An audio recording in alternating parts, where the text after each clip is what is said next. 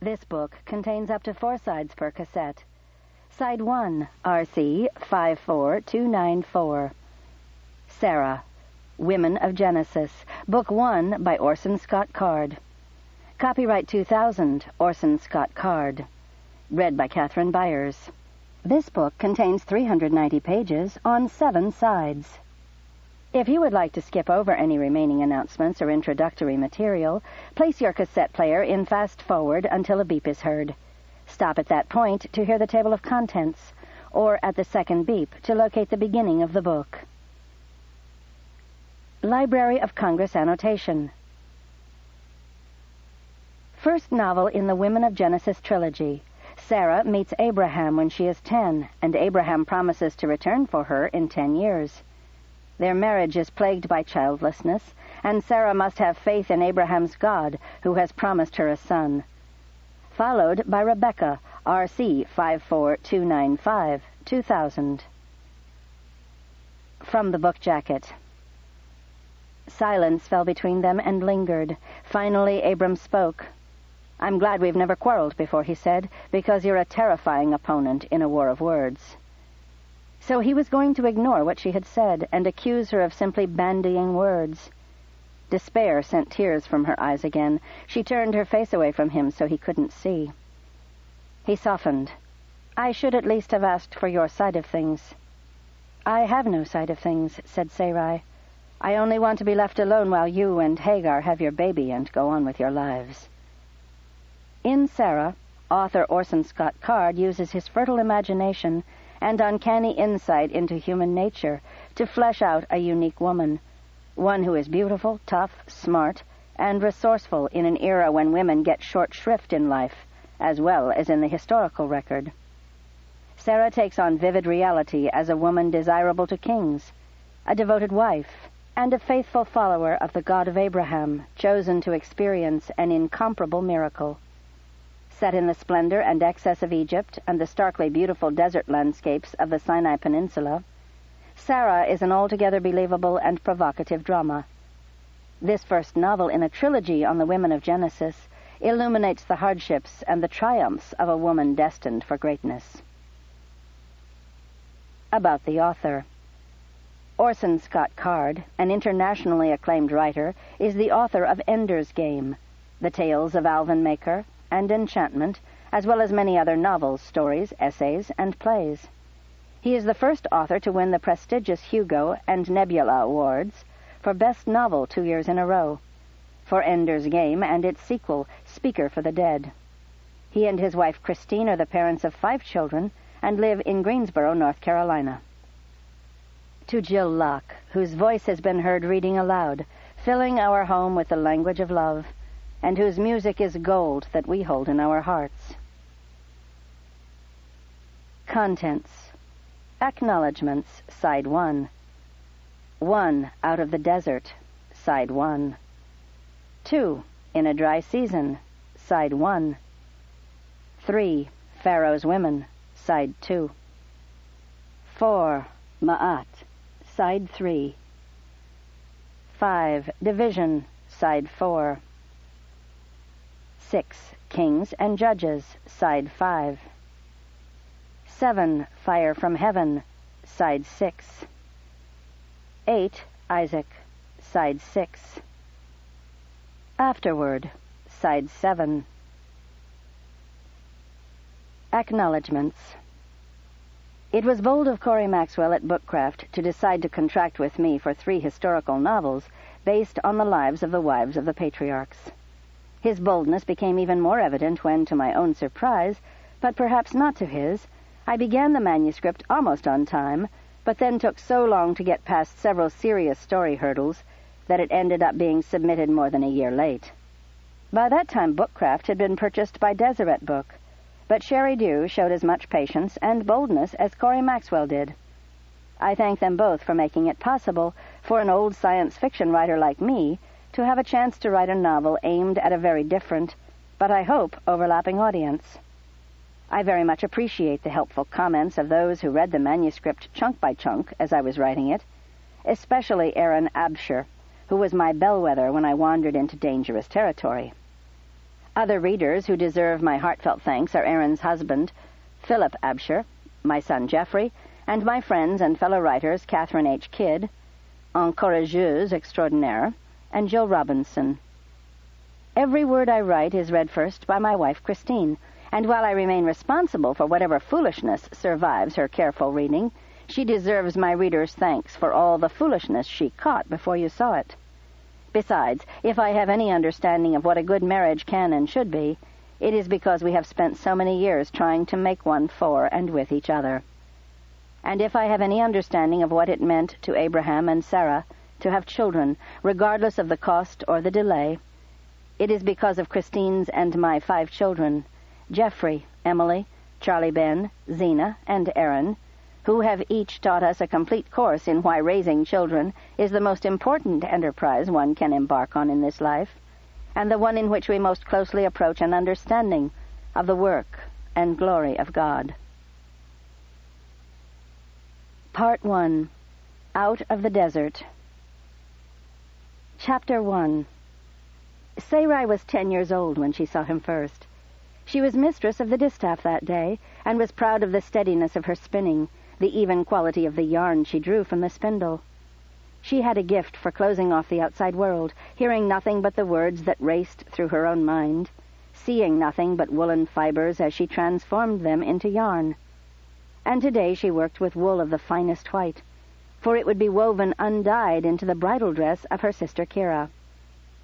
Into the yarn from time to time she added a red gold hair plucked from her own head. It would be almost invisible, yet in the sunlight there would be the slightest sheen of color in the dress. Her sister would be embraced by Sarai, even as she was given to her husband. A part of Sarai would go with her to the distant places where she would live. A desert man, a wanderer. What was Father thinking? And all because the man was supposed to be of an ancient priestly lineage. "There's power in their blood," Father said. "My grandchildren will have it."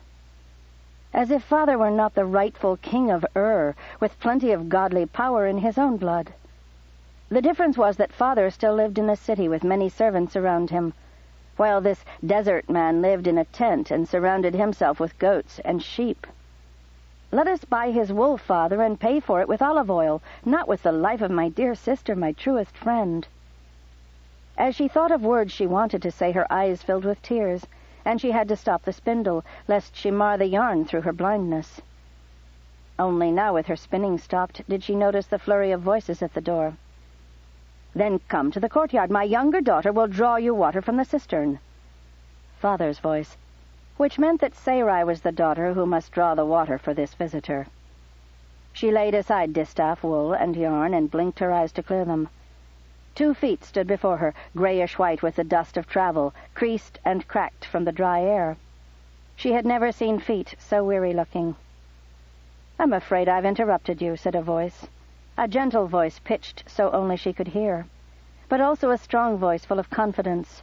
Already she knew that she wanted her name to be spoken by this man, so she could hear the sound of it spoken with such authority, and yet such kindness. If the gods could speak, this would be the voice of a god. "Sir," she said, "will you have water from our cistern?" "I would have water from your hands," said the man, "since you are to become my sister." At once the tears leapt back into Sarai's eyes. This must be the desert man, her sister's husband to be. She should have known at once, from the feet. Who but a desert wanderer would have feet like these? And he smelled like goats and donkeys, but his voice... "I don't want to see his face," she thought. "For what if he is beautiful, so my sister will love him, and not be sorry to leave me? And what if he is ugly, and I have to be afraid for her going off into the desert with a monster?" "I will draw water for you, sir."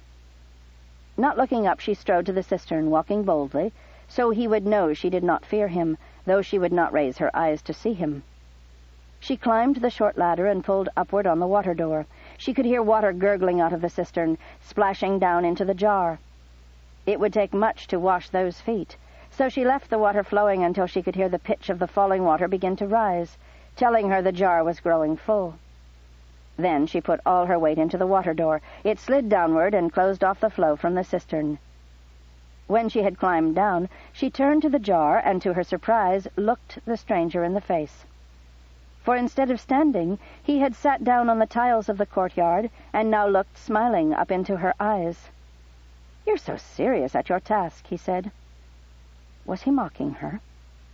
"I'm not serious when I play," she said. "But I prefer to work. There's pride in work when it's done well.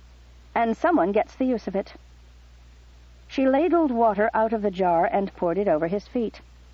The dust on his legs turned into black mud and then into slime. He immediately put his hands right in it, scrubbing away the dirt. "Ubudue," the courtyard servant at once protested. "Sir, it is for my hands to wash your feet." "Your hands?" asked the man. "They're as clean as the king's dishes, whereas my hands need washing almost as much as my feet do." "And your face," said Sarai. The words came out of her before she realized how outrageous they were. She blushed. "Ah," cried the man, "my face, I must be as pretty as a locust." He held out his hands to her. She poured water into his cupped hands, and he splashed it at once on his own face, and again and again. Only then did he take the linen cloth from Ubudue's hand and vigorously rub his cheeks and brow. When he pulled the towel away and revealed his face to her, his eyes were crossed and his mouth deformed into a grotesque shape. "Better?" he asked. She couldn't help it. She had to laugh. "A little," she said. He rubbed again with the towel. This time he made a much more threatening face. "Do I need more water?" "I'm not sure it will help." He held out his hands all the same, and she poured more into them, and he washed again, and now when the towel came away he was grinning. It was the face of a god, his eyes so bright, his smile so warm, his cheek so golden with sunlight. "I see that my sister will do well," said Sarai. She said it politely, but inside her heart was breaking. Kira will forget me quickly with this man as her husband. "She will do well," said the man, "and better than you think, for I am not Lot. I'm only Lot's uncle, come with the bride price for your father and to help prepare for the wedding. Lot is much better looking." "His uncle?" asked Sarai. "But you're so young. He must be a child." "He's the son of my elder brother Haran. My much elder brother, my late elder brother. Lot grew up in my father's tent, as if he were my own brother. He is my brother in truth, since my father adopted him, and more to the point, he's the same age as me. 20 years in the world our gracious Lord has given us." "I'm 10, said Sarai, wondering even as she said it why she imagined that he would care. "Before your age is doubled, I expect I'll be coming back for you." "Why, have you another nephew?" He laughed at that, as if it were the cleverest thing she could have said. She had no idea why. "No more nephews," he said, "but still these 2 feet, much in need of washing." She poured more water as Father came into the courtyard, followed by servants carrying cups of beer and a basket of bread. "Barley for the traveler," said Father. He took 1 cup from the servant's hand and gave it to the visitor himself. "If the elder daughter is as pretty as the younger," said the visitor, "my brother Lot will be the happiest man in the world." Sarai was astonished. No one spoke of her as pretty. "Oh, now don't be getting thoughts," said Father. "The younger is already spoken for." "Before the elder?" asked the visitor. "Spoken for the goddess, Ashira." At once the visitor's face was transformed into a mask of rage. This was no game of making faces with a child, either. "You mean to slay this child?" "Abram," said Father, "you misunderstand me. She is marked to be a priestess. One daughter of the king's house has always tended a shrine of Ashira." Abram was his name. His body relaxed a little, but he was still upset. Sarai could see it. "Even though you live 6 days upriver from the city where your great-grandfather was once king?" "The duty of kings does not end just because the gods are pleased to let another have our throne. A king is a priest before he is a king, and he still must intercede for his people, even if he no longer rules them. What right would I have to return to the throne of ancient Ur, if I slack in my duty now, with my people under the harsh rule of the Amorite?" Sarai poured another ladle of water over Abram's feet and lower legs. The dark slime was almost gone, and the bronze color of his sun-worn skin was visible now. His legs were strong. This man ran as much as he rode. "You speak the truth," said Abram. But God does not ask parents to give their children to him. He asks people to give themselves by their own free choice. Well, said Father, it's not as if we're going to force her. But she was God-chosen from her infancy. She sang in the cradle, she danced before she walked. One can be chosen by God and yet still marry and raise children. The soul with many children is rich, though there is no bread, and the one without is poor, though there is oil enough to bathe in. This idea struck Sarai like a thunderclap. Who had ever heard such a thing? Marriage was fine, and these princes of the desert had their own sort of prestige. But to be a priestess of Asherah was the highest work of all. She would make music in the temple and sing before the goddess and minister in her holy name. Yet this man seemed not to understand it. No, he understood. He simply did not believe it. Sarai, said Father, I fear that our visitor is too weary for company right now. I have spoken too boldly, said Abram. I did not mean to give offense, but you see your news came as a surprise to me, for I had already promised Sarai that I would return in 10 years to marry her. Sarai dropped the ladle. To marry her? That was what he meant when he said that he'd be coming back. My daughter is normally graceful, said Father. But look, you've made her clumsy. Leave the ladle, Sarai. Go inside with your spinning. Still blushing, Sarai strode to her distaff, gathered up wool and yarn and all, and rushed into the house. But she did not stay indoors. It was too dark for good work, wasn't it? In moments she was on the roof looking down into the courtyard. Without quite planning it, she found herself positioned so that Father's back was to her and she could see the face of this earnest stranger, this Abram, who had been so furious when he thought that Father meant to slay her in sacrifice to Asherah. It was as if he thought himself fit to judge a god, to judge a king in his own house. Was he joking when he said that he would return to marry me? No matter. Sarai knew her life's work. It had no marriage in it. But such a man as this. Filthy from travel, yes, but there was a light inside him that even the dust of the desert could not hide. Everyone in Ur of the North treated Father with great respect and honor, even though he was a king without a city. But this Abram did not need to have others give him his honor. He carried it within himself. He was more a king arriving filthy from the desert than Father was, here in his fine house. The disloyalty of this thought made Sarai blush with shame. She would never speak it aloud, but she would never deny it either. If the desert is traveled by such men as this, no wonder they are fit husbands for the daughters of kings. Kira was born to be a queen, and this marriage covenant with a desert man was the disaster of her life. When Father returned from the temple of the Lord of the city full of talk about a desert priest named Tira, Kira had to fight to stay awake. Why would Father bore her with talk about some Amorite who claimed a special kinship with Baal? It was Sarai who was going to be a priestess. Kira was going to be a queen. So when Father said, "And I want you to marry his heir, Lot, the son of his eldest son," Kira did not quite understand. "Whom?" she asked. "You want me to what?" "Marry him, Tira's grandson, the heir to his great and ancient priesthood, not to mention the greater portion of his flocks and herds." "Marry him? What city is he king of?" "Not king of any one city. He says that the Baal of one city is only a statue that reminds us of the true Lord, who has a true name known only to a few, written in signs known to none outside the lineage of the true priesthood." Kira could not resist throwing some of Father's own teachings back in his face. It's an arrogant man who says that the worship of others is false, and only his own is true. Father shook his head. "Daughter, theirs is the lineage of Utnapishtim, who rode above the flood. What is the royalty of a mere city compared to him who is priest to all the world?" "If they don't live in a city, how are they any better than the wandering Amorites?" "The Amorites are barbarians who raid from the desert and destroy what they cannot conquer, as we know to our sorrow." "What cities has this Tira conquered?" "He is no Amorite, that is my point, Kira. There is no need for him to conquer cities when he is the chief priest of God in the world."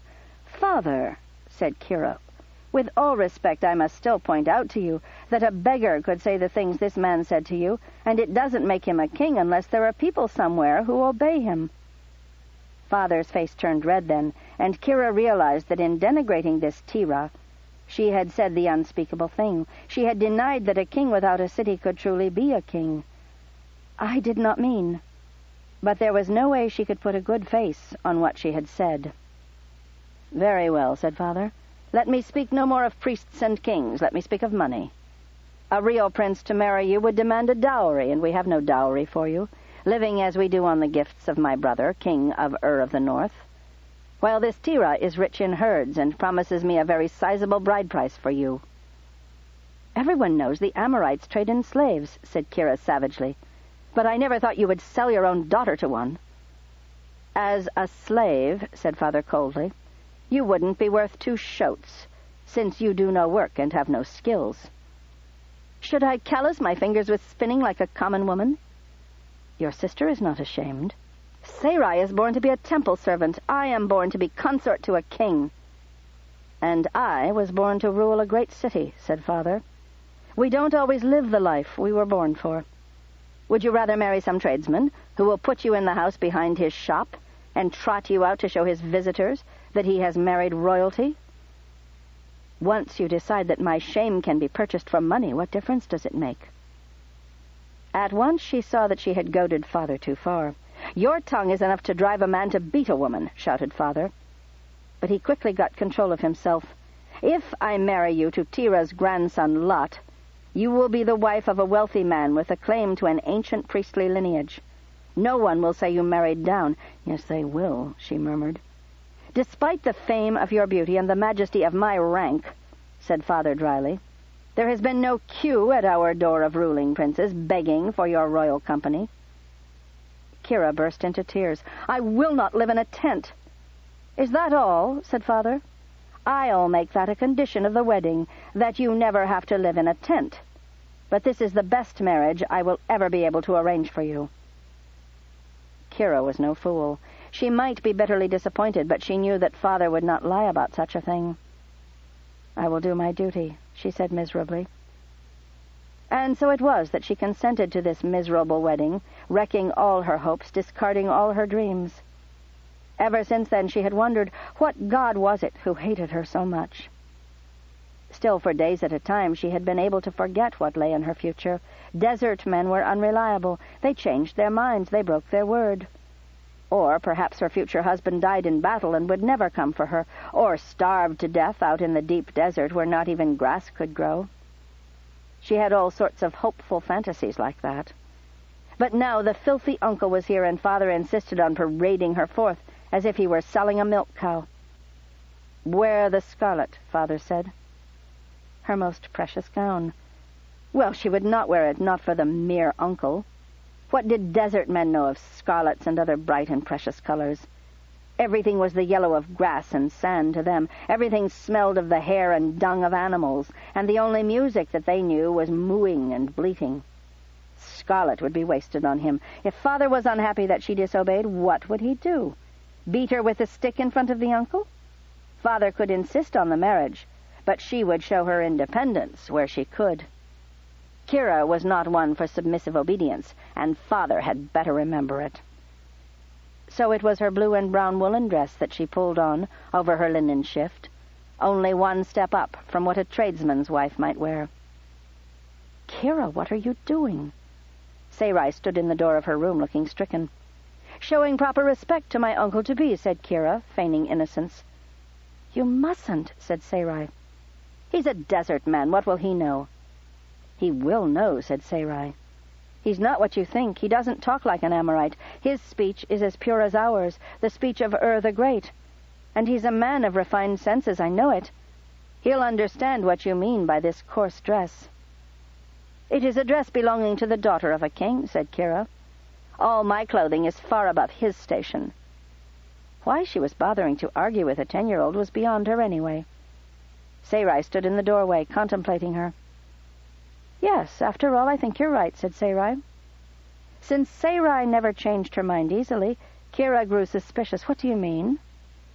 "It's good to begin your marriage with honesty, not pretending," said Sarai.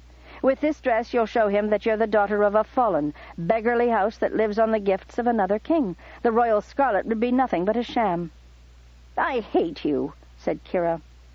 "Ashira may never forgive father for giving him such a nasty daughter." "You don't hate me," said Sarai. "You love me because I remind you to do what you already know you should." "I don't like doing what I should." "Neither do I," said Sarai. "But we both do what we must." Kira burst into tears and embraced her sister, who also wept. But as they clung to each other, Sarai spoke softly. "If your bridegroom is like his uncle, you'll not be cursed by this marriage, you'll be blessed. The uncle is a handsome man, and he speaks like one who is born to rule." She told Kira all about Abram, saying several times that since this was only the uncle, the husband was bound to be even better. But Kira saw the truth behind the words, and she was astonished. "You've fallen in love with the uncle," she said. Sarai looked startled, then embarrassed. "I like him," said Sarai. "I know all about such liking," said Kira. "You're all set to keep him in your dreams. I know it from the way you talk." "The servant of Ashira has only such dreams as the goddess might send. You aren't bound over to Ashira's service yet." "I'll help you put on the scarlet dress," said Sarai. "You know I'm right. That's why you changed the subject. I know that the uncle is waiting and father is impatient to show you off to him. 10 years old, but you have a woman's heart." "It would do me no good to love him," said Sarai. "You know that if one who is intended for Ashira should turn away and marry a man, the goddess will never give her children as long as she lives." "So I've heard," said Kira. "They say such things to keep temple-bound girls from wishing for a wedding. But who knows if it is true?" "I don't intend to find out," said Sarai. "And yet you will dream."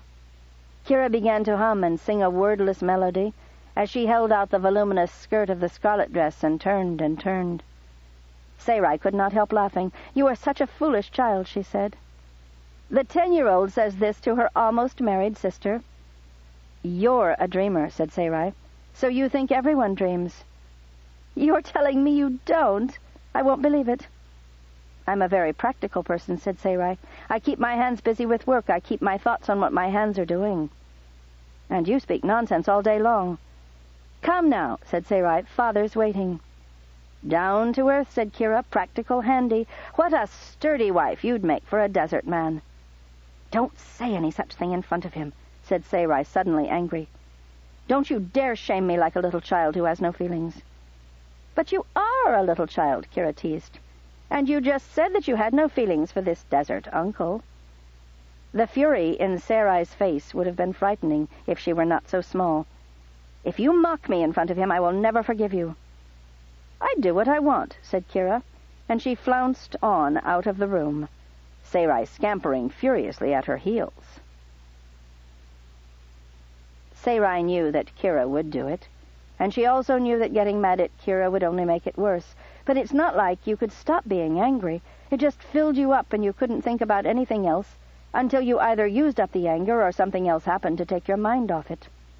And Sarai meant what she had said. It was silly of her to care what this desert man thought of her, but she did care.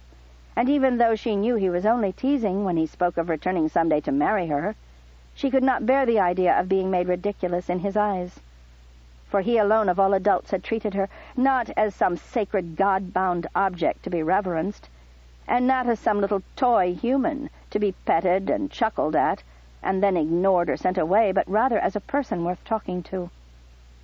And if he teased her a little, it was flirtatious and not condescending. He didn't tell her what she looked like or ask her what her favorite toy or game might be. He didn't talk about her hair or comment on how adult she sounded when she talked, as if children should talk a separate language. Instead, he talked to her. And if Kira spoiled that by reducing her to a child in his eyes, then she would see what it was like to lose a sister. There would be nothing between them from then on. They would be like strangers forever. Sarai's memory was very long. When they got to the courtyard, however, Father and Abram were not alone. A new visitor had arrived, a man in strange clothing that Sarai recognized as Egyptian, white linens with more of his body showing than a man would usually let other people see. The Egyptians who visited Ur of the North were like that, flaunting their disdain for local customs. Their clothing was the only true clothing, their language the only true language, their gods the only true gods. Others had to learn their language to do business with them, though in truth Father had told her once that the Egyptians only pretended not to understand the accented Akkadian speech used here, so that others would speak freely in front of them, thinking their secrets would be safe. That was why Father made a habit of speaking the ancient holy language of Sumeria in front of Egyptians, even though few in this city but the priests could speak it fluently. Who was this Egyptian? Suertu. These are my daughters, the Princess Kira, and the god-chosen Sarai. Even as she knelt before the visitors, Sarai remembered that Suertu was the name of the priest of Pharaoh who dwelt here in Ur of the North. He was not actually born Egyptian. He had been a priest of Elkina until the day he won his appointment as the priest of Pharaoh for this region. Father said he spoke Egyptian with a woeful accent. Officially, he merely ministered to the religious needs of Egyptian traders and travelers. In fact, though, he watched over the interests of Pharaoh in the land of the upper Euphrates. These days, all the cities of the region had ties to Egypt almost as strong as those of Byblos, which some said was practically an Egyptian city. "Is he a spy, then?" Sarai once asked Father. "Something between a spy, a teacher, and an overseer," Father had answered. "He tells Pharaoh who his friends and enemies are, so that gifts and influence can be used wisely. He encourages the local people to learn Egyptian ways and even give respect to the Egyptian gods. And if there are signs of Ur of the North getting out of line, he will crack the whip." What whip can he crack so far from Egypt? The Amorites have broken up all the trade routes that used to make this city prosper. You can no longer be sure of carrying goods from here to Ashur or Akkad, to Ur of the south, or anywhere beyond the Tarsus.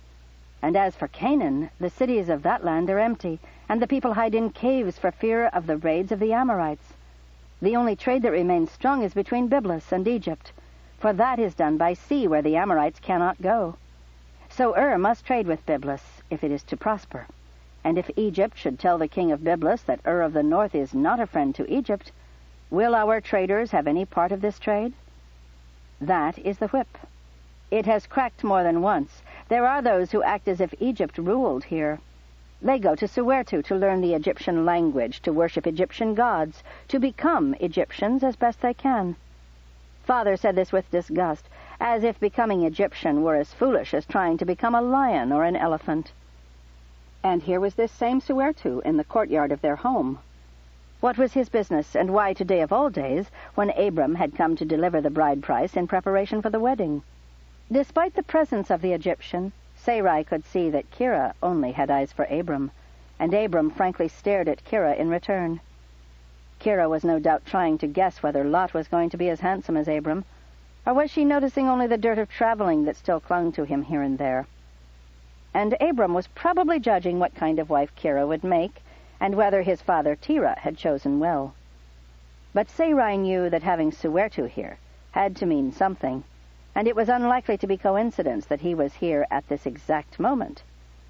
For some reason, Egypt was taking interest in the marriage of a daughter of the ancient house of Ur with the heir to this priestly family from the desert, which meant that Terah's claims must have substance, or at least enough substance to kindle Suertu's interest.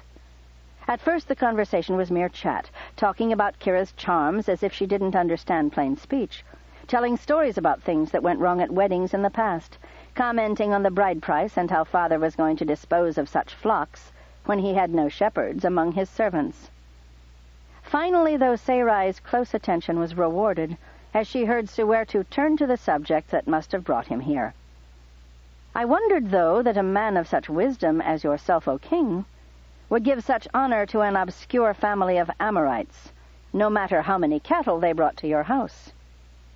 Sarai noticed how Abram, rather than growing angry at this insult, a veiled accusation that his father was a liar, merely seemed to relax further onto his bench, paying, if anything, less attention to the conversation.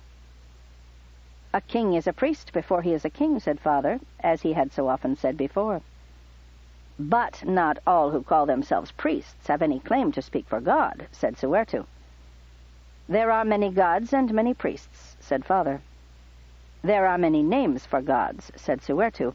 But we all know that the great God, whom the people of this land call merely Baal, the Lord, is the same as Osiris, the god who dies and is brought back to life by his son Horus, with the help of the goddess Isis. I know little of Egyptian names for the gods, said Father. Sarai could see his wariness increase, even as he kept his tone of voice mild. Tira knows the secret name of Baal, and his priesthood comes from Utnapishtim, who rode above the flood upheld by the hand of the Lord. But how can he be the rightful possessor of this priesthood, when this can be claimed only by Pharaoh? At once the air in the room seemed to crackle as if a thunderstorm were about to strike. Abram's eyes were fully closed. I have never heard such a claim made by a priest of Pharaoh before, said Father. Who would need to claim what everyone knows until someone is bold enough to deny it? Out of Canaan came the first Pharaoh. Osiris gave the land of Egypt to him, because only Pharaoh had the true priesthood from the lineage of him you call Utnapishtim. Forgive me, Soweto, said Father, but how could the priesthood of Utnapishtim have anything to do with the land of Egypt, or Pharaoh's with Canaan? It was only then that Abram spoke, though he still did not open his eyes. Soweto says many true things. The first Pharaoh was a descendant of a son of Utnapishtim. He did indeed come from Canaan, where his claim to the true priesthood was one of the tools he used in taking control of Upper Egypt. Sarai could see how surprised Soweto was by this admission. If you admit this, then how can your father claim that his house has the true power of God? Abram sighed. My father has many mistaken ideas, I'm afraid. For instance, Baal is not just another name for the true God. Once upon a time it may have been so, but now Baal is the name for statues erected in every city. The people do not sacrifice to God. They sacrifice to the statue. But my father persists in thinking that these idols can somehow be used in worship by servants of the true God. So you admit that your father's claims are false, said Father, looking stunned. Which claims? Asked Abram. That he is of the lineage of Utnapishtim, that the true priesthood is his by right. Oh, the priesthood is indeed Father's birthright, and the birthright of Lot, through my brother Haran, as long as he is worthy, and I can assure you that Lot is as worthy an heir to that birthright as you're likely to find. Soweto chuckled. If this man's father lied about one thing, who is to say he doesn't lie about... Abram sat bolt upright and swung around to face Soweto. My father lied about nothing. I believe him to be mistaken about the relationship between Baal and God. I have tried in vain to persuade him to remove all idols from his house. We disagree, but my father is an honest man. And a pious one, said Soweto, while you deny the power of the Baal of this city. And every other one, said Abram. If you deny that Baal is God, then you deny the power of the king, said Soweto. When the king commands, the priests and the soldiers obey, said Abram. I'd have to be a fool to deny that. You deny the priestly power of the king? In every city the king rules over the priests. Why would I deny that? You deny that the king has divine power? Abram looked startled. But are you saying that kings are gods? I thought they were priests. Sarai finally understood the game that Abram was playing. Soweto thought that he was examining Abram, but it was really the other way around. Abram was giving Soweto a long string, and Soweto was tying himself in knots with it. She smiled. Father glanced at her right then and winked. He, too, understood. What is the priesthood, said Soweto, if not the power to do what God does? God does what God does, said Abram. The priesthood is the power to do what God says for men to do in his name. I fail to see the distinction, said Soweto. Does God offer sacrifice? Of course not. But priests and kings offer sacrifice. So they aren't doing what God does, they're doing what God says to do. Some kings have so much divine power that they do what only God can do. You mean Pharaoh, said Abram. I mean that just as Horus went into the underworld and raised his father from death into spiritual life, so also does the son of Pharaoh go into the underworld and lift his dead father into heaven. They do what Horus did, and then as Pharaoh, they will do what Osiris did, the father and the son. Abram nodded slowly. Well, there it is. That's why Egypt is the only place where the story stands on its head. Very clever. What are you saying? Said Suertu. In every other land we know that the king who dies and is raised up from the dead is the son, and the one who raises him up is his father, the god of heaven. Only in Egypt is it the father who dies and the son who raises him up, for the very good reason that the kings of Egypt wanted to make the claim you just stated, that they have more divine power than anyone else. Pharaoh has no power to let his son be slain and then raise him from the dead. Only God can do that. But if you just change the story in this one tiny detail, have the son raise the father from the dead, then you can act out the story all you want, generation after generation. The father dies, the son does a ritual descent into the underworld, and comes back to report that his father has been raised from death up to eternal life to dwell among the gods forever. Of course, no one but Pharaoh sees this. Pharaoh doesn't actually have to produce his resurrected father. That, too, would be very hard to do. Father smiled at Abram's words. Sarai could see that Suertu didn't like that. When you think about it, Abram went on, it's amazing that other kings had never thought of it before. If you don't actually have the power to do what God does, then you simply change the story of what God does to make it something that you can do. Perhaps those other kings actually believed in God and therefore were afraid to tell lies about him. Suertu's loathing was clear, but he maintained his composure. So you accuse every pharaoh in the entire history of Egypt of being a liar? Not at all, said Abram. I accuse only the first. The rest were simply repeating the story they were taught. Old lies are passed along, not by new liars, but by new fools. Sarai thought Suertu might burst, but still he contained his hatred. You yourself said that Pharaoh had the birthright, said Suertu. So who are you to say that the story, as it is known in Egypt, is not the true one? I never said Pharaoh had the birthright. I said he was descended from Noah, the one the Sumerians call Utnapishtim. But through a son who was specifically denied that birthright, whose children were forbidden to hold the true priesthood. A sad old story, but a true one. The birthright doesn't always follow the lineage. If the birthright doesn't follow the lineage, said Suertu, what happens to your father's claim? The birthright passes from the father to a worthy son. And how do we know who is worthy, especially when different sons claim to have the birthright? When a man has the true priesthood, the power of God is visible in his life, Abram said. But that is what I said before, said Suertu. I will believe your father has the priesthood if he can raise his son from the dead, as you say your God can do. God does not give us his priesthood so we can submit to foolish tests. Listen to him, said Suertu, laughing. He sees now the danger he is in, and so like a rabbit he dodges left and right, trying to avoid the hawk. I'm in no danger, Suertu, said Abram.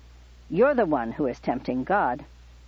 You are most definitely in danger, Abram, said Suertu. In Egypt, when the king dies, his son goes to the underworld to bring the king into eternal life, as Horus did for Osiris. If your priesthood is more true than Pharaoh's, you must prove it by doing what you say your God does. We sacrifice animals as a symbol of the death and resurrection of the son. Look at the rabbit dodging, said Suertu. Your father pretends to have the kingly priesthood, to be the only man in the world with the right to that priesthood, but kings offer kingly blood in sacrifice. Your pharaohs die of old age, said Abram, not as a sacrifice. But the son of the king is young. For him to be resurrected, he must be helped to pass over into death. Don't be ridiculous, said Father, interrupting. I want Lot as a husband for my daughter, not as a sacrifice. Lot is Terah's grandson, said Suertu. Abram here, this man of effrontery, he is a son of Terah. So let this Abram be offered up in sacrifice, and then let Terah show us he can raise him up. Pharaohs do this every generation. If Terah cannot do as much, then this marriage has nothing to do with kings, and everything to do with sheep. Suertu, said Father, you pervert the idea of religion. There are many kingdoms where the king's blood is shed, said Suertu mildly. "Barbaric ones," said Father. "Or they name a man as king for a day so they can kill him, and then the real king resumes the throne. I do not require any such foolishness." "No, but you do require a royal marriage for your daughter," said Suertu. "I will explain this situation to the king of of the North, your host and benefactor. I think he will agree with me that unless Tira passes this test, his claim to be of royal blood will not be recognized.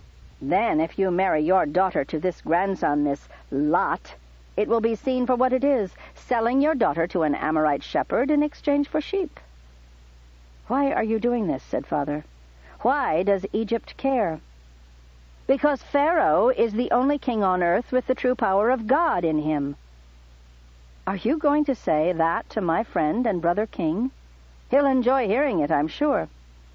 "The king of of the North cannot afford to lose the right to trade with Byblus, and the king of Byblus will not trade with someone that Pharaoh deems to be his enemy. This Tira's claim is in direct conflict with Pharaoh's authority." Abram laughed. "By this very action you prove that Pharaoh has no authority. God has never allowed human sacrifice. Never. It cannot happen. A father does not kill his son in the name of God. So by asking for this, you prove that you and your Pharaoh are the enemies of God." "We are the enemies of your God," said Suertu. "I have a suggestion, Abram. Get out of of the North tonight while you still have time. Because if you're here by morning, you will be taken and offered up as a sacrifice. Your father will, of course, be given every opportunity to raise you from the dead." Suertu rose, bowed to Father, and swept from the house. Abram sighed. "I see that this marriage is going to cause political complications. Who would have thought Pharaoh would care so much?" "It's not Pharaoh, it's his meddling priest," said Father. "You'd better leave, Abram. Give me time to work out the political problems." "Forgive me," said Abram, "but you have no lever that you can use to pry us out of this. If I leave, the marriage is off. The king of of the North will be forced to bow to Pharaoh's will, because Byblus is more important to him than you are. I speak offensively, sir, but I speak the truth." "Your words sting," said Father, "but yes, it is the truth. So I release you from the marriage vow. Go. You can take the flocks with you." "On the contrary," said Abram, "I came here to seal the marriage promise between the daughter of a king of great and ancient lineage with the grandson and heir of another. Nothing has changed, as far as my errand is concerned, except some interference from the lying priest of a false god. What does this nonsense have to do with Lot and Kira?" "Didn't you hear him? He'll kill you." "There is more than one way for God to show his power," said Abram. "Just because Suertu has a plan does not mean that the plan will be carried out. And just because you trust in your God does not mean that God will regard your life as being important enough to be worth saving," said Father. "I trust in God," said Abram, "not to save me from death, but to save my soul when I die. I expect my Father to see to it that the priest of Pharaoh does not shed my blood on an altar in order to perform some stupid test. God does not give signs to prove things to liars." "I think you are in grave danger," said Father. "I think you're right," said Abram, "but there are bears in the mountains and lions on the savannah, and diseases that kill men in their sleep. Do you know why I can't die now?" "Why is that?" asked Father. "Because I promised Sarai that I would come back for her in 10 years. Father's face reddened. "Sarai is promised to Asherah. Asherah is just another name for Mother Eve. She was a woman of greatness and nobility, but she was never a god, and she has no use for your daughter except to see her be married and raise her children to serve God." "Are you trying to make me as angry as Suertu?" "I speak truth," said Abram. "I speak the same truth to powerful men that I speak to weak ones. That's why you can trust every word I say. How many men do you know with whom that is possible? But now, if you'll excuse me, I must go and see to my other business in the city." "I hope you will have sense enough to leave at once," said Father. "Next time have your father send a trusted servant and not a son, especially not such an honest and forthright son." Abram smiled. "My father has sometimes told me that nothing is more annoying than the inconvenient virtues of one's children." "God be with you, King of In moments he was gone. Sarai was left gasping at all that she had heard. This man called into question all that she had been taught, all that she believed, and he did it with such authority that it was impossible not to listen to him. Even when Father glared at her and demanded what she did to allure this man, Sarai could only answer feebly, "I don't know. I don't know." For as of this day, she was no longer sure of anything except this. Abram said he would be back to marry her, and somehow it would happen, for today she had seen for the first time in her life the true power of a king. It was the word of power, to speak, knowing that the thing spoken would come true. Chapter 2. The next few weeks were maddening for Sarai. Everything happening to Abram in Ur was important to her household, and certainly not least to her. But no one thought to tell her each bit of news as it came into the house. Instead, she had to quiz the slaves, who never quite got the story right, since they didn't understand it themselves, and who also tended to change the details to make stories more interesting, which usually meant more awful. But the truth, when she finally learned it, was awful enough, because Suertu declared Abram to be the enemy of Pharaoh's authority, and therefore a danger to the authority of all kings. Abram was taken prisoner. Within a day his father Terah came and encamped in the grassland, half a day's run from Ur. His messengers passed back and forth, trying to win Abram's release. Suertu, though, was pulling strings behind the negotiations, and the choice became clear. Terah had to renounce his claim to the true priesthood, confess that Pharaoh was the only heir to the birthright of Noah, and swear never to make such a claim again. Otherwise, he could prove the power of his priesthood by raising his son Abram from the dead, after he was sacrificed to Baal, or to Horus, or to Pharaoh himself as a divinity, depending on who was telling the story. Until the gossip about Suertu and Abram began, Sarai had never heard of offering a human being as a sacrifice. To her, worship was about incense and music, and now and then from a distance the ashy smell of burnt meat. But the meat was always an animal, a bullock, a he-lamb, and a year or so back Kira had explained to her that only parts of the animal were burnt, while the rest of the meat was used by the priests. "What do you think they eat, silly?" asked Kira.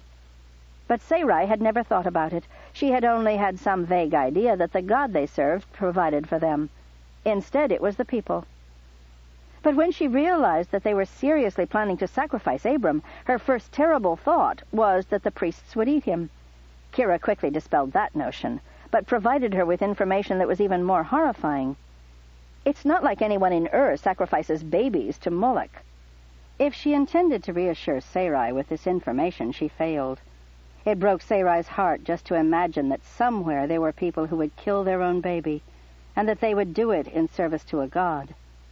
And now that Abram had raised in her mind the possibility that priests might be making up some of the stories about the gods, she was even more confused, for she could not believe in the existence of a god who wanted the murder of children. Yet she could also not believe that a priest could make up such a terrible thing.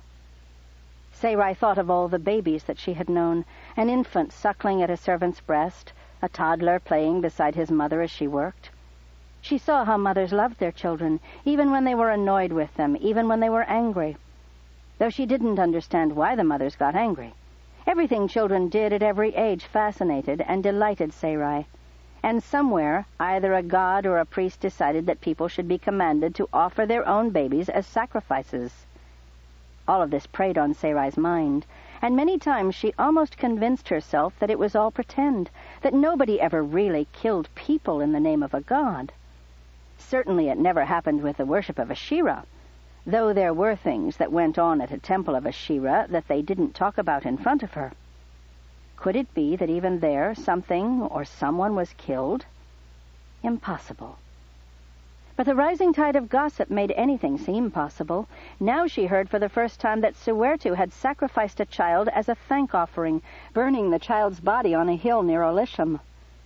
This story was told in support of the idea that there really wasn't anything unusual about human sacrifice, though to Sarai it seemed that if human sacrifice were normal, no one would need to prove that it was normal because everyone would already know. Most of the stories horrified or puzzled Sarai. Only one really frightened her. It was the tale that Suertu had sacrificed 3 young sisters. It wasn't the fact they were young like Sarai that made her afraid. It was that they were the daughters of a man named Onita, who just happened to be making a claim that he was the rightful heir of the first pharaohs. If this story was true, it meant that Suwertu made it a habit to kill people in order to punish their fathers for claiming the birthright of the priesthood. That was the reason this story was told. Those who repeated it always made comments about how murder was murder, even when a priest did it and called it sacrifice. "This has to be stopped," they would say. But Sarai never heard them mention any plan to stop the sacrifice of Abram. They might deplore it, but they weren't doing anything, not even father. And why? Because he was afraid that he might lose his safe haven in Ur of the North if he spoke up against Suwertu's sacrifices. This is how it happens, how bad people can do terrible things right out in the open, and everyone stands away and lets them do it. There were even people who were helping Suwertu. The priest of Shagriel, for instance, claimed that Abram had also blasphemed against his God, which was, after all, only the sun. By saying that only the priests of his father's God had authority, Abram had as much as said that all other gods were false. "And yet we see the sun in the sky every day," the priest was said to have declared. "We are warmed by it, and Abram denies that the sun is a god." At last Sarai could stand it no more and went tearfully to her father to ask him why no one was doing anything. "But many of us are doing things," said father kindly. "We do them quietly where you don't see. But if it hadn't been for our intervention with the king, Suwertu would have pierced Abram's heart already." "So you're going to stop him?" "With so many jackals pulling at the deer, how long will it stay on its feet?" Father shook his head. "I'm sorry you have to know about such things." "Why don't people hate Suwertu?" "They do hate him, but they fear him more, so they don't stand against him." "You stand against him, Father. I don't care if he sacrifices me." "He couldn't sacrifice you," said Father. "You belong to Asherah." Only then did she realize, if Father openly opposed Suwertu, it might be Kira on that altar, just like those 3 daughters of Onita. So because they fear it happening to their own families, everyone will let this murderer have his way. And he does it all in the name of a god. It made Sarai ponder long and hard about the life she had been pledged to live as a priestess of Asherah. If the worship of Baal or Osiris or Elkanah or Shagriel could be used as a mask for the murder of a foreign king's enemy, then which gods were genuine? Only Abram seemed to be acting out of faith instead of private advantage, and his God had no statues. His priests were herdsmen like Terah and Abram and Lot, who worked with their own hands instead of leading the washed and perfumed life of a temple priest. Will I have to become a liar and hypocrite like Suwertu in order to serve as Shira? Or are the priestesses somehow holier than the priests? Abram said that Asherah was just another name for a real woman, Mother Eve, who was not a god at all. Why then would she need priestesses? These questions rankled her and bothered her, getting all mixed up with her confusion about Abram's promise to marry her, and her own feeling of rage and revulsion at what was being done to that good man. Finally, a day came when she could stand no more of it. She set aside her distaff and ran up to the roof.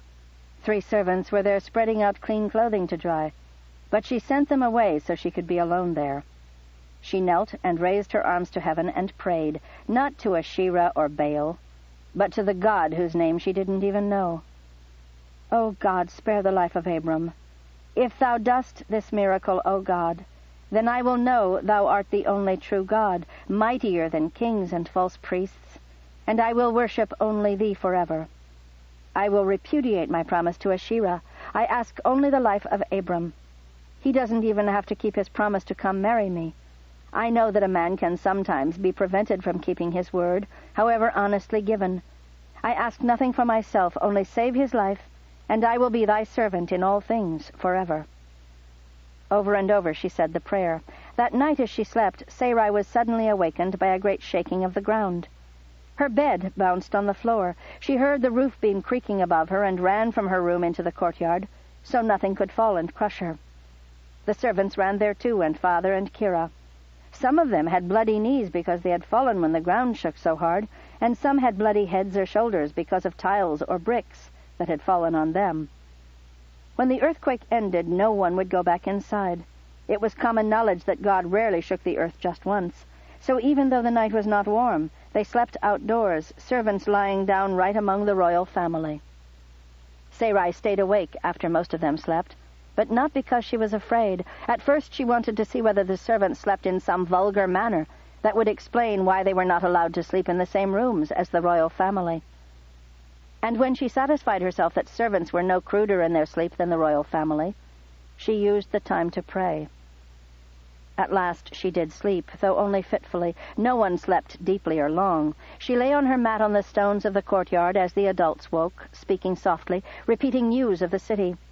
The earthquake had broken down this house or that one. This person had been killed or that one. The reports of disaster made Sarai imagine what it might be like to have someone in her own family killed by the shaking of the earth. Surely there could be no clearer sign that a god wanted you dead than to have him shake the earth to accomplish it. She listened with her eyes closed so no one would realize she was awake and cease speaking plainly in front of her. So she heard the glorious news at the same time Father did. Suertu was on the hill where he does his sacrifice when the earthquake struck, said the breathless visitor. The earthquake knocked down all the statues he had gathered there, shattering them all. And Suertu was directly under the statue of Osiris, which fell on him and crushed him to death. Father gave one bark of laughter, and then composed himself. I am sure the king of this city will have a day of mourning for this noble servant of Egypt. There will be weeping and wailing throughout the land. No doubt, said his visitor. What about the sacrifice of my son-in-law's uncle? Asked Father. They can't be going on with it, can they? The visitor chuckled grimly. Since his own chief god crushed him to death while he was preparing to conduct that very sacrifice, I think it's safe to say that no one else is at all interested in going ahead and daring the gods again. No, there'll be no sacrifices today. I hear that Abram has already fled the city and gone into the desert. Yes, now he goes, said Father. I tried to get him to do that days ago, but would he listen? If he had left when you told him to, Suertu would not have been at the altar when the earthquake struck, and so he would not be dead, and so the human sacrifices would have continued. You think they'll stop? He's the one who got people back into that kind of worship when he was nothing but a priest of Elkina. He showed everyone the danger of giving any man the power to kill his enemies in the name of God. No, I think that when the next priest of Pharaoh is chosen, it will be carefully explained to him what he may or may not do without the consent of the king of Ur of the North. So, said Father, it looks like my daughter's marriage will go ahead after all. If you still want to marry your daughter to the grandson of such a weak man. Sarai perked up her ears. It was not weakness for Tira to refuse to repudiate his own claim, even if it cost the life of his son, said Father. It was great courage and faith, more than I have, for I would never allow my own child to be sacrificed, as Tira was doing, just for the sake of preserving my own estate. For the first time it occurred to Sarai, isn't that exactly what you did, Father, when you pledged me to Asherah the day I was born?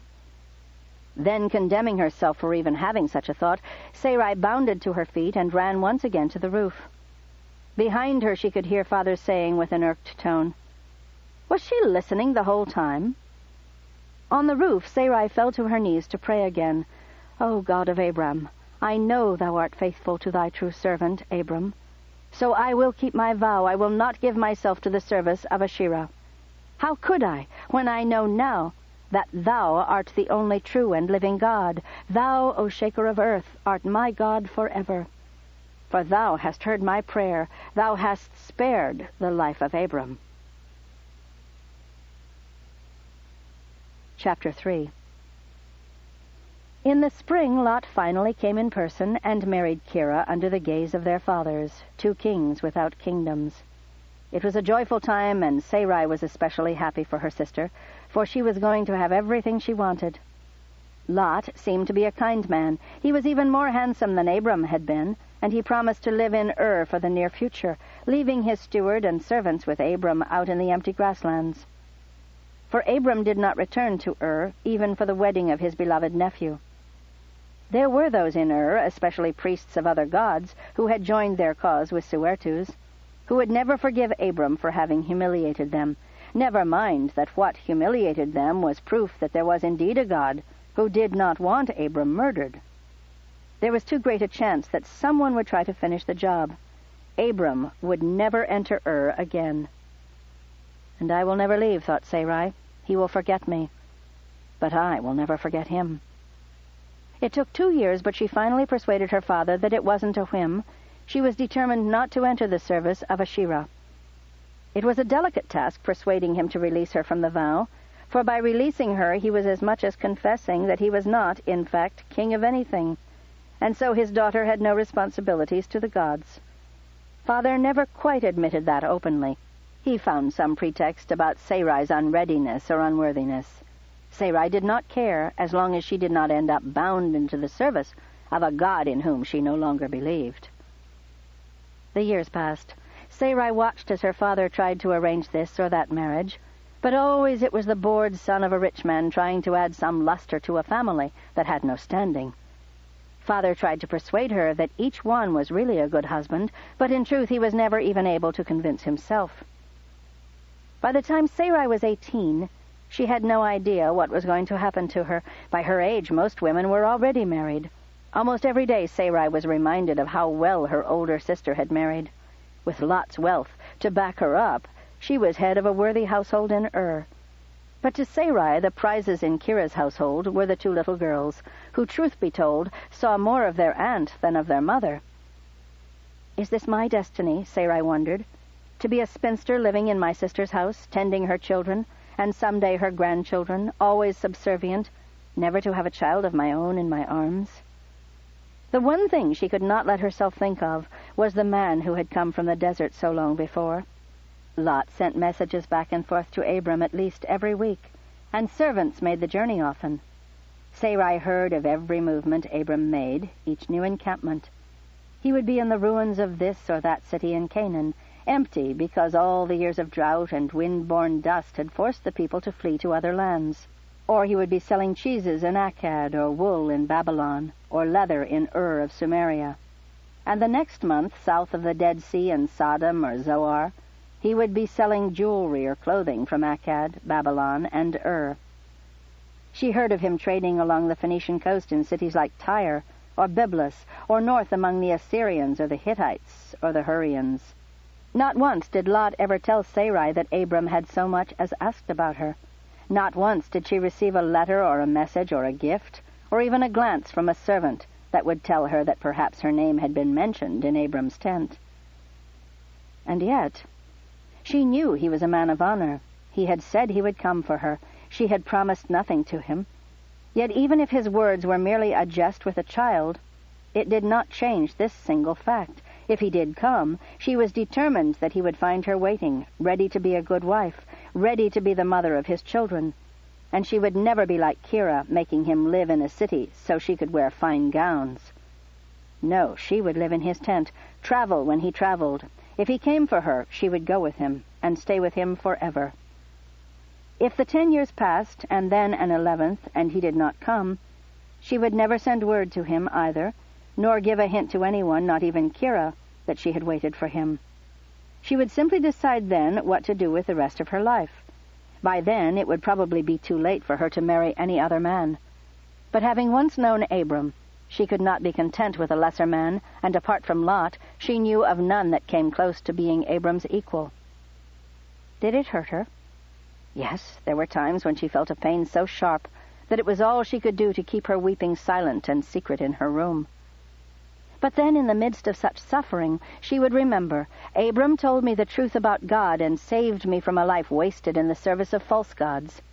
I would rather have had that hour of truth with Abram than any other possible life in which I did not have the truth and never met that man. She would pray at such moments, and soon her heart would be lighter, and even though she had no sign from God that her future was being watched over, still she was content. She could wait to see what life would bring. It was a hot day in summer, the kind of day where there is no shade except indoors, and indoors there was no air that one could bear to breathe. No breath of wind. The dust from travelers or animals moving on the roads would rise in a cloud and hang there, unmoving, settling so slowly that it seemed to be a brown-gray fog. Sarai could not remain inside, and in the courtyard there was so much yammering from the servant women that she couldn't think. The dust of the streets made the air unbreathable. She could not walk to Kira's house, so she took her distaff to the roof, and with a white linen hood over her head to give her shade, she spun, while thinking her thoughts and glancing out over the desert, over the city, over the nearly dry riverbed. With the drought, which had already consumed so many years that she had never known a season when the river ran full, finally due to Ur of the North what it had done to the cities of Canaan, was it going to kill the grasslands and turn them into desert, like the rumored empty lands of the far south, where only sand covered the earth as far as the eye could see? And who is that coming from the driest part of the desert, raising dust so thick that he must have an army with him? Does no one else see this marauding army? Why are there no trumpets of alarm, warning of a raiding party of so many Amorites that they will swarm over Ur like locusts? Then they came near enough that she could see that it was not an army at all, but a huge herd of cattle and a vast flock of sheep. What Amorite would be mad enough to assemble such a large herd in one place? Where would they find grazing? If all these animals were sold at once in the markets of Ur, they would force the price down so low that the animals would have almost no value. Even Sarai knew that much about trade. On they came, and on, and finally riders went forth from the city, and then the riders came back from the herd, and after a very short while there was talking and shouting in the streets, and riders came to the door of Father's house, and Sarai heard her own name being shouted down below in the courtyard, in the rooms of the house, but she did not need to be told anything. She already knew.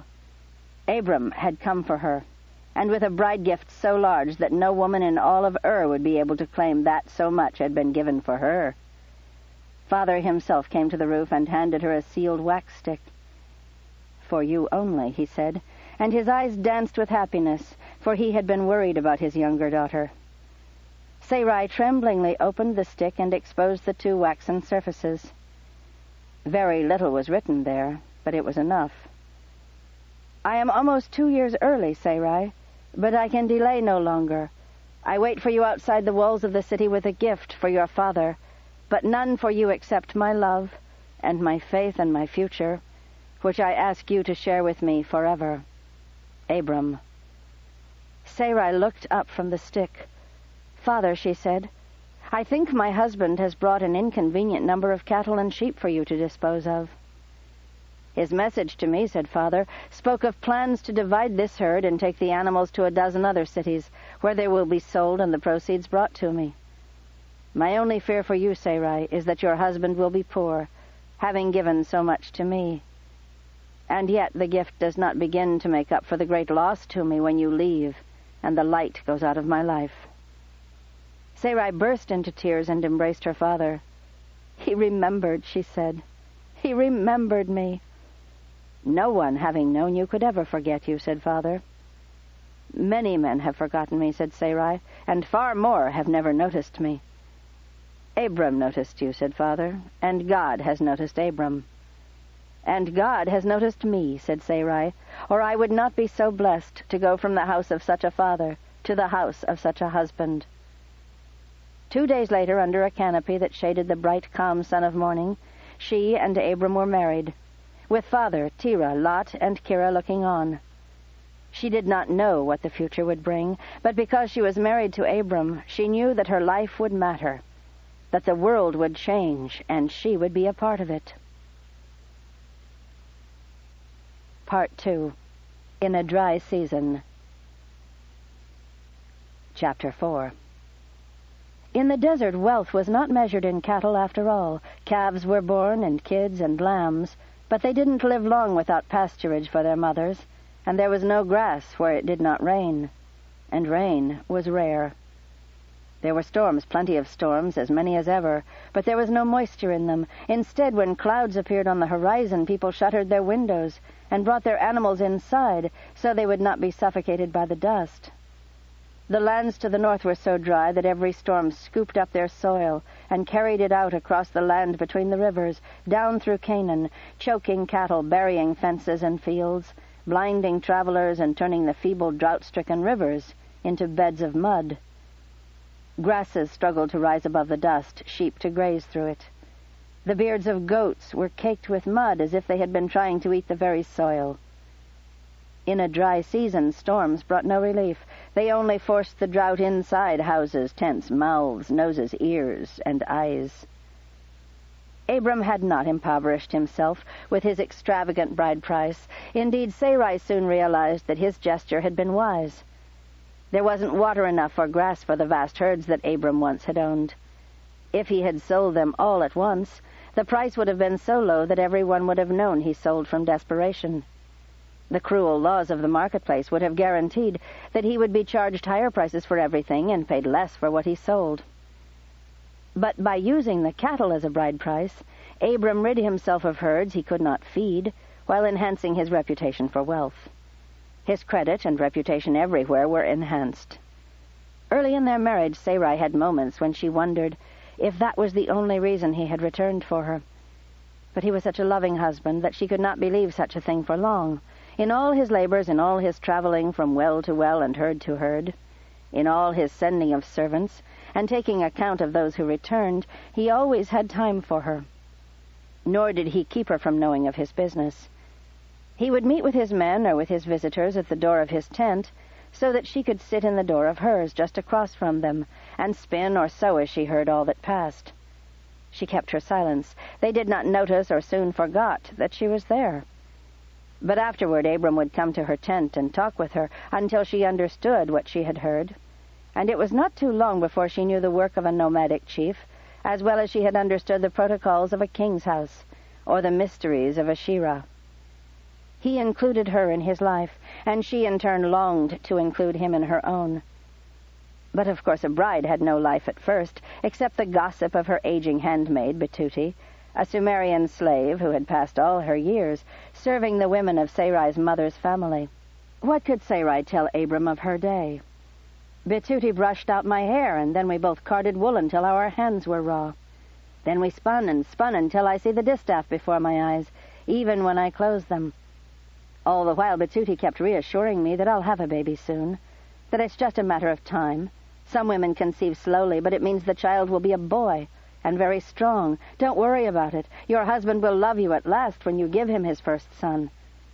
And is that true, Abram? Will your love for me only begin when I conceive a child? No, she made no report to him of days trapped with a well-meaning old woman, who did not know how her words cut Sarai to the heart. And don't you believe those who say that Ashira dries up the wombs of girls who break their oaths? It wasn't you who took the oath, young mistress, and besides, Ashira has many priestesses. She can spare such a beautiful young princess. She's not spiteful. Sarai did not bother to explain to Betuti that there was no such god as Ashira, and therefore no possibility of her drying up wombs or filling them. Nor did Sarai ask Abram for reassurance. She already knew what he believed, and it would only trouble him to think that his wife was nagged by the worry that an imaginary god was wreaking vengeance on her.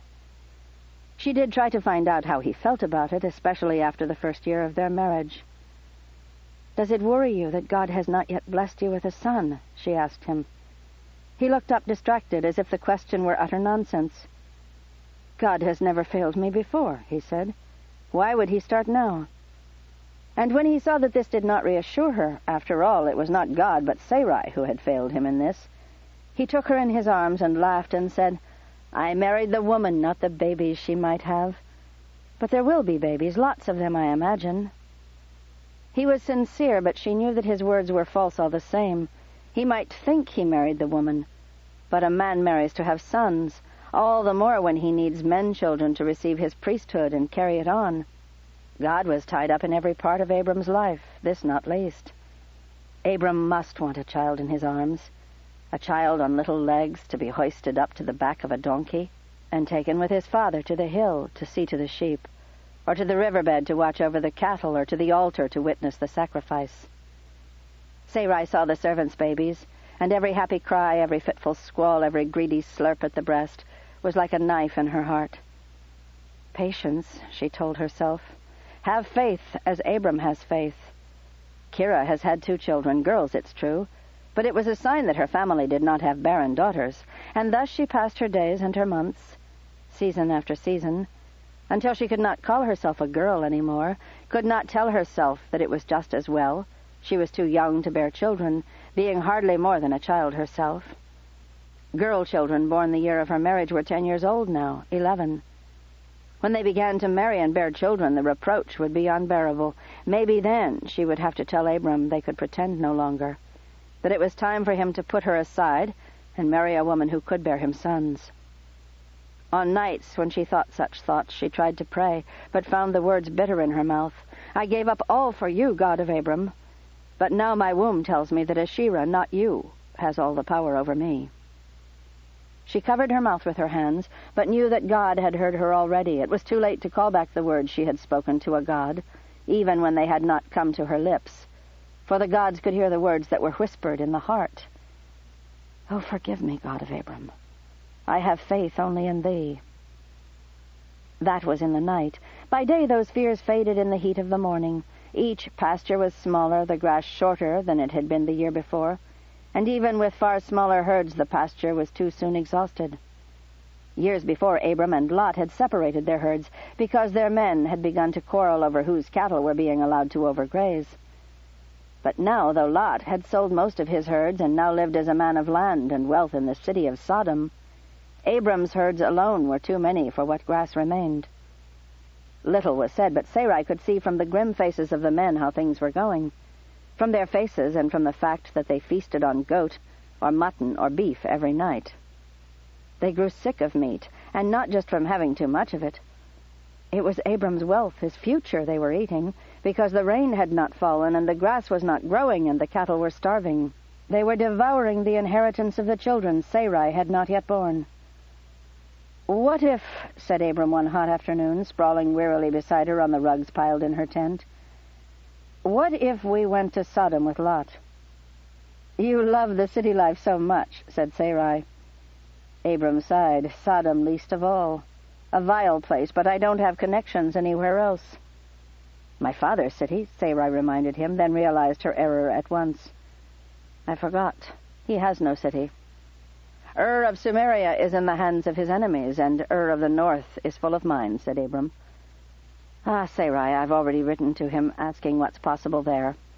This drought is too much for me. Already we stray so far out of our range that the risk of war is constant. We'll come to a well where they've never heard of me or my family, and those who think of the water as their own will draw swords, and what then? Will I spend my life with my sword against every man stealing water from them in order to keep my own herds and house?" "Surely the drought will pass soon," said Sarai. "I hear that often," said Abram, "but it isn't so.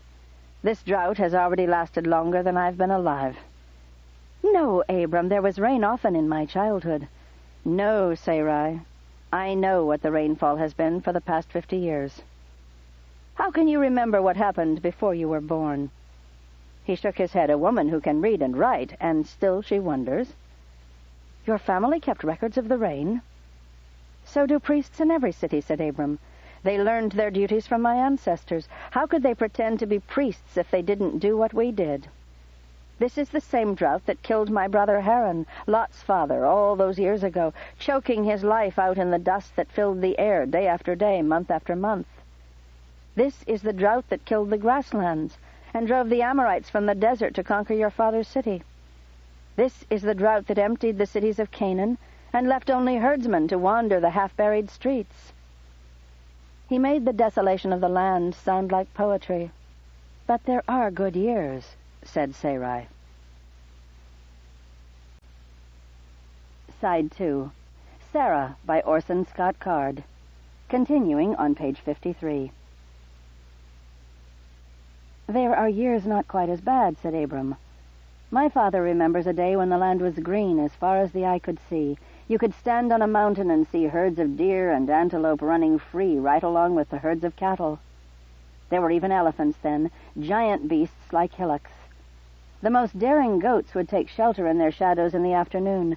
There was land and water enough for all in those days, and no one envied the people of the cities, huddled in their little huts digging ditches for the river water because their crops couldn't live from the rain, even though it came as regular as daylight.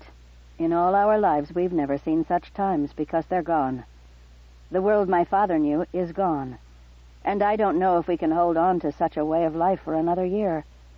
It isn't about the cattle anymore. I have all these people in my house. I can't hold them here, where their children live ever closer to the edge of starvation, of death by thirst when the next dust storm buries the last well.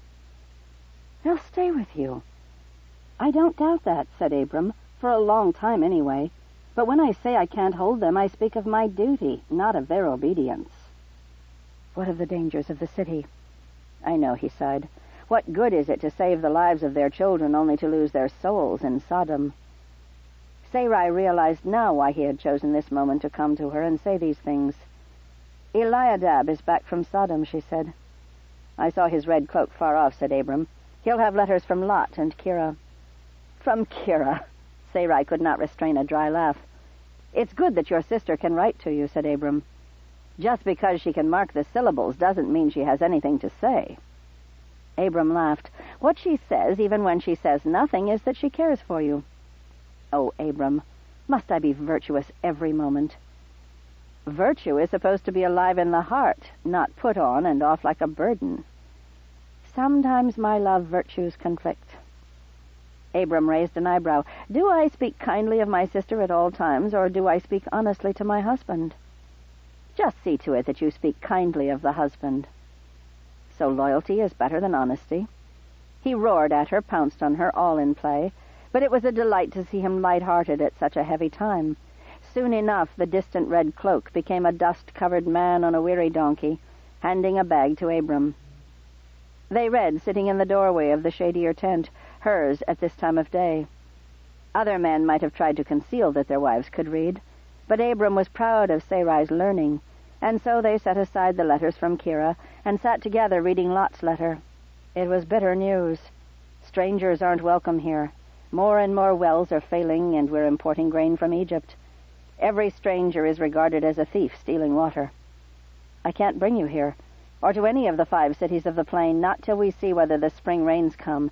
Indeed, I was about to write to you to ask if we could take refuge with you until this drought ends. I see now that we are better off separated. At least my wife consented to leave the city. Thirst for water is apparently stronger than dread of boredom. He doesn't understand, Kira, said Sarai. It isn't boredom she fears, it's loneliness.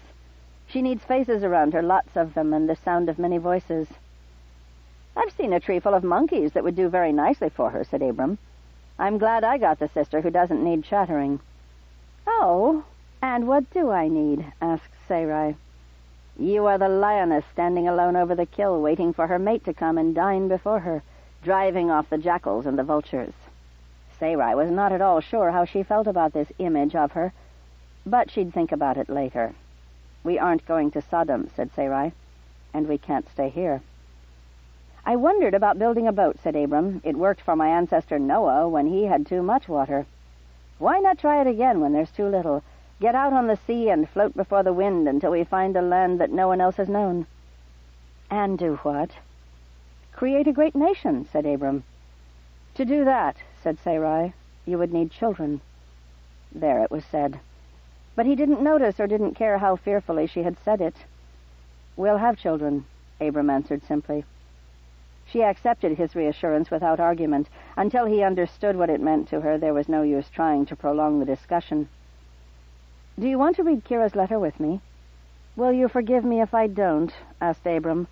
Unless I decide I'm serious about boat building, I must find some more practical solution. He got up and crossed the way to his own tent. To pray, Sarai knew, and between prayers to read the books that were unreadable, the ones he seemed to spend his life copying over so that not one word would be lost. Unreadable words, for they were in a different script from the wedges of the Akkadian or the painted figures of the Egyptian language. He tried to explain it to her, that this language was written with only a few marks, one mark for the sound ba, no matter whether it was B or ba or boo or bay. It made no sense to Sarai. How could you tell these syllables apart if all the ba syllables used the same mark? Biba and bobu would look exactly alike. Abram just laughed and said, what does it matter? No one speaks the language they're written in anyway. Then why do you copy it, she asked, if no one can read it? Because the words of God can be written in any language, and he will give his servants the power to read it, said Abram. "So you can read any language, when the words are from God," said Abram, "and when God wants me to read. Why don't you write it down in Akkadian or Sumerian or Egyptian so many could read it?" "I will, if God commands it," said Abram, "and not, if not." It made Sarai feel like an illiterate after all, because she could read common messages, the tallies of the shepherds, the laws of the temple, the tales of great deeds that must be remembered. But she could not read the words of God, and Abram only sometimes read to her what was written there.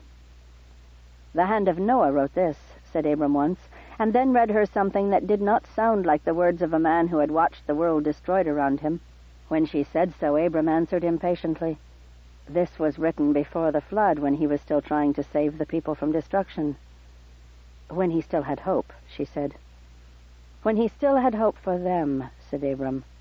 "He never lost hope for himself and his family." Sarai laid out the tiles of Kira's letter. As usual, Kira took no thought for the quality of the clay on which she wrote. Or perhaps water was so scarce that they used less of it for clay making. 3 of the 6 tiles had cracked, and 1 had crumbled. It was hard to figure out in some places what she had written. Large pieces could still hold syllables, but once the clay became dust, the syllables vanished. It was a good thing that she never said anything that mattered. Sarai murmured her sister's words, uttering them in the same pitch and at the same speed that Kira herself would use. "Beloved sister, I write in a rush because the girls are such hungry birds, and even though I refuse to give them the breast the moment they have teeth, they still will take nothing except from my hand. The burden of motherhood is a heavy one. There's never time to yourself." Sarai's eyes stung at this. Kira had no thought of how her words might affect the one who read them, and it would only get worse. "Your messenger says you still have no baby in you, but I think they have no business calling a woman barren when, for all you know, your husband is casting dead seed into fertile ground. Why should the woman get all the blame?" The disloyalty of this was unspeakable. Did Kira blame Lot, then, for the fact that they had only daughters? "After all, Lot's the one who planted girl seeds in me." Apparently, yes. "And the way people look at you in Sodom, I sometimes think it's better to be barren than to have only girls to show for all that fattening up and screaming and bleeding and stink. It's a lot of trouble to go to, and I don't know how Father put up with the comments people make. You wouldn't believe how insensitive people can be." "Yes, I would." "Of course, Father is a king, and people don't speak to him the way they speak to women. I swear in Sodom you'd think women were made of sticks the way we get ignored. There are festivals for men every night of the year, while the women sit home and spin. And the fine fabrics from the east and the bright colors from the north, those end up on the men's backs like peacocks they strut. I understand it, though, because the women really are dull. I miss my dear sister because you were never dull." "Well, you were often dull, but not as dull as they are. I can't even make them angry by saying outrageous things. They just look at each other as if I were a silly child who doesn't understand a thing that's happening, when it seems to me I'm the only one who even notices the world around me. They just stay indoors and take care of their babies. Those that have babies, because you'd fit right in here in Sodom. So many women are barren, only nobody ever mentions it, even though it's as obvious as can be. Not a baby in the house, and these women aren't even ashamed of it. Can you imagine? Not that there's any shame, but you know what I mean. How many times can barrenness be mentioned in one letter? Lot says you shouldn't come to Sodom after all, even though I think you would get along just fine here. It's Abram who'd get in trouble. He can't ever seem to keep from pointing out sins, even though everybody knows about them anyway, so why point them out? Lot is finally getting used to city life, though, I think. He doesn't make trouble by accusing people. He just gets along with everybody. They all like him. I think I got the better bargain in husbands, thank you very much. I am the most sought-after woman in Sodom already, can you imagine? I call on a dozen women a day, and they're all at home. How can they bear it? What is the city for, if not to go out and see the faces of 100 people every day? Visit me, visit me, visit me. The messenger gets here from your camp in only 2 days, so why has it been years, and you never found your way here? Is Abram so poor at navigating by the stars? Lot knows the name of every star. Visit me. Sarai picked up the tiles, dumped them back into the bag, and crumbled them. There was nothing in that letter that she would want to read again. She loved her sister, but when she imagined spending hours in her company, it made her too tired and sad. She waited outside the tent door for another half hour, spinning and spinning, while the life of the camp went on around her.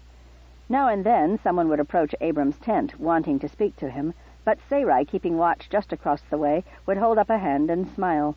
Some would smile, nod, and go away. Most came to her and told her what they wanted. At first, it was only in an emergency that they would tell her their business, so she could decide whether to interrupt her husband. Sometimes, though, she simply decided what to do, knowing that her decision was exactly what Abram would have done.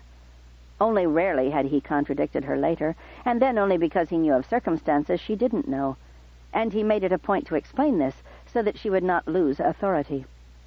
Now Abram was able to spend many hours undisturbed in his tent, while Sarai's tent gradually became the center of the camp. She enjoyed this, partly because it was a kingly role to govern and judge, so she felt she was living out the role she was born for. But mostly she was glad that she could free Abram to do the work he cared most about, to study and copy out the holy writing, to pray, to listen to the voice of God in his heart. She had spun a sheep's worth of wool, it seemed to her, and dealt with a dozen minor questions by the time Abram emerged. His face had that curious shine to it, not light really, but it seemed like light from his eyes, drawing her like a moth to the fire. "What does the Lord say?" asked Sarai. "Years ago," said Abram, "the Lord told me to get out of my father's house and go to Canaan. He said he would make a great nation out of me and make my children a blessing to the world." After Kira's letter, these words stung doubly. "You're getting a slow start," said Sarai. He waved off her words, a little annoyed with her for hearing only the implicit reference to her barrenness. She couldn't help it. He never complained about it, and someone had to. "I'm explaining to you why I've refused to go far from Canaan," he said. "Why I don't go dwell in a city, why even when I have to range far beyond Jordan, I always return within a year. This is the land God has given me." "Does he plan to let anyone else know this?" asked Sarai. "Or will they take your word for it?" "With the Lord, things don't happen all at once," said Abram. "It might be my children or my children's children who inherit the land. I'm content having the Lord's promise." He put his fingers to her lips to stop her from mentioning that his grandchildren could not inherit anything unless she first bore him a child or two, to get things started. "Sarai, I'm explaining something, and I'm listening. For just a moment, my love, listen with your ears and leave your lips out of it." His grin almost kept his words from stinging. "Sarai, the Lord today affirmed his promise. He said that he would bless those that bless me and curse those that curse me." "Did he mention rain?" Abram looked heavenward in supplication. "Sorry," said Sarai. "The Lord mentioned," said Abram, "a journey." "Your life is a journey," said Sarai. Then she clamped her hand over her mouth, and between her fingers mumbled, "Sorry." "To Egypt." She sat in silence. "Well, don't you have anything to say to that?" he demanded. She rolled her eyes and made a great show of trying and failing to pry her mouth open. "Egypt," said Abram. "So much wisdom there, I've heard." She made a face and rocked her head back and forth derisively. "Just because you didn't like the Egyptians who came to Ur of the North doesn't mean there's anything wrong with Egypt itself," said Abram. "Only low-born and ambitious Egyptians, or the high-born without ambition, end up so far from the Nile. The best of them remain in Egypt, because it's not just the oldest kingdom in the world. To them, it's the only kingdom." Sarai mimed, falling asleep. "They have water in Egypt, Sarai," said Abram. "The Nile is low, but it still flows, and the flood comes every spring." "Why would they give any to us?" she said. "Ha! I knew you couldn't keep that silence going forever." "Why should I bother to speak when you don't answer my words?" asked Sarai. "They will give us water and food and fodder because they value knowledge. They will tell me what they know, and I will tell them what I know." "Or they'll kill you and steal your books and read for themselves." Abram laughed. "That would be silly. They can't read it." "Make sure to tell them that very quickly," said Sarai, "because they might be disappointed to discover it later, but you'll be dead." "What kinds of stories do they tell about Egypt, there in Ur of the North?" asked Abram. "They don't kill every stranger who comes." "But strangers who come from the desert with vast herds and a mighty host, how will they know, from the look of us, whether we're supplicants or invaders?" "When I explain who I am—" "The last time you explained to an Egyptian who you were," said Sarai, "he tried to sacrifice you." Abram shrugged. "If the Lord chooses to let them kill me in Egypt, then that's where I'll die." "That's well for you," said Sarai. "God knows your name. You're old friends. What happens to the rest of us?" "He knows your name, too," said Abram. She smiled. But inwardly she argued, does he? Does he know that I exist? I'd rather think he didn't, that he simply hasn't noticed me, and when he does, he'll say, "Oh, Sarai, how could I forget a good woman like that? She needs some babies. Who was supposed to remind me of that?" Well, if he does remember me, then my barrenness is not by chance. He must hate me. A little voice deep inside said, "It isn't the God of Abram who hates you. It's Asherah who tends to the wombs of women, who remembers that you belong to her." To silence that voice, Sarai laughed. "Then let's go to Egypt, Abram. I ask only this, that you share a few crumbs of your learning with me." "Learning is the only bread that you can share without lessening your own meal," said Abram. "If that isn't already in your books, I hope you'll write it down," said Sarai. It sounded very poetic and wise. He touched her nose, then kissed her lightly. "You shouldn't mock me, you know." "Someone has to," said Sarai, "and no one else would dare." He sighed, but smiled too. "That's you, Sarai, always willing to bear the heaviest burden." Chapter 5. For years Abram had made his camp in the best lands, the deepest wells, the ever-flowing springs, where grass grew, where trees gave shade. Sarai thought she had seen the worst of the drought, seeing how many of those trees were scant-leafed now, and how many bare-limbed, hearing the hollow echo of stones thrown down empty wells, tasting the soupy water of a dying spring. But in truth, she had been sheltered from the worst destruction of this endless dry season. For now they moved through lands that had once been farmed, through villages that once had known the voices of children shouting in the streets, women chattering at the well, men grunting as they practiced the skills of war in a field outside the wall. Now the only sound was the echoing footfalls of the flocks and herds, the bleating and mooing of beasts, the murmurs and occasional shouts of herdsmen. These were sounds she had lived with for years, but now they came in the wrong place, which made them desperately sad. At first she would succumb to the impulse to go into one of the houses, but it was always the same. Old spider webs near the ceiling, rooms half filled with dust swept in by wind, but no sign of human habitation. It was not a hasty departure, not the ruins of war or plague. These people had lingered until there was no more hope, and then they had moved out, taking all that they could, leaving nothing of value to them. And then their neighbors had scavenged even the valueless things, and burned what could be burned to roast the last scrawny animals or boil the last weedy soup. The last time she entered a house, Abram came in after her. "Why do you do this?" he asked. "It only makes you morose." "I can't decide," said Sarai. "If I should feel despair for those who left this place, or hope that someday it will be occupied again. Someday this village will be peopled by our grandsons and granddaughters, and the land will be full from the river to the sea." He looked so happy and hopeful that it was all she could do to keep from screaming. She had been feeling pity for the losses of strangers. He turned it into a prophecy to be fulfilled by her drought-stricken womb. Today the time of women had come upon her 5 days late. Those past 5 days she had allowed herself some hope, but today she had none. "It will rain first, Abram. There'll be water rushing down these streets before you hold my baby in your arms." Still she said nothing, because his words came from God and hers from grief. To him it was as if what the Lord had promised were already fulfilled. He thought of himself as a man with many children, and it didn't occur to him that she did not live in that world. From then on she went into no more houses. She passed through each village without looking to left or right. For now it was her sons' voices that had fallen silent in the streets, her daughters' hands that spun no distaff in the houses. What a miserable life, she thought, to spend it mourning for the unconceived. At last they left Canaan behind and proceeded through the desert lands again. This time Abram had to consult old writings to get his bearings, for he had not come this way in many years, and the blowing dust had hidden or transformed many a landmark. Still, where there was a well to be found, he found it, but more and more of them were dry. After a week of losing a dozen animals a day, they topped a rise and saw in the distance the shimmering of water. Not a mirage above burning sand this time. There was marsh grass growing in patches, then reeds, tall and topped with seeds.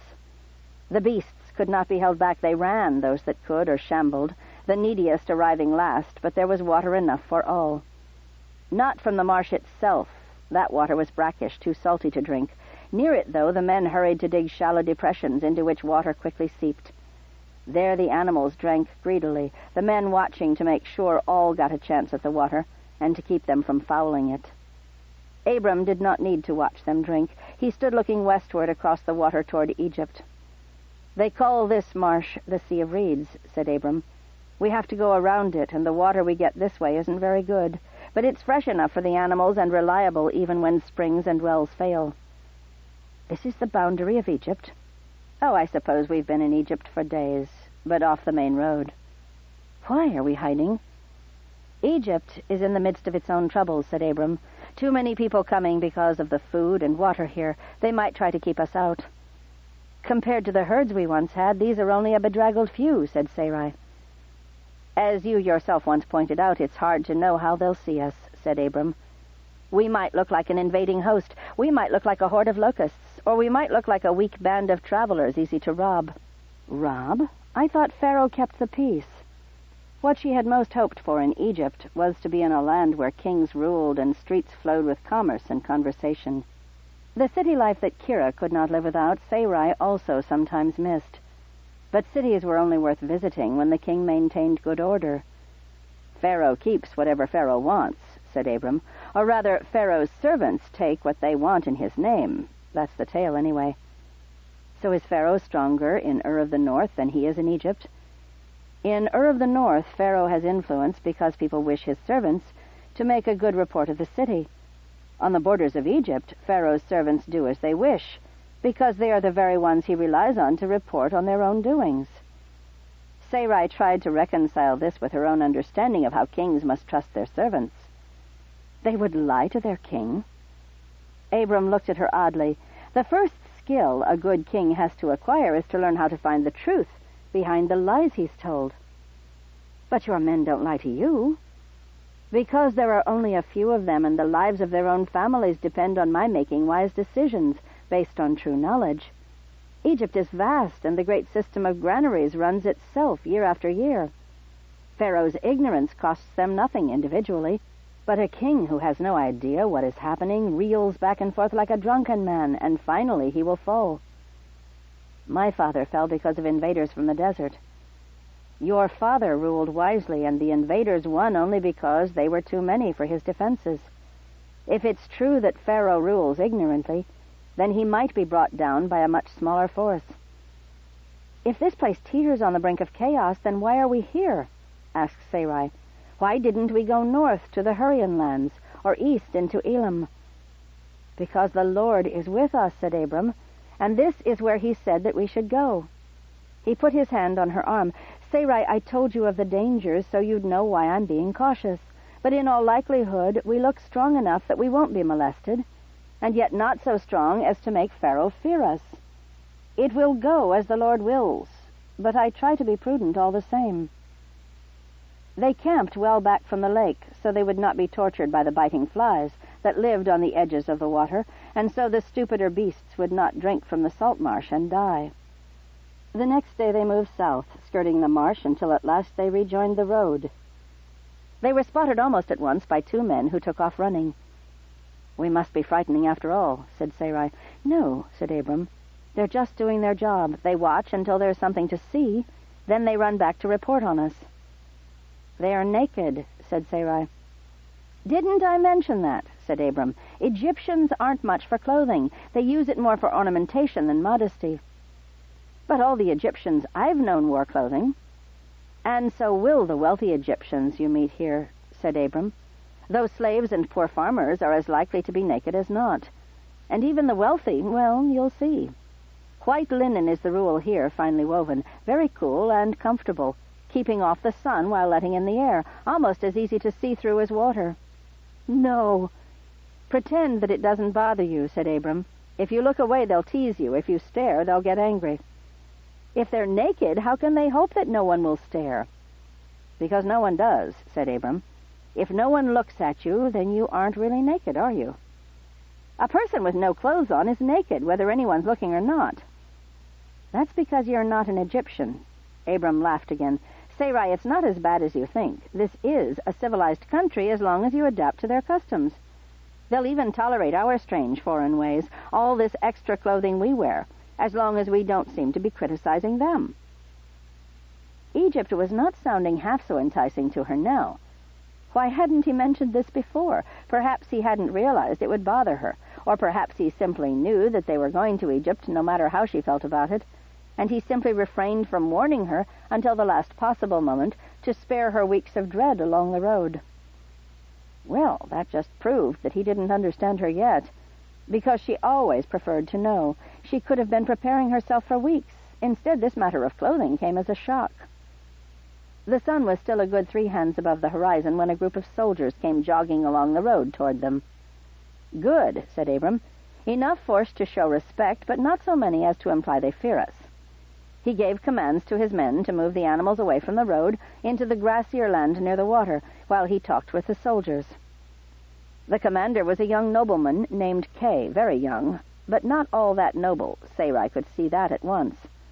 He was still unsure of his station, which made him a little belligerent as he spoke to them in a mixture of Egyptian and Amorite words. But he was not a fool. While Abram was busy reassuring and calming him, Sarai could see that Kay was taking inventory of Abram's household, counting the men capable of fighting, and counting the women and children as well.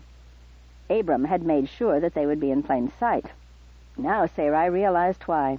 The Egyptians would be suspicious if there were not families enough for all the men of fighting age, for then this might be a party of raiders. And something else. Sarai wasn't sure, but she thought that Kay had recognized Abram's name. That concerned her. What report had come back to Egypt after the attempt by Suertu to have Abram killed? Surely those events in Ur of the North all those years ago could not be remembered now. When Kay had already formed up his men to escort Abram's household into Egypt, he asked, almost as an afterthought, "And this is the princess, yes? Your wife, yes?" Abram hesitated for only a moment and then answered with a laugh, "My wife come on such a journey? You don't know princesses. This is my sister Milcah." Sarai had long since learned how not to let her face or body reveal surprise or anything else. A king's daughter must master that skill, at least, even if she was intended for the temple. Kay turned to her. "The sister of Abram is very beautiful," he said. "Pharaoh's voice at the border is sweet as honey," she replied. "Where is the lady's husband? Is he not with this party?" Abram laughed. "Husband? And where would I have found a husband for my sister? You see how my herds are depleted. I haven't the bride price for a great man, and I love my sister too much to give her to a peasant." "Some women are their own bride price," said Kay. But he had gone too far even for an official of a great king. "You speak like a suitor," said Abram coldly, "and not like a soldier." Kay did not seem at all abashed or even embarrassed. He simply bade them stay near the road and follow him and his men toward the first town. Sarai was careful not to confer with Abram for some time, waiting until the soldiers were some distance ahead. By then, Abram had already passed the word through one of his servants that Sarai was to be addressed by the name of Abram's sister-in-law, Milcah, who lived in Haran, in the house of Abram's father, Terah, far to the north. "How did I become your sister?" she asked him softly. "When he asked me about you," said Abram, "I knew by the power of God that if I told him the truth, I would be killed." "But you already told him your name," said Sarai. "If they blame Abram, the son of Terah, for the death of Suertu, what difference does it make who I am?" "This isn't about Suertu," said Abram. He knew that Abram, son of Terah, had married Sarai, the daughter of the king in exile of Ur, and I knew in that moment that if they thought I was bringing you into Egypt as my wife, you would soon be a widow." "Why?" "So Pharaoh could marry you himself."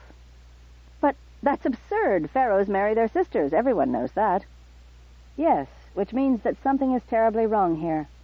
One thing, certainly. You just presented me as a single woman, and here I am dressed like a married one." And he said nothing about it, though if he knows anything about the way we dress, he could see the difference, said Abram. "So he's no doubt wondering if I lied, or if you're married, or perhaps widowed." "Abram, if the daughter of an exiled king is desirable, why wouldn't the sister of a desert priest king be just as useful?" "Do you think I haven't thought of that?" said Abram. "So there's no danger?" "No danger?" He looked grim.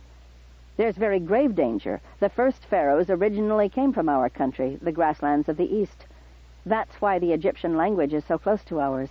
Perhaps Pharaoh is trying to assert that ancient authority, or perhaps he fears it. And I have the very authority the original pharaohs claimed to have. Pharaoh might regard me as a threat, or he might regard me as someone worth linking himself to. As my sister, you may be even more useful to him than you would have been as my widow." "Useful?" said Sarai. "How am I to be useful to Pharaoh without dishonoring myself and betraying you and disobeying God?" "I tell you what Pharaoh might be thinking. What God is thinking, I don't know." This was not the comfort Sarai had been hoping for. "What will I do?" "Trust in God," said Abram. "That's your whole plan?" "It was God who told me to come here, and God who told me to tell him you were my sister," said Abram. "Beyond that, what do I know?" "What are you and God doing to me?" asked Sarai. "I'm not your sister, in case you've forgotten, and I'm not a single woman, eligible to be snagged by kings in order to prop up their dynasties." Finally, though, she got a good look at Abram's face, and saw that he was as upset about this as she was. "For now you must pretend to be single," said Abram, "or I'm a dead man. I'll plead with the Lord to keep you safe." Sarai heard this in silence and walked in silence for half a mile before she found her voice to answer.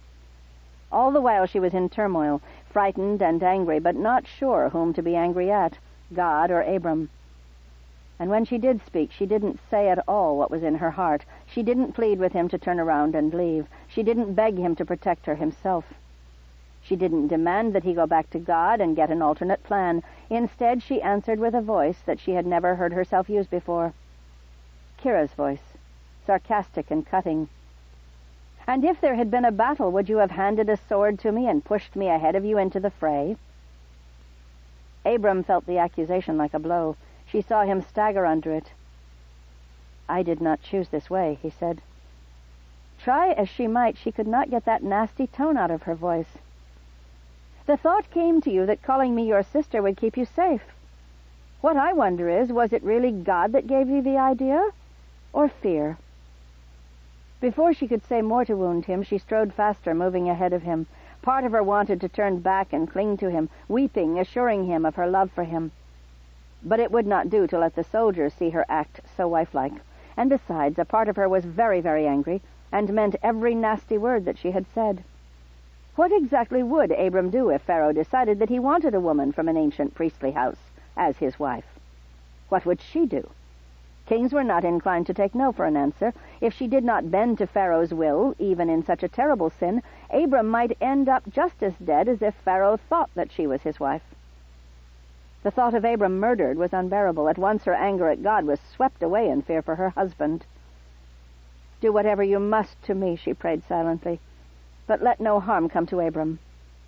And another thought, maybe God means to take me away from him, so he can marry a woman who will bear him sons. Chapter 6.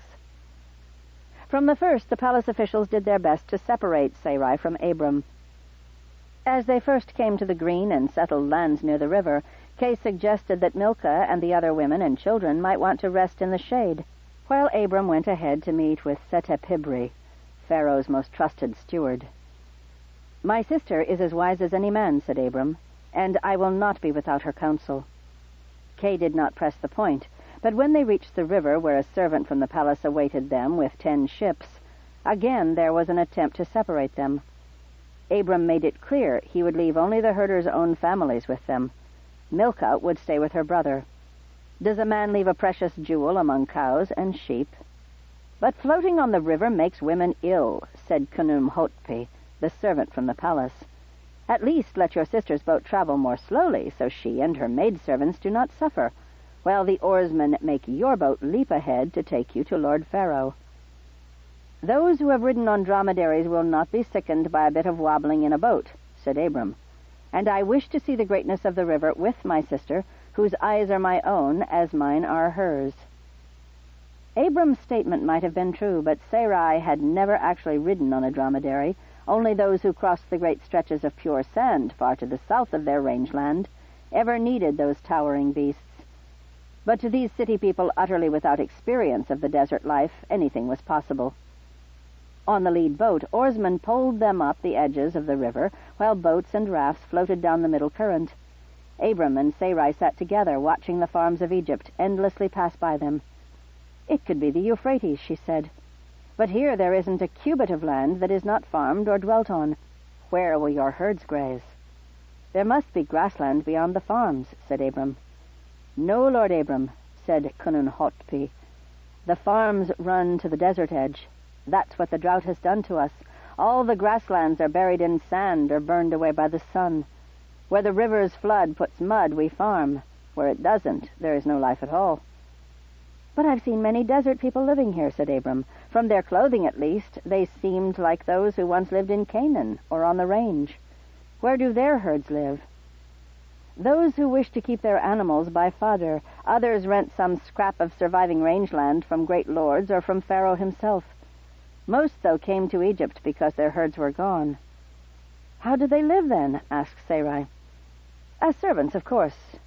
Kunum-hotpi did not seem surprised that Sarai spoke up as if she were their conversational equal. "They give up their freedom?" asked Sarai.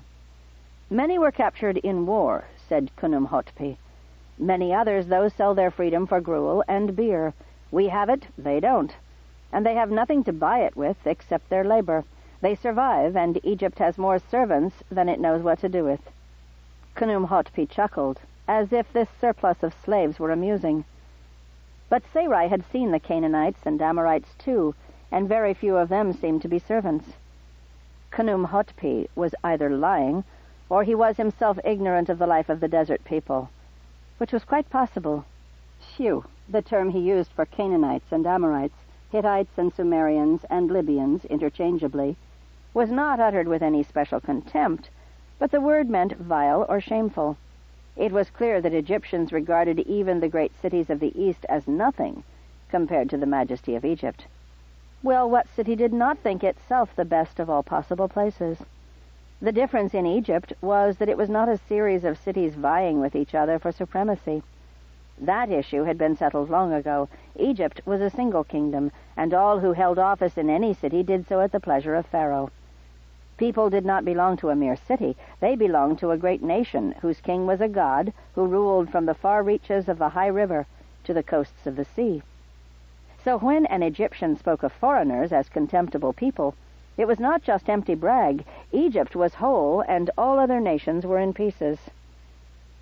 "Egypt seems to find something for every man and woman to do," said Sarai. "I've seen no idle hands except our own."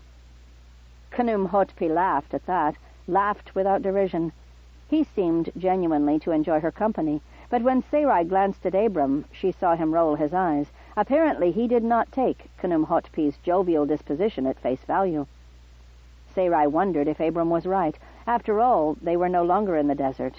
They were with royal servants now, and that was something Sarai understood, having grown up in a house that, despite its poverty and lack of power, was none the less royal.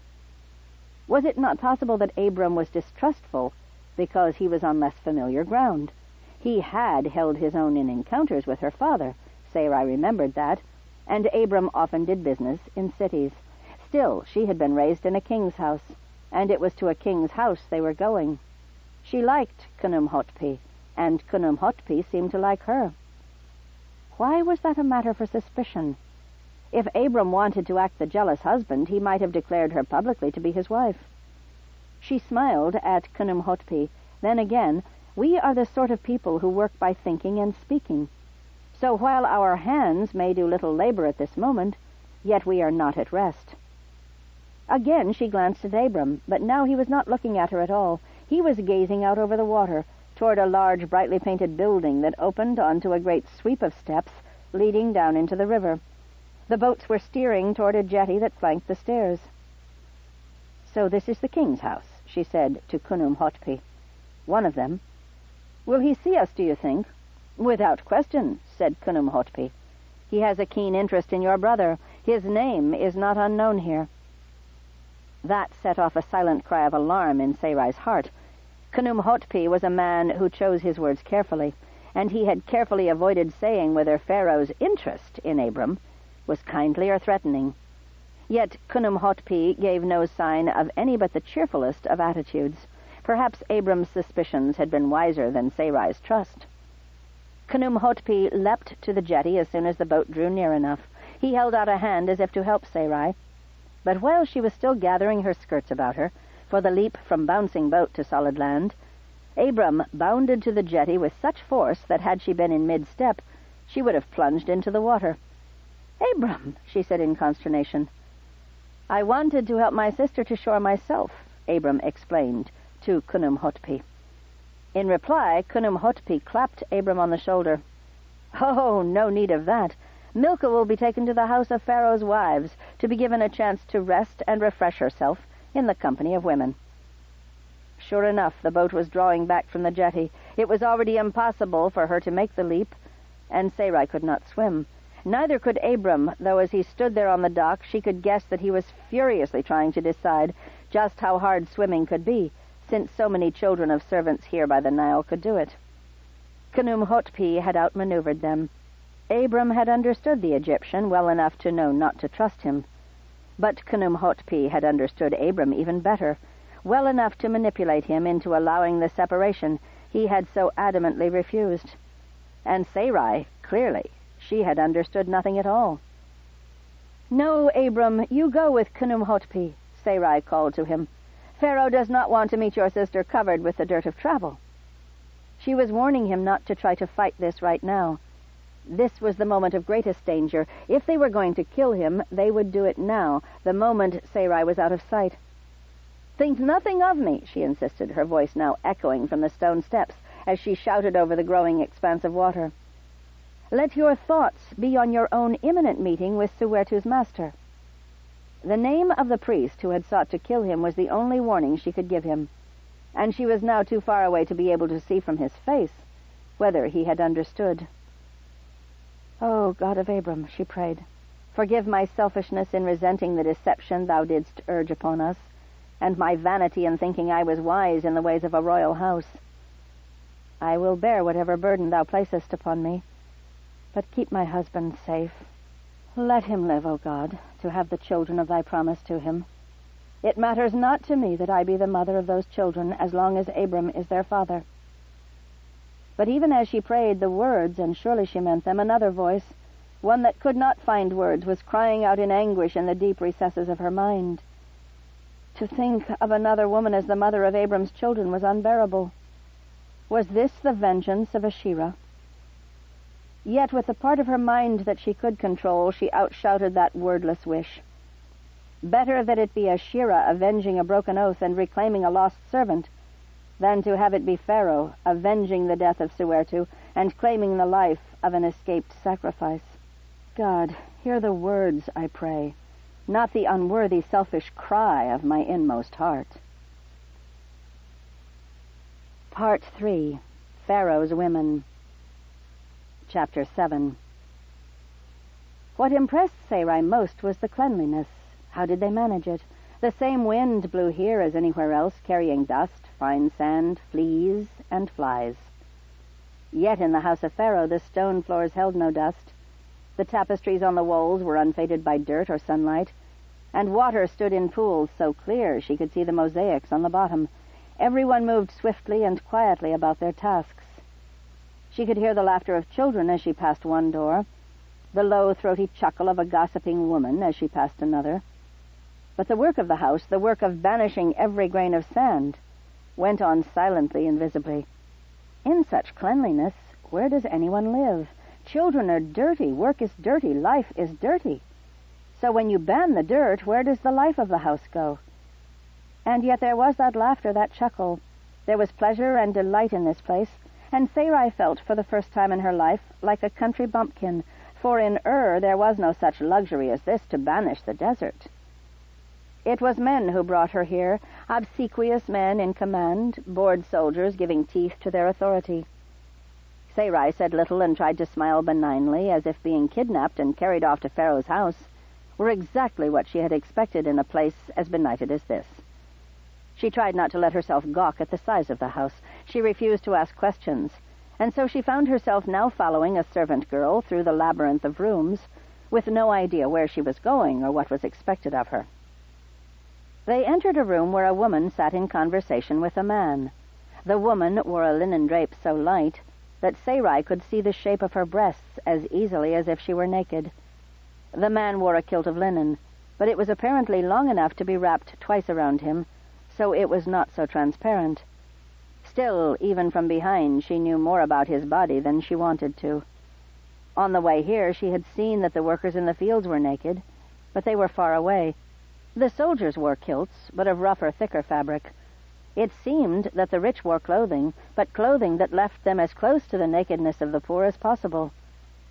I would not dress like that even if I were dead. Ah, the woman said, the desert princess. No princess, said Sarai. If you stay in this house, you're a princess, said the woman. But the desert, we'd prefer to leave that outside. So would I, said Sarai, but I was brought here with no chance to rest or change my clothing after a long journey. How untidy, she said. I am told you are Milcah. My name is Ishut. Are you the queen? Asked Sarai.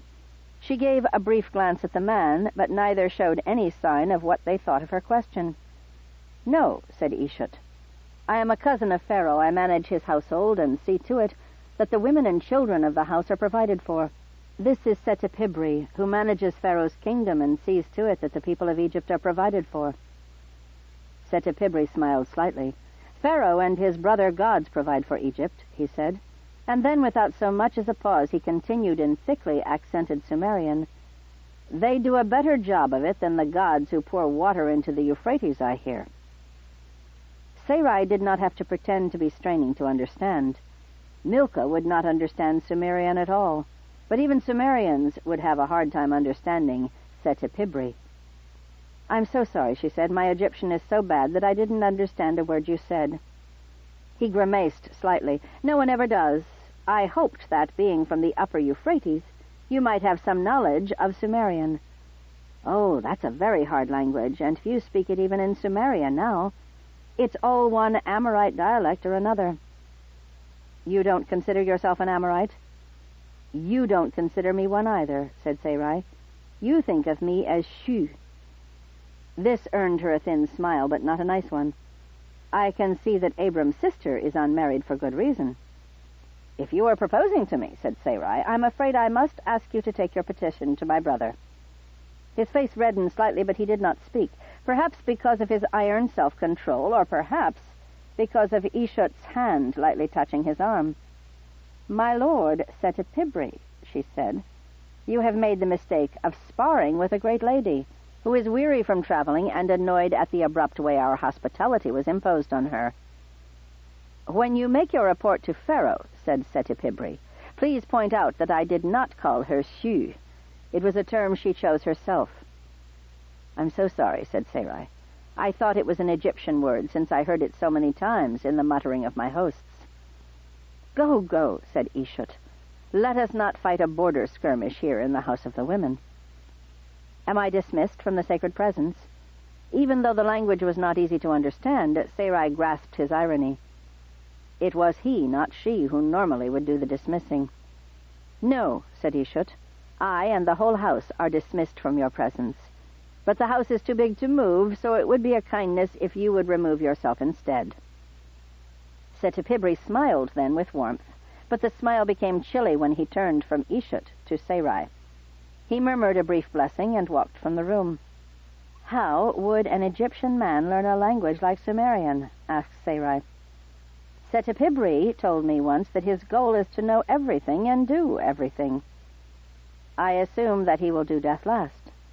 He does not expect to achieve his goal. Still, he can't help but profit from the attempt. Now let us cease this conversation and get you to your room. Will you have wine? The barley beer of Egypt? Or is there some concoction of goat's milk and sheep's blood that you drink? Ishut looked completely cheerful, but Sarai understood now that she was in the house of her betters, and would be criticized or ridiculed, whatever she did. So be it. Since the condemnation was assured, she might as well please herself. Besides, she was a hostage here, wasn't she? So she answered with a light laugh, Oh, dear, no. I doubt that anyone here would have the skill to make that drink. That broke Ishut's poise, for a moment at least. Sarai could imagine her gossiping later. "I joked that she might want to drink something of goat's milk and sheep's blood, and can you believe it? Apparently there is such a drink." Someday, perhaps, someone would point out to Ishut that in fact there was no such drink, and Ishut would realize belatedly how Sarai had mocked her to her face. "I'll have the beer, please. It's what Egypt is most famous for." Again a little jab. Let her wonder if it really was their nasty barley drink, and not the Nile or the pyramids that foreigners talked about. "By the way," said Ishut, "we asked among your company, and the only maid they could find for you was a woman so old I doubt she could dress herself, let alone you." "I've been dressing myself since childhood," said Sarai. Ishut gave Sarai's clothing a brief glance. "And there's so much of it." "But it doesn't require a miracle to keep it on," said Sarai. "Ah, yes, I'm aware that you desert people think that our clothing is improper." "Not at all," said Sarai. "It's just that our men have enough imagination or memory that they don't need constant reminders of what women look like under their clothes." Ishut sighed. "He's had desert women before, you know." "Before what?" said Sarai. "Surely you do not imply that he has had, or will have, me?" "As a guest, of course," said Ishut. "Let's not quarrel, shall we? He may have an infatuation with all things Mesopotamian. But in fact he is Egyptian, and he prefers the women in his house to be clean. And their clothing as well, even your exotic desert clothing." "You keep speaking of the desert," said Sarai, "but I have spent my life passing easily between grassland and city, while I have only seen true desert here, in your land." "Start from the assumption that I have not spent my entire life among cattle, and perhaps we can cease our banter before one of us gets offended." Now was the moment for Ishut to break down and smile and embrace her as a sister. Instead, she merely grew chillier. "Perhaps it is time for me to assign you a maid who will find your exotic ideas fascinating." She glanced over her shoulder. "Hagar," she said. A tall young woman, still a girl really, from her boyish hips and scant bosom, entered through the door behind Ishut, her head bowed, her hands clasped before her. "Hagar, this is Lady Milka. She's to be a guest in the house. Do show her where to bathe, and get her clothes to the laundresses. You'll be with her while she's here." Hagar bowed deeply to Ishut, and then again to Sarai. "Thank you for your help," said Sarai to the servant girl. She stood there in mid-bow, obviously unsure how to respond. Had no one ever thanked her? "You see how pleasant it will be, Hagar, learning the charming customs of desert people," said Ishut. "Go now, Hagar. Lady Milka is no doubt eager to wash the filth of travel from her body." "If only a mere bath," said Sarai, "could make me as beautiful as Lady Ishut." She spoke without allowing even a trace of irony into her voice. Ishut looked at her sharply for a moment, then raised an eyebrow, as eloquent as another woman's shrug. "Our house is richer for your presence here, Lady Milka, and I know Pharaoh will be delighted with your charming conversation as I have been." Hagar was at the door now, waiting for Sarai to follow, which she gratefully did. "You may put on airs, Ishut, but I'm a captive here, and that makes you my jailer." Chapter 8. Hagar led her to a room not far away, one with windows overlooking a lush garden. The smell of the blooms reached even into the room, though the windows were so deep that only the sun's light and very little of its heat made it through. If there had been such a room in her father's house in Ur of the North, that is where he would have brought his visitors, for such constant extravagance with water would have spoken more of his wealth and power than any other display he might have made. Yet here in the house of Pharaoh's women, this room was no doubt quite an ordinary one. Or was it? It was hard to know whether she was being treated with honor or disdain. Quite probably both, outward respect and secret contempt. All that mattered to Sarai was what this might imply with regard to Abram. If this was an opulent room, did that mean Abram would be treated well? Or did the favor extend only to her, so that his life was in danger if he resisted whatever Pharaoh might want of her? "Do you have any idea what any of this means?" Sarai asked the servant girl. Hagar looked at her blankly. "Is my accent so bad you can't understand me?" "I can understand you," said Hagar in heavily accented Egyptian. "So you're not a native of Egypt," said Sarai. "What language do you speak, then, from birth?" She tried Amorite first, and the girl seemed pleased enough. "If mistress wishes to speak the tongue of the desert thieves, it's all one to me," said Hagar. Her tone was sweet, but the barb was obvious. Had the girl sized her up and decided Sarai wasn't dangerous? In Hebrew, Sarai said, "Is this a good room or an ordinary one?" The girl paused a moment before she got what was said. "That is for mistress to judge." One more language to try. In the Arabic of spice traders from the south, Sarai said, "Is this your tongue?" Hagar's eyes widened, and suddenly a torrent of words poured forth. Sarai was not fluent in Arabic, and though it was close to Hebrew and Amorite, there were enough differences that she only caught a few phrases, enough to know that Hagar was asking her if she had come only recently from Arabia, and did she know anything of Hagar's father. A boatmaker? A sailor? "You must talk Arabic more slowly for me," said Sarai in a mix of Egyptian and Arabic. "I have never visited your homeland. I only know the few words I learned from spice merchants." "The desert Bedou is no merchant, only a trader," Hagar said scornfully. "My father is a real merchant with 3 fine ships." She looked away as if to hide emotion. "If they were not all seized when I was captured. That is the only reason I can think of that my family has not ransomed me. The pirates ruined their fortune, and with nothing to pay ransom, the pirates could only profit from me by selling me into slavery here in Egypt." "How long have you been in bondage?" Hagar looked at her oddly for a moment, then replied, 6 years. "Then you were a mere child when they took you." "I was a child until that day, but on that day I became old. I have lived since then with 1 foot in the grave." "Why is your health bad?" Hagar looked at her in amazement. "I was once the daughter of a rich house, and you ask why I feel myself to be dead?" "Rich or poor, orphan or daughter, you are still a daughter of God, still yourself." Hagar laughed derisively. "Which God? A weak one, if he protects me no better than this." "Ah, so you are the one mortal soul who should suffer nothing and lose nothing, while all the rest of us struggle on. What have you lost, King's daughter?" "I am also a captive here," said Sarai. "Then where are the scars of your beatings? Why are your cheeks plump while those of the other captives are gaunt?" "It pleases them to pretend that I am their guest, but I may not go when I wish, and my brother may or may not be killed by Pharaoh's men. He may already be dead." "I've already lost brothers, sisters, parents, myself," said Hagar. "I hope you don't mind if I fail to cry for you." "I never asked you to cry for me. I merely tell you why I will not cry for you." "Good, I don't want your tears." Hagar looked away, angry. "Do you speak to all of Pharaoh's guests this way?" "None but you ever tried to pry into my life or to judge me." "I meant only to encourage you," said Sarai. "For God does look over you, and if you live by his will, he will turn all things to good. If you really believed that, you wouldn't be afraid for your brother." Her words stung Sarai. "God is perfect, even if my faith is not." "You speak as if you expected me to believe in your God." "I expect nothing," said Sarai. "But since the God of Abram is the only God that actually exists, you might as well believe in him, for it is he and he alone who hears the prayers of the righteous." She meant what she said, but in a tiny corner of her mind she harbored the dread that Asherah had heard her. "No God has ever heard my prayers." "Or you have never recognized God's answers."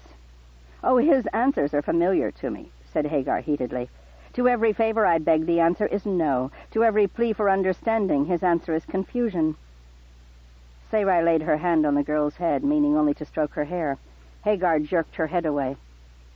"If I had beaten you with a stick," said Sarai, "you would have borne it without flinching. But the hand of friendship—" "That was not the hand of friendship," said Hagar. "That was the hand of pity." Sarai took a deep breath to hold back the sharp answer she wanted to give. "You already know that I am your friend," said Sarai. "I do not." "It's obvious you trust me, or you wouldn't dare speak so boldly to me." Hagar almost blurted out a sharp answer, but Sarai's words caught her, made her wait. "Why would I trust you?" "Because you know that I am like you, at least in one way. I am in dire need of a friend, and in this place the only hope of one is you. How can a slave be a friend to a princess? I'm no princess, said Sarai. I'm supposed to trust you when you lie to me. How could you know whether it's a lie or not? Demanded Sarai. You gave away the truth when you spoke to Ishut and then to me. But I spoke to you both exactly the same. Yes, that's what gave you away. Sarai tried to imagine what she had said or done. She spoke to both of them with respect, not condescending to them in any way that she was aware of. Hagar laughed at Sarai's consternation. You're used to speaking to anyone, man or woman, as if they were your equal. That is an attitude that only those who are born of the noblest blood can have. Ishut must always put her inferiors in their place, because she is so keenly aware that there are people above her, so afraid that people will not give her the respect she wants. You know that no one is above you. Or I know that no one is beneath me. Hagar shook her head. Slaves must understand whose authority is greatest, so that we can know whose command takes precedence. You know from the start that you have authority. In this house, only Pharaoh's queen and her daughters have such confidence. You compare me to Pharaoh's wife.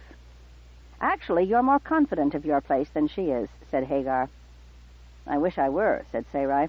I wish I knew from one moment to the next what would happen to me and my brother, she stammered in fear for Abram. She was going to give him away. Milcah would never act as Hagar had seen. Her disguise had not lasted a whole day in court. She began to cry, half-stifled sobs that racked her body but hardly made a sound. Hagar came to her, put an arm around her. Mistress, said Hagar, you have nothing to fear from Pharaoh. He's fascinated by the gods and kings of the East. He believes that the first pharaohs who united Egypt were of the East, of the land between rivers. He believes that the blood of the pharaohs runs thin and weak, and the gods have sent famine to the East in order to bring the strong blood of the desert peoples to reinvigorate Egypt. You are in no danger here. Pharaoh has brought you into his house so you might give him vigorous royal sons and daughters. At those words, Sarai burst into tears in earnest. Mistress, what did I say? Sons and daughters, said Sarai bitterly. What have I ever asked of God except sons and daughters? But you're not married. Mistress, how... And then Hagar understood. Abram is not your brother. Tell no one, said Sarai. God told him he must pretend I am his sister. I will keep your secret, said Hagar. But if you are Abram's wife, then you are Sarai, the priestess of Asherah who renounced her vow. I was never her priestess. I never made a vow. But you are the one they say this of. Sarai nodded. Your God is right. For marriage to Milcah, the desert maiden, Pharaoh would pay your brother a handsome bride price. But Pharaoh would kill 10,000 husbands to have as his wife the daughter of the ancient kings of Ur of the South. My husband's future is in your hands, as my future is in yours, said Hagar. So it would be a bargain. How can I hold your future? When you leave here and go home to the east, take me with you. But you belong to Pharaoh. I do not ask you to steal me, said Hagar. He'll ask you what gift you want to take with you. I beg you, ask for me. But I live in the desert where life is hard and we lack for water, for almost everything. What do I care? I own nothing, not even my body. I have spent my childhood wishing I could die. But if I lived as your servant, my captivity would be bearable. Sarai tried to figure out why Hagar might feel this way, and then gave up. For there was never a way to know why others felt as they felt or did what they did. As long as you want, you will always have a place at my side. But you must ask for me as a gift. I will ask, said Sarai. When the time is right, I won't leave without asking, as long as you don't... Don't what? This is not a bargain, not a trade. I will never tell your secrets. Sarai blushed at having been caught in such a false judgment. It's the same with me, she said. Even if someone else guesses my secret as you did, I'll ask for you as my handmaiden. But on the day when the desert life is so hard that you wish you were still a slave in Egypt, remember that this was your own choice. They clasped hands. Sarai wondered as she gazed into the eyes of this bold Arab girl. Might this child be a part of God's plan? Or was Sarai merely part of Hagar's plan? Chapter 9. For a woman who was used to being deeply involved in all the concerns of a large household, the sheer inactivity of Pharaoh's house was mind-numbing. No one came to her to make decisions. She could not even see any real work being done close by. Hagar helped her bathe that first day, teaching her the use of bathing tools that she had never seen before, and then it took 2 hours to do up her hair to Hagar's satisfaction. There were more hours spent searching for Egyptian clothes that Sarai was willing to wear, until at last she insisted that her own clothing be brought from the camp. Hagar looked at even her lightest frock in distaste, but when Sarai wore it, she didn't feel naked as she did in the Egyptian linens. She ate supper, she went to bed, she tried to sleep, and for hours she drifted back and forth between fretting about Abram and dreaming about him. Then the next morning, Hagar was ready to start it all over again. "Bathe again?" "Every day," said Hagar. "But I've gone nowhere, done nothing since I bathed yesterday. I've done no work." Hagar looked faintly ill. "You expect to move through Pharaoh's house unwashed? What if he sees you?" "I won't do it. It would take hours to do my hair again." "Not so long a time as yesterday, mistress. I've done your hair once, and now I understand it better." "There's nothing to understand. I'll bathe again when there's some reason to. Water is precious." "Begging your pardon, mistress, but here it's not." "That's still no reason to waste it." "You might as well use the water, mistress. If you don't, it either dries up in the heat of the day, or it flows back into the Nile. Forget the bath and tell me where I'm to go." "Go?" "The work of the house," Sarai said. "I'm good with a needle. I'm excellent at cakes, sweet or hearty. And if I'm not up to the standards of the house, I can always work the distaff." Hagar looked baffled. "You're not a servant, mistress. You're a guest."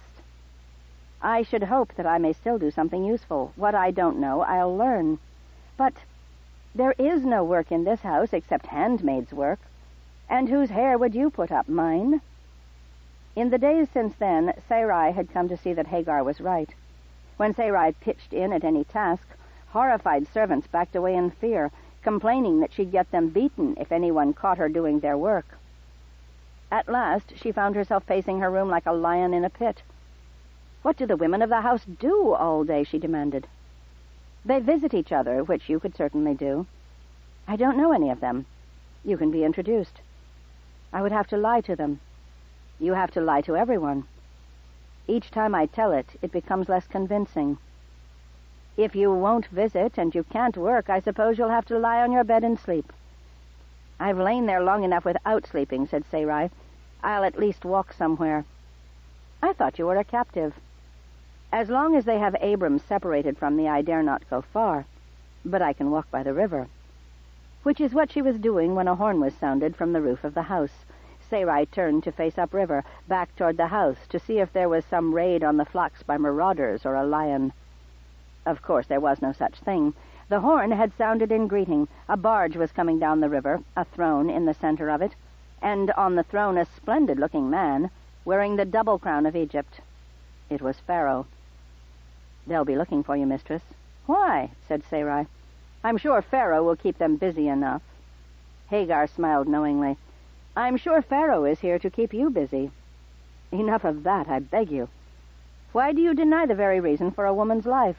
"The reason for a woman's life," said Sarai, "is the same as the reason for a man's, so that she might have joy." "Then most people have no reason to live," said Hagar. "Most people try to find joy where joy is not to be found," said Sarai, thinking of her sister. Though Kira no doubt thought she was joyful. If you believe you have joy, Sarai wondered, then how can you be wrong? Certainly many people managed to be miserable in the midst of a life that others envied, and their misery was real enough. Didn't most of the household think she was a woman who should be happy, having every luxury they knew of and the love of her husband? Why did she allow the one great lack of her life to blind her to the many great bounties? As Hagar had predicted, a runner soon came to seek her, came straight toward her without hesitation, which proved, if she had needed proof, that someone was always watching where she went. "If great Lady Mistress will return to meet the god," said the girl. "I told you," said Hagar. With sick dread, Sarai went to meet the man who held her life, and her husband's life, in his hands. The regalia of the pharaoh gave an overwhelming impression, but the man beneath the double crown did not. Sarai tried to be fair. What man could measure up to the majesty surrounding the king of Egypt? But then realized that she knew dozens of men, including her husband and her father, whose personal dignity would easily match the costume and the pomp. As to Pharaoh being a god, no man could equal such a claim, and in Sarai's opinion, calling a man a god did not elevate the man. It only diminished the idea of godhood.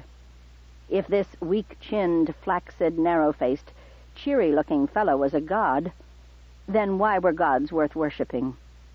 But Sarai could not blame this man for the pretensions surrounding Pharaoh. He had inherited all of it, the stories and the costumes and the ludicrous claims. When Pharaoh was strong, with military might and political skill, no one would dare to question his claim to divinity. But this man, Sarai could see at once the contempt that powerful men in Egypt would feel for him. As long as it was in their interest to keep the office of Pharaoh strong, then they would tolerate a weak man on the throne. And, of course, it was quite possible that Pharaoh's physical appearance was deceiving. He might be an extremely clever man. For that matter, though, he might be merely a figurehead, occupying the office while others wielded the power. Sarai thought back to Setepibri, the man who, according to Ishut, managed the kingdom of Egypt for Pharaoh, while Ishut herself managed his household. Two loyal stewards in such offices would naturally confer with each other. But it might just as easily be the case that they conspired with each other to keep the reins of power in their own hands.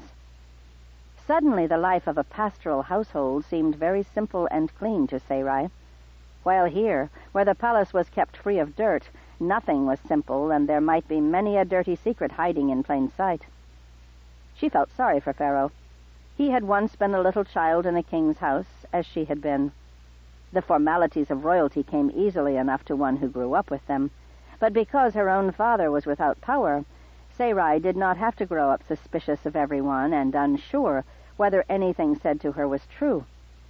She had learned much about political maneuvering from her father, with his tales of past political struggles in Ur of Sumeria, and his analysis of the politics of Ur of the North. But the worst that she ever saw for herself was the idle flattery that is the cheap coin spent by everyone who speaks to a king, even one who is in exile. Since her father had no power, no one was trying to steal it. Since he was already off his throne, no one was trying to topple him from it. Pharaoh, though, from boyhood on, whom had he ever been able to trust? Well, he certainly can't trust me, thought Sarai. I come to him with lies on my lips from the start, and whether he himself directed that I be separated from Abram, or that was the plotting of his underlings, the fact remained that everything she said to him would be calculated to keep Abram safe, and this king out of her bedchamber. The first step in her deception was, of course, to flatter him, and so she greeted him, not as the daughter of another monarch, for that she could never admit to being, but as the daughter of a noble house. To her knees, then, but no farther, her eyes cast down, but her forehead never coming near the stone steps by the water. Hagar, of course, was bowed like a broken reed, fairly pressing herself into the stone.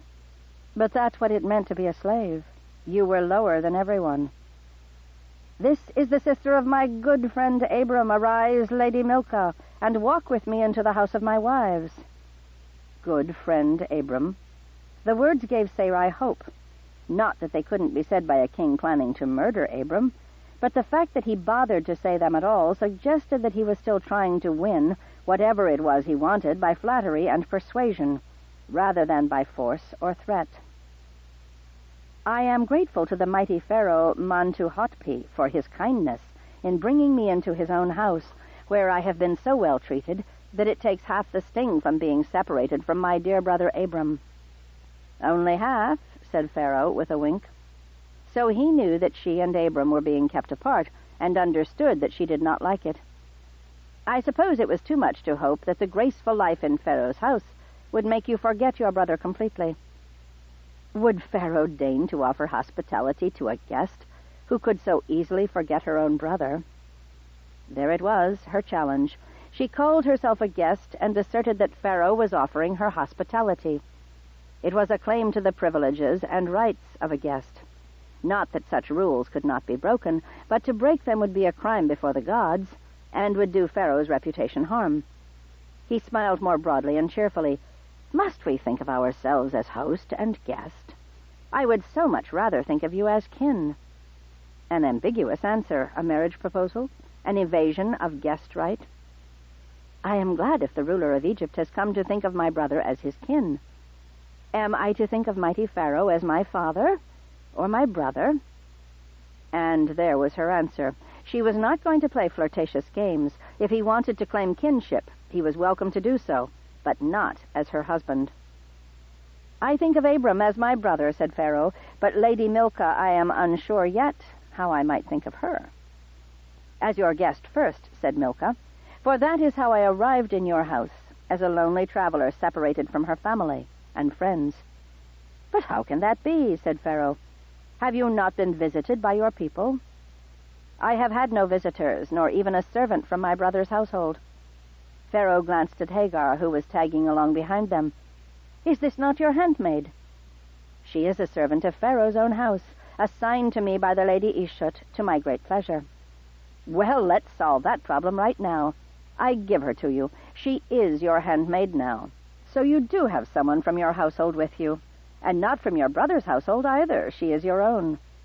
Just like that, as a grand gesture, and a sneaky one, for he had easily sidestepped the whole question of hospitality and guest right, and by making Hagar a member of Sarai's household, he had made it unnecessary to admit anyone from Abram's household.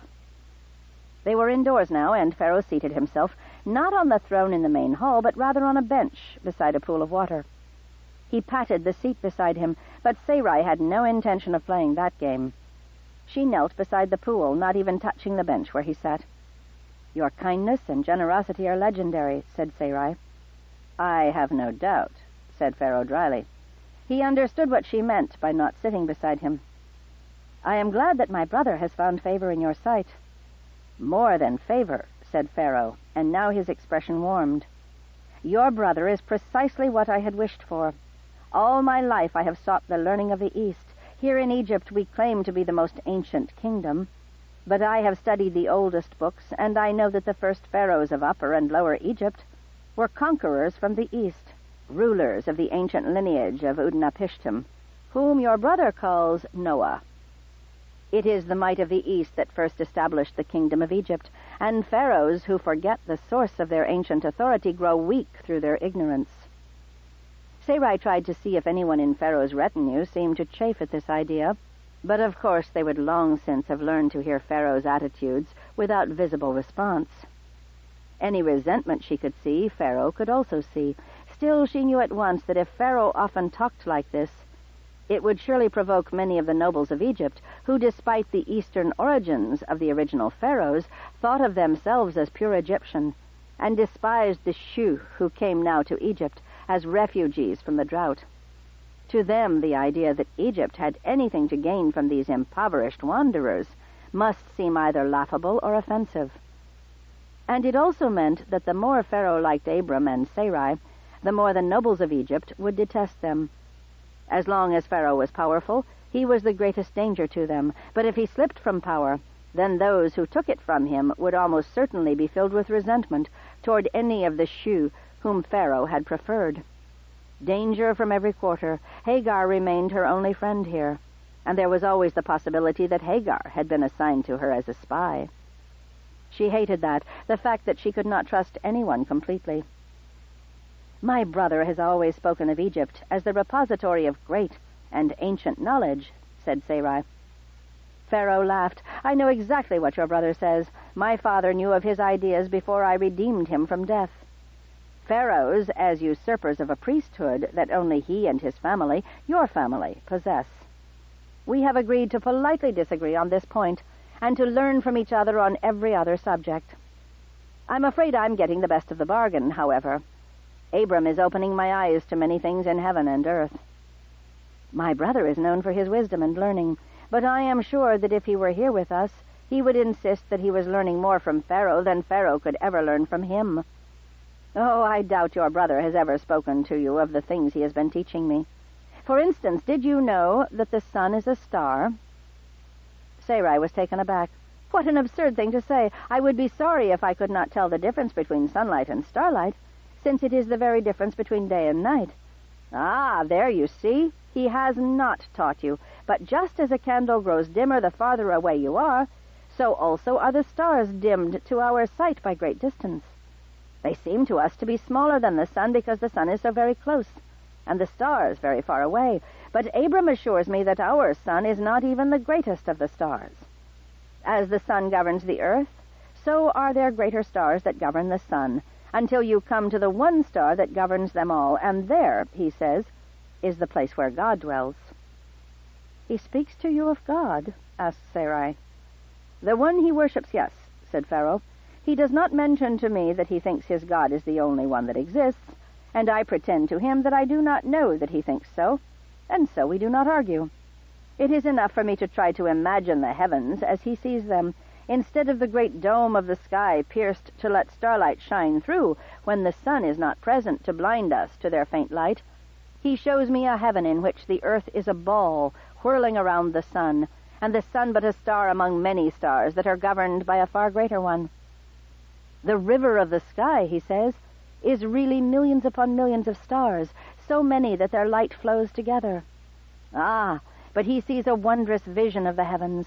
The priests think him mad, of course, but I see that many of them, the younger ones especially, grow thoughtful when he speaks, and I suspect many of them go home and write down the things he said. They will remember. He is our teacher. And the God that teaches him to see such things, that God is a mighty one indeed, even if he is jealous of any rivals.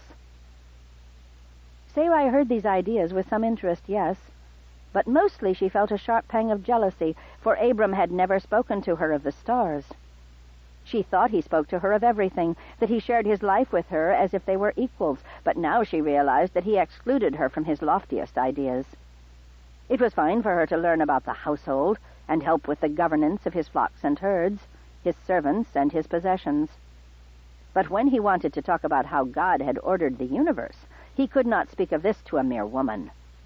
To this weak-chinned, narrow-faced man, top-heavy with the double crown, he could confide these great mysteries. But to his wife, not a word. She tried to quell her resentment, but she could not will away her hurt feelings. Abram thinks me foolish after all. He still has great secrets that I will never know. He told me, said Pharaoh, that he tells his wife everything, so I'm surprised that his sister did not know of them. He says God sees men and women as having equal value, but perhaps you were busy with the distaff when he would have taught you these things. Was he goading her? Did he suspect that Abram's wife and this woman kneeling at Pharaoh's feet were the same person, so that these words were meant to taunt her, or to show her that he did not hold her in high esteem? Side 3. Sarah, by Orson Scott Card. Continuing on page 111. In truth, said Pharaoh, I speak of such things to none of my women because they would not understand me, or if they did, they would not care. Indeed, few men care, certainly not Setepibri, whose eyes glaze over whenever I try to discuss heavenly things with him. His eyes are only on provisioning the troops, collecting the taxes, all the concerns that are for servants, not kings. This comment did what the earlier comments did not. It caused several people in Pharaoh's retinue to shift their position, to breathe differently, showing their discomfort. Was Setepibri here himself to hear Pharaoh's criticism of him? No, Sarai would have recognized him if he had been among these men, but she had no doubt that Pharaoh's words would be relayed to him. It was a foolish thing for Pharaoh to denigrate his chief steward before his household, unless this was an assertion of Pharaoh's supremacy after winning a power struggle between them. She would have to find out something of the history of this household. She hated being ignorant of the context in which such things were said. The king's house does not run itself, said Sarai. I know that Ishut labors mightily in the king's service, and I have no doubt that outside these walls, Setepibri does the same. There, if the king wanted to cause bad blood between himself and his most powerful servants, that was his affair. She would not be part of his goading. Not that they would be grateful that she spoke up for them. All she hoped was that they would not become hungry for her or Abram's death. Let us be the enemies of no man or woman in this dangerous place." "Oh, yes, they work very hard," said Pharaoh. "But their labors all have to be done over again the next day. It is the work of the mortal world which is never completed and undone every moment. But the work of Pharaoh is to learn truth and cause it to be written, for learning is work that, once done, remains done as long as scrolls can be read and copied and read again. Setepibri feeds soldiers who are never grateful and are hungry again in the morning, but I feed the mind, which keeps everything that is fed to it and builds upon it, even in sleep, for the gods teach us in dreams as surely as men teach us in the light." "Pharaoh's works are mighty indeed," said Sarai. She thought of Abram and the hours he spent in his tent reading the books that most certainly held some of these very ideas he was teaching Pharaoh. He would agree with Pharaoh that truth was important, and that as long as you had someone to receive what you wrote, your learning would never be lost. Still, Abram emerged from his tent and saw to the feeding of his household, for even though he relied on Sarai and others to do that work, he made sure he knew of every lamb and kid in his flocks, and every child of every servant in his household, and nothing happened that was not according to his will. "Pharaoh, you love wisdom, but how wise are you to leave the daily power of your kingdom in the hands of others, and to let them know that you disdain them, even as they make your life possible?" "By the way," said Pharaoh, and his voice sank to a whisper, though she was quite sure that everyone in the room could still hear every word he said, "I have given your brother permission to call me by my personal name. I am Neb-Toriri, but you, like him, may call me Neb when we are alone." "A generous gift, such confidence," said Sarai. "But I cannot imagine when it would be proper for us to be alone, and so Pharaoh's personal name is a treasure I shall guard in secret and never utter aloud." Pharaoh glowered. "I see that you are a stubborn woman," he said. "My brother has often said so," said Sarai, "and so I am sure it must be true. However, what you see as stubbornness, I see as obedience to God and respect for the dignity of your crown. Even the lowliest shepherd would never expose to scandal a girl that he claims to love." Pharaoh rose abruptly. "When your brother told me that it was his sister's decision what man she would marry, I can see that he knew her well indeed. What seemed to be generous permission was actually a warning from a friend. I can see why Milcah has no husband. For if she can turn away Pharaoh, what other man can possibly be worthy of her hand?" Frightened at the suddenness of his anger, Sarai bowed her head. "Forgive me, mighty Pharaoh. I do not know how I gave offense, or what was being asked of me. Is it the custom in Egypt that a woman is given no choice, nor time to think, or that she is condemned for having refused an offer that was never made?" Pharaoh stood there for a moment, his fingers drumming on his thigh.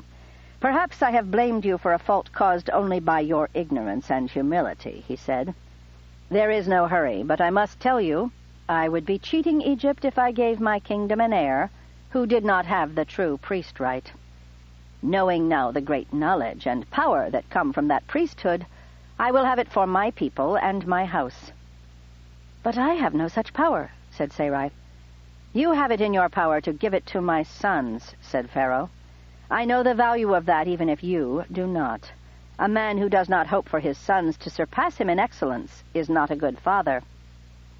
"Does Pharaoh not have sons already?" asked Sarai.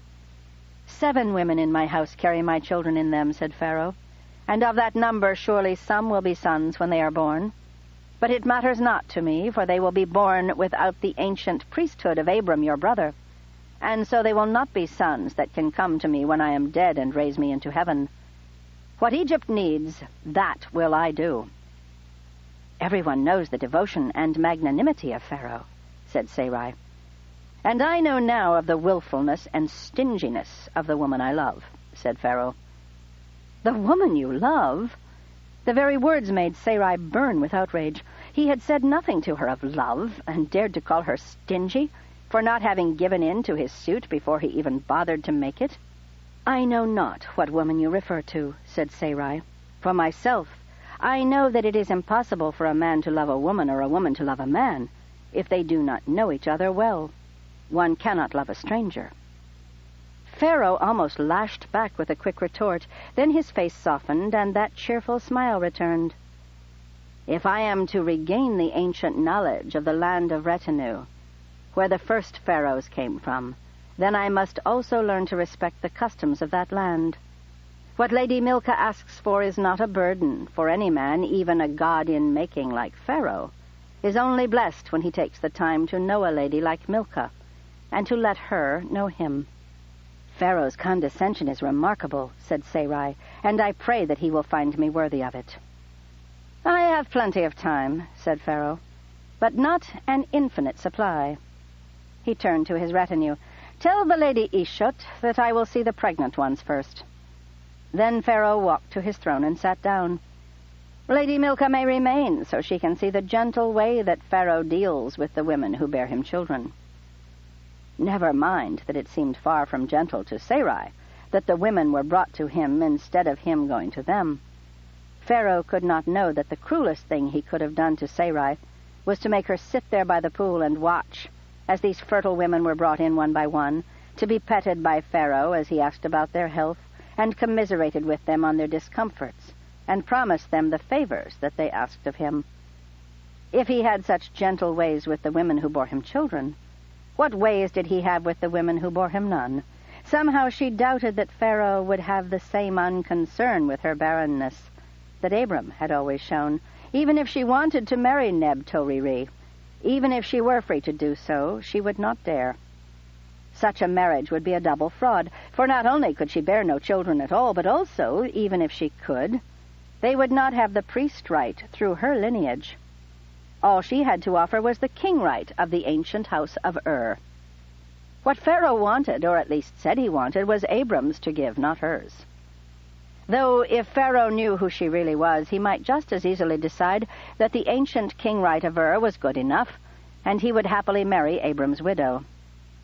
"Oh God," she prayed silently over and over, as the women came in and went out, "keep Abram safe, and me also, from the wrath of this Pharaoh, and from his love, both equally dangerous to us." Part 4, Ma'at. Chapter 10. Pharaoh stayed the night in the house of women, and the next night and the next, but he did not see Sarai again, nor did anyone else pay much attention to her, which she did not mind, except for the endless boredom of having nothing worthwhile to do. Of course, it was no secret why Pharaoh had visited there. Besides the wives and concubines who were with child, there were others who were not, and Pharaoh had come to alleviate their loneliness. Hagar was full of stories about Mantu-Hotpi's virility, but Sarai did not care to hear them. "He may not look like a god," said Hagar, "but he—" "Please," said Sarai, "enough." "A king? No, a god desires you. He is known for being able to put babies into any womb. And you don't even want to hear about it?" "I don't," said Sarai. "You don't believe he is a god. In Pharaoh's house you expect me even to listen to such a thing? You don't believe his seed could grow in you. I believe that my barrenness is caused by God. So let a god take it away."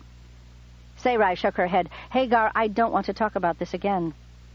Miffed, Hagar continued dressing Sarai's hair, but now was sullen and jerky in her movements. "If you're trying to hurt me by pulling my hair," said Sarai, "you have succeeded a dozen times already." "I'm sorry, mistress."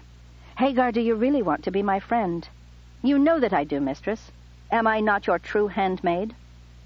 "Find me something useful to do." Hagar laughed. "Useful? To whom?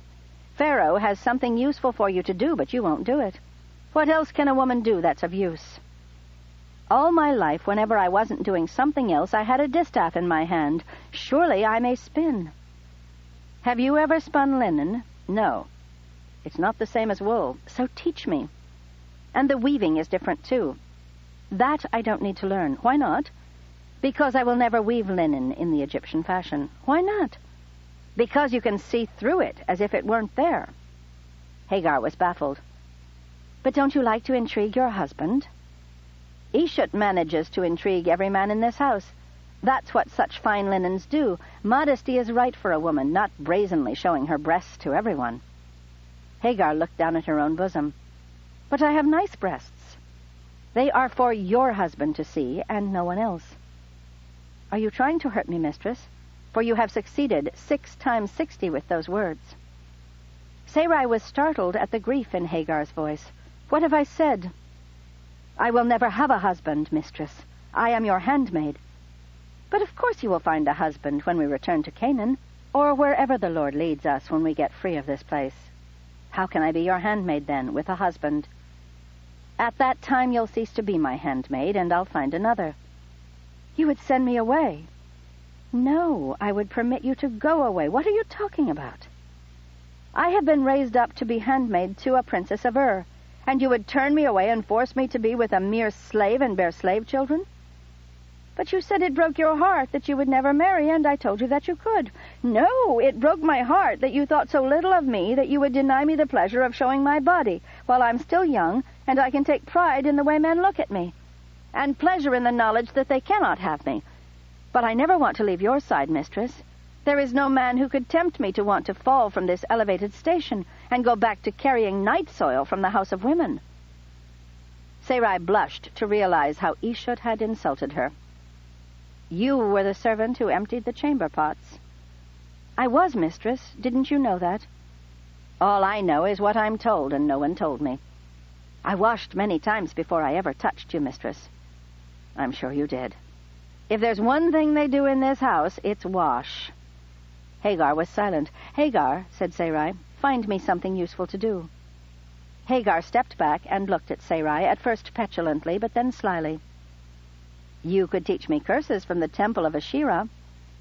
"Hagar, there are no curses in the worship of Asherah. And if there were, I would not have learned them, and if I had, I would not teach them to you." Hagar shrugged. "I was going to offer to teach you some good curses in return. There's one that can make a baby cry all night."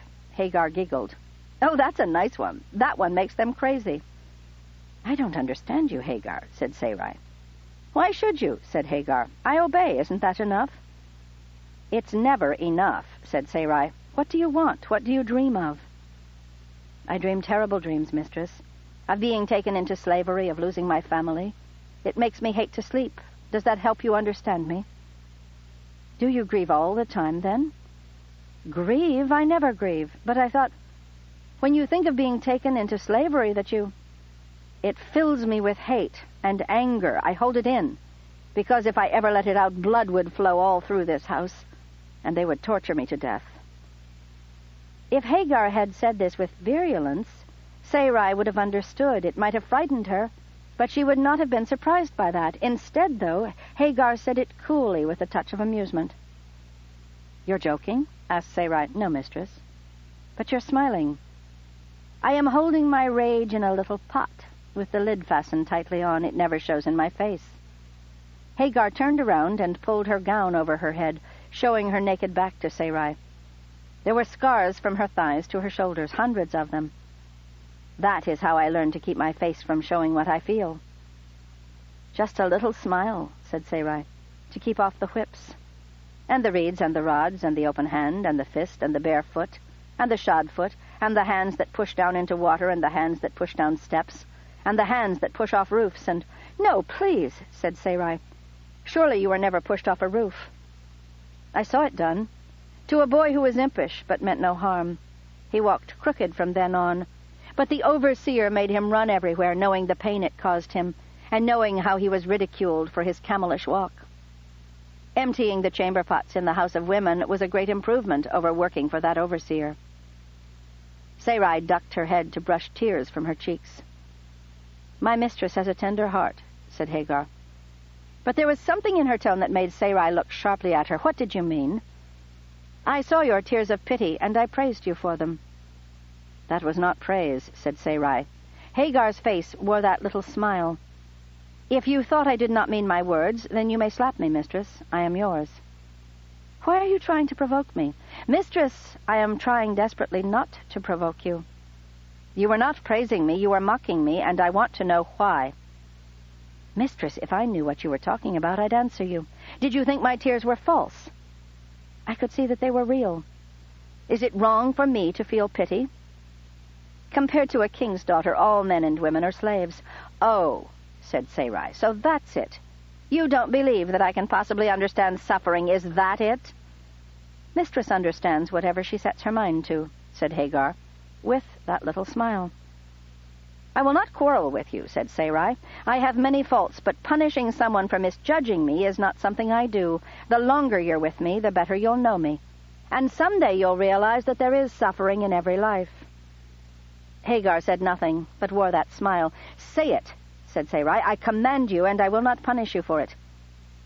"Mistress," said Hagar, "if you take off your dress, what scars will I see?" "I do not say that our suffering has been equal, but your suffering was yours and mine is mine. So you know yours and I know mine.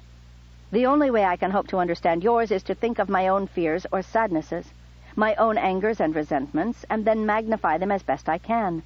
Imagining such suffering as you told of, such heartlessness, that brought tears to my eyes.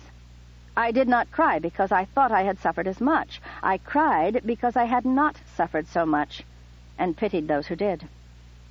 "Mistress does not need to explain herself to me."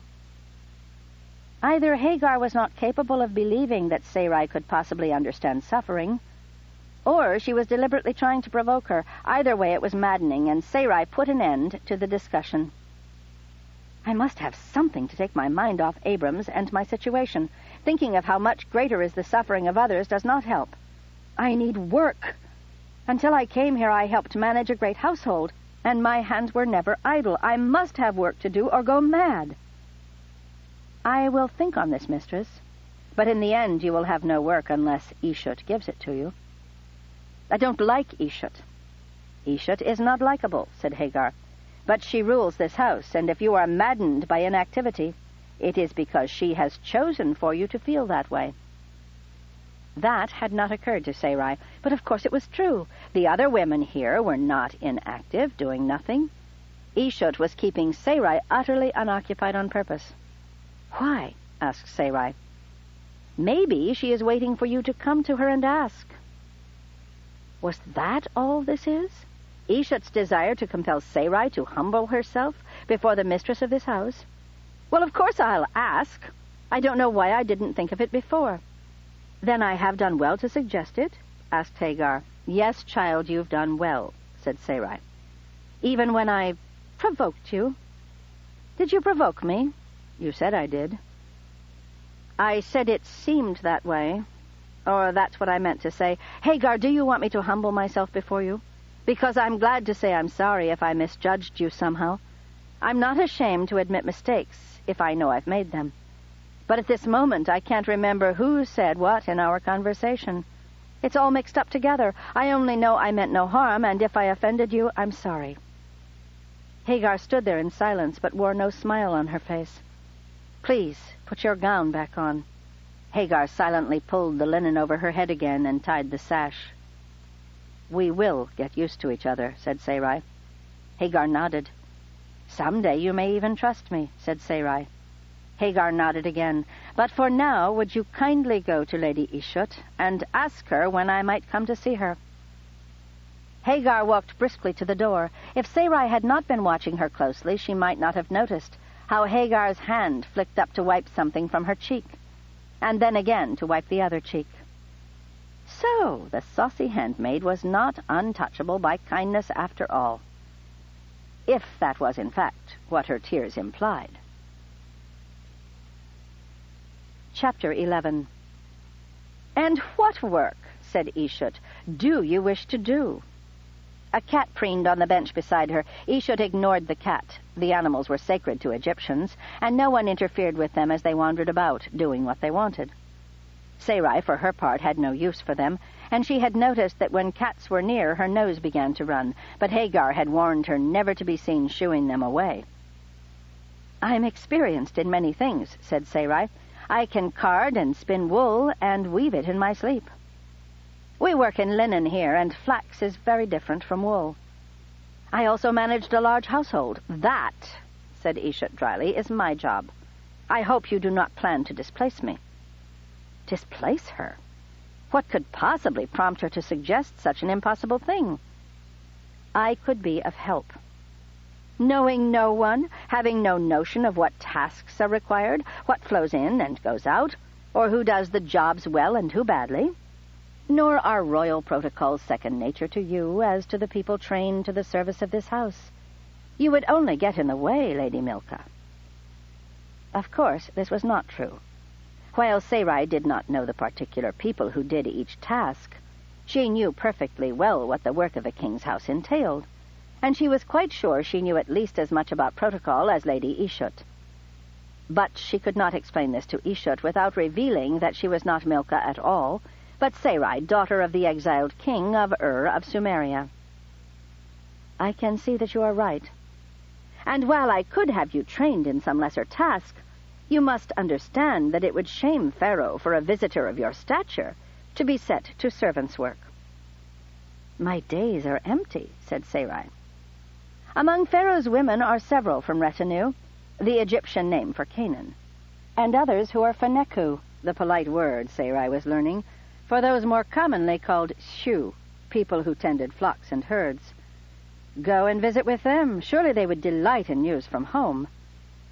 "Am I here as entertainment, then, Lady Ishut?" "I don't know why you're here," said Ishut. "I did not bring you." "I am a woman of ability and experience," said Sarai, "and I offer my service in whatever small ways I might be useful. With a little thought, you can find something for me to do that will not interfere with your work, but will, in some small way, ease your burden. Since I do not plan to stay, I will not seek to accumulate power or influence. If you're right and you do not stay, then the time I spend training you will be wasted, and I'll have to put someone else to do your work the moment you leave. And if you're wrong and you do stay, you will doubtless be in a position where Pharaoh would not be happy to have you working under me." There it was, as directly stated as it could be. Ishut knew that Pharaoh intended to marry Sarai, and not just as another concubine, but as a wife whose children might inherit the throne. Quite possibly as his queen, whose children would be first in line. Ishut had to make sure she had done nothing to demean the Queen of Egypt, if Sarai should ever ascend to that position, and if she did not, then Sarai was indeed worthless to her. "My hands are tied," said Ishut, with a sweet and sympathetic smile. Her eyes also smiled, but there was no sympathy there. Sarai left, sure then that her boredom would have no ease. As usual, she walked at evening by the river, and in a secluded stand of trees she knelt and prayed. Hagar knelt beside her. Whether she prayed or not, Sarai did not know and did not ask. "Oh, God," she said, "what am I to do with these empty hours? I have nothing to study, nothing to do. How can I serve thee or serve my husband? What have I done to deserve this maddening punishment? The sword of Pharaoh's marital ambitions hangs over me and my husband, and I have nothing to take my mind from this danger. Am I meant to live in fear?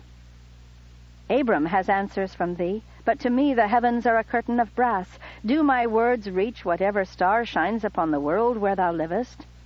Hast thou no words for me?" Thus her prayer began, step by step, descending from humble request to ardent complaint, until finally she was once again pouring out the darkest doubts of her heart. "O Lord God of Abram, I see nothing of thy hand in my life. All that happens to me points to my being under the rule of Asherah. My womb is dry. I am to be taken from the man I love and given to a king, just as if I still lived in my father's house. Did I dare to love Abram more than Asherah? Then she will have him killed. Did I dare to refuse to live in her house? Then I will live in the house of a god all the same, only instead of being pure, singing to the goddess all day, I will be in the bed of Pharaoh, bearing him children if Asherah deigns to forgive me, or being rejected in the end for my barrenness if she does not. O God of Abram, why dost thou hide from me, while Asherah shows me her angry face everywhere I turn? How can I believe in thee and disbelieve in her? Nevertheless, I do believe in thee and obey thee. Only help me, God of Abram. Give me the strength to conquer my doubts. Give me hope." "Mistress," said Hagar softly, "I have not seen such weeping in many years. Please don't cry so much." Sarai was startled, roused from a prayer that had become nothing but a litany of grief. "I was praying," she murmured, as she wiped her eyes with her skirt. "What god is heartless enough not to hear such a prayer?" Sarai shook her head. She had no answer to that except the bitterest one. A god who hates me if he exists at all. "God loves me," she said insistently, more to reassure herself than to convince Hagar. "As does your husband," said Hagar. "Maybe your God is being kept from you the way your husband is."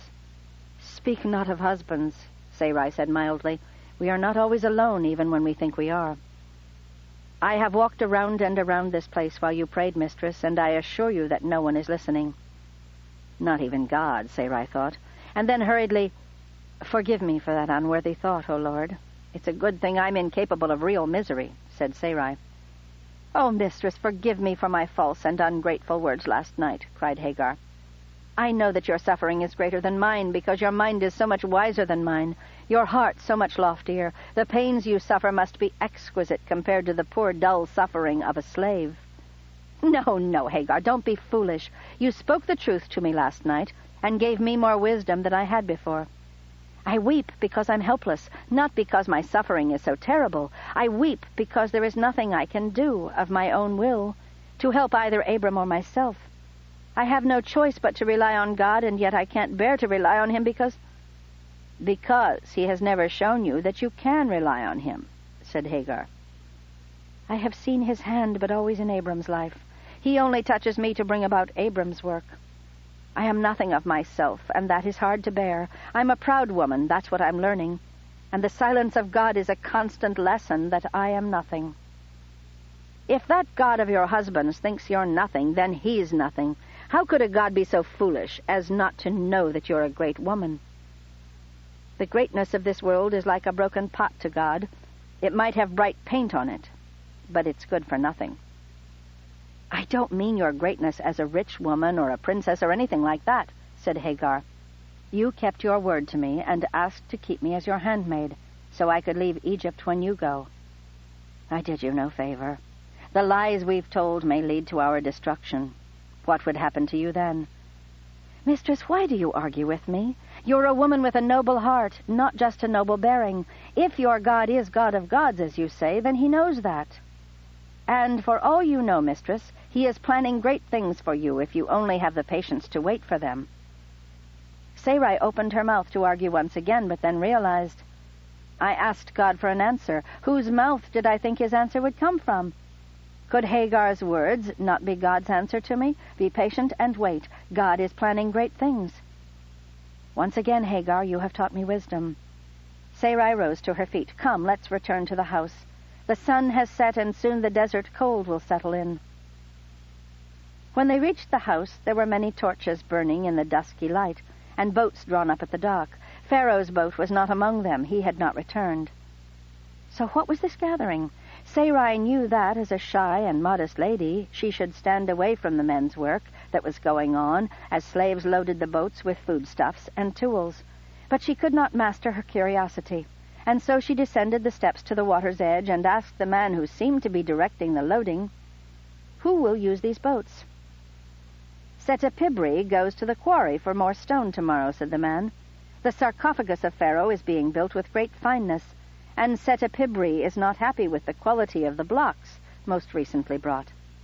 So he will go and show the stone-cutters where to find flawless stone that can be worked without crumbling or shattering." "Is the quarry far?" asked Sarai. "Across the river and up into the mountain. It's a journey of several days, lady." From behind her came another voice. "Does the Lady Milcah wish to come with me?" She turned to find that Setepibri had apparently followed her down the steps and listened to her question. She knew that if this wily steward was asking her to come with him, it was because he saw some advantage in it for himself.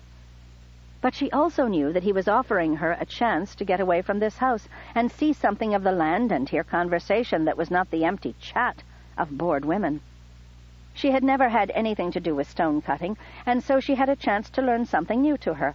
She hesitated only a moment before saying, "Lord Setepibri is gracious, and unless it would displease mighty Pharaoh, Lady Milcah will make haste to be ready for the journey." "We leave as soon as the boats are loaded," said Setepibri, "and your desert clothing will be useful to you, since the sun will shine brightly where we're going." "I don't have that clothing, sir," said Sarai. "I'll have it sent to you," said Setepibri, thus sweeping away in a moment the claim of Ishut that she did not know where that clothing was. When the boats pulled away from the dock, Sarai sat on the largest barge, Hagar at her feet, Setepibri at her side. This was no procession, it was a working journey, and Setepibri did not bother to explain anything to her. Instead, once he saw that the boats were going where he had commanded, he lay down upon the deck of the barge and fell asleep almost at once. "I can't sleep on a chair," Sarai murmured to Hagar, and in moments she too lay upon the deck. But she made sure that Hagar lay between her and Setepibri, so no tongues would wag and no scandal would endanger either her or Pharaoh's steward. Sarai had never slept on a boat before. Unlike the Nile, the Euphrates was not reliable for transportation, varying from flood to mud at different seasons of the year. And while traders sometimes floated their canoes down the river, no one used it for ordinary travel. So she had never had the experience of being rocked gently by the current of a river. She slept as peacefully as she had used to sleep in her father's house, when as a child her future seemed secure, and no fretting kept her awake at night or invaded her dreams. When she woke, though, she had lain too still, it seemed, for her neck was stiff. Like an old woman, she thought, as Hagar kneaded her shoulders to try to work the pain to the surface and away. "Not so old," said Hagar, trying to be comforting and failing. Old enough that before long her natural childbearing years would be behind her. And then all hope would be gone. Every joint that did not bend the way it used to bend, every muscle that ached where once there had been no pain, every breath hard drawn where once she would not even have noticed the exertion, all were warning signs that her life as a woman would soon end in futility.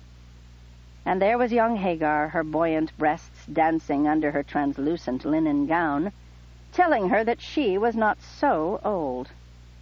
How ignorant was youth! How devoid of understanding, and yet that was why youth was so precious, for most of its sins were sins of innocence. Setepibri must have risen before them, and properly so, since the expedition was his responsibility. He had docked their boat well upstream of the others, so that the noise of offloading did not waken them. Even now it was still not dawn. No light shone yet in the east. Sarai watched the last of the unloading with a practiced eye, dozens of men working in torchlight, yet almost silent in their order and vigorous obedience.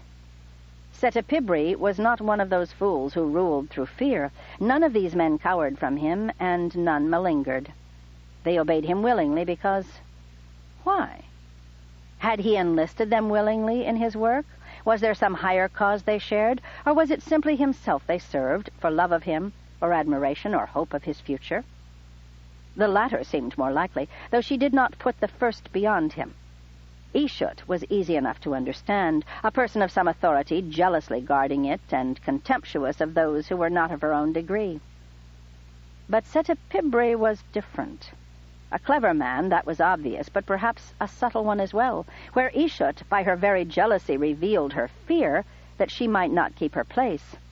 Setepibri seemed perfectly confident, as if he could not be removed, as if his authority came from himself alone, and not from Pharaoh after all. Whom did he remind her of? Abram, of course. Only Abram's serenity did not come from confidence in himself, but rather trust in God. He feared nothing because all that he was and all that he had belonged to God, and he believed that God would protect what he wanted protected. Was there a God that Setepibri trusted in that same way? Or was he the god of his own idolatry? It would be interesting to understand the man, and interesting indeed to see how long he lasted in the service of a pharaoh who, for all that he seemed more interested in heaven than in earth, and more a student of the East than of Egypt, held the reins of power. The priests obeyed him, the soldiers obeyed him, and if Pharaoh decided one day that Setepibri was no longer useful to him, Setepibri would be gone, and with him all his authority. A man in such a place had to be something of a fool to be too confident, yet Setepibri seemed not to be a fool. A young officer came toward her boat, carrying a torch. To her surprise, it was Kay, the very one who had met them at the border. She greeted him by name, and he also greeted her. "Have you been reassigned from duty at the border?" she asked him. "When I brought you here," said Kay, "it was decided that I should remain." Interesting, thought Sarai. A reward for your initiative? Kay shrugged. The decision of my superiors. But she could see that her words had made him both proud and nervous. He preened a little, but was also just a little furtive. He was still too young to be as subtle as Setepibri. She could read this boy. "I hope you'll be traveling with us today." "I will," said Kay. This is a land of robbers. The Shu come among us, and we feed them. But still they slip away and become bandits in the hills.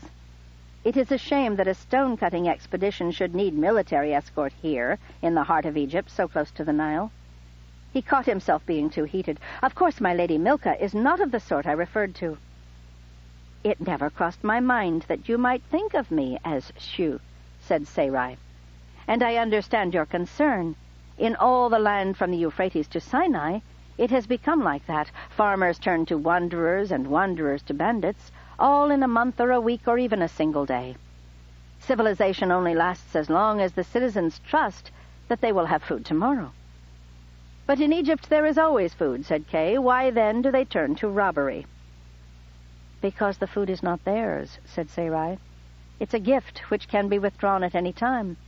What will the Shu do then? But the gift has not been withdrawn, and therefore it is a shameful thing for the guest to rob the host.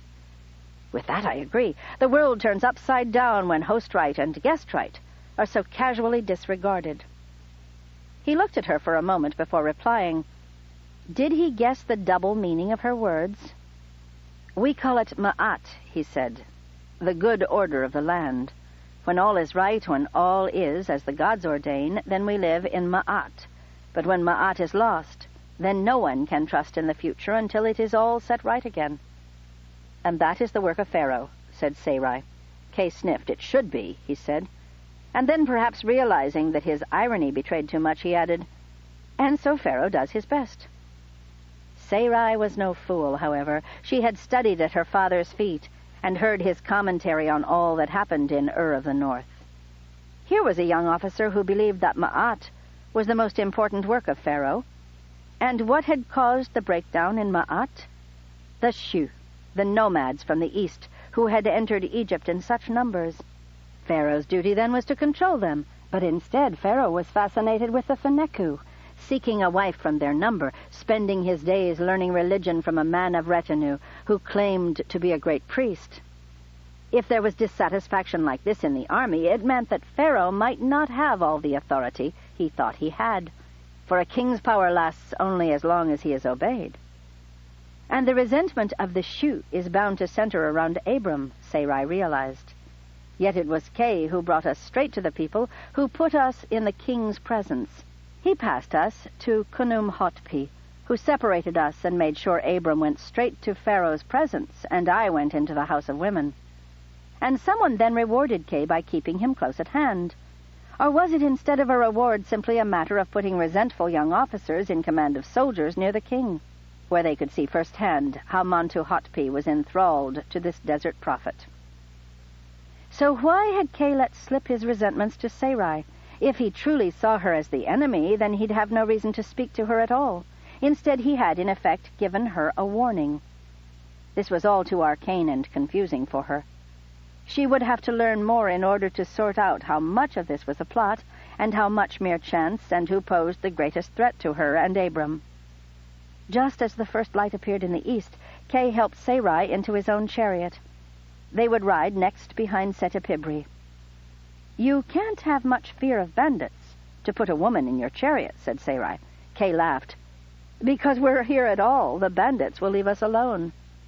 But then if the bandits can be frightened by so small a number of troops, they can't be much of a threat.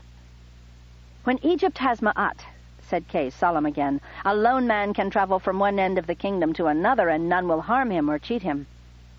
Then there has never been a kingdom in the world that had this Ma'at, because there are always thieves and cheaters. In retinue, perhaps, said Kay, but in Egypt there used to be Ma'at. Such a fantasy, thought Sarai. She had heard people talking of the golden age of Ur of Sumeria, too, when the wealth of nations flowed to that city, and there was no crime, and all men were noble and all women virtuous. But her father had told her afterward that past times are always held to be a golden age compared to now. Old men who say that once there was a golden age are liars, father said, and young men who believe their tales are fools. Kay was just such a fool. Who was the old man who had been lying to him? It was slow going up the stonecutter's road into the mountain. It was not steep, really. A steep road would never do for transporting stone, but it wound around and around so that they seemed to make no progress. The sun was well up from the horizon when Setepibri called a temporary halt. Before them was an old quarry which had not been used for some time. Several large blocks of damaged stone lay where they had been abandoned, and a half-dozen were in various stages of being cut away from the mountain. Setepibri jumped lightly from his chariot and walked back to where Sarai stood in Kay's chariot. He patted Kay's lead horse as he approached, and returned Kay's salute.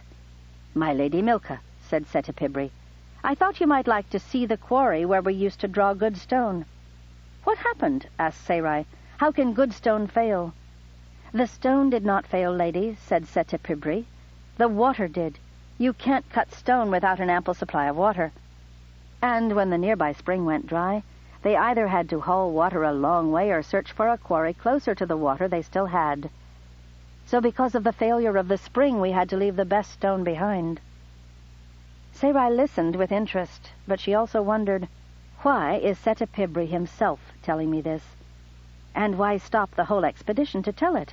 Perhaps the men needed a rest. Many of them had stepped aside to urinate beside the road, but Setepibri still lingered with her. In the old days, all this mountain was thick with grass. You still find tufts of it, dried up like an old man's hair, tucked into corners where the wind has not yet ripped it away. "Before the drought," said Sarai. "Oh, this is just the latest drought of many," said Setepibri. "My brother Abram says that all these little droughts are really part of one great long drought that has been uprooting kingdoms and turning pasture into desert for a century." "If your brother Abram says it, then how can I doubt?" said Setepibri. "If he were not wise, he would not have Pharaoh's attention for hour after hour every day."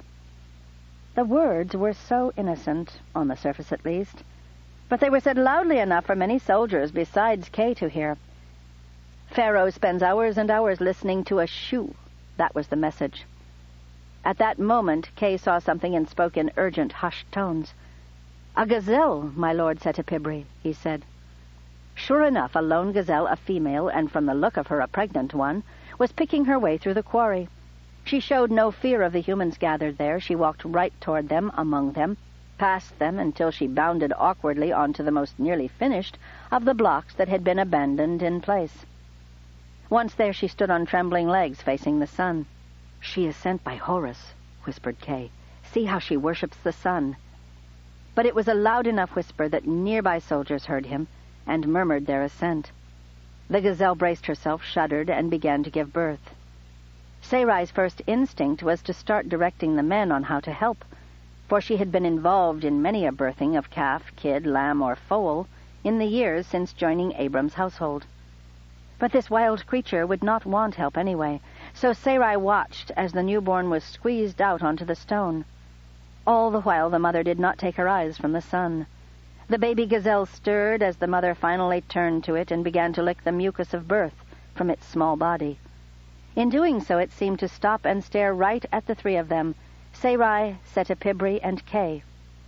Hagar by now was standing on the ground beside the chariot. She reached up and touched Sarai and whispered, "Perhaps your brother's God sends a promise of fertility." Sarai laid a finger on Hagar's lips. She knew Hagar meant no harm, but Kay had definitely heard, and Setepibri probably as well. Since it was not known that Sarai was married already, to speak of an omen of fertility could only mean that she expected to be married, and there could be no candidate for her husband-to-be but Mantu Hatpi himself. If Kay was part of a conspiracy or later joined one, this would surely not bode well for Sarai's future, to be seen as planning on a marriage to Pharaoh. "It was not to me that God sent this creature to give birth," said Sarai. "It is not my quarry and not my mission here." Kay whispered to her, again loudly enough that all the nearby soldiers and workmen could hear him. "Are you saying that this gazelle was sent to Setepibri, then?" "I only know that it was not sent to me," said Sarai. And in a much softer voice she added, "As easily might it be said to have come to you." "Come," said Setepibri. "We've rested enough. I know not what the gods meant by sending us this omen, except that clearly it is not an ill one. Let us rejoice in that and go on." Setepibri's speech surprised Sarai. Normally the duty of a steward would be to proclaim such an omen as a sign of heaven's favor on the king for having sent forth this expedition. If the gods of Egypt send an omen, it is sent to Pharaoh, and Setepibri should have said so. By specifically not saying so, he left room for much idle speculation. Or perhaps not so idle. "Mark this stone," said Setepibri to the foreman of the stonecutters. "When the gazelle leaves here of her own accord, mark the stone as the place where Horus sent a gazelle to greet my expedition." "I will leave a man to do that, sir." My expedition. There it was. Setepibri was claiming this omen as a sign given not to Pharaoh, but to him. And not one person gasped at the sheer audacity of it, and in that moment Sarai understood it all. It was Setepibri who had decided to rebel against Mantu-Hotpi and take the double crown. By claiming this miracle for himself, as word of it spread, so also would spread the other implied message, the gods had chosen to show favor to Setepibri at a time when all other omens, including the drought, seemed to show their disfavor towards Mantu-Hotpi. The expedition began to move again, but as they crested a rise in the road, Setepibri turned his face to the right and said, "Let us leave the chariots and walk this way." There was a murmur from the men. There was no reason to stop again so soon, and everyone knew it. "We came in search of a source of better stone, yet here in this old quarry is some of the finest stone ever found in Egypt. What we should be searching for is not stone, but water, so we can cut the blocks for the sarcophagus. The old spring was up here, wasn't it?" "No, my lord," said the chief stonecutter. "The old spring was farther down." "And yet the gazelle came from here. How could she live in this mountain without water?" Setepibri strode forward boldly, making some show of searching, but in fact moving quite relentlessly toward a place where Sarai was quite certain he already knew that water would be flowing. More than flowing, a spring spilled over and trickled rapidly down to where it filled a natural basin, with a small lake of clear and perfect water. Setepibri lay down at once, saying loudly, "I will taste first this gift from the gods." Sarai shuddered. This was even more blatant than before. To drink first from a new spring was a king's duty and privilege. Setepibri was laying claim to this miracle of finding water. When word spread of this, there would be some who would demand that he be stripped of office for having acted as if he thought he were Pharaoh himself. But there would be many others who would spread abroad the story that the gods had surely chosen Setepibri. Horus sent a gazelle to him, and she gave birth before him on an uncut block of sarcophagus stone. And then Setepibri found water where it had not been before. A water finder! Surely if the gods had chosen Setepibri, did that not mean that they had rejected that disloyal Mantu-Hotpi? No, that would not be his name in the eyes of those who saw him as a fallen pharaoh. To them he would be nothing more than Neb-to-ri-ri, whom the gods rejected and who now occupied Pharaoh's place unworthily. To those who had ears to hear and eyes to see, Setepibri had declared himself Pharaoh, chosen to take the place of his nominal master, Mantu-Hotpi. And yet Setepibri had said nothing to declare himself in rebellion, and it would take some time before Pharaoh began to see the danger that today's events put him in. Setepibri drank from the pool. Then, dipping his helmet into the water, he brought it dripping back to Sarai and offered it to her. When she took it from his hands, she almost laughed aloud. "I'm afraid, Lord Setepibri," she said, "that the water has all drained out." His dismay seemed real enough as he hurried back for more, this time using Kay's helmet, which was watertight. But the symbolic statement had been made. This holy, God-given water had been offered to this noblewoman of the Shu. Only when she went to drink of it, it was gone. Egypt had no more hospitality for the Shu. That's what he was saying. And that's why she had been brought along, to be both the witness and the butt of the joke. Later, when they were back at the dock, tediously alone while Setepibri oversaw the loading of chariots back onto barges, Sarai assumed that Hagar had understood it all too. "What are you talking about?" said Hagar. "Setepibri has declared himself," said Sarai. "Today. This whole trip was designed to announce that the gods have chosen a new pharaoh." "But, my lady," said Hagar, "how could he have planned it when he didn't know the gods would speak to him like this?" "I was raised in a king's house, Hagar," said Sarai. "Things like this don't happen by accident. It was the purpose of the expedition. The gazelle was tame. She had no fear of man. And no doubt the spring was dug out weeks ago and then covered over and kept under guard so no one would hear of it until Setepibri could discover it. If Setepibri can make gazelles give birth, said Hagar, he should be Pharaoh. Whoever tamed the gazelle knew when its time had come. Setepibri chose the day for this expedition, didn't he? The hand that cut a hole in Setepibri's helmet also caused the spring to be opened and that little pond to be filled.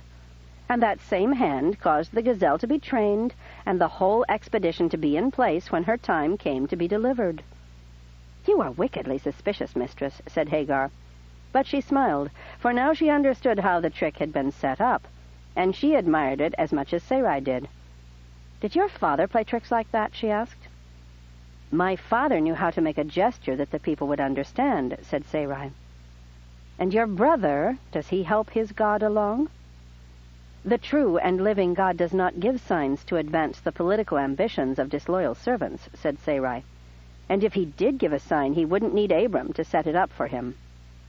Hagar giggled. It's like teasing children, she said. But it's only funny to those who know the joke. Hagar did not know enough to fear the coming political turmoil the way Sarai did, though in truth, what did Hagar have to fear? She had already lost everything, her family and her freedom. Slaves could afford to be amused at how the powerful jockeyed for position, for it would make little difference in their lives. And even if it would make their lives even worse, there was nothing they could do to prevent it. How long now, Sarai wondered. How long before Setepibri puts it in plain language instead of declaring himself in signs and portents? He must have time for word of this manifestation to spread to many ears. Yet he must also strike before Pharaoh has time to recognize the danger. What is my best part in this? Sarai wondered. Should I keep silence and so serve the purpose of the conspirators? Or should I give warning and give Neb-Toweri a chance to thwart this revolt before it's well started? She doubted the conspirators would know or care if she held her tongue. They would assume that she had not warned Pharaoh because she was an ignorant desert woman and did not realize how she had been used in this little drama. So the only possible advantage would come from warning Pharaoh. But this would ensure the white-hot hatred of Setepibri's people. Did Pharaoh have enough power left to protect her and Abram? O Lord, is this how you answer my prayer? By putting in my hand the power to save our lives or end them, without telling me which the result will be? Silently speaking this inward prayer made her think of something else. If Setepibri was in the business of faking omens from the gods, it must mean that he does not believe in any god at all. And if he feared no god, then what would restrain him from any crime he wanted to commit? A man without a god was a man without decency, for he would fear no divine retribution. Abram, I have to speak to you. How else can I know what I should do? Chapter 12. A few weeks later, Pharaoh returned for another round of conjugal conversation, and in the midst of his busy days and nights he met with Sarai again. With Hagar just behind her, Sarai again avoided the place he offered her beside him, and sat humbly but unaffectionately at his feet. "Your brother sends his greetings," said Neb-Toweri. "I'd like to see him. He wishes he were not so busy, but he hasn't time to come." Sarai knew Abram would come to her if he could, so Pharaoh's answer meant he was still determined to keep them separated. Still, she couldn't resist pushing a little. Then I would gladly go to him. And interrupt the work he's doing? I certainly wouldn't want to do that. He reads our most ancient documents and finds meanings in them that were long since lost. For instance, we have long identified the god Seth with the Phanechu god Baal, but Abram shows us clearly that in the beginning both our Osiris and the Phanechu Baal represented the same being, whom Abram calls, well, he won't tell us the actual name, but the one he calls the Lord, which is what Baal means. And Seth represents the one Abram calls the enemy, and is not really a god at all, with no power over the living except to lie. "I'm so happy that my brother is bringing you such enlightenment," said Sarai. "I would be glad to have your brother always with me," said Neb-Toweri. "I would be glad if your brother could also be my brother." "The bonds of friendship can be as strong as the bonds of brotherhood," said Sarai. And then, without quite deciding to do it, she added, "just as the bonds of stewardship can be as false as the promises of Satan." Neb-Toriri blinked. "Why don't we walk in the garden?" So, he wanted to hear her message and knew better than to converse openly indoors. The trouble was that she had never decided to give the message, and yet at the moment she spoke she knew that it was right to speak. How had she known? And why did she know even now that she was going to warn Pharaoh of everything she had seen and everything she knew was coming? Once outside, Sarai was surprised that he allowed his guards to remain within earshot. When she said so, Neb-Toriri scoffed. "They're all Feneku. They have no friends among my enemies." "The dangerous spy is the one that you trust," said Sarai, a lesson her father had often repeated. Pharaoh waved a hand at Hagar. "She is only one, and she already knows anything I would tell you," said Sarai. "But she doesn't know what I will say in reply," said Neb-Toriri with a smile. Sarai turned to Hagar. "While I speak with mighty Pharaoh, please stay as far away from me as Pharaoh's guards stay from him." Hagar bowed and stepped back to stand beside one of the soldiers. With Hagar standing by him, Sarai noticed that while the man's hair was clean, he still kept it at an Amorite's length, and he wore more clothing than an Egyptian soldier ever would, though less than Amorites normally wore. The others also showed signs of being Amorite or Canaanite, or from some other land, not one Egyptian. "That must please your army that the soldiers you trust the most are not Egyptian." "You had something to tell me," said Neb-Toriri.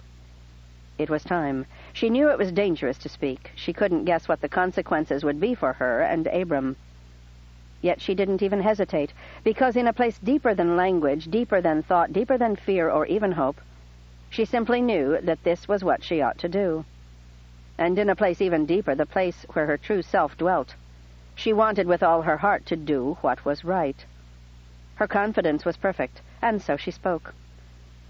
"Perhaps you've already heard the story of Seta-Pibri's expedition to find better stones for your sarcophagus. The gazelle that gave birth on a stone was regarded as a very favorable omen, and the priests tell me that the discovery of a new spring nearby is even more so." "I was there," said Sarai, "and these omens were not presented in your favor." "It was an expedition for my sarcophagus in my name," said Pharaoh. "These omens seem to me have been carefully planned. Seta-Pibri knew where to stop to rest and chat with me until the gazelle appeared. She had no fear of humans, which means that she had already been tamed. The expedition was no doubt timed to coincide with her time of bearing. And as for the new spring, it had been flowing for some time. I believe Seta-Pibri had a channel dug to connect with a known spring. It was in place for some time, ready for him to discover it after the gazelle gave birth. Sometimes my servants feel that it is helpful to give the gods a little push when there's a need for an omen. These omens were not intended for your benefit, but rather for your harm." Neb-Toriri sighed and looked away. "I was there. Your name was not mentioned. The gazelle was viewed as coming from Horus in order to show favor to Seta-Pibri, and it was Seta-Pibri who was led by the gods to discover the new water source. He could easily have named these omens as being in your favor, but instead he laid claim to them himself in a roundabout way, so he could not be accused of anything. But it was his announcement all the same that the gods had chosen him." "How very clever of Seta-Pibri," said Neb-Toriri. "The word is already spreading through the army and among the nobility, I'm quite certain," said Sarai. "He is preparing to move against you." "Yes, I'm not surprised." "You knew already that he was your enemy?" "I choose to keep my enemies close to me so I can watch them."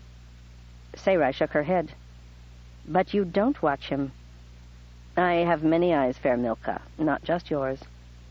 "Don't you see how they manipulate you? Even my presence here, and Abram's with you, the very thought that you might make me a Shu, queen of Egypt, and that you let a Shu prophet speak his strange ideas about the gods. It must enrage them, frighten them." "Yes, your presence is meant as a provocation," said Pharaoh. "And yet you keep us here." "Because I know what is good for Egypt. The land is weak and decaying. The gods have dried up all the lands around us, and the Nile floods grow weaker over time, giving us lean harvests in too many years. Why? Because we have become corrupt and ignorant. We have lost the ancient knowledge that once gave us power to unite and rule this land. We need to go back to our roots in the east and reinvigorate Egypt from the house of Pharaoh on down to the poorest farmer and the humblest beggar. Of course, those who love the weakness of Egypt, who profit from her corruption, of course they resent what I'm doing, and of course they mean to oppose me. I would have to be blind not to know that, and a fool not to make sure I know who is plotting against me. When the time comes, I will destroy them completely. But in the meantime, I will continue to do what is needful to bring back the vigor and wisdom that once made Egypt great. His eyes flashed, and for the first time, Sarai understood that this man was not weak at all, that he was a bold man with the courage to try to change the kingdom he had inherited.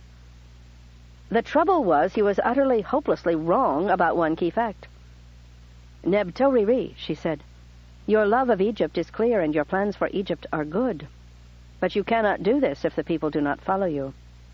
"The people? They care only for their families and their farms, for bread and beer and babies. All power in this kingdom comes from the obedience of the people, which comes from the granary and the whip," said Pharaoh. "I control the supply of grain, and I have the power to punish those who rebel." "Mighty Pharaoh, you have that control and that power only as long as you are obeyed. But when the people, from the highest to the lowest, come to wonder whether the gods have left you and chosen someone else, how quick will be their obedience? How energetically will they act to defend you, to obey you? Which is why I have so carefully built up an army of Fennecu soldiers," said Pharaoh. "Their loyalty is to me alone, and Seti-Pibri's little show of miracles will have no effect on them." "A whole army? Of foreigners? Outsiders?" Sarai was horrified. "Not one of whom will pay the slightest attention to Seti-Pibri." "But if it comes to war, that means that you are the one who will be sending foreign soldiers to kill Egyptians, and Seti-Pibri is the one who will be defended by true Egyptians." Pharaoh glared at her. "Why are you concerning yourself with such things?" "Neb-to-ri-ri, I believe you are a good man who means well, but you have set yourself up to be destroyed, and everything you're trying to do will come to nothing." "I am not a good man," said Neb-to-ri-ri. "I am a god, the god who rules Egypt, and I will restore this kingdom to its ancient greatness." "You can still save yourself," said Sarai. "Send me and my brother away. Repudiate what Abram has taught you. Declare that you were merely trying to find out what lies the Shu were telling about the gods, and now you are expelling them from Egypt. Disperse your Fennecu army, disarm them, and declare that only true Egyptians will be your soldiers from now on." "Are you insane?" said Pharaoh. "Do you think that I'm insane? There's not an Egyptian soldier I can trust." "You can trust them if you want to become the Pharaoh Seti-Pibri has been teaching them to want. In other words, I should become the kind of Pharaoh Seti-Pibri would be. You can't do anything for Egypt when you're dead. When Pharaoh dies, he rises again. Only if his son comes after him like Osiris, to raise him up," said Sarai. "I know you're lying to me because Abram has told me that neither he nor you believes that story. You believe that it is the father who raises up the son, though of course that makes no sense at all. If you would lie to me about that, why should I believe anything you say?" Sarai despaired. "I have told you the truth. I have told you the only path you can take that will keep you alive, with the double crown upon your head. The path you're following will lead to your death. Your name will be stricken from the history of Egypt, as if you had never lived. Your body will not be in a sarcophagus. It will be fed to the dogs of the street." "To prophesy against Pharaoh is treason," he said, his face growing dark with anger. "I'm not prophesying. I'm telling you the natural consequence of making your own people hate you. Everything you're doing is playing into the hands of Seti-Pibri, and the fact that he now openly claims these omens for himself as signs of the god's favor, while you do nothing to punish him or stop him, only makes you seem helpless and his victory seem inevitable to his supporters." Neb-to-ri-ri looked away from her, his body tense with rage, his fists clenched tight. "By law, I should have you killed on the spot for what you've dared to say to me." Sarai trembled with fear, and yet the fear was nothing compared to the white-hot certainty that burned within her. "If you did, it might save your life," said Sarai. "Certainly you should send me away, me and my brother. Expel us from Egypt, do it. Don't you see that my brother and I have been sent by God to warn you, to show you how to save yourself? Since when do the gods speak to Pharaoh through a woman? Ask my brother if the things I've said are true. He'll tell you just what I've told you. I wouldn't waste his time with such foolish womanly concerns. Leave these matters to men. What can a shepherd girl know of affairs of state? Pharaoh turned from her and stalked away. His soldiers jumped into action, following him, surrounding him. Hagar rushed to Sarai. What did you say to make him so angry? As if you didn't hear with our voices raised like that. But you as much as invited him to kill you. God will protect me if he wishes. But who will protect poor Neb-to-Riri? Poor Pharaoh? You say poor Pharaoh? He has such good intentions. Let his gods take care of him as your God takes care of you. That's the trouble, said Sarai. Only the one God is real. Gods that don't exist can't give much help to the men who serve them. Setepibri knows that. Why else would he manufacture omens instead of waiting for the gods to show him real ones? My fear is that when Neb-to-Riri Montuhotpi falls, he'll drag me and Abram down with him. I promise I'll kill you myself before I let Setepibri's men have you, said Hagar. Sarai looked at her appalled. You'll do no such thing. What a terrible thought. Don't you know what they would do to you, said Hagar. You'd die from it in the end, but you'd wish 1,000 times for death before it finally came. What happens to me is in God's hands. Then why is God keeping you here so long, and why hasn't God given you the babies you want so much? As far as I can tell, your God isn't helping you any more than his gods are helping him. Hagar's words stabbed at Sarai's soul, yet she knew that Hagar was wrong, knew it because... No, said Sarai. While I was talking to Pharaoh, I felt the power of God within me. I hadn't planned to say all that I said. Once I gave him the warning about Setepibri, I was finished with my message. But new words came into my heart, into my mouth. I was on fire with those words. Yes, some of it came from things I had learned in my father's house growing up. But if I were speaking only as my father's daughter, I would have kept my mouth shut because to speak was so dangerous to me. But along with the words that came to my mind, there came also a certainty that I must speak, that it was right for me to speak. You mean your God promised to keep you safe? No, there was no promise. God doesn't take away fear. Pharaoh might have ordered one of his soldiers to strike me down on the spot. What I knew was that if I did not speak, I would be in the wrong. That to serve God in that moment, I had to open my mouth. Well, you certainly did open it. And yet Pharaoh did not hear me. Oh, he heard you, and he didn't kill you either. Yet, if he didn't kill you then, he never will, mistress, said Hagar. All these years that I've been praying for myself, let me bear a child, and the weeks and months that I've been praying, free me from this captivity and reunite me with my husband. I've received not a single breath of a response from God. But in this moment, when I hadn't prayed at all, God fills me with words in order to tell Pharaoh what he needs to hear. Maybe God cares more about kings than mere women. Abram says God cares about all his children the same. Look around, said Hagar. If he did, why are there slaves? Why is there such hunger? No, the gods have favorites. And if there's only one God, then all the blame for this misery is his. No, said Sarai. The misery is nothing in the end.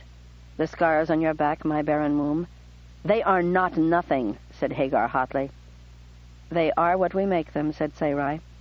We make them good or bad depending on how we respond to them. Your pain has hurt you, but you refuse to let it destroy you. My barrenness. I have been tormented by doubts and fears, but in the end, God was still able to use my mouth to speak through. Oh, Hagar, he knows that I exist. Unable to contain the joy she felt, Sarai threw her arms around Hagar. He wouldn't be much of a god if he didn't know that, said Hagar. And then she added, Pharaoh knows that you exist too. Sarai pulled away, laughing now. Yes, I suppose so, said Sarai. After that little scene, you don't suppose he still wants to marry me, do you? Hagar laughed too, and with light steps they took a walk along the river, deeming it wiser to let plenty of time pass before they returned to the House of Women. Sarai did not see Pharaoh again before he left the House of Women and returned upriver. The days and weeks now passed more lightly for Sarai. which should have made no sense to her, for if anything, her situation was even more dangerous than before. But having felt that spark of God's fire within her, she faced each day with greater confidence. And now at last she did go among the other women and talk to them and join in their gossip. They were shy with her at first, for of course they had all been talking about her for weeks, and they feared and resented the possibility that she might be raised above them and made queen. But in due time many of them, the Feneku among them especially, but some Egyptians too, began to speak more candidly with her, and in time she came to know their stories, their hopes and fears. She also came to know their children, and though her heart sometimes seemed about to break with her own yearning, she still took joy in watching their little ones play and quarrel and cry and laugh and, above all, learn more with each moment that passed in their headlong lives. But as months passed, she began to hear something else as well, the worries of women who had been visited by Pharaoh but had not conceived children. At first she scoffed at their fears. It had been such a short time. Not every visit from Pharaoh had to have results, did it? Because she was supposedly not married, she could hardly tell them that if they wanted to see barren, they should look at her. But she still found it difficult to take their misery seriously. Then came the flood season, and Sarai joined in the move to higher ground, while the river rose and covered the land in mud. Hagar told her then that several times the flood rose high enough to cover the floor of the house of women with mud. And they couldn't clean it out until the planting was done, she said. Which made sense to Sarai. The survival of Egypt depended on planting seeds in the fresh mud, so the plants could grow roots that would keep finding ever deeper moisture until the grain was ripe. This year, though, the flood was a scant one, and they moved back into the palace sooner than anyone had hoped. "It will be a poor harvest this year," said Hagar. A poor harvest. In the year that Pharaoh had taken to spending so much time with Abram and courting Sarai, for he did return every few weeks, and without ever referring back to their argument in the garden, he made it a point to speak to her genially, and it was plain that he still wanted to make a queen of her, despite all she had said to him, despite all the dangers that it would pose. This was no secret to anyone, of course, and so the weakness of the Nile flood would be used as proof that the gods were outraged at the supposed influence of this desert prophet and his sister over Pharaoh. Setepibri would have to be a fool not to make his move soon. Now Sarai began to take the complaints of the women seriously. She had been here almost a year, and the last of the women, who had already been pregnant when she arrived, had given birth. Not one woman in the house of Pharaoh was with child. Their barrenness was complete. This, too, would be taken as a sign of the gods' rejection of Pharaoh. And more to the point, it was the one sign that Pharaoh himself could not ignore or explain away. If there was one thing he prided himself on, it was the fact that when he planted, there was a harvest. He might not be willing to see how this endangered his crown, but it certainly endangered his pride. Which was why, a year to the day after Sarai had been separated from Abram at the dock, Pharaoh's barge arrived at the house of women, bearing not only him, but also that outrageous desert prophet who had been causing so much controversy among the priests. It was all Sarai could do to keep from rushing to Abram and throwing her arms around him in a very unsisterly way. But she restrained herself and tried to keep even from gazing at him, for she knew her expression would surely give away their secret. Abram came to her, and with geniality, not love, he put his arms around her in a hearty embrace. But in her ear he whispered, "This has been the worst year of my life. I've missed you desperately." No words could have made her gladder. She did not have to pretend to smile when he broke off the embrace. "Let me look at you," he said. "Neb keeps telling me how beautiful you are, and I refuse to believe him. But I suppose it's almost true." She laughed. She hoped the way a sister would laugh at a teasing brother, and turned to Pharaoh. "At last you were able to persuade my brother to leave his studies and come see his poor sister." "I had to threaten him," said Pharaoh. "I told him I'd burn the book he's been writing if he didn't come." "You've been writing a book?" asked Sarai. Abram shrugged. "Pharaoh asked me to write an account of my life and of God's dealings with me. And of the place where God lives, and which stars rule over other stars, and all that," added Pharaoh. "It should be in writing, so it won't be lost." "Truth is never lost," said Abram mildly. "Merely forgotten." Pharaoh led them inside, showing off the place to Abram, and it became clear that Pharaoh's affection for Abram was genuine. He really did think of Abram as his brother and treat him almost as an equal. How it must gall the priests to see this friendship. But after Abram had seen the sights and met Pharaoh's wives and had Eshet presented to him, there came a time when Pharaoh once again went out into the garden, this time with both Abram and Sarai. No one had to ask him to make his guards stand off a little way, and Hagar with them. "My Lady Milcah, you'll be happy to know that Setepibri has begun his revolt. He has declared that I have been rejected by the gods, and they have chosen him to be Pharaoh Amenemhet." "I am not happy to hear this," said Sarai. "Is the revolt widespread?" "Most of the noble houses are waiting to see which way the wind blows. They don't rally to him. They send messages to me about how they pray to all the gods for my success. No doubt he has his share of messages, too. A few houses, though, Neri, the monarch of the 15th township of Upper Egypt, has declared for Setepibri, along with his 2 sons, Kay and Thutnocht. I think you warned me about Kay, but I did not expect the father to revolt. I raised him to his position. He was a commoner, a tradesman." "There is little gratitude," said Abram. "He has no idea what he should be grateful for," said Sarai. "I imagine that by now he believes that he was born to his high position." Pharaoh chuckled, but he seemed concerned. "This revolt doesn't trouble me," said Neb-to-Riri. "My armies will subdue these men, and I've sent Khnum-hotpi south with a flotilla of boats to supply my army there." "You trust Khnum-hotpi? He and Setepibri have never gotten along." "It was Khnum-hotpi to whom Kay delivered us when we arrived," said Sarai. "Your sister still believes that this conspiracy reaches everywhere," said Neb-to-Riri to Abram. "It was my command that you be brought to me." "Was it your command that we be separated?" asked Sarai. Pharaoh shrugged. "That's not an interesting subject," he said. "What I need to talk to you about is this. Here in my house some evil influence is at work. My wives and women have conceived no children for a year. The very same year when I try to learn about the God whose priesthood you hold, Abram. And this is what happens to me. I have married, as the Feneku marry, many women, none of them a sister of mine, and I must know, is it your God that I have offended?" "I don't know," said Abram. "Have you?" "If I have, I don't know it. How can I lead my troops in confidence when I myself wonder if the gods have forsaken me?" "So you must think," said Abram, "and see if you have sinned against God." Pharaoh shook his head. "Do you think I haven't already pondered this? I beg you to pray to your God and find out, or you, Milcah. You will speak boldly to me, tell me what my sin is, or tell me if some enemy has poisoned my women so they can't conceive." They sat in silence, all of them thinking. But Sarai doubted Pharaoh could guess the thoughts going through her head, or Abram's either, if she was any judge.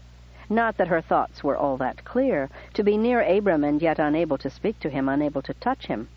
A year of being imprisoned without him, and now he was still out of reach. How could she think of anything? So it was Abram who spoke first. "Mighty Pharaoh, have you dealt justly with God's servants?" "What do you mean? Who serves God in Egypt except you and your sister?" Abram said nothing. "Do you have some complaint?" said Pharaoh. "Is there any favor I haven't granted you?" "No, the only person with a complaint is me, a complaint against you. Haven't I given you great herds of cattle that I received from Feneku, who came to buy grain? Flocks and herds, riches beyond measure, I have offered you, all for the hand of your sister, and yet you tell me that she must decide. She must tell me her will, knowing that she is a woman who will never say yes to a man." "But that is not so, Pharaoh," said Abram. "She is a woman who would say yes to a man and wait 10 years for him, without ever hearing a word from him, trusting him to come and marry her. She is a woman who, for love, would give up every aspect of the life she knew, of the future she was raised for, in order to follow her husband, wherever he takes her and into any danger. These things are easy to say, but when the king of all Egypt woos her, she... No, I will not waste more time discussing this. You have both been wickedly ungrateful to me. You will not marry me, the most powerful man in the most ancient kingdom in the world, and you will not give me your priesthood. Do you not know the peril you are in? Do you now see how I have restrained myself in not avenging these insults you have given me?" The rage that flashed in his eyes, that stiffened the muscles of his body... Yes, Sarai was afraid of him. He had never let her see this before, not even when they argued. Abram, however, only smiled sadly. "Neb-to-ri-ri," he said, "did you not declare yourself my friend? Many times much good it did me. And each time did I not tell you that your friend would like very much to see his sister? And each time I told you that on the day that either you or she agreed to the marriage, you would see her." So Abram had been trying to get to her this whole miserable year. "I asked you to let me pass a message to her, and you refused," said Abram. "I said I would pass a message if it was your command for her to marry me. It's not my fault if you refused." "And did I not tell you that I would never give her such a message?" "You did, and I wanted to strike you down for it, but I was patient, I was kind and loving. I did not kill you. For a year you have kept me and my sister apart, despite our many requests.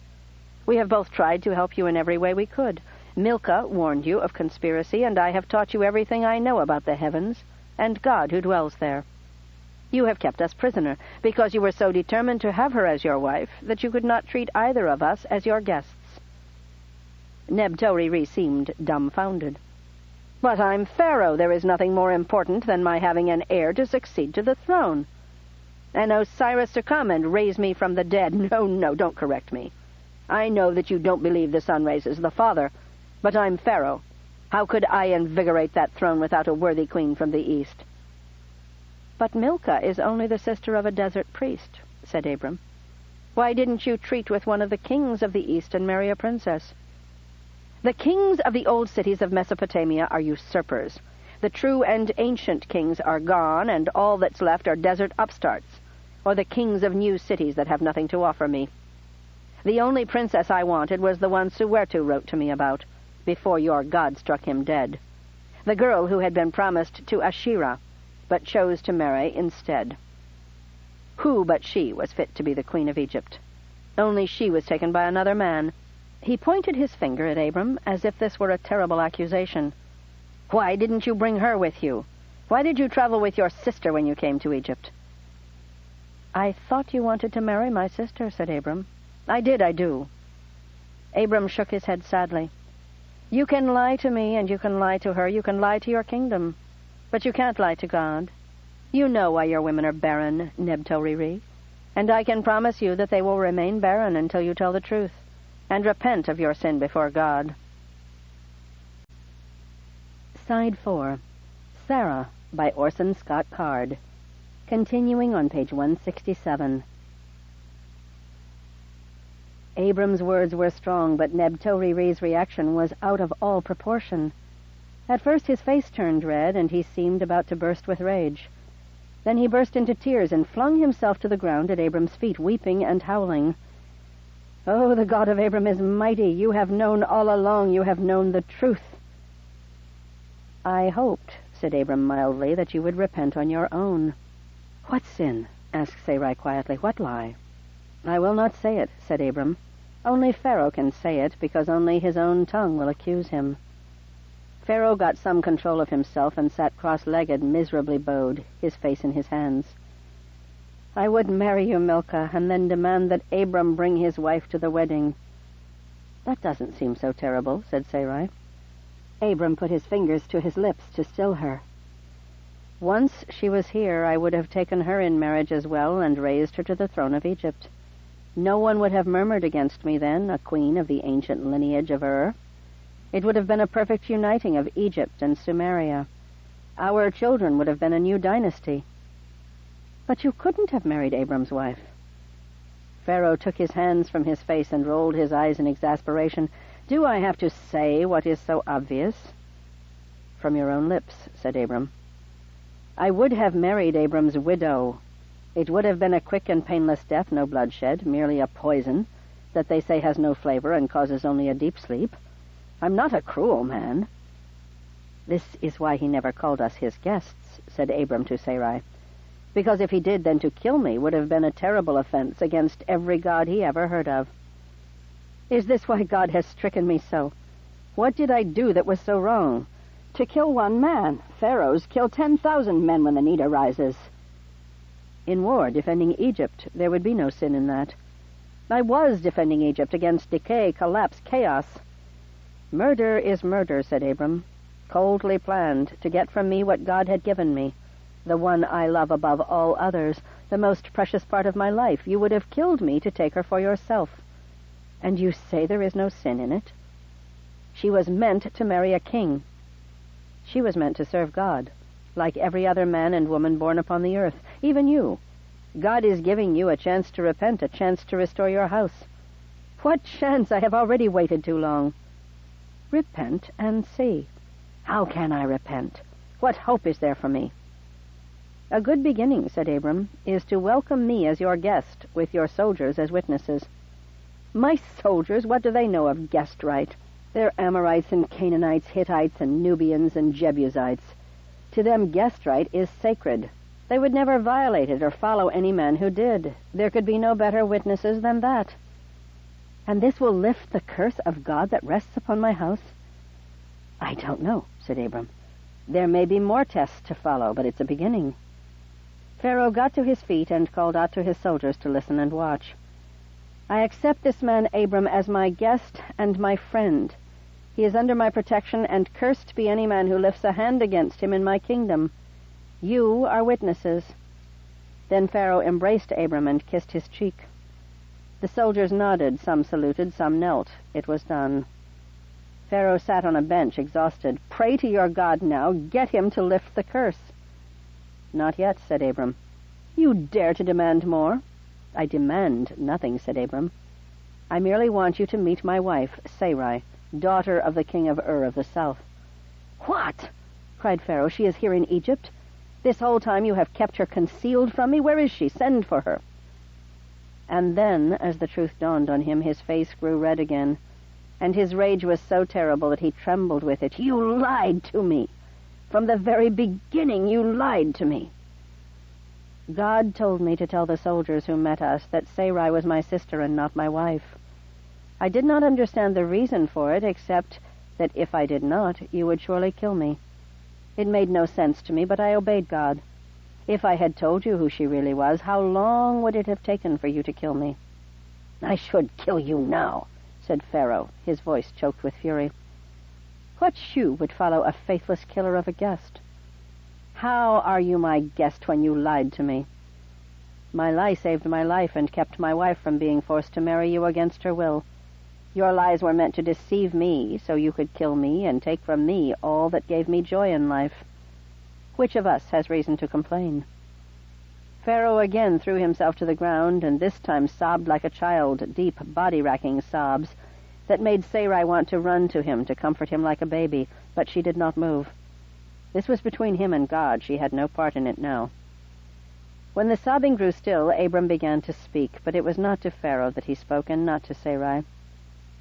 "Thou knowest his heart, O Father. If there is still murder in his heart, then do not forgive him, for the law must stand. But if he has truly repented, then take the curse from his house, I pray. Thou art the judge." "I have repented," Pharaoh whispered. "Then the curse will be lifted," said Abram simply. "It is entirely in your hands." "All my dreams are nothing," said Pharaoh. "The year I wasted on you. I should have been tending to my kingdom." "All your choosing," said Abram. "If you had not plotted my death—" I know," said Pharaoh miserably. "But marrying Sarai, that was supposed to cure all these woes. Now I go to battle empty-handed and alone. Pray to God and honor him as the only true and living God, and he will protect you from your enemies, as he protected me, and my beloved from ours." "I didn't want to be your enemy," said Pharaoh, weeping again. "I loved you. It broke my heart to think of losing you as my friend." "Set us free, Pharaoh. Let us go from this place. I'll return to you all the flocks and herds you gave me. I know they were meant to be a bride price, and you have no bride from me." "No," said Pharaoh, "keep all I gave you. I will give you more. Let me show God that I am not his enemy. I will give you gold and precious stones to take with you back to retinue.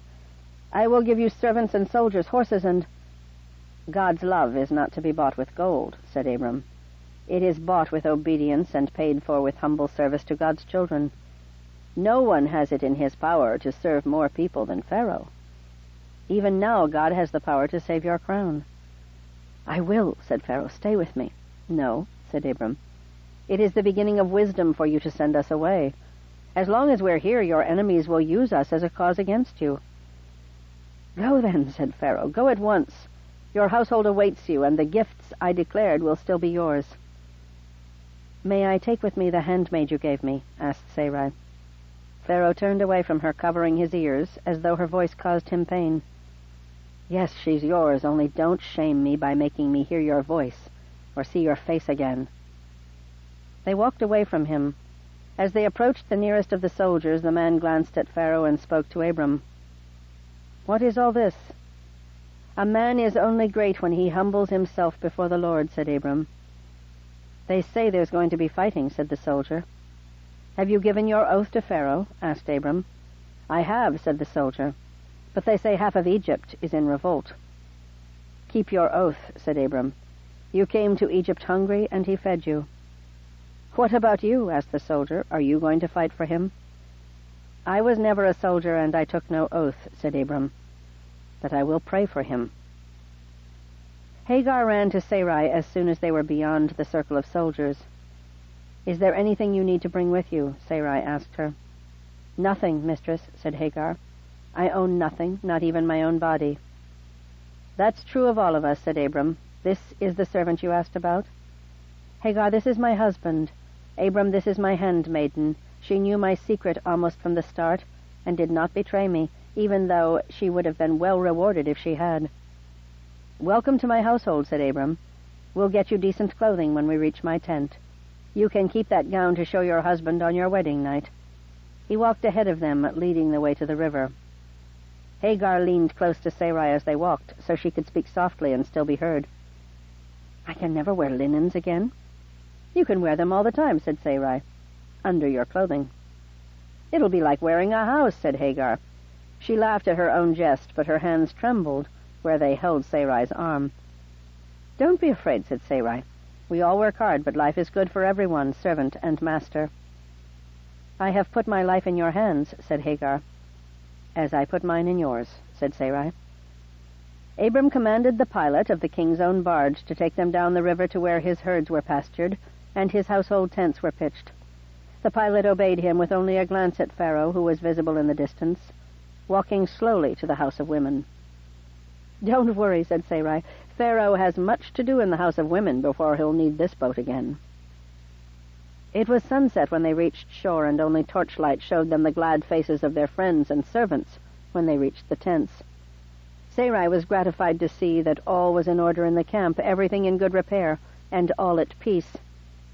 Abram's steward Bethuel had been ill, but had delegated everything to a young Damascene named Eliezer. Neither Sarai nor Abram knew him. It was an alarming thing that Bethuel had reached outside Abram's household to choose his second. What had he promised this Eliezer? Could he be trusted? Sarai was ready to be angry at Bethuel for such a dangerous decision. But Eliezer took the initiative. "Abram," he said, "Bethuel first gave me hospitality in your name, but I insisted that I serve for my bread. He would not take me as a servant, but he did allow me to labor, and he found my work pleasing. I did not seek the trust that he gave me when he became ill, and I have no expectation of keeping such a position. I only ask that you confirm the hospitality your steward gave me in your name." "I confirm you as my guest," said Abram. "But we leave Egypt tomorrow." "Abram," said Eliezer again. Sarai wasn't sure she liked the way he called Abram by his name, though as a guest and not a servant, that was technically correct. The man was young, scarcely 20 by her estimation, but he carried himself with assurance like a master or a host and not a servant. She wondered if there had been resentment or even conflict when an outsider was given authority over many who were older than he, or who had been born into service to Abram's family. "Eliezer," said Abram as mildly as if he had no such suspicions. Sarai was never quite sure whether Abram's mildness represented great self-control or dangerous naivete. "I came to Egypt because the drought had devastated my father's household. Our wealth died with our cattle. I valued my father's honor more than his wealth, but he was ashamed of having lost my inheritance. And when he dismissed our servants, he left me, and commanded me not to follow after him. Whether he died in the desert or begs in the streets of Damascus, or serves in another man's house, I do not know. Because he does not want me to know. What knowledge I have, I learned from my father. It is my whole inheritance, and I now offer it in your service. Take me into your household forever, and I will serve you well." "Bethuel is my steward," said Abram. "I will do whatever task you find me suited for," said Eliezer. "And if I give you work to which you are not well suited, then I will learn the work until I do it as well as you need or wish me to." "It's a solemn thing to give up your freedom to another man," said Abram. "It is no more than you have done, Abram," said Eliezer. Sarai gasped before she could stop herself. It was an outrageous thing to say. Abram was master of a house, a great lord of the desert, and no servant to any man. "I think my wife wishes to know in what sense you meant those words," said Abram, again showing no annoyance at either his words or her gasp. "You have given your life to God's service, and God is your master in all things," said Eliezer. "How then can I better serve God than to enter into obedience to his steward?" Now Sarai's suspicions were fully aroused. If a man wished to deceive Abram, he could choose no more devious path than to pretend to serve God. Did Abram see this, or would he simply take Eliezer's protestations of faith as if they must be true? "God is little spoken of these days, at least not with his true name. It is only Baal that I hear of now," said Abram, "in Damascus as in any other city of Syria." "Not everyone forgets that Baal was simply a term of respect for the true God. My name is the one my father gave me. He taught me of Father El, and he told me also of the priestly family in which at last a new prophet had arisen, Abram, son of Terah. He rejoiced when the priest of Pharaoh was slain by the hand of the true and living God. I have known your name from my childhood." If the man was a flatterer, he was better at it than any Sarai had seen in her father's house, though that was partly because the best flatterers would not have wasted their talent on a king who had lost his city. Still, his words and manner were so simple that Sarai could not help but believe him, or at least wish to believe him. Abram took Eliezer's hands. "You stand here as my guest, and I offer you guest right on the journey back to Canaan. I will teach you what I know of God during the journey." Eliezer shook his head. "I have no desire to be your guest, and I wish to learn about God not just from your words, but from your life, and not just by hearing and watching, but by taking part in your works, wherever and whenever you have need of me. Accept me as your servant, or I will not go with you." "You know, of course, that only a child born in my house can inherit from me," said Abram. So Abram was not naive. He knew that a man of his wealth who had no children could look like an opportunity to an enterprising young man. Abram's people were not like the Egyptians, adopting adults as sons or daughters in order to circumvent the inheritance laws. Nothing of Abram's would ever belong to Eliezer, a practical concern that had to be dealt with, though if Sarai were not barren, the question would never have come up. "I know the law," said Eliezer. "I want not to have what is yours, but to be yours." "For a term of 5 years I take you," said Abram. "An oath that ends is no oath at all. I do not wish to be your hireling. Let all here be my witnesses that I offered to take you with me as a guest and as a bondservant. It is at your insistence that I take you as a servant in my household, you and all the children who might be born to you." Eliezer knelt before Abram and stretched out a hand. Abram raised his foot and stepped on Eliezer's hand, symbolically taking him as if he had been captured in war. Then he reached down and raised Eliezer by the hand. "Eliezer," said Abram. "Yes, master," said Eliezer. Sarai was pleased to see that he used the term of respect as soon as he was officially Abram's servant. "Please continue to help Bethuel as you have been doing. There will be time enough tomorrow for you and he to tell me all that I need to know. In due time I'll decide where you fit into this camp." So quickly had they slipped from the sophisticated manners of Egypt to the more earthy ways of the herd-keeping household. Setepibri had taken solemn oaths to Pharaoh, but they did not keep him from plotting his master's overthrow. Nothing that anyone said in Egypt meant what it seemed to mean. Everything was layered and disguised and distorted and, above all, expendable. But these words and actions of Abram's and Eliezer's would bind them both for life. Abram to provide a place and sustenance for Eliezer, and Eliezer to serve Abram in any way he might direct. There might be turmoil in Egypt, but in Abram's household there was Ma'at. The only sadness was that Sarai's old servant Betuti had died months before. Her last words had been of Sarai, calling her, "My good little girl, my best little child." Sarai wept in gratitude for the love of the old woman that had been part of her life from the start, and in sorrow that she had not been with her when she died. But her body had been embalmed, and they would take it with them and bury her in Canaan. "As I must be buried," said Sarai. "I was born in exile, Abram, but when I die, bury me in the land God has given you, not in Ur of the North. I was born there, but it was never my home. I'm done with cities." "If you die before me, which I doubt, I'll bury you in Canaan," said Abram, "but only if I have your promise that if I die first, you will see to it we lie beside each other. We had a year of our marriage stolen from us. From now on, even in death, I'll never be away from you for long." He turned to the others who were gathered round. "You've done well, my friends. You've kept everything ready for travel. Tomorrow we set out for home." That night Abram slept in Sarai's tent and held her close to him far into the night. They dozed and woke and dozed again, and in one of their wakings she thought of something. "What about the book you wrote? Did you bring it with you?" "No," he said. "Everything that's in the book is in my memory." "What if Setepibri wins the war? Won't his people destroy your book?" "They will if they find it," said Abram, "but where I've hidden it, I doubt it will be found for a century." "Where did you hide it? Did you bury it?" "No, I rolled it up within the scroll of a very boring book of the exploits of a long-dead king. Someday someone will open it and copy it out because they'll think it's part of the royal archive. By then no one will remember my name. The scribe will simply copy what I wrote because that's what scribes are paid to do." "So you might as well not have written it at all." "If God has a use for it, God will get it into the hands of those who need it, in due time." "I need you," said Sarai. "And after only a year, look whose hands I'm in." "Only a year."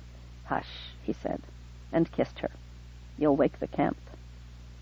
They were both very quiet after that, and woke no one. Part 5. Division. Chapter 13. Kira tried not to be angry at Sarai. It was not the wife's fault when the husband was selfish and cruel. But when she saw how Sarai made such a point of acting happy about living in a tent surrounded by the stink of animals, a life without grace or pleasure, well, it just made Kira too angry to hold her tongue sometimes. Sarai carried this business of wifely subservience much too far. Sometimes a wife had to let her husband know that she was unhappy. How else could he possibly realize how important it was for him to change? And it was all Abram's fault anyway. When he and Sarai came back from Egypt, they had so many cows and sheep and goats that their servants couldn't tend them all. The obvious solution, as far as Kira could see, was to either sell the animals or turn them loose. If the beasts were too stupid to find food on their own, they didn't deserve to live. But when she said so, Lot actually sent her out of the room to fetch wine, like a servant. She left the room all right and just kept on walking until she was at the home of her friend Jashi, who understood completely that there's only so much humiliation a woman can bear. Kira had rather expected Lot to come looking for her, but he never did. And then it was so late at night that Kira had to impose on Jashi's hospitality. Even the next morning there wasn't a sign that Lot was looking for her, so she finally went home as if nothing had happened. To her fury, Lot didn't say anything about it either. And then she realized that the servants were packing up all of Lot's clothing and putting cloths over the furniture, in every room but hers. "Where are you going?" she demanded. "I'm closing the house," he said. "Abram has given me half his herd." "I fail to see how a gift can cause us to lose our house." "We aren't losing it. We're just closing it up and leaving a caretaker while we join Abram and Sarai." "Join them? Why don't they join us? All they have is a few tents, and we have a fine house with plenty of room for them." "Oh, I thought you found the house too small." "Too small? Well, indeed it is too small to make the impression that the daughter of a king should make in this city, but it is certainly not too small to offer hospitality to my sister and her husband. I'll go and tell the servants to uncover the furniture." "No, you won't," said Lot cheerfully. "You're coming with me to Abram's camp." This stunned her. He had never tried to boss her around before, but she was hardly going to start putting up with that now. If you let men push you at all, they thought they could do it as much as they wanted. So she put her foot down. "I do not go to camps," she said. "I am a woman of the city. I told you that when we married." "And I'm a man of the open sky," said Lot. "We've had a good many years of useless city life. It's time to spend a while doing something worthwhile." It was unbelievable that he could treat her years of service to him as if they counted for nothing. "I have worked endlessly to improve your position in this city, to win you more influence, to get me invited to even more boring banquets with even more stupid and worthless people." "You are talking about my friends, who are, I might point out, your friends as well." "They are not my friends," said Lot, "and they are not your friends either. It's only your royal birth and my wealth that win you entry into their homes. Otherwise they despise you. They certainly despise me." "You are simply too sensitive. And my birth is who I am. So it is hardly inappropriate that my birth should entitle me to respect. We have been perfectly happy in Sodom for our entire marriage, and suddenly Abram comes home from Egypt stinking of goats, and you want to leave everything I've built here?" "Kira, my dear, the decision is made. You'll find that you enjoy spending time with Sarai and hearing from her about what women wear in Egypt."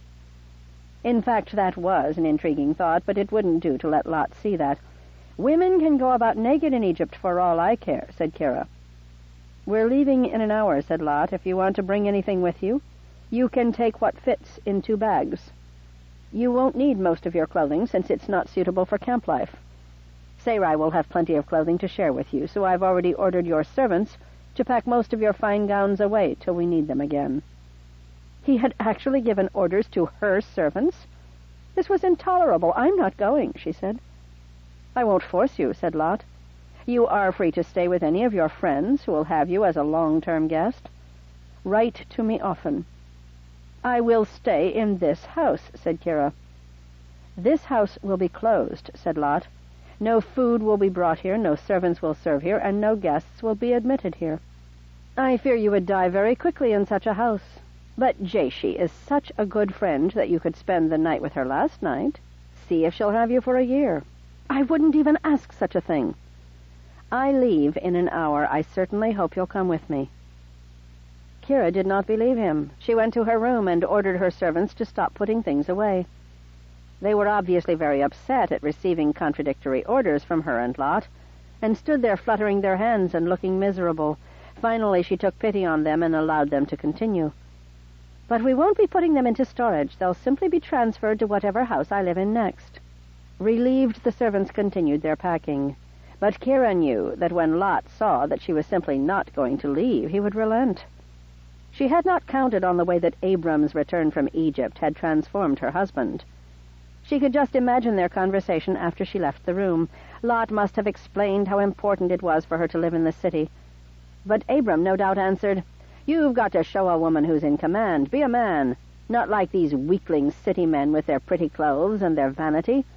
God will punish them for being so wicked." With Abram, everything was always about God. He was really quite tedious on the subject. "If she won't go, you drag her. That's what I do to Sarai. And if she doesn't like it, I show her a stout stick." Oh, Kira was sure he filled Lot with all sorts of false images of manliness and guilt about city life. These shepherds had the most foolish notions about what went on in the city.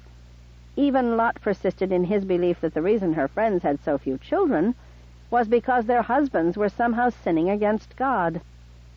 Still, Lot was bound to see reason when he realized that she simply could not budge on this matter. Only he didn't. In fact, he didn't even come to bid her goodbye. She heard him call out several times as if she were a dog to be summoned by a shout. And then the house was still. After an hour or so, she decided to go in search of something to drink. She was shocked to find that he was so petty as to take her servants with him. The house was quite empty. There was not so much as a jug of wine or a rind of cheese. Nor could she even find where the bags of clothing and boxes of jewelry had been put. It never occurred to her that he would store them anywhere but in the house. So he was being stubborn, trying to teach her a lesson. She'd see who learned a lesson first. She stayed that whole night without a bite to eat and nothing to drink either. She thought of simply going to one of her friends' houses, but then realized that she was wearing the same dress she had worn to Jashi's yesterday. And besides, it was simply too humiliating. People must have seen Lot departing with all the servants, and they would ask questions. So she slept that night in the empty house, frightened half out of her wits at the noises of the city and of the empty house. She kept thinking she heard rats scrabbling around or thieves trying to break in.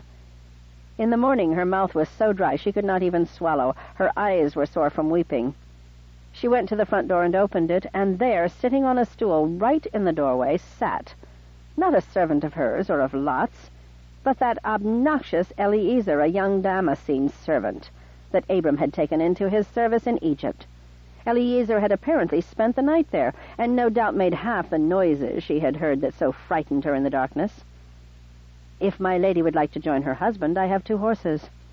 "What do I care how many horses you have?" she asked. "I'm not going out to the desert. Your master might be able to impose his will on my husband, but he'll soon find that Lot's love for me is greater than his enthrallment with Abram." "My lady seems misinformed," said Eliezer. "The impudence! A servant speaking in such a way to a king's daughter! My master begged Lot to wait until he could persuade you. Lot declined to leave a servant to guide you, but Abram knew he would regret that, and so he sent me back with 2 horses. He might have sent back a little food and wine for me while he was at it," thought Kira. But she did not deign to answer Abram's slave, who was no doubt telling whatever lies would best serve Abram's plot to destroy her life. She walked past him and out into the street. She fully intended to go to the house of a friend, but halfway there she was suddenly seized with doubt. Was Lot right? Did they only value her because of her royal birth and his wealth? Oh, it was vile of him to put such a wedge between her and her friends. Yet she remembered how they talked about Nabaleth when her husband simply disappeared one day and left her deeply in debt. She was quite ruined and fled the city before she could be sold into slavery by their creditors. There were all sorts of rumors, including the truly nasty story that she had killed him and buried his body in the garden, as if she would ever have done such manual labor as to dig a grave. But Kira knew that they would tell stories about her, too, and even though she was not faced with debt, Lot was very good about lending money to others, but never borrowed from anyone. The scandal would be unbearable. The reality was that wives were as much slaves to their husbands as any of the actual servants were. That's the horrible injustice of the world, she told herself as she walked miserably through the city. A woman has no voice in what happens to her. Husbands just do whatever they want and run roughshod over their wives, and women are supposed to bow down and thank them for the privilege of bearing their children, and the girls. Lot had taken the girls with him. Oh, that was intolerable. What lie was he telling them about why she wasn't with them? Or was he telling the truth? That's what happens when a wife doesn't obey her husband. She gets left alone in an empty house without food or drink or protection of any kind. Remember that when you think you might ever disobey a single one of your husband's brutal commandments, inculcating them with the doctrine that women exist only to please men. That's why she had to go to the desert and join Lot, despite his heartless treatment of her. Because if she did not, he would raise her girls to be absolute slaves to whatever husband he chose to sell them to. I will tell my girls I made this sacrifice only for them. I'll tell them how I could hardly sleep for worrying about them all night. Let them see how their father made me suffer. He'll be sorry he mistreated me this way when he sees how his daughters hate him. And it won't even be a lie, because I really did lie awake all night. And I'm sure now it was because I was missing them so deeply. It's not my fault that I had to have my bedroom at the opposite end of the house. They were forever waking up for the morning just when I was getting to bed after a party, and I couldn't sleep with all the noise of the servants feeding them and Lot playing with them. He could never seem to understand that a truly civilized man of Sodom did not get down on the floor and play with his children, especially not his daughters. The only reason I didn't notice they had been taken from me was because Lot's noisy disregard for propriety forced me to sleep away from my precious girls. Just one more example of how my life has been distorted and my daughters have suffered because of my husband's perversity and selfishness. Was there no respite for women in this world? It was nearly dark when she got back to the house. There was Eliezer, of course. Abram apparently valued relentlessness in his slaves. He had the gall to offer her wine straight from his own flagon, and if she had not been so bitterly thirsty after a whole night and day in the dust and heat, she would have flung it in his face for the insult of expecting her to touch with her lips the very vessel that a slave's lips had touched. As it was, she held it above her lips and dribbled the wine into her mouth until she realized that any splashing drop might stain her dress. She forced herself then to put the goat-hide bottle to her mouth, and she only gagged twice. She did have the courage to refuse the bread and cheese he offered her with his bare and not terribly clean hands. He expected her to go with him to the stable where the horses were kept. When she expressed her intention to remain at the house until he brought the animals to her, the poor fool actually said, "But will you be safe here alone?" "I have been out all day in this city and spent all night alone last night," she said disdainfully. "A lady has nothing to fear in Sodom." He got this odd smile on his face and said, "My lady is probably right." Of course she was right. He left her and came back after an unconscionably long time. No doubt he stopped for dinner with 2 horses. It was obvious from the saddlery that she was expected to ride the beast astride. She had expected the 2 horses to bear her in a chair, but he, no doubt as part of Abram's plan to humiliate her completely, considered himself equally entitled to ride. When he offered to help her mount, she at first refused. She was not about to let a slave have an excuse to handle her body, and it was only after she fell twice that she impatiently ordered him to get her into the saddle. He was very strong and liked showing off, practically tossing her like a doll. Kira had expected the ride to be only a few minutes. Lot was bound to be waiting for her just outside the city, ready to gloat over his victory. But no, when they passed through the city gate, there was no one to meet them, and they almost immediately left the road and headed east, into open grassland without a path or track. It was so dark that she could not tell how he was able to discern where they were going. He laughed at her. "My lady," he said, "the moon is full, the night is not dark, it's very bright. And I don't need to find a path. I know which star they were using as their guide." Of course he did. Lot was always talking about how knowledgeable Abram was about the stars, but then Lot thought Abram was the sun in the morning. "You should have married him and left me to find a husband who actually knew how a princess should be treated." She could smell the camp before they reached it. Indeed, it was the stench, not a star, that led them, and the snorting and snuffling of animals and the barking of dogs gave her all the proof she needed that she had truly left civilization behind her. Not that dogs didn't bark in the city, but here there was no one to kick them to shut them up. "I'll stay in my sister's tent," said Kira, as the little village of tents became visible down in the hollow between 2 hills. Eliezer seemed not to hear her. Instead, he led her horse to the pen where other horses were nickering to greet them, which was considerably more courtesy than any humans were showing tonight. When he lifted her from her mount, her legs were so sore she almost fell over, but then decided not to, since it would only get her dress dirtier than it already was. Wordlessly, a boy appeared and started brushing the horse, as if good grooming were more important to animals than sleep or food or drink. "Where is my sister's tent?" she asked Eliezer. "My lady is to have her own tent where her servants await her," said Eliezer. "No, I will sleep in my sister's tent," said Kira. Was the man obtuse, or merely disobedient? Either way, a beating would help him to hear instructions when they were first given. Naturally, Abram trained his servants to be insolent. "My lady," said Eliezer softly, "you have not been invited to share the Lady Sarai's tent, nor have you been invited to enter any tent but the one where your servants await you." "Is this what passes for hospitality here in this beast-ridden place?" she said with contempt. "Food and drink await you there," said Eliezer. "So I was expected, and yet no one greets me?" "They could not know the hour you would decide to begin the journey, and so they could not know when you would arrive. But whether you arrive or not, the same work will need to be done tomorrow, and so they will sleep undisturbed." "And if I choose to raise my voice and waken them?" asked Kira. Eliezer loomed over her then, lowering his face so he stared directly into her eyes. "My lady may do what she wishes." But there was something in his face that frightened her. He was very large, and she was small. She hated him then more than she had hated anyone in her life, more than she hated the Amorite usurpers who had deprived her father of his throne, more than she hated Abram.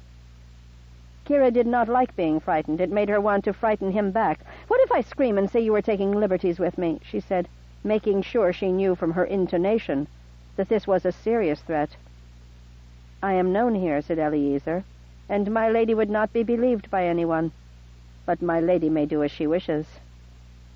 A servant with so much pride would never last a moment in any noble house on Sodom. But she was tired and hungry, and it wasn't worth the bother of proving that her sister, at least, would believe her. "I am not your lady," she said coldly. "Would my lady please follow me to her tent?" he said. Filled with rage, she followed him to a tent that was, she was sure, a seedy old thing that would stink of animals and where her servants would bump into each other dressing her in the morning. To her surprise, when he pulled aside a flap and she stepped into the tent, several lamps were burning, and one of her servants immediately gave a soft cry. "The Lady Kira is with us." The other servants awoke immediately and fussed over her, helping her take off her filthy clothing, and giving her wine and fruit and bread, and finally covering her upon a bed of soft hides and blankets that was surprisingly soft. It was good to be surrounded by servants who knew how to treat a lady. Tomorrow Lot would pay for how he had aggrieved her, but tonight she would sleep, the deepest sleep of her life. In the morning, though, Lot was nowhere to be found. Sarai was there greeting her and fussing over her as if she had no idea how Kira had been forced into coming out to the desert. And when Kira asked where Lot was, Sarai seemed unaware of the deep injury that Lot had caused her. "Oh, he didn't want to wake you before he went with Abram to divide the goats. Yesterday they got back well before dark, and the goats aren't as far as the sheep were."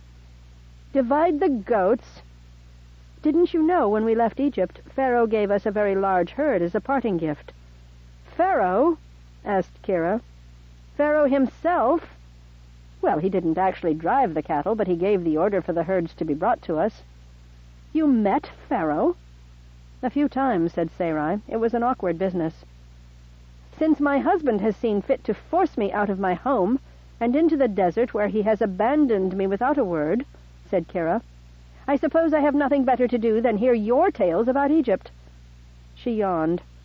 "Oh, I'll try to tell you what I remember," said Sarai. It had taken all afternoon to get what Kira suspected was only a small fraction of the story, for Sarai was constantly being interrupted to solve stupid problems that Kira neither understood nor cared about.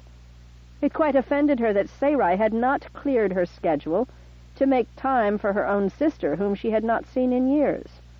But she bore the insult with great patience, only mentioning it a few times during the afternoon. When Lot came home that night, he greeted her with a hug, which she did not return. Indeed, she said not a word to him, but he seemed not to notice. Well, when he came to her tent that night, he'd find out exactly how welcome he was. Only he did not come.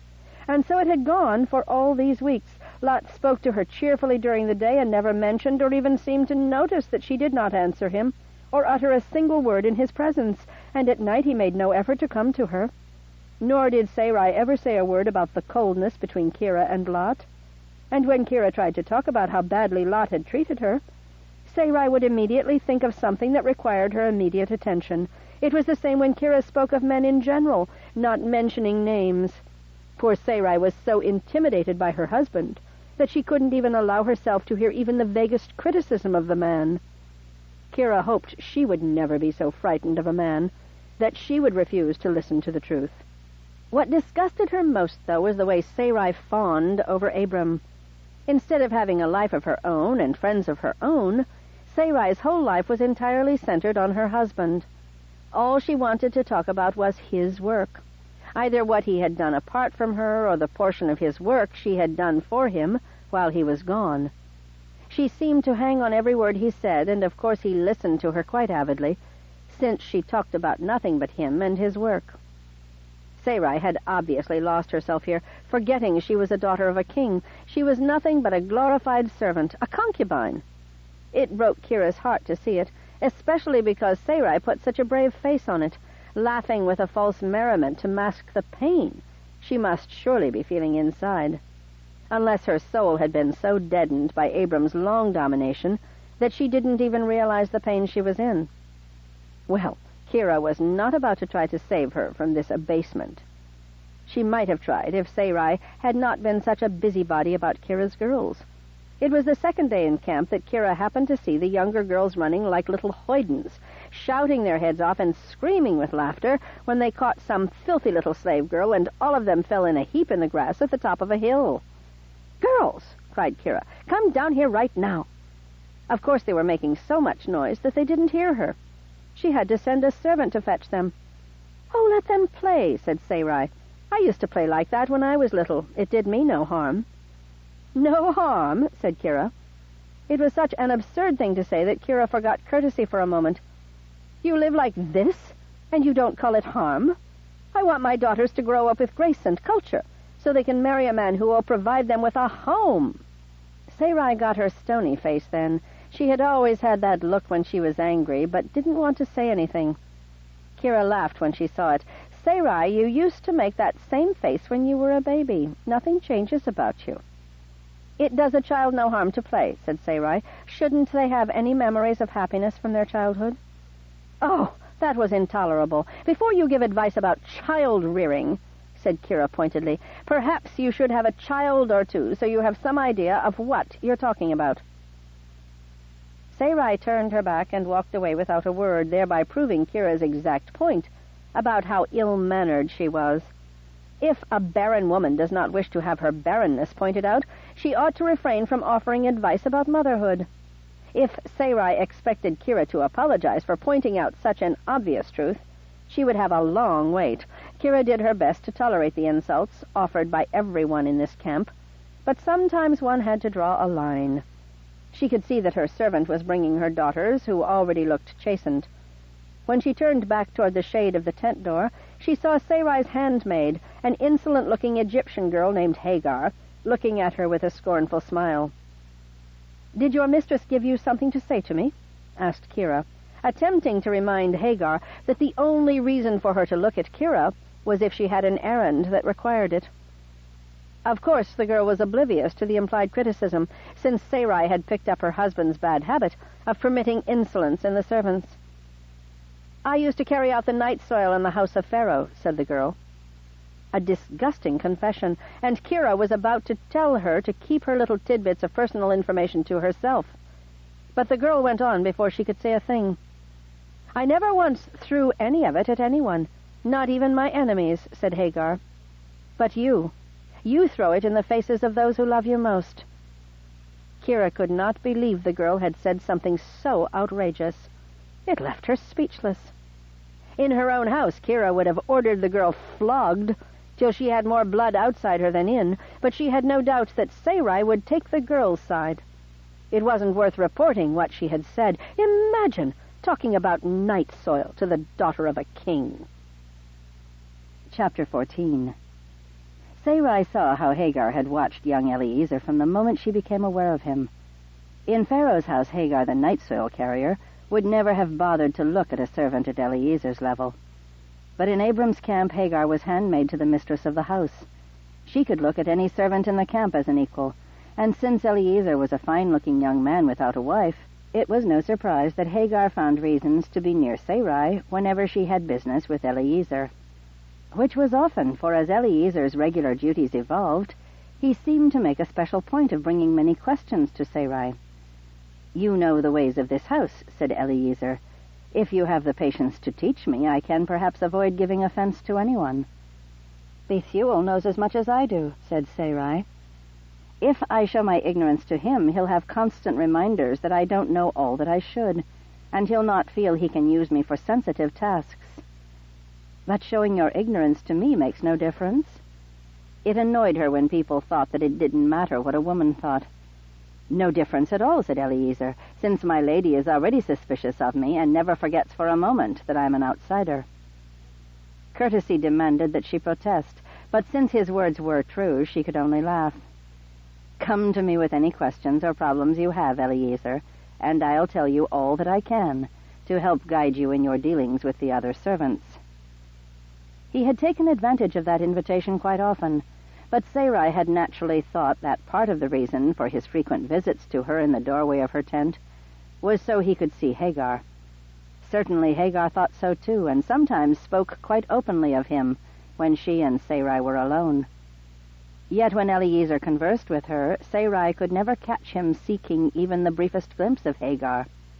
Either he could see remarkably well out of the side or back of his head, or he was paying Hagar no attention at all.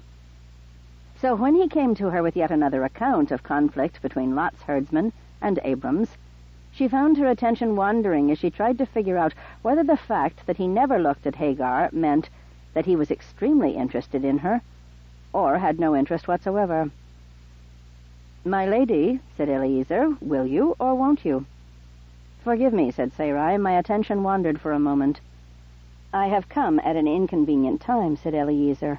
"I'll take it up with Bethuel, my lady. Forgive me for—" "Don't be absurd. These quarrels are a serious business, and getting more serious," said Sarai.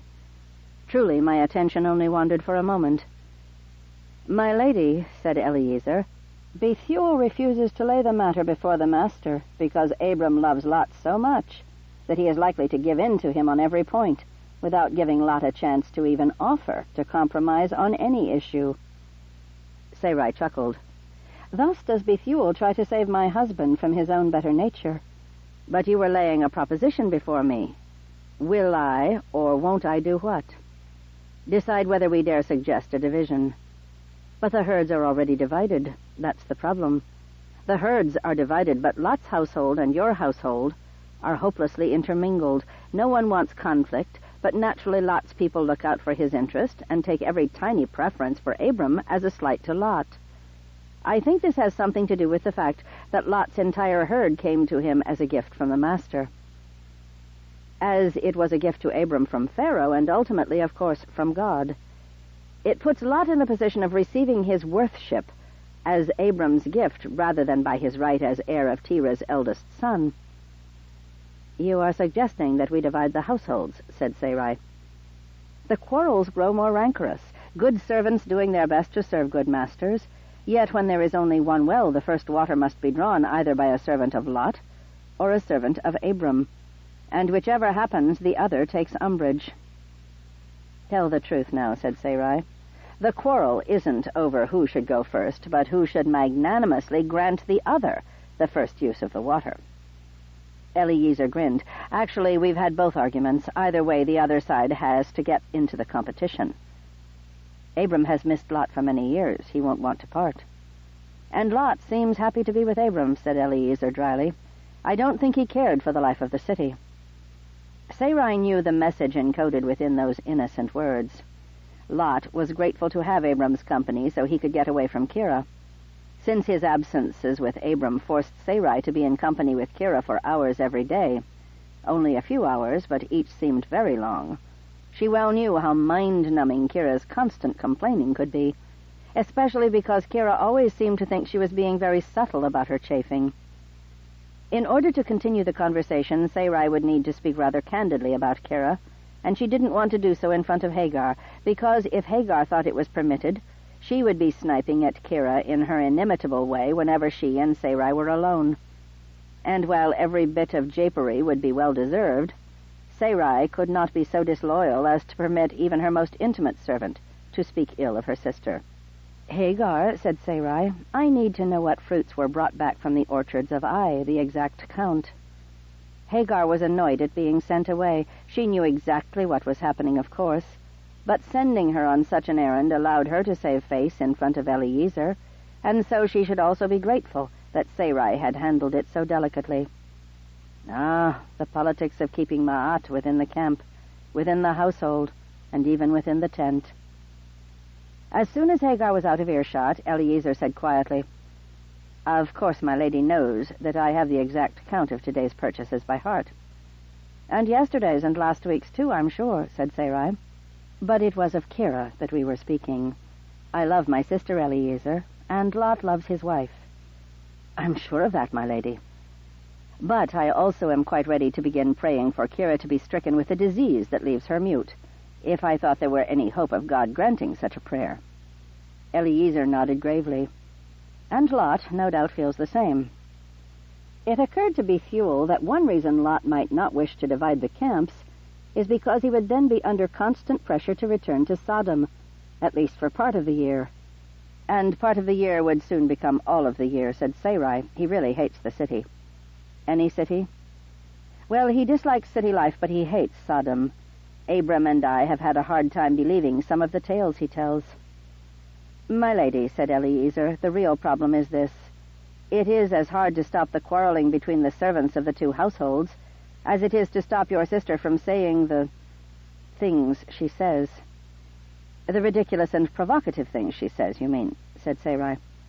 I would not dream of ridiculing her, said Eliezer, and since few of her barbs are aimed at me, I am not provoked by them either. What I am is embarrassed. Kira never should have married Lot, said Sarai. That much is obvious to all of us, including Kira and Lot. And one does not put away the daughter of a king, said Eliezer. Sarai blushed with both anger and shame. Eliezer, Lot does not keep my sister as his wife because he fears losing his connection with the erstwhile royal family of of Sumeria. Lot keeps my sister because he took an oath, and he's a man of honor. My lady, I did not mean to imply otherwise. But Sarai was not done, because if my husband and Lot were not men who kept such oaths, it is I, not Kira, who would have been sent back to my father's house long ago. I am the one who has borne no children. My lady, said Eliezer, his mouth twisting in the effort to keep from smiling. What did he find so amusing? I don't know that I want to hear what you have to say now. My lady, said Eliezer again, insisting, Kira has borne only daughters, in case you've forgotten. There are no heirs in either house, and even if my master were not a man of perfect honor, he would remain married to you, because you are so deeply entwined in his life and his heart that he could not imagine a day without you. There is not a servant in his household, nor Lot's either, who does not see that. Sarai blushed even more deeply, for he had spoken extravagantly out of turn, and yet his words were so reassuring that she could not bring herself to rebuke him for it. Eliezer, I was not asking for reassurance. My lady, I report a simple observation. Your lack of children is mentioned among the servants only with regret. No one ever speaks scornfully of you, and when your sister has been heard making some of her slighting comments, it causes outrage among the servants. I know that as the mistress of this household you do not concern yourself with the opinions of the servants. But as a woman among women, I thought you would want to know that you are loved and respected here for your own words and deeds, and not merely because you are of a royal house, or because you are married to our loved and honored master. You have acted out of kindness, but this discussion should close now, said Sarai. Of course, my lady, said Eliezer. On impulse, though, as long as they were speaking so personally, Sarai went on, But speaking of marriage, I want to know why you so constantly ignore Hagar. You are driving the poor girl mad with frustration. The look of dismay on Eliezer's face was comical. Mistress, I'm not aware of ignoring Hagar. You ignore her so completely that you don't even notice that she feels ignored. She is of your tent, mistress, so I have no dealings with her. I'm speaking of love and marriage, Eliezer, said Sarai. She longs for you to court her. I break no confidence in telling you this, because it is shouted so loudly by the way she looks and speaks to you, that you are the only person in camp who doesn't know it already. It was Eliezer's turn to blush. Mistress, he said, do you remember when the master first took me into his service? Very clearly. And he pointed out to me that only a child born in his house might inherit? He meant no offense, Eliezer. We did not know you then. I wasn't offended, but I did take a vow. No one would ever be able to say that I joined Abram's household in order to win any portion of his wealth for myself or my sons. Therefore I took a solemn oath before God that I would father no child to be born in Abram's household until Abram had a son and heir born of his own seed. As it dawned on her what this implied, and her own part in it, Sarai was aghast. Eliezer, that cuts me to the heart. To think that my barrenness will also leave you without the joy of fathering children. Mistress, you misunderstand. No, I understand completely. My husband is too loyal to me to divorce me because of my barrenness. Because of his honor, not only is he left childless, but you also, A young man are cut off from the joys of marriage. Mistress, said Eliezer rather sharply, you have not heard the truth of my words. I know your words are true. I face them every morning and every night, Sarai said. She was surprised at her own bitterness. She had never spoken of this to anyone but Abram, not in terms so heartfelt and therefore so wounding. It was all she could do to keep from bursting into tears and fleeing into the tent. Now let's have done with this conversation.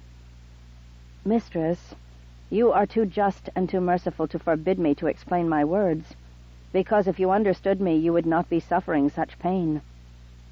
I understand better than you do what you have sacrificed because of my barrenness. You do not understand me at all, said Eliezer, and though he lowered his voice, he spoke with a harshness that could only exist between equals, and not between servant and mistress. For a moment she glimpsed the authority that he must have had in his father's household, and how readily he could have stepped into that role, if it had existed for him when he came of age. Mistress, said Eliezer, taking her silence as permission to proceed, I took that vow for many reasons. First, I was born heir to a family that once was respectable, if not as great as Abram's. I saw how it devastated my father to have no inheritance to give his son. I feared that if I had a son before Abram does, I would become a father before I was a servant, and I would find myself hoping, and yes, praying, that you and your husband would never have children, so that my son might have some portion of this house as his inheritance. If you're trying to make me feel better, it isn't working. It still comes down to my barrenness. It comes down to the will of God, said Eliezer sharply. Do you think that God lacks the power to open your womb at any time? Chastened, Sarai looked away. I know God has that power. Then, when I make a solemn vow to God not to have children until Abram has an heir, I am making my vow to the same God who will decide when that heir will be born. I am putting my future in the hands of God, just as you and Abram have done. Nothing depends on you. Everything depends on God. She could not stop tears from spilling from her eyes and tickling their way down her cheeks. Now you have truly shamed me, she said. Mistress, he said, bowing his head submissively, all my words come out wrong. You shamed me at last because you reminded me of my own lack of faith. It is in the hands of God. Abram never forgets that, neither do you. But I can never seem to remember it. Sometimes I even... But no, she could not confess that to any man. Sometimes, said Eliezer, you even wonder if it might not be Ashira punishing you for leaving her service. Sarai burst into tears in earnest now, covering her face in her apron. I can't help it. That thought comes to me all the time. He said nothing. When she gathered herself together enough to speak without weeping, she had to ask him, How did you know my most terrible secret? Is my lack of faith in God so obvious? My lady, I assumed that you would have such thoughts simply because any human being in your position would have to have them. You give no outward sign of it, and it is not a lack of faith. You can't stop thoughts like that from entering your head. Faith doesn't mean that you never doubt. It only means that you never act upon your doubts. Abram never doubts, said Sarai. First, I don't believe that, said Eliezer. He, too, is human. And second, if he has fewer doubts than you, it might be because God speaks to him more often than to you, or to anyone else in this world. So it's easier for him to drive out of his mind any questions about how many more years you'll be young enough to bear children at all, and when it is that God is going to get around to granting you a son. God doesn't speak to him constantly, you know. He goes months and sometimes years without a word from heaven. But I have never heard the voice of God at all, said Eliezer. But you have, said Sarai. He looked puzzled and perhaps a little angry. Apparently it mattered to him that he had not heard God's voice himself. When? He demanded. Coming from the mouth of the prophet. She grinned at him. There I caught you being less than perfectly faithful. A smile slowly came to his face, too. Now we're even, he said. Hagar was coming back, and not alone. Kira and 3 servants were with her. It made Sarai tired just to see them coming. Eliezer, you know that I can't speak to you like this again, said Sarai. We both stepped outside our roles as mistress and servant, said Eliezer. We spoke for a few moments as brother and sister, children of God. It will happen again if it needs to, and not if it doesn't. Yes, said Sarai, that's right. But we both know that while we must treat each other properly to maintain the good order of the camp, in the eyes of God there is no master and slave, but only men and women trying with varying degrees of success to be good. That is truth, my lady, but you never need to fear that I will treat you with anything other than the proper respect that the world requires of one who is in my position when dealing with someone who is in yours. He bowed his head. Kira and Hagar were nearly within earshot, and Sarai could see now that Hagar's face was rigid with anger. "About your original business," said Sarai to Eliezer, "I will speak to Abram and make it clear that in your judgment, Bethuel's and mine, something must be done." "Thank you, mistress," said Eliezer, "and I hope you will also tell Hagar that because of a vow I have taken, she must not hope to marry me, but must look for love somewhere else." "I will," said Sarai. And then Kira was upon them. "Did you deliberately humiliate me, Sarai, or is your envy of me so ingrained that you don't even notice when you insult me?"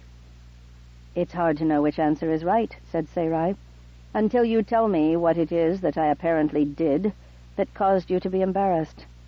"Oh, you'd like that, wouldn't you, for me to repeat the whole humiliating experience in front of that gossipy little dirty-mouthed Egyptian servant that you spoil so shamelessly?" "Hagar," said Sarai mildly, "my sister feels uncomfortable speaking candidly in front of you. Perhaps you can find a shepherd within walking distance and stand near him until he makes an indecent suggestion, so you can give him a good solid slap across the face." The anger on Hagar's face gave way just enough for Sarai to see the corners of her mouth twitch toward a smile. "I must also take my leave, mistress," said Eliezer. "Bethuel will want an accounting." "Of course," said Sarai. "Thank you for calling the problem to my attention." In moments, Eliezer and Hagar were both gone, leaving Sarai alone to face the lioness. "Now we're alone," said Sarai. "What is it that I—" To her shock, Kira lashed out with her right hand to try to slap her across the face. Sarai's reflexes were quick, and she ducked in time to catch the blow glancingly across the top of her head. Even at that angle, the blow was painful. Kira had not intended the slap to be symbolic. And she meant to try again. Sarai had to catch her by both wrists to stop her, and when Kira tried to kick her, Sarai had no choice but to twist her around and hold her from behind. "Let go of me," howled Kira. "How dare you?" "It was you who hit me," said Sarai. "Get your filthy sheep-covered hands off me. First, give me your word that you won't hit me or kick me again." "I promise," said Kira. Sarai let go. Immediately, Kira whirled around and kicked at Sarai. It was like their fights when they were little children, and just like then, Kira got clumsier in exact proportion to her rage. It took little skill for Sarai to catch Kira's foot and raise it high, upending Kira and leaving her flat on her back in the dust and grass. Kira rolled onto her side and curled up into a ball, sobbing dejectedly. Nowadays, though, Father wouldn't come into the room and see Kira sobbing like that and demand to know what Sarai had done to her. Some plays worked only in front of a select audience. "Now you really are humiliated," Sarai said. "How much better it might have been if you had merely told me your message instead of trying to deliver it physically." "Don't play the princess with me," snarled Kira. She went back to sobbing at once, but it was even less convincing now that she had shown the rancor that underlay the tears. "I'm going into my tent," said Sarai. "If you wish to speak to me, you may enter, and we can have privacy. But if you raise your hand against me again, or your foot, I will forbid you to come near me again, and the servants will be happy to see to it that I am obeyed." As Sarai expected, Kira's crying ended the moment Sarai went inside the tent, and it took very little time for her to compose herself enough to enter with a shy little smile. "I was so very upset I didn't know what I was doing," said Kira. This was as close to an apology as Kira was likely to produce, but Sarai wasn't inclined to be forgiving. She and Kira had never been close, but they had stopped exchanging blows by the time Kira was 12. And there had been times in Kira's teens that the two of them had almost been friends. All that was gone now. Kira had somehow reverted to the worst aspects of her childhood. Was it Lot who had done this to her? Or Sodom? Or was this Kira's true character, and she had merely stopped concealing it? "I don't expect you to forgive me right away," said Kira. "Good thing. Have a seat," she said aloud. Kira lowered herself daintily to the carpets. She was not young anymore, but she still had the grace that had once made Sarai so envious. "To look at you, you're still a girl," said Sarai. "After all those babies, it's a miracle I'm not a cow," said Kira. "But you wouldn't know what a battle it is to recover from being pregnant." Sarai sighed inwardly. Was it truly impossible for Kira to respond to any overture of friendship without saying something hurtful? "I believe you said that I somehow humiliated you earlier," said Sarai.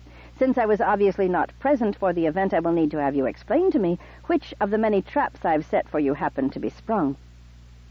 Kira looked at her in wide-eyed surprise, then her eyes narrowed. "Oh, I see, you're mocking me." "Make your accusation, Kira." "Yes, and that weary tone in your voice, I've heard quite enough of that, I can tell you." "Have you forgotten what was bothering you? I can always go ask the servants to remind you." Sitting there on the cushions, Kira drew herself up into her most regal posture. "You are destroying my daughters," said Kira, "and teaching them to hate me." "I'm sure they'll come up with their own reasons for hating you, if you treat them the way you treat everyone else. Kira, just tell me what made you angry, will you?" "I have devoted my life to making sure they do not become shepherdesses. Thank you very much, and now you've given them a sheep." At once everything became clear. "I haven't given them anything," said Sarai. "They saw a ewe with its lamb only moments after the birthing. They asked if they could have it. An absurd idea, of course, and I told them that the lamb needed to stay with its mother or it would starve to death. But that made them cry, so I told them they could visit the lamb every day, and they could give it a name. Yes, and thank you for that, too. They are now arguing bitterly about that, which gives me a headache." "What I don't understand," said Sarai, "is how any of this could possibly have humiliated you." "Oh, no, of course not. You interfere with the way I raise my children, and there I am in front of everybody, not even knowing what my girls were talking about. 'Come away from that sheep,' I tell them, and they answer me by saying, 'Aunt Sarai gave us this lamb and she's in charge.' I'm sure they meant that I'm in charge of the lamb, which I am, since it was one of our ewes. I'm sure I couldn't tell one sheep from another. The lamb is the little one, the ewe is the big one. You made me look as though I had no authority at all over my own girls." "You always look as though you have no authority over them, Kira, because you barely notice they're alive most of the time, and whenever you do, you clearly have no idea who they are beyond their names. My dear sister, everyone understands that children leap to wrong conclusions. All you needed to do was remind them that you're their mother, and they must obey you." "I don't need lessons in child-rearing from you," said Kira. "Well, you need them from someone." "Of course not, Kira," said Sarai. "And there you are, sounding weary and put upon again." "I don't think I sounded that way at all, except that I am, in fact, weary. But that has nothing to do with you, and everything to do with getting little sleep last night. Oh, and there you go with the other thing, telling me for only the 10,000th time how busy you are, while I apparently do nothing at all. Apparently. Kira, it appears that whatever happens is going to be my fault, and whatever answer I give you will only make it worse. So before you accuse me of murder and declare a blood feud between us, let's have done with this conversation. You go to your tent, and I'll stay in mine, and we'll both calm down and realize that neither of us is trying to harm the other." "Well, I know I'm not trying to harm you." "You were the one with the slapping and kicking, but never mind. I'll explain to your girls that the lamb is not theirs, and that even if I had intended to give it to them, you're the one with the final say." "Indeed I am," said Kira. "Yes, and so I will say. I don't need you to tell my daughters that I'm in charge. I already explained to them that Uncle Abram would no doubt take their little lamb and kill it and burn it up on that altar of his, so you couldn't possibly give the lamb to anyone." "I'm sure they were happy to hear that tale." "They cried, but they obeyed," said Kira. "So everything's all right." "Nothing's all right," said Kira, and she burst into tears. All Sarai wanted was to lie down and sleep long enough that when she woke up, Kira would not be there. Instead, she moved over to sit beside Kira and hug her and pat her hand. To see us, thought Sarai, no one would imagine that I'm the younger sister. Lot hates me, Kira wailed. I have it on very good authority that he loves you. Do you think so? Said Kira. Well, what kind of love is it when he hasn't come near me since Ajaya was born? Sarai tried to conceal her disgust. She already knew through Abram that it was Kira who banned Lot from her bed after her 5th daughter was born. It had been the cause of great grief to Lot, and not just because he had no son yet. Every day she lives in that city, Abram had said, she becomes more and more like the other women of Sodom, except that her husband is not at all like the men of Sodom. He actually loves his wife, and she's breaking his heart. That was even before this last quarrel, when Lot decided that as long as he was going to live like a bachelor, there was no reason for him to do it in a city that he hated. He could be a bachelor out with his herds and live the life he was born for. Twice before Sarai had tried to explain this to Kira, but when Sarai used words that were gentle enough not to provoke a rage, Kira did not understand what she was trying to say. Kira, said Sarai, I know how you can set everything right between you and Lot. Oh, of course, all I have to do is treat his every whim like a commandment from God and bow down to him like a slave the way you do with Abram. It took all Sarai's strength of will not to make some cruel retort. But she knew that despite the obnoxious way that Kira had of expressing it, her misery was real, and even if she had caused most of it by her own choices, she was not yet ready to understand that. You have to speak to people in a language they can understand. I believe, Kira, that you and Lot are at cross purposes right now. I believe that he is quite sure that you don't love him. I don't, said Kira. The words stunned her. Then I don't know what to say, said Sarai. Well, how can I love a man so selfish that he turns me out of my home and takes my children off to make shepherdesses out of them, and ignores me completely when I come to the desert to join him? I believe, said Sarai, that he did those things because he already thought you hated him. I didn't hate him, said Kira. I thought he was boring and rude to my friends and utterly lacking in ambition. I thought he needed to dress better and let himself take part in the life of the city. Do you still not understand precisely what that would require of Lot to become a man of Sodom? Perhaps he needed to hear an occasional word of love from you. I gave him 5 girls, didn't I? And if he had been a true husband to me and helped me take my proper place in the city, he would have heard whatever words of love he wanted. The whole idea Kira had of marriage, that you were nice to your husband only to the degree that he obeyed you, appalled Sarai. Again it took all her strength not to speak bluntly. Lot kept his promise to you for all these years you've lived in the city, but he never promised you that he would become a man of the city himself. Well, I don't see the distinction. Without a husband I can be proud of, I'm completely on my own in society. I do rather well, but still it cripples me, and it's not that many years until the girls will need husbands so I can have grandchildren. Someone needs to keep alive the blood of the true kings of Ur. He should be thinking of that, not of his own petty desires. To answer this completely idiotic statement would have been pointless. If Kira couldn't see how unlikely it was that her daughters would ever bear children to men of Sodom, it was because she chose to be blind. You see, Kira, you have only to talk reasonably to him and listen to his words when he answers you. But he doesn't answer me. He hasn't spoken 10 words to me since I came here. I'm not talking about now, said Sarai. Back in Sodom when you said these things to him, didn't he answer you? Oh, of course he did. He nattered on and on about things he would never do and how I was asking too much and on and on. Kira, listen to yourself. You're telling me that you didn't listen to him. I did listen. I just didn't agree. Well, he listened to you too and didn't agree. But he didn't listen, or he would have understood just how impossible he was being. It was too maddening to continue. Kira simply could not see her own actions from Lot's point of view.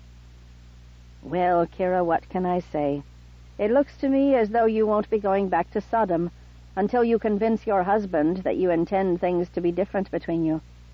Oh, indeed, I do. No more of his foolish refusal to take part in society, no more of his... It's that kind of talk that got you here to this camp, with your house closed up and your daughters playing with sheep, said Sarai. Keep talking that way and you'll find yourself growing old and dying in a camp somewhere. So that's it. I have to lie to my husband and pretend I don't wish him to become a better man? And if I'm a convincing enough liar, he'll return me to my home? Is that it? I said nothing about lying, said Sarai. I merely suggest that you refrain from insisting he change. Give him the freedom to be himself, and he'll give you the same freedom. Isn't that what you want? All you have to do is give him the same thing. Men have freedom. They don't get it from women. But this time Kira's response was half-hearted, a mere reflex, parroting the ideas of the women of Sodom. Even as she spoke, she seemed to be contemplating what Sarai had said. Surely there's some way, Sarai said, for you and Lot to share the city and the camp. A season of one, a season of the other, each of you rejoicing that you can make the other happy. Kira sighed and rose to her feet. I can see that you have nothing to suggest, except that I become the kind of brainless please your husband no matter what it costs you kind of wife that you are. Sarai held very still until Kira left the tent. When she finally unclenched her hands, Sarai found that 2 of her fingernails had cut into her palms. Blood seeped from the shallow wounds. Well, it would be worth the pain if this conversation led to Kira making amends with Lot, for she had listened at the end. It was what she had always done in childhood. If someone made a suggestion that she intended to follow, she had to lash out and insult the person whose idea she was planning to use. That way she could maintain the illusion that she had come up with the idea herself. It was an illusion that only Kira herself believed. Indeed, it was quite likely that the only person in the camp who did not see through Kira's pretenses was Kira herself. Hurry home, Abram. It's time to find a way to get Kira out of this camp before someone kills her. Chapter 15. Abram came to her tent that night, but Sarai could see that it was conversation he wanted more than affection. Emboldened by Sarai's agreement, Bethuel and Eliezer had apparently laid before him their desire for a separation of the camps, and Abram was dismayed. Before you say more, said Sarai, I must tell you that Eliezer came to me already to see what I thought. I already told him that I think it's the right thing to do, and for more reasons than the quarrels between herdsmen loyal to different masters. Abram looked glum. So, I'm alone in wanting Lot to stay with me. My love, you're so happy to be with Lot during your daily work that it would be a cruel wife indeed who did not wish you to keep your brother beside you. And yet you lend your voice to the forces of division. You and Lot are together during the day, doing the labor that you love, roaming this beautiful land, talking with men who know the beasts as well as you do, caring for animals that you understand better than people. You have the wind and the sun and the stars, the bleating and lowing and braying of animals and of people. Abram chuckled. You almost make it into a song. The joy that you know in the field with Lot is not matched by any pleasure here in the camp. Abram gave that a little thought before he answered. Lot speaks little of Kira, but I know that he was not happy when she followed him to the camp. It shocked me, in fact, that he left her in the city in the first place, and that he wasn't relieved to have her prove her love for him by coming.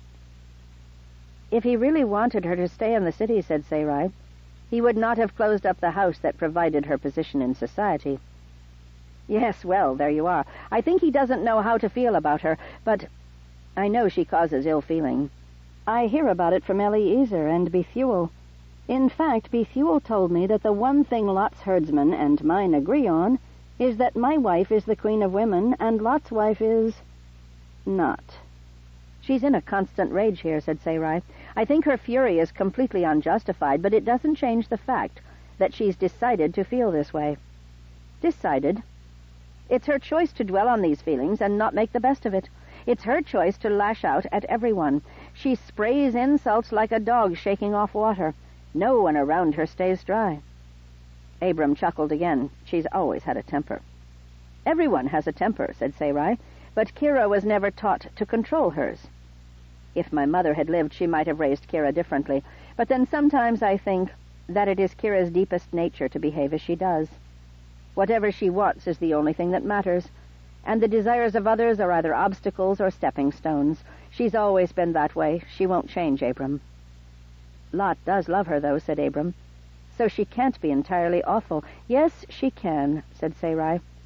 My own sister, so this is disloyal of me, but then Lot is my brother now, too, isn't he? And who knows Kira better than the sister who had to grow up dealing with her? She knows how to be charming, how to make alliances in order to achieve her goals, but she also knows how to punish those who don't give in to her charms. As long as Lot did what she wanted, she was lovely to him, and so he loved her. Lot said to me a few days ago, "How could my wife and yours come from the same house?" Kira sees nothing, Sarai, and you see everything. Kira sees as much as I do. The difference is that I care about the people around me. Harsh, said Abram.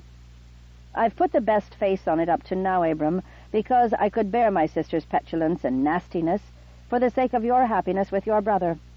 In truth, I've been happy with Lot here, too. I'm used to Kira, and I can shed her cruelties without noticing them. But she's growing impatient. She's not content merely to insult me and criticize me. She's accusing me now of plotting against her. Even though everyone detests her, when she accuses me openly, it weakens my place in the camp. Nothing could weaken your place here, said Abram. If she attacks you, your patience with her only makes you seem more of a saint in the eyes of all. A saint, but a weak one, said Sarai. You know that even a beloved leader is weakened if he tolerates insolence. You would never put up with it, and neither would I, except that when it's my sister and my guest. My ability to control her is limited, and today it came to blows. You gave her a beating? He sounded so delighted that it shocked her. I did not, she said. I don't even beat the servants. I would hardly beat my sister. He laughed. He'd been teasing her. Side 5. Sarah, by Orson Scott Card. Continuing on page 224. Abram, this is serious. She hit me. Only a glancing blow, but she meant it to hurt. I had to throw her to the ground before she finally stopped. And this was outside my tent, where all could see. I'm surprised you didn't already know. There are some things that people are reluctant to tell me, said Abram. You've said enough. Kira has to go. Easily said. I'll get Lot to reopen the house in Sodom and send her back to it. And keep him here with us? I think not. He's done with her, Sarai. She makes his life unbearable in Sodom, constantly pressing him to take part in a society that makes him sick at heart and sick to his stomach. He can't live there again. He's not tempted by their sins, is he? Of course not. But from the king on down, the men of Sodom are entirely given to debauchery and cruelty, and they don't have much tolerance for men who don't join in. When he stands aloof, they accuse him of judging them. Apparently the only sin that Sodom doesn't embrace is the sin of choosing not to sin. And they're right, of course. The fact that a man like Lot even exists is a constant affront to them. Because he's there, all can see what a man of honor and decency acts like. And the contrast is clear. When I ask her about Sodom, Kira says that all men are like that in their hearts, and that it's hypocritical to pretend otherwise. When I tell her that you're not like that at all, nor are any of the others in this camp, she just rolls her eyes and says, they spend weeks and months on end away from their women, with only the sheep and each other for company. Don't fool yourself, my dear.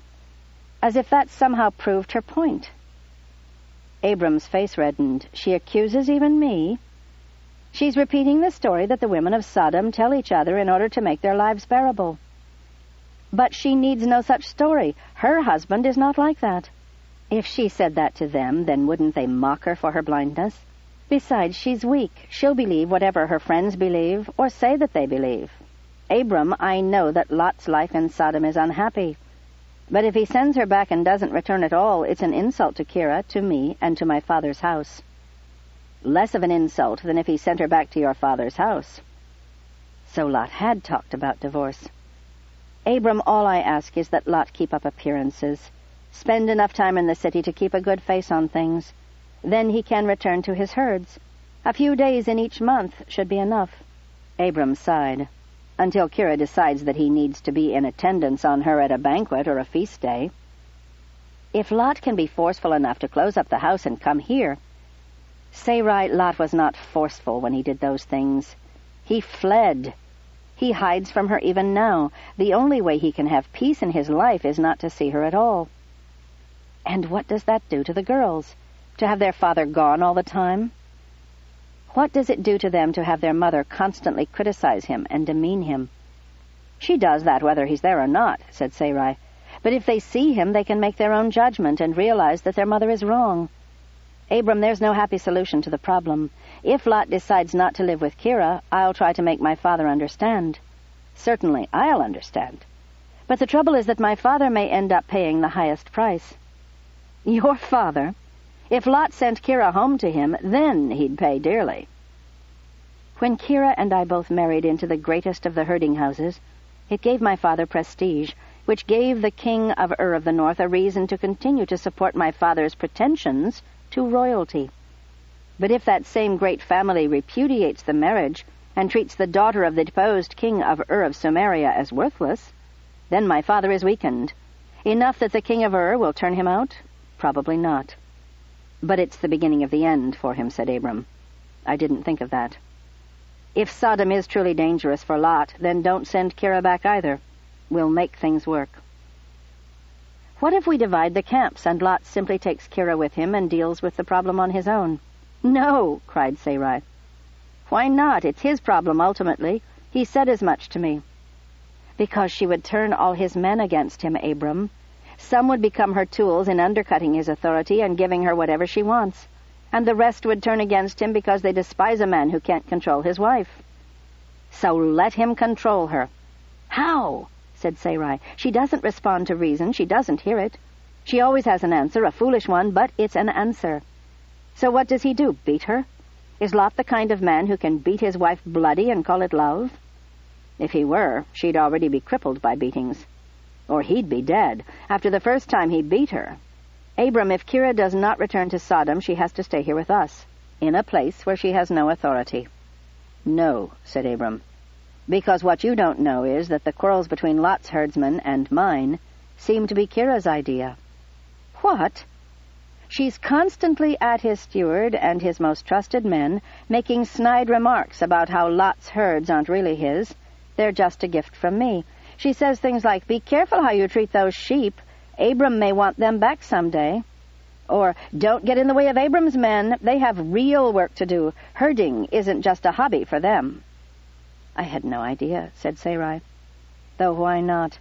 She's so angry that if she thinks of something nasty, she'll say it. She knows what she's doing, said Abram. She never says such things in front of you or me. Or Bethuel or Eliezer either, for that matter.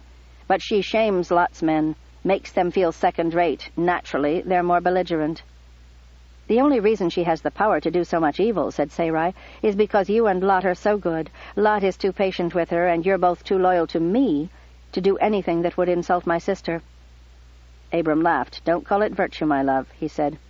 If I were really loyal to you, I'd have thrust her out of the camp into the desert the first time she made one of her vicious little remarks about how she is a mother and you don't know anything. Tears leapt to Sarai's eyes. I didn't know you heard those things. She never says them in front of me, if that's what you mean, said Abram. But the men and women of this camp love you to distraction. Do you really think that I don't hear an outraged report of every insult she offers you? Don't you understand that if anyone but your sister had said such things in this camp, his life would be forfeit? Sarai pressed her face into Abram's chest and wept. If only her insults weren't the truth, she said. You are more of a mother to every child in this camp, and to every grown man and woman, too, for that matter, than Kira is or ever can be. All she did was what any cow or cat can do, give birth. The one thing I can't do. I only told you that so you'd understand that our loyalty to you is a reason for getting her out of the camp, not keeping her here. No, Sarai, they love you, they honor you. Not as much as I do, but only because they don't know you quite as well. No one thinks ill of you. We all know that you'll have my children when God wills, and not sooner. And in the meantime we all rejoice in the great blessing of having you as my wife, as the mistress of this camp. And they have never loved you more than since Kira has been here, to show them just how awful life could be if you were a different kind of woman. Sarai laughed through her weeping. So Kira's doing wonders for my reputation. Abram held her tighter. You are the wise one as usual. I'll lay your suggestion before Lot, and I think he'll do it. A few days in Sodom, a few weeks in the field, and he can visit here too without bringing Kira. It wasn't a mere coincidence that his defiance of Kira finally came just after we returned from Egypt.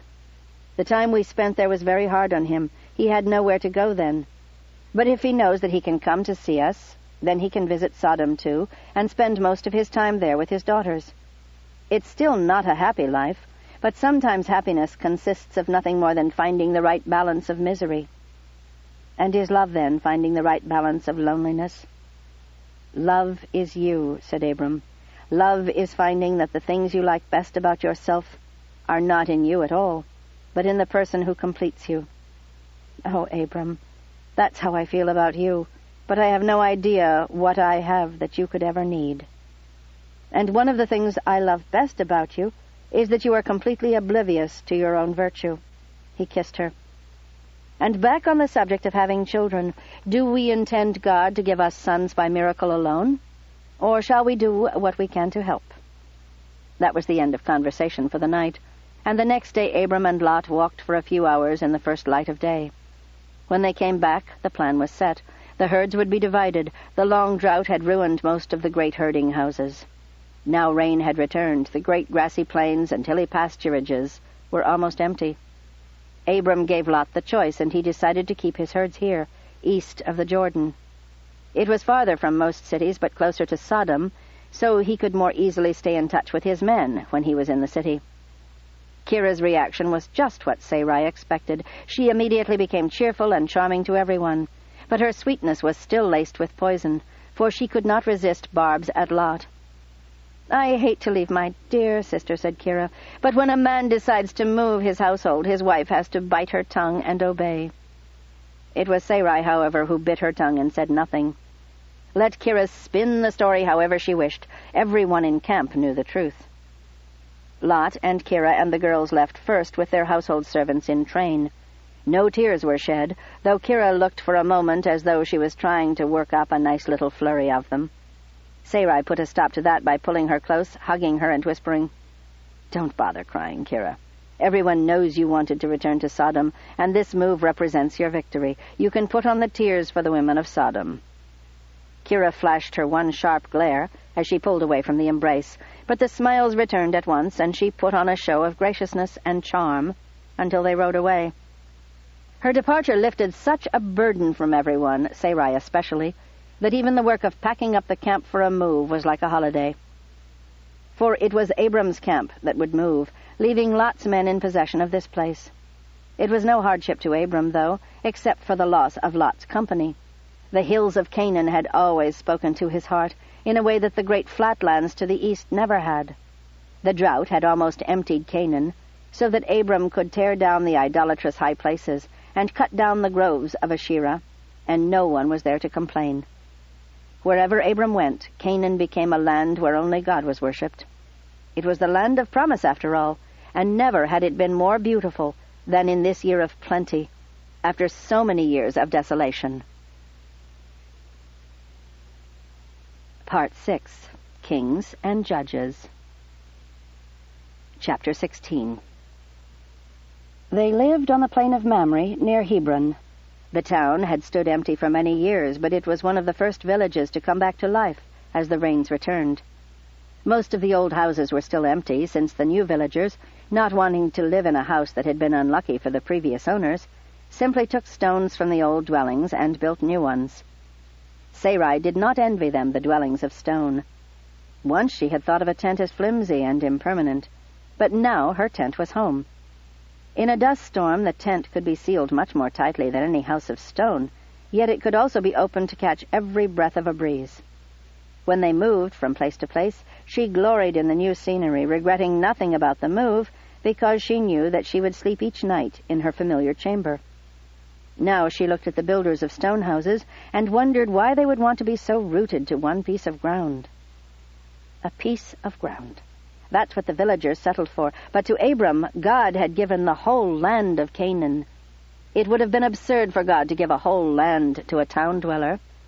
Only a wandering herd-keeper would know how to use the grassy hills and valleys in this land between the Jordan and the sea. The people who had lived here before the drought were all Canaanites, speaking one language. But the people who moved here now were of every nation.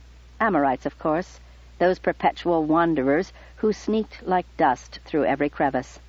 And also Hittites, Perizzites, Jebusites, and even a few Hebrews who called Abram kinsman, though none of them knew his genealogy back to Abram's ancestor Heber.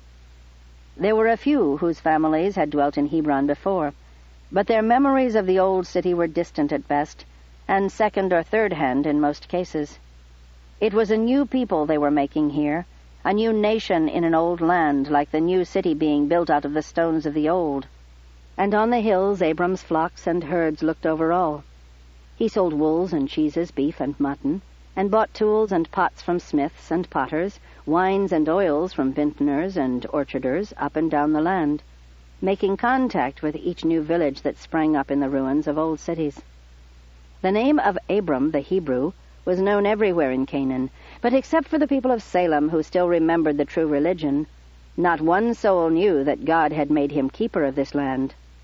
He watched over his kingdom with a sharp eye, but ruled it so lightly that no one noticed the touch of his authority. Yet he was the link between villages, and his language became the common tongue that strangers adopted so they could live together in peace.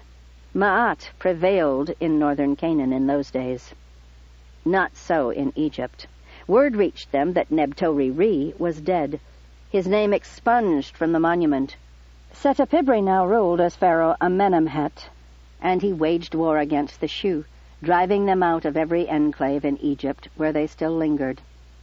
The history, as Setepibri was now writing it, told of the Shu usurpers who almost succeeded in ruling Egypt, defiling the holy places and worshipping strange gods, in abominable ceremonies, burying their dead in the ground, wrapped only in sheepskin.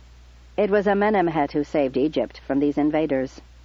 The Shu, who could, fled from Egypt, back across Sinai. Those with connections in Arabia went south, but many tried to find a living in Sodom or one of the other cities of the valley of Siddim, southeast of the Dead Sea, or else wandered up into the southern part of Canaan. And many made their way east to Mesopotamia, to Akkad and Babylon, Ur and Sumer, and even as far as Elam. The men who made such a long trek were not the settled or settling kind. They had heard that the Amorite kings who now ruled the ancient cities of Mesopotamia would pay for soldiers. Many of these men had fought for Neb-to-Ri-Ri. There was no one now to hire their swords in Egypt, but sword skill was all they had to sell. The most ambitious of the Amorite warrior kings was Kedorlaomer, who ruled in Elam. During the worst of the drought, when Abram and Sarai were in Egypt, he had brought an army and raided Sodom and the other cities of Siddim, Gomorrah, Admah, Zebolim, and Zoar. Surprised and unprepared, the 5 kings of the cities of Siddim were easily defeated and agreed to pay tribute to Kedorlaomer. Now, in these more prosperous times, with refugees returning from Egypt to swell the population of Sodom and the other cities, the people of Siddim became complacent. A raiding party like the one Kedorlaomer had brought in his surprise attack would never defeat them now. Their armies were strong and well-trained. They needed no longer pay tribute to the king of such a far-off city as Elam. Lot and Abram talked about these matters many times, often when Sarai was part of the conversation. Lot and Abram were sure this was a foolish mistake. Kedorlaomer was of Amorite origin, and he clung to the old ways. To him it was nothing to bring an army across hundreds of miles of grassland. The desert was no more a barrier to him than was the sea to a sailor. "They've provoked him," said Abram, "when they could have paid his tribute out of what falls from the king's table." "Do you think I haven't told them again and again," said Lot, "but no one listens to me. They call me the shepherd, and claim that wandering herdsmen know nothing of the strength of cities." "It was wandering herdsmen called Amorites who conquered Ur of Sumeria and drove my father into exile," said Sarai. "Have they forgotten that?" "People have short memories," said Abram. "This year's prosperity is all they remember. There has been no war in a few years, so they will always have peace. There has been no drought for a few years, so they will always have rain." "But you remember," said Lot. "I have the books," said Abram. "It has all happened before over and over again. A city begins to think that it is great. But to a rival king or to a tribe of hungry strangers, that great city looks like a prize to be taken, not a trap to be feared." and suddenly those proud citizens who boasted of their greatness are sold into slavery. Those that aren't put to the sword, said Lot. But when they came before, all they demanded was tribute, said Sarai. Tribute is a tax without the trouble of governing the taxpayers, said Abram. They regard these cities as conquered, and to them the decision to withhold the tribute is a revolt, treason. When they come back, someone will pay for the crime. Well, I hope you're planning to move out of Sodom before they come, said Sarai to Lot. The silence that greeted her outburst made her feel like a fool. Lot smiled and patted her hand. Don't think the subject hasn't come up, he said. I think the most common answer in my house is, I don't see any soldiers. Where are these armies you fear so much? Do you run from every shadow? Much of the reason I'm scoffed at in the council and in the market is because my wife is mocking my warnings in the homes of all the leading citizens of Sodom. Ah, Kira, sighed Sarai. So it was that when Kedorlaomer came again, everyone was surprised, despite the warnings. Kedorlaomer came with allies, King Amraphel of Shinar, King Arioch of Eleasar, and Tidal, a tribal leader who styled himself King of Nations. They brought such a large host that their supplies had failed them. They struck first at some of the small new villages, slaughtering everyone who had not had the sense to run away, and taking all their food and animals to feed their soldiers. Replenished, they turned to Siddim, and the great cities that gleamed like precious stones amid the orchards and grasslands east of the Dead Sea. There were traitors to punish and overdue tribute to collect. The first word of the coming of these armies came from Abram's shepherds in the southern hills. Obeying a standing instruction, a messenger had headed for Lot at the same time to give him warning. Abram gave orders for all his herds to be driven up to the high valleys, where they would be invisible to armies coming up the Jordan Valley. And beyond the minimum number needed to keep the herds together, all his men were to gather to Abram in the plain of Mamre.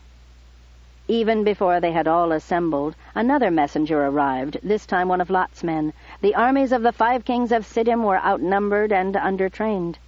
They fled almost before the first attack had begun, and the kings of Sodom and Gomorrah fell in the slime pits that blocked their retreat. But the worst was yet to come. Sodom and Gomorrah had been taken, but not sacked. Kedorlaomer meant for these cities to continue paying him tribute for many years to come. But they would not rebel again. He took all 5 kings as captives to be displayed back in Elam before they were executed. He also took the richest citizens of Sodom and Gomorrah with him as hostages to make sure the heavy tribute was paid. Whether they would return alive was doubtful. The other 3 cities were relatively untouched, but the warning was clear: obey or pay dearly. Lot is taken, said the messenger. All the wealth of his house, his herds and flocks are safe. But to get him back will take more gold than we can ever get for selling them all. Master Abram, I beg you to help pay the tribute so we can free my master before he is taken all the way to Elam. The news filled Sarai with fury. If the fools in Sodom and Gomorrah had listened to Lot and Abram instead of mocking them, they would still be paying a negligible tribute and prospering in peace. And now, because of their stupidity, not only had they lost everything, but Lot, too, would be impoverished, and Abram, too, to save him. Abram said nothing as they all waited to hear what he would say. He raised his eyes to heaven as if calling upon God, but he said nothing with his lips. Then he looked at the messenger and smiled.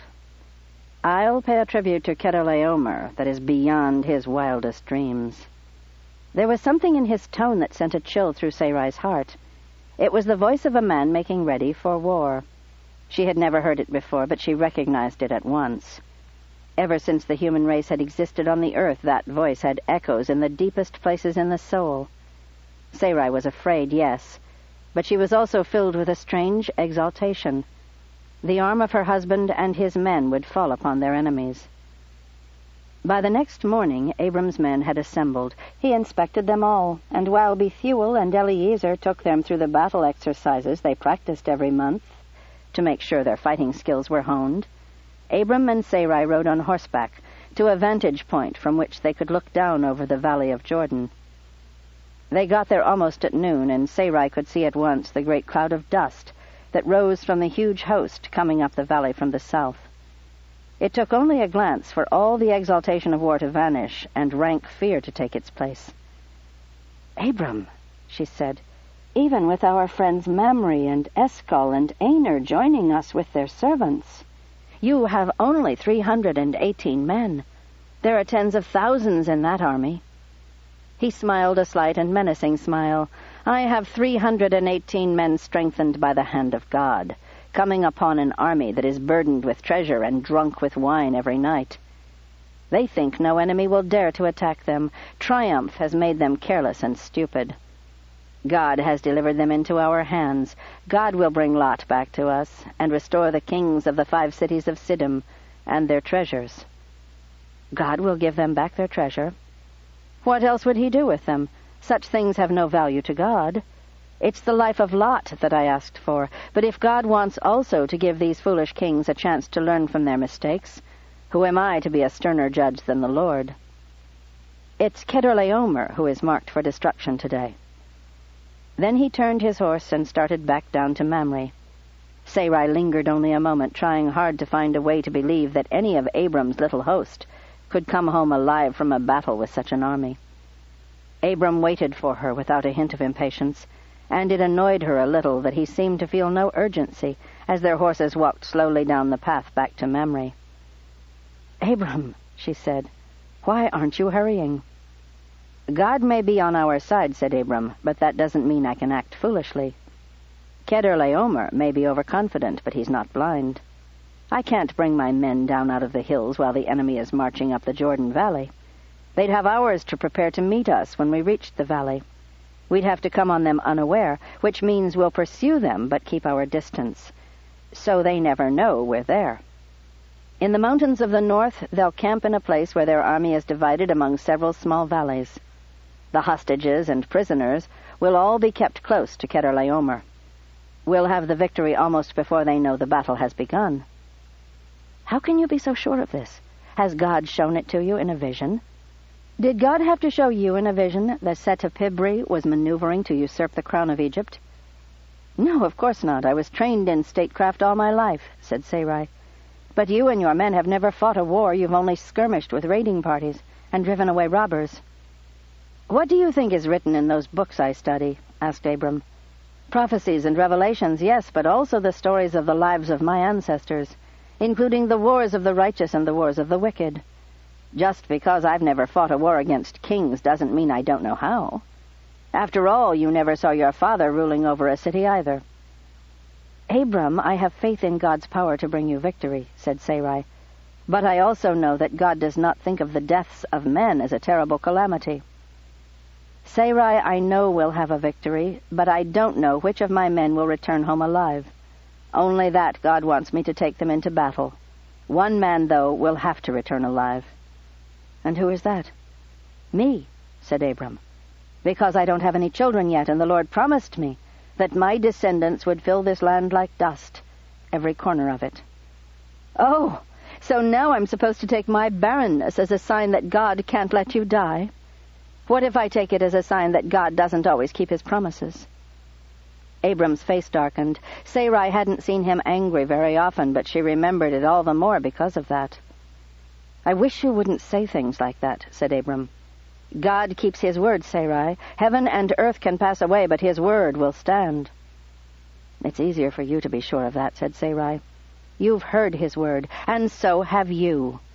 When you spoke to Nebto-Riri, and the words came to you with such certainty that you couldn't doubt them.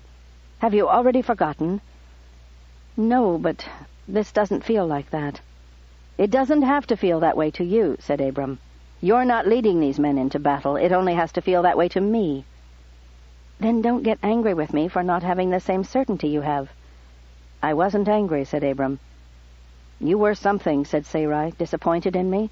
That's worse, worried that I might be falling into unbelief, ashamed of me." "Not disappointed, not worried, not ashamed."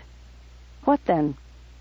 "All right, I was angry, but I see now that I was being unfair to expect you to have the same confidence I feel when you haven't received the same assurance God gave me.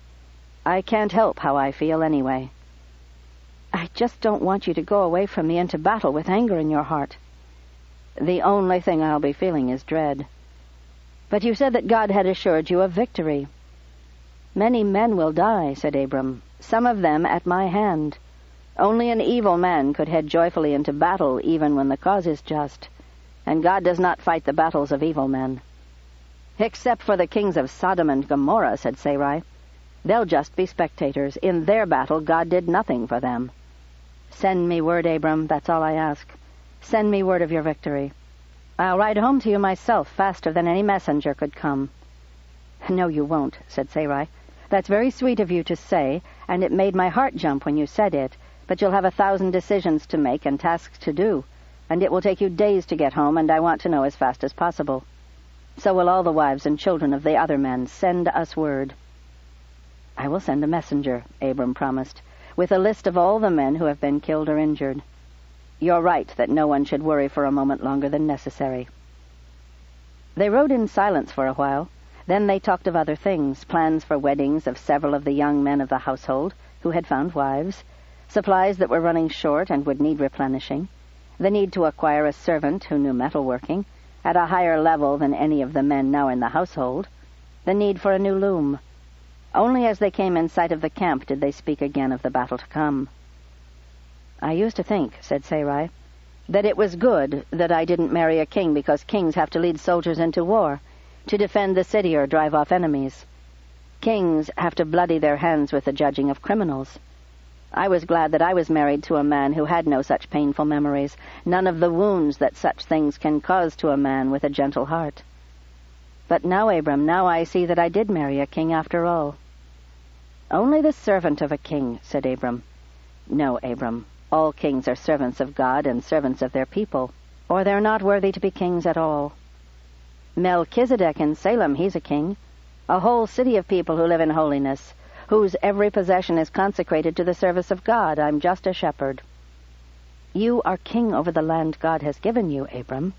Don't argue with me on this. I'm right, and it's only because you take such pride in your humility that you're even arguing with me. Abram laughed at that, laughed loud and long. Pride in my humility, he said, and laughed again. But he didn't argue with her anymore. They rode off that morning, Abram at their head, quite a formidable-looking army to anyone who hadn't seen the horde in the Jordan Valley. At least they didn't leave with jesting and boasting, as Sarai had seen soldiers do back in Ur of the North. Abram offered sacrifice on the altar at dawn, and the soldiers left with solemnity, knowing that if they succeeded they would be sending many of the enemy back to God, and probably some of their own number would make that journey too. It was with grim determination to be a fit weapon in the hands of God that they went, and not with any pride in their own strength. They well knew that they were armed shepherds, not soldiers, who also tended sheep. And when they were gone, the camp was Sarai's to command. There were boys to send as runners to the various flocks and herds scattered throughout Canaan, making sure that all was well with them. There were women to keep busy in the work of the camp and in the spinning and weaving that occupied them always. And through it all, Sarai could not show her own fears and doubts, for she had to set an example of cheerful confidence and faith. Faith. She felt hypocritical, pretending to a confidence she did not feel. Of course she could hear Abram's voice in her head, saying that to give the appearance of confidence was an attribute of faith, for to behave as if you were certain when you had no certainty was to throw yourself into the hands of God, and encourage others to make the same leap. But if she could not be certain in the first place, it was hard to then be certain of the rightness of her pretense of certainty. It was like the way four-legged creatures moved across ragged ground, having 3 legs to stand on while the 4th found a new step. Their bodies remained steady and their forward progress smooth. But Sarai was a 2-legged creature, and so when she walked the same ragged ground she lurched back and forth like a drunk. She just didn't have as many legs to balance on when it came to faith. And yet she did what needed doing day after day until a girl started shouting, "A rider, a rider!" Sarai arose from her place at the door of her tent and walked toward where she could see what the girl saw. Hagar trotted after her, and soon all the other women and children and old men of the camp had left their work to watch the rider approach. He did not have his horse at a gallop. He was not giving a warning, and it was not worth the life of a horse, just to deliver news, good or bad. Still, it was maddening to watch as the horse varied from canter to trot to walk, depending on the path. Finally, as the horse came nearer, the rider himself became impatient. He leapt from the back of the beast and ran on light feet toward the camp, leaving the horse to follow at its own leisurely pace. That was when Sarai knew that the news was good, for no man would have run on his own feet to deliver news of grief. "Victory!" cried the man, "and not one of ours is dead." "Bring him food and drink before he says another word," said Sarai, "and make sure all the runners are here to listen to his tale, so they can carry the same word to all the herdsmen. You may tell the rest of the tale without me." Then she returned to her tent. She could hear them murmuring behind her. Why didn't she want to hear the tale herself? Hagar reluctantly followed her toward her tent, but Sarai sent her back. "I can do this work for myself, and you'll want to hear the whole story." "But don't you want to hear it?" "In due time," said Sarai. Hagar went back to the group gathered around the messenger, who was gratefully drinking from a carafe and gobbling bread. Sarai went inside her tent and quickly packed some extra clothing into a bag for herself and for Hagar. Then she made her way to the tent by the cook fires, where food was kept, and put traveling food into another bag. Only when she started loading these things onto the back of a horse did anyone come to help her. And then they understood why she hadn't bothered to listen to the details of the story. She was going to have the messenger lead her back to Abram. Soon she, Hagar, and the messenger were mounted, and leading a single pack-horse, set off across the same country the messenger had just traveled.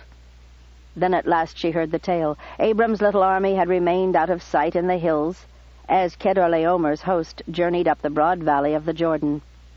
The invaders were not in a hurry now, and so instead of hurrying across the desert, they were taking the great circling route through the well-watered lands to join the Euphrates somewhere in Syria, and then use the river to carry their spoils down to the cities that they ruled. Knowing their plan, Abram did not have to remain close enough to be detected. Even when the enemy began to make their way up the narrow roads into the hills on the road to Damascus, Abram kept his men back, and the messenger was candid about how some of them began to wonder if Abram was afraid of the battle to come. But no, he simply knew that the right opportunity had not yet presented itself. It was not until the enemy camped near Hoban, not far from Damascus, that the circumstances were right. The enemy camp was divided among several small valleys, and steep-walled hills made them complacent. The mercenary soldiers drank and ate copiously, and Abram waited until the camp was still. Then he led his men quietly on foot down the steep slope. The plan was simple, to move swiftly and quietly toward the tents of the 4 kings, and Abram divided his men into 5 groups, 4 to attack the kings where they slept, and the other group to free the prisoners and keep them safe in the ensuing battle. Abram's men did not stop to kill drunken soldiers in their sleep, but rather passed them by, passed by the sleeping sentinels supposedly on watch, passed by even the guards at the doors of the king's tents. Only inside the tents did the shouting and the killing begin. The shouts of those who were wakened by swords, the clash of weapons, and the screams of the dying finally roused the camp. But by the time the soldiers had found their weapons and staggered out in search of an enemy, they saw the tents of the 4 kings already burning, and their erstwhile prisoners, now free and armed, joining in the battle against them. Since most of these soldiers had entered this army for the pay and the spoils of war, they had no reason to stand and fight once their paymasters were defeated. Their only hope was to try to run away with as much of their booty as they could carry. So the actual fighting did not last long. 3 of the kings died in their tents. Chedorlaomer himself managed to get out, and with a few of his retainers fled on horseback. Abram was not content, however, to let them or any of the soldiers get away. The men he had left with his horses brought the herd down to the valley, and his soldiers were soon mounted, leaving the former captives to guard the camp with all the treasure that had been abandoned there. Abram led some of his men in pursuit of Chedorlaomer, and rode him down in the valley of Sheva, where he and all his men were killed from horseback. Meanwhile, other parties of Abram's soldiers gave chase to the escaping soldiers, killing or capturing any who stood to fight, though there were few of those. Most of the soldiers understood what was happening and dropped their heavy spoils and stripped off their outer clothing so they could run faster, and so Abram's men could see that they had abandoned what had been stolen from Sodom. By dawn the fighting was done. Abram's men directed the few captives in gathering up the abandoned treasures. Beyond that the messenger knew nothing, for Abram had paused only to be sure none of his men had been lost, before sending him to give word to Sarai. On the way to Hobah, they met another messenger, this time bearing the news that Lot and all the other hostages and captives from Sodom and Gomorrah and the other towns of Siddim were unharmed and free. Sarai shared food and water with him and sent him on his way, first to the camp and then on to Sodom itself, where rejoicing would immediately take the place of mourning. When Sarai reached Hobah, where the cook fires of the camp were a beacon that drew her through the gathering darkness of the evening, she was surprised that it was not Abram or Abram's men who greeted her, nor Lot, nor any of the kings or citizens of the cities of Siddim, but rather Melchizedek, the king of Salem, who recognized her and welcomed her. Sarai was bewildered to find him there. Had he been captured too? But Melchizedek cheerfully explained, "The Lord sent Abram to do the fighting, but I and some of my people came also, not to fight, but to provide supplies and beasts of burden for the return. We're not fighters in Salem, you see. Our protection is God alone. But we have been blessed with plenty of food and drink to share, and beasts to bear, and strong arms to labor and legs to travel. And so we journeyed in the path of destruction left by Chedorlaomer's army, feeding people who were returning to their ruined and despoiled homes, sending them to Salem and the other hill towns for succor." It was just what Sarai should have expected, and she embraced the young king of Salem and let him lead her to where the former captives now feasted on the supplies left by Chedorlaomer's vanquished army. Lot greeted her with a shout and an embrace, and told them all that this was Sarai, the wife of Abram, who had delivered them. She was made welcome and listened to each of the 5 kings of the cities of Siddim, as they told their own account, in which, not surprisingly, they turned out to have been heroic too, at least in the awfulness of the suffering which they endured during their captivity. But Abram was not there. He had not yet returned from Sheva, where the labor of gathering up the abandoned treasure was still not finished. Already his men had made several trips back to Hobah with fully laden animals, only to return for another load. So it was that Sarai was there in Hobah when Abram himself returned at last. The place of honor was given to him at the feast, and Melchizedek gave him the formal hero's greeting. "Blessed be Abram of the Most High God, possessor of heaven and earth," cried Melchizedek. And even though few of the former captives cared much for Abram's God, they joined in the shout of acclamation that came from Abram's and Melchizedek's men. "And blessed be the Most High God," Melchizedek went on, "who has delivered your enemies into your hand." Abram arose then, and everyone fell silent to hear him speak. The victory truly did come from God, at whose word I came, and by whose strength we conquered. Melchizedek was also sent by God to help us, and to comfort all who suffered from the passing of Chedorlaomer's army. Therefore, of all this great treasure that God has delivered from the hands of our enemies, let us give a tithe to God's high priest, Melchizedek, and the people of Salem, so they can use it to do God's work and help the many poor and innocent villagers who have lost all their goods and cattle. At once the kings agreed, and the former hostages as well, but Sarai well knew how the generous promises made in the moment of deliverance could shrink day by day, as memories faded and treasure grew more precious. So she was not surprised to hear Abram say, "I was sure that you would agree, so I have already caused my men to divide out 1/10 of all the treasure we have recovered. It is ready to load on to the beasts of burden at dawn, and Melchizedek will take it with him to do God's work with it." Sarai could see that there was noticeably less rejoicing at this news. It was always disappointing to the makers of empty promises when they were compelled to keep them. Still no one was angry or even displeased. They had thought they had lost everything, including their freedom, and to give up 1/10 of what had been recovered seemed trivial by comparison to what had been returned to them. By taking care of this business at once, Abram had brought it off. There would be no disputing it in the morning. Then Bera, the king of Sodom, rose to his feet. Since generous gestures were the order of the evening, he spoke in praise of Abram's courage and the bravery of his soldiers, and then said, "I ask of Abram only that he return my captive people to me. All the gold and treasure he may keep as my gift to him."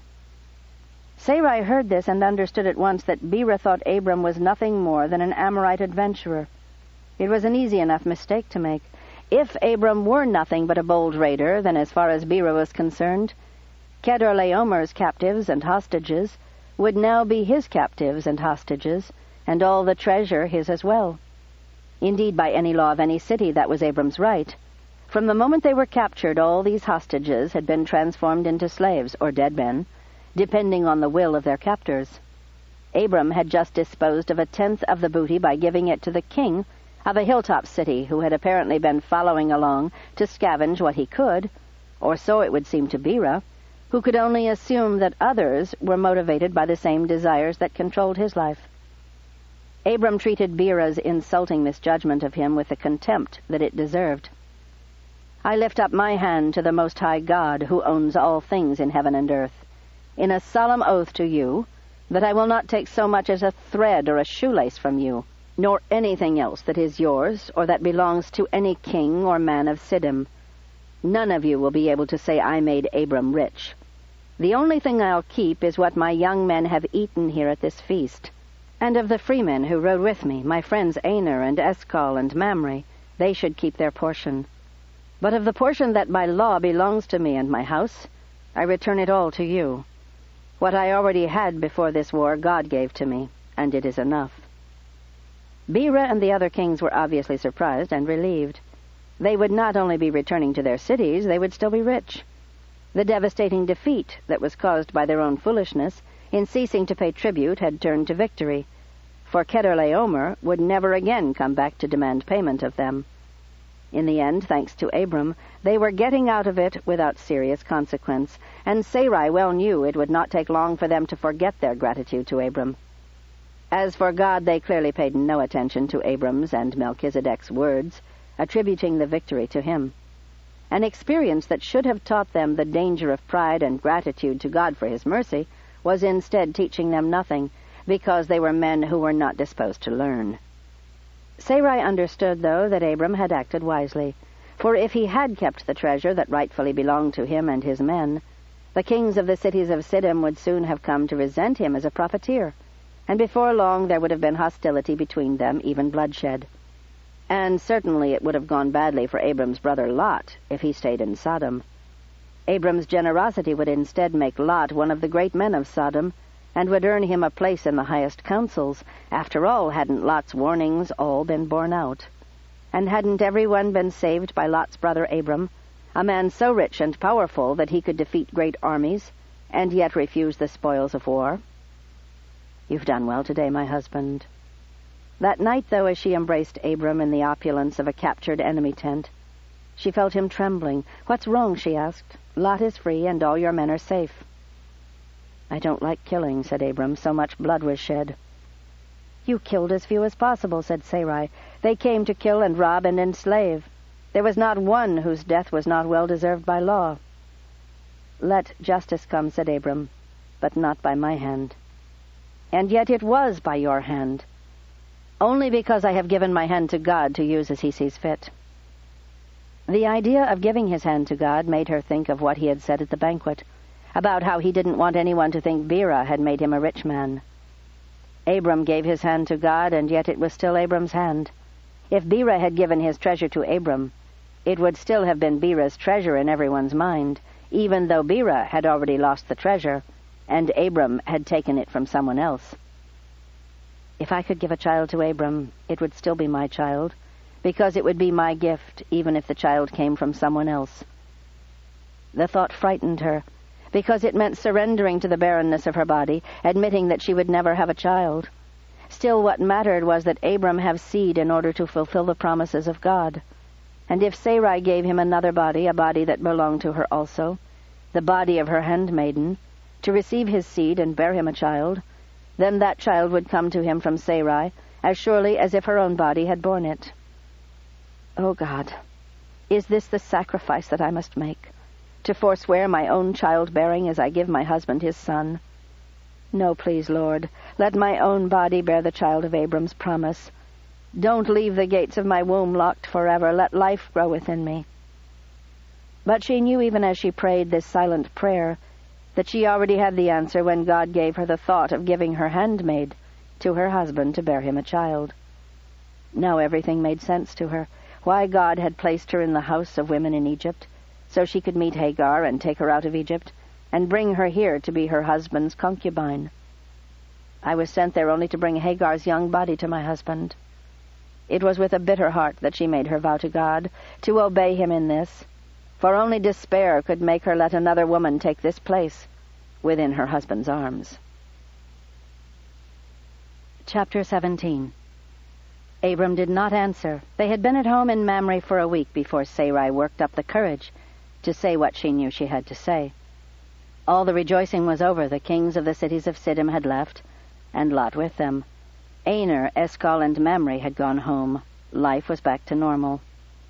And Abram came to her one morning, and sitting there in the door of her tent, he said, "Why are you unhappy? The Lord gave us the victory. Not one of our men lost his life.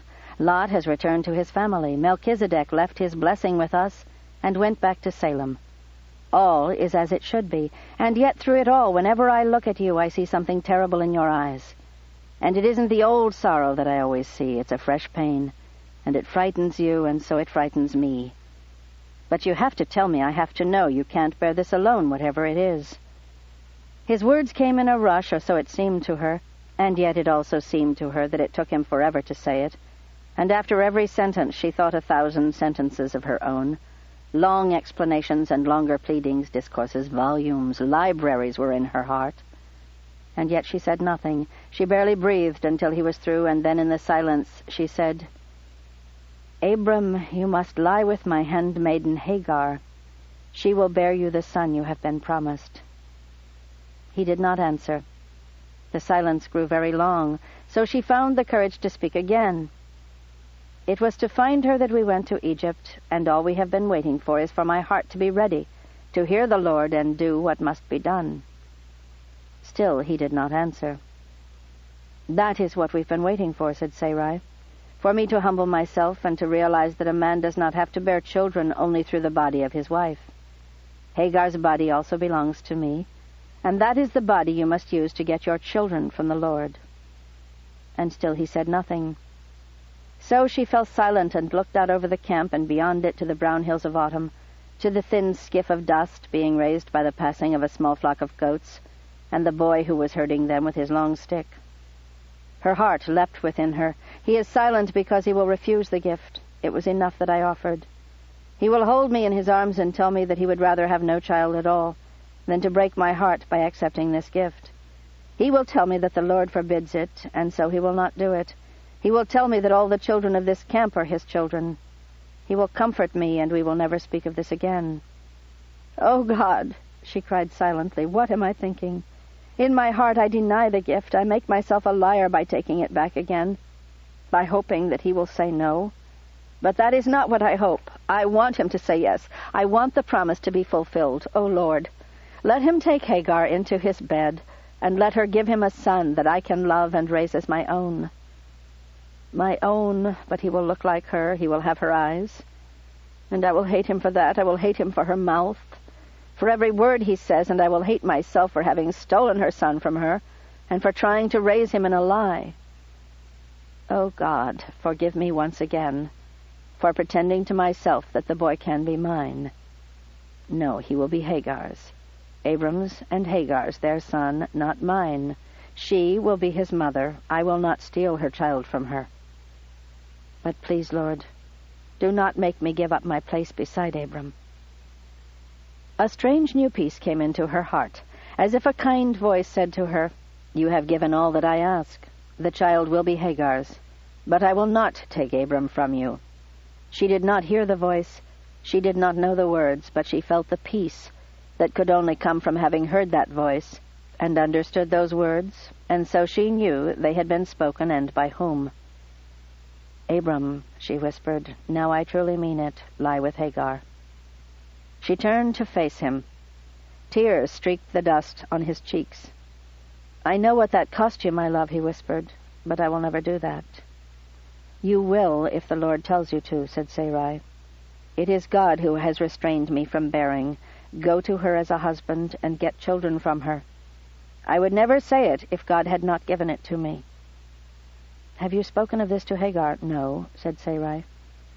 "She has to agree freely. Work we can command from a servant, but not this." "I couldn't ask her till now," said Sarai. "How could you ask me without asking her first?" "Because until a few moments ago I hoped you would say no," said Sarai. "And you no longer hope I'll say that?"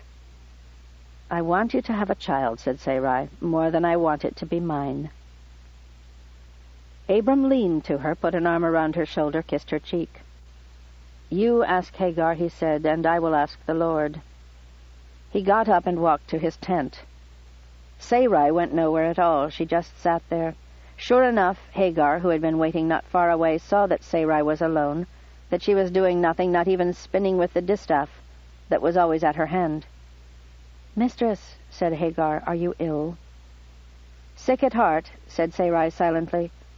But with her lips she smiled, with her hand she beckoned, then patted the cushion beside her where only moments ago Abram had been sitting. Such a coincidence would never have mattered to her, but now, knowing that her husband's warmth was still on the fabric, she cringed as Hagar sat on it. Hagar, still so young of body, so beautiful.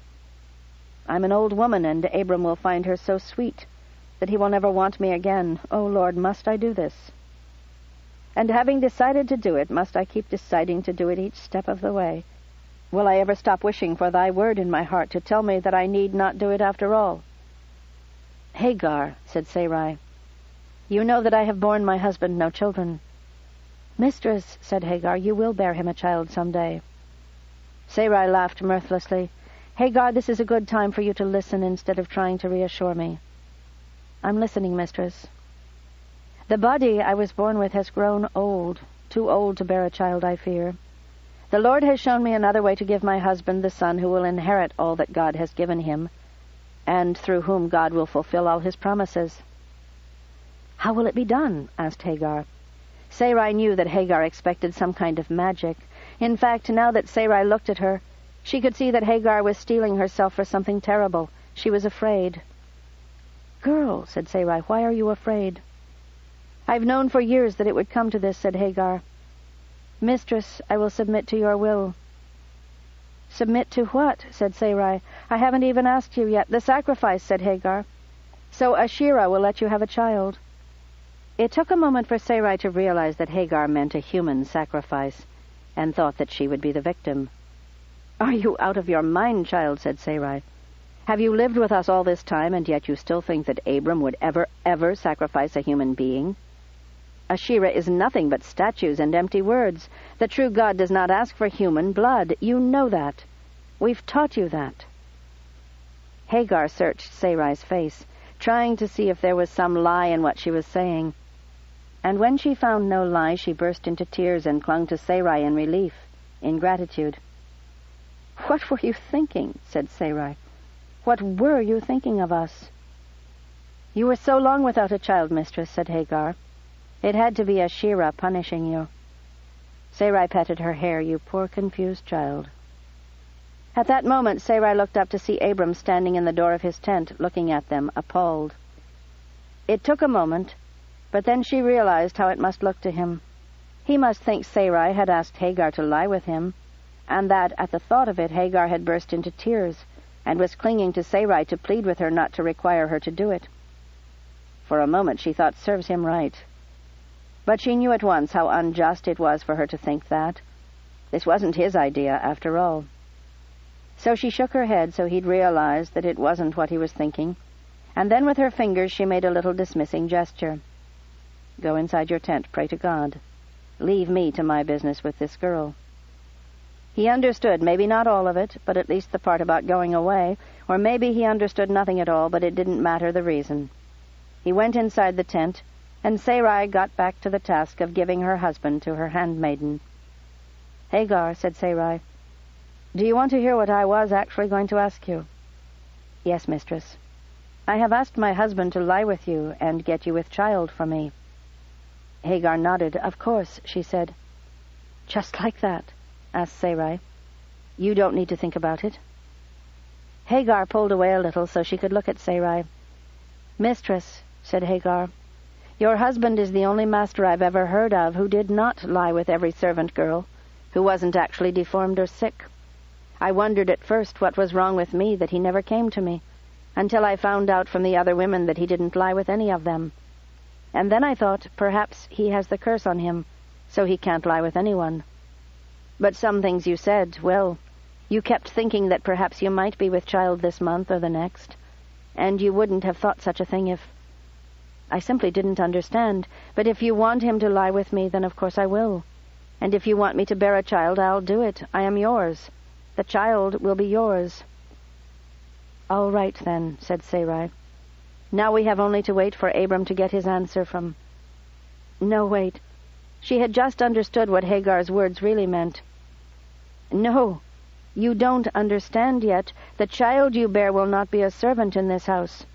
The child you bear will be Abram's son. Now it was Hagar's turn to stare at her in silence, trying to understand. You mean a son who inherits? That is the only kind of son that Abram will ever have. Hagar's eyes grew wide, and she sat very still, staring at nothing. I will still be Abram's wife, said Sarai, wanting that to be very clear. Of course, said Hagar, and then, this was your idea. It was given me by God, I think. Hagar nodded. Yes, I'll do it. She turned to Sarai and searched her face as she said, Mistress, will you hate me if I bear him a child? I will rejoice for you, said Sarai, and I will rejoice for my husband, and I will rejoice for the child, and for the land of Canaan that will be blessed by him. But he will also hate me, said Hagar. I will never hate you for obeying me, for serving me as I ask you to. You will, said Hagar. I will not, said Sarai. Please don't accuse me of being an oath-breaker. You have to hate me for it, said Hagar, sounding as if she were desperate to make sense of this thing that was happening. You have to. Why do I have to when I say I will not? Because I would hate you for it if I were in your place. To have another woman bear a child for my husband when my own body could not. How could any woman endure that, mistress? A woman can endure it, said Sarai, for love. When she said it, she meant it, but later she realized it was not true. She had loved Abram all along, and yet never thought of this solution to her barrenness. It was only for faith that she did this, to offer a way for God's promises to come true. Abram got his answer from the Lord. He went into Sarai's own tent with Hagar, and lay with her. 2 weeks he lay with her every night, while Sarai went with Eliezer to visit Kira and Lot in Sodom.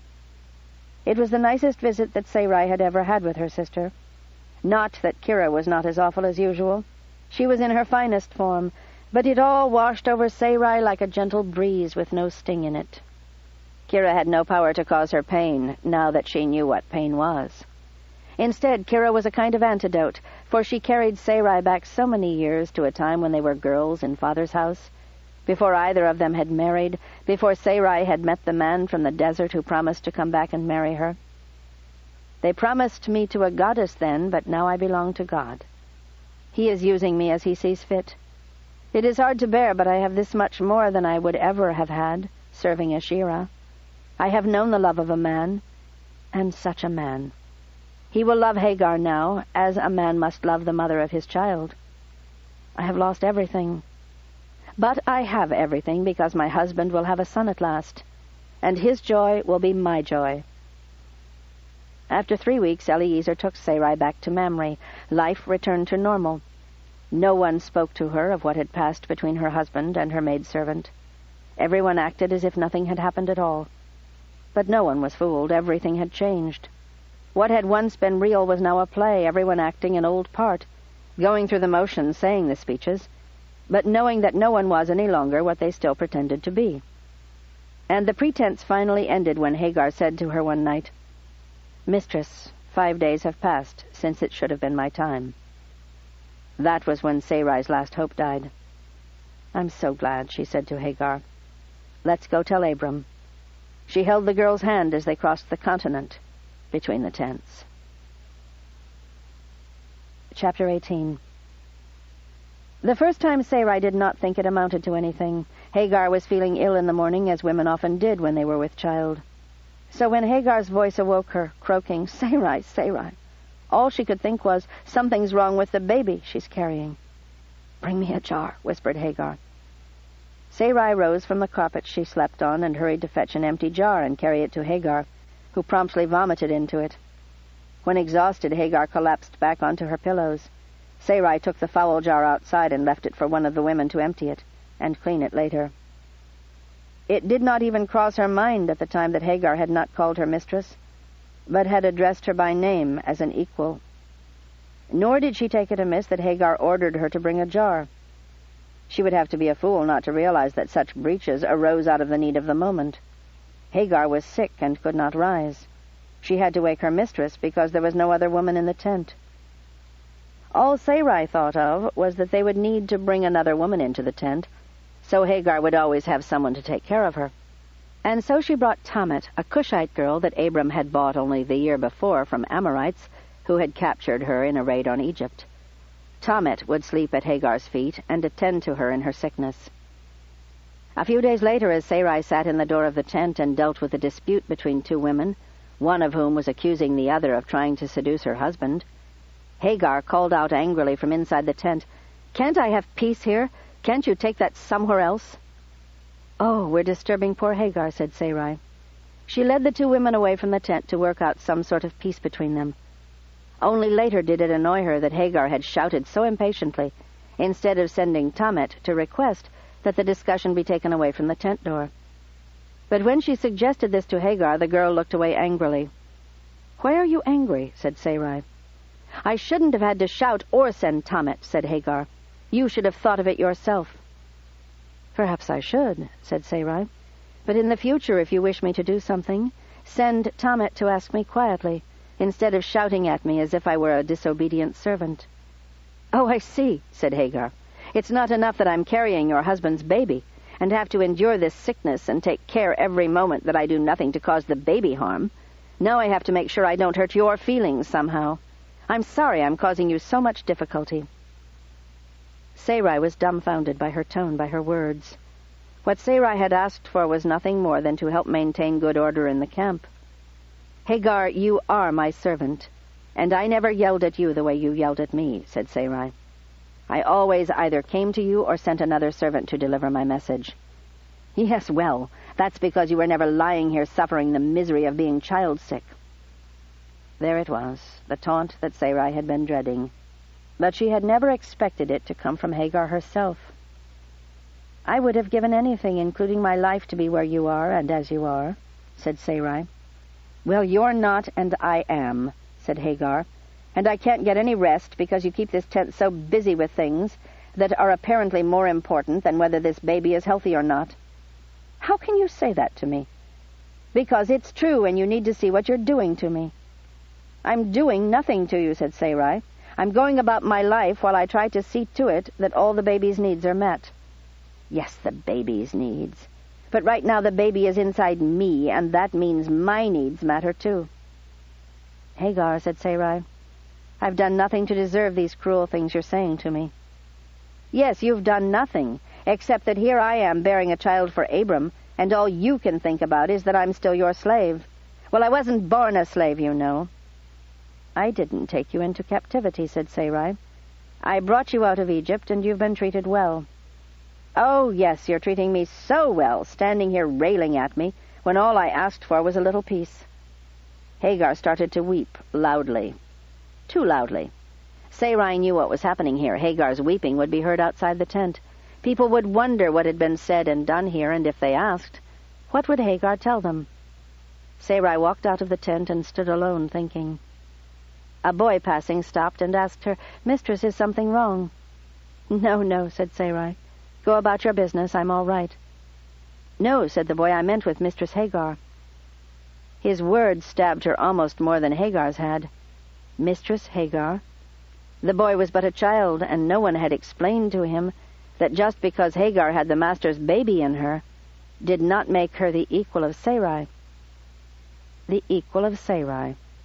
That wasn't how Hagar had spoken back in the tent. No, she had despised Sarai, treated her as if she had become nothing compared to Hagar. "I will disappear," thought Sarai. I will become nothing. I will turn to dust, without even having to go through the step of dying first. Is this what God intended for me? Then why did he bring Abram to marry me in the first place? Better to have let me die a lonely old virgin priestess in the temple of Asherah than to give me a prophet for a husband, and then make me nothing in the eyes of his servants. Nothing in my own eyes, too. For the worst of it was that Sarai agreed with Hagar. It really was the mother-to-be who mattered, and nothing Sarai was doing amounted to anything compared to that great task. It got no better over the next few days. Every time Sarai and Hagar were in the tent together and awake at the same time, Hagar was full of snide remarks with stinging little innuendos. "I know you're busy, mistress, but would you send for a servant to mop the sweat from my face?" "Tammet will be back in a few moments," said Sarai, "but I'd be glad to do it myself." "Oh, no, it wouldn't do for the mistress to wipe the face of the slave girl." Sarai wanted to scream at her. "I've done nothing to deserve your cruel remarks." But she held her tongue and went to mop the girl's brow. Hagar turned her head away and would not permit it. At that moment, Tammet returned with the figs she had gone for, and Hagar at once said, "Tammet, please, if you don't wipe the sweat from my eyes, I swear I'll go mad from the stinging in my eyes." And Tammet came to her, glancing at Sarai as she passed, at the cloth Sarai was holding, and Sarai knew how it must look, that Hagar had asked Sarai for relief, and Sarai had refused her. It could not be an accident, especially because Hagar was not that ill. She could have mopped her own brow. She could have gotten up and fetched her own cloth. She wasn't crippled. She was just pregnant. But Sarai learned that it was easiest simply to stay away from the tent during the day and do her business elsewhere, near the kitchen fires usually. And at night she'd come in and ask Hagar how she was feeling, and Hagar would rebuff her questions. "Tammet does her best," Hagar would say, or "Not that it matters, but I was sick all day," or "Can't I get any rest without having to report on how many times I threw up today?" Sarai could hardly sleep, until finally she had Eliezer order that the guest tent be put up, and Sarai moved into it so she could sleep without lying awake enraged at Hagar's spitefulness. It didn't work, for she still lay awake, wondering whether Hagar had hated her all along, and it was only the pregnancy that had made the girl bold enough to show Sarai how she really felt. And then, when she was finally about to sleep, Abram burst into the tent. "What is this?" he demanded. "What is what?" asked Sarai, too sleepy to know at once what he was talking about. "Leaving Hagar alone in your tent." "Tammet is with her," said Sarai. "Well, that's small comfort," said Abram. "Hagar is crying her eyes out because you've treated her so unkindly, and now you've left the tent because she displeased you. What can the girl possibly have done wrong? All she does is lie around and throw up, and she can't help that." The injustice of Abram's words were the final blow. Sarai burst into tears. "Oh, good," said Abram. "Now I have 2 tents worth of crying women." It isn't Hagar, Sarai realized. It's something about me, for Abram has never spoken to me so impatiently, like a disobedient child. What have I done to turn these 2 against me? Maybe they have only just begun to show what Kira has shown openly all my life, that I'm haughty or annoying or something that makes it impossible to love me or respect me. All these years has Abram been hiding his real feelings? Why doesn't he come to me and put his arm around me, as he has always done on those rare occasions when I cry? Instead, Abram was pacing back and forth. "It's causing gossip all through the camp, the way you've been getting more and more hostile to Hagar ever since she got pregnant," said Abram. "And now to reject her completely by moving out of the tent. Do you have any idea how it makes you look in the camp?" "Yes," said Sarai. "It makes me look like whatever Hagar tells people to see." "What do you mean by that?" said Abram. "Is this somehow Hagar's fault?" "No," said Sarai. "I'm sure it's mine, only I don't know what I'm doing to make her hate me." "Nothing she does is right," said Abram. "It's all over camp that you complain about everything she says and does." "If it's all over camp," said Sarai, "how do you think it got there? Things that are said between me and Hagar when we're alone, how could they possibly become known?" "I suppose you were overheard." "Yes, I'm such a shouter," said Sarai, "always screaming at people. You've seen how cruel I am with all the servants." "I don't think I deserve your sarcasm," said Abram. "Why not?" said Sarai. "You thought I deserved yours." "I wasn't sarcastic with you," said Abram. "Oh, good, now I have 2/10 worth of crying women." "You can't pretend that my exasperation is an excuse for you to—" "Did you come here to condemn me without having bothered to judge me first?" said Sarai. "Is that the justice that Abram's own wife receives from him?" "I haven't condemned you," said Abram. "Your first words when you came into this tent were accusations. Hagar is crying her eyes out because I've treated her so unkindly. What can the girl have possibly done wrong? You start with the assumption that she's the poor wronged innocent, and why is that?" "I didn't assume anything," said Abram. "I came in here to ask you for your side of things." "No, you didn't," said Sarai. "In all the years I've known you, I've never seen you be unjust to anyone until tonight with me. But you have been unjust tonight, Abram. Your questions were accusations, and you spoke to me without respect." "And are you speaking to me with respect?" "Yes, I am," said Sarai. "When is it respectful for a wife to rebuke her husband?" "If I'm rebuking you, Abram, at least it's not for something someone else told me about you, but for what I have heard you say to my face. I have been driven from my own tent and treated with despite by a servant who has had nothing but kindness and trust from me. The same servant is spreading lies about me, and even though everyone in camp has known me for years, they all believe her accusations readily, and you believe her accusations without so much as asking me whether anything that Hagar says is true." "But why would I think she was lying?" "Because she accuses me of acting in a way that I've never acted in my life," said Sarai. "At least it ought to make you wonder, shouldn't it?" "But of course you're acting differently," said Abram. "You've never had another woman pregnant with your husband's child before." It was just too ridiculous. Angry and hurt as she was, Sarai could not help herself. She laughed bitterly. "This is funny?" asked Abram. "Doesn't it occur to you," said Sarai, "that maybe I'm the one person who has not changed, but that everything I do and say is now seen differently, because everybody else assumes I'm so terribly bothered because Hagar is pregnant with your baby?" "Everybody's wrong but you," said Abram dryly. "It's happened before," said Sarai. "In fact, I'd say you've spent most of your life knowing that everybody was wrong but you. And in this case, Abram, I can give you my solemn oath that I have done nothing unkind to Hagar, no, not one thing. Everything I've done has been designed to help her and the baby she's carrying to stay healthy and at peace. And yet, no matter what I do or say, Hagar has treated me with spite and has interpreted my every word and deed as some horrible mistreatment. And it's not even slightly possible that your words might have been unkind without your meaning it." Sarai shook her head. "All right, Abram, of course it's possible. I might easily be wrong. So if it displeases you to have me go to a separate tent, and it displeases Hagar to have me there in my own tent, what choices are left? I know, Abram. Why don't you divorce me and send me back to Ur of the North? I'm sure they'll find me a place to sleep in the temple of Asherah, and you can stay here and be happy with the woman you love." Abram looked as if he had been lashed across the face. "The only woman I have ever loved is you," he said. "Not at this moment," said Sarai, "because the woman you believe without question is Hagar, and the woman you disbelieve no matter what she says is me."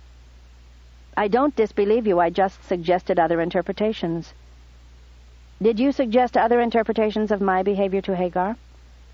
He started to answer, but then fell silent.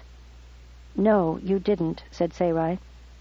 "You simply told her, 'Let me guess the words, don't worry about a thing, Hagar. I'll take care of it, am I right?'" He looked away, his mouth set. "And now you're angry at me, Abram. But I've told you the truth. I haven't lied. And I'm not wrong. Hagar has been insolent with me almost from the first moment she was sure she had a child in her.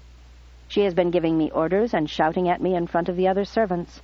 She has refused to let me help her, and then has made others think that I refuse to help.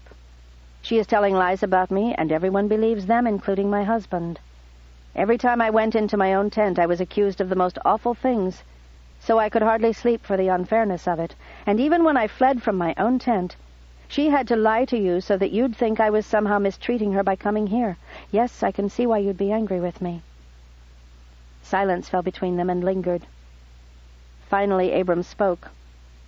"I'm glad we've never quarreled before," he said, "because you're a terrifying opponent in a war of words."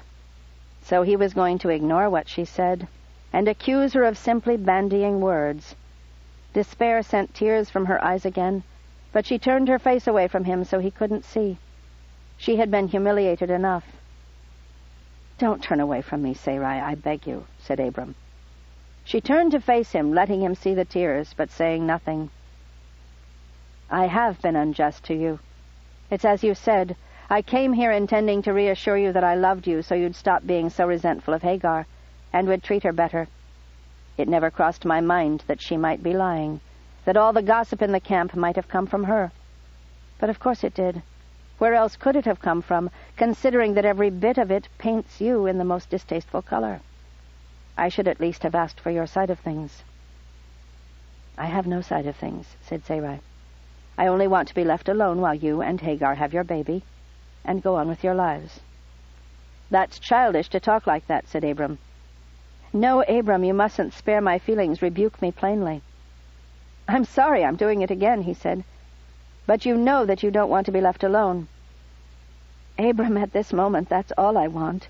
To be allowed to lie down and cry myself to sleep because I, who a few weeks ago had a loving husband and the respect and honor of my household, now have lost it all, without having done a single thing to deserve it." "That's the thing that makes it so hard for me to believe you, Sarai," said Abram. "When you talk as though none of the blame for this problem falls on you. When is a problem like this ever the fault of just one person?" "Is that a question or a lesson you're trying to teach me?" asked Sarai. "I suppose it was a lesson, but why don't you go ahead and treat it like a question?" said Abram. "Problems are often the fault of just one person," said Sarai, "and you know it. And you also know that when two people come to you with opposite stories, sometimes they're both exaggerating or both mistaken. But sometimes one of them is telling you the complete truth, and the other one is lying or misinterpreting everything. Sometimes one side has all the right and the other side is completely wrong. Sometimes." "Yes," said Abram, "sometimes. And when you consider that everything Hagar has accused me of has only two witnesses, her and me, I think it's pretty astonishing that you would believe her completely, and me not at all." "It is astonishing," said Abram, "because that's what we've all been doing.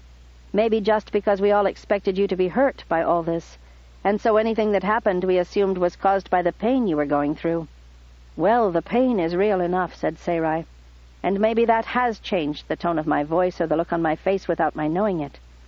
But it hasn't made me forget to treat the servants with courtesy. It hasn't made me so disloyal as to do anything that would interfere with the health of the baby that's growing in Hagar's womb. But Sarai, we had some idea of why you might be unkind to Hagar. What no one can figure out is why Hagar would be unkind to you. That's why no one even imagined that she was lying." "I can't figure it out myself," said Sarai. "The best I can come up with is that after all her years in slavery, she's learned to take advantage of any opportunity that comes up, no matter how much she has to lie. In Egypt she was assigned to me as a way of showing the contempt they had for me. She knew that. But she acted like my friend, treating me with complete loyalty because she was betting on my ability to get her out of the shameful place she occupied in the House of Women. And here she acted like my friend because that kept her in the most advantageous position of any of the servants in the camp. She slept in the finest tent. She had the easiest labor. She had the greatest prestige among the servants. But she never was my friend in her heart.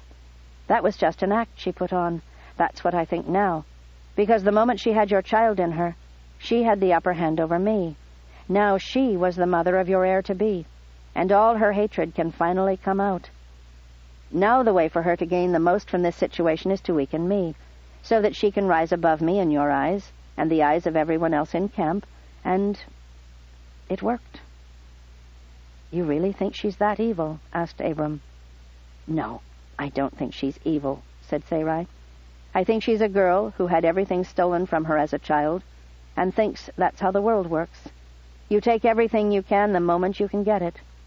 She hears us talking about God and His commandments, but she doesn't listen in order to find out the truth. She listens to us talk about God in order to find out how to use our belief in God to her own advantage. It's not evil, it's survival. She's still struggling to survive. Even if it means crushing you to do it." To hear Abram speak as if he believed her was such a relief that she could hardly answer, "Yes," she said. "But if you believe in me, she can never crush me." "I do believe in you," said Abram. "I love you with my whole heart. You're the best gift God has ever given me." "Until Hagar's son is born," said Sarai. He had no answer to that. "And that's why you believed her," Abram said Sarai. "Not just because you expected me to be upset. You believed her because she has your baby in her, and your loyalty is with her, with the mother of your baby. And that's why I need to leave here. I need to go back to Kira until the baby is born, and maybe forever.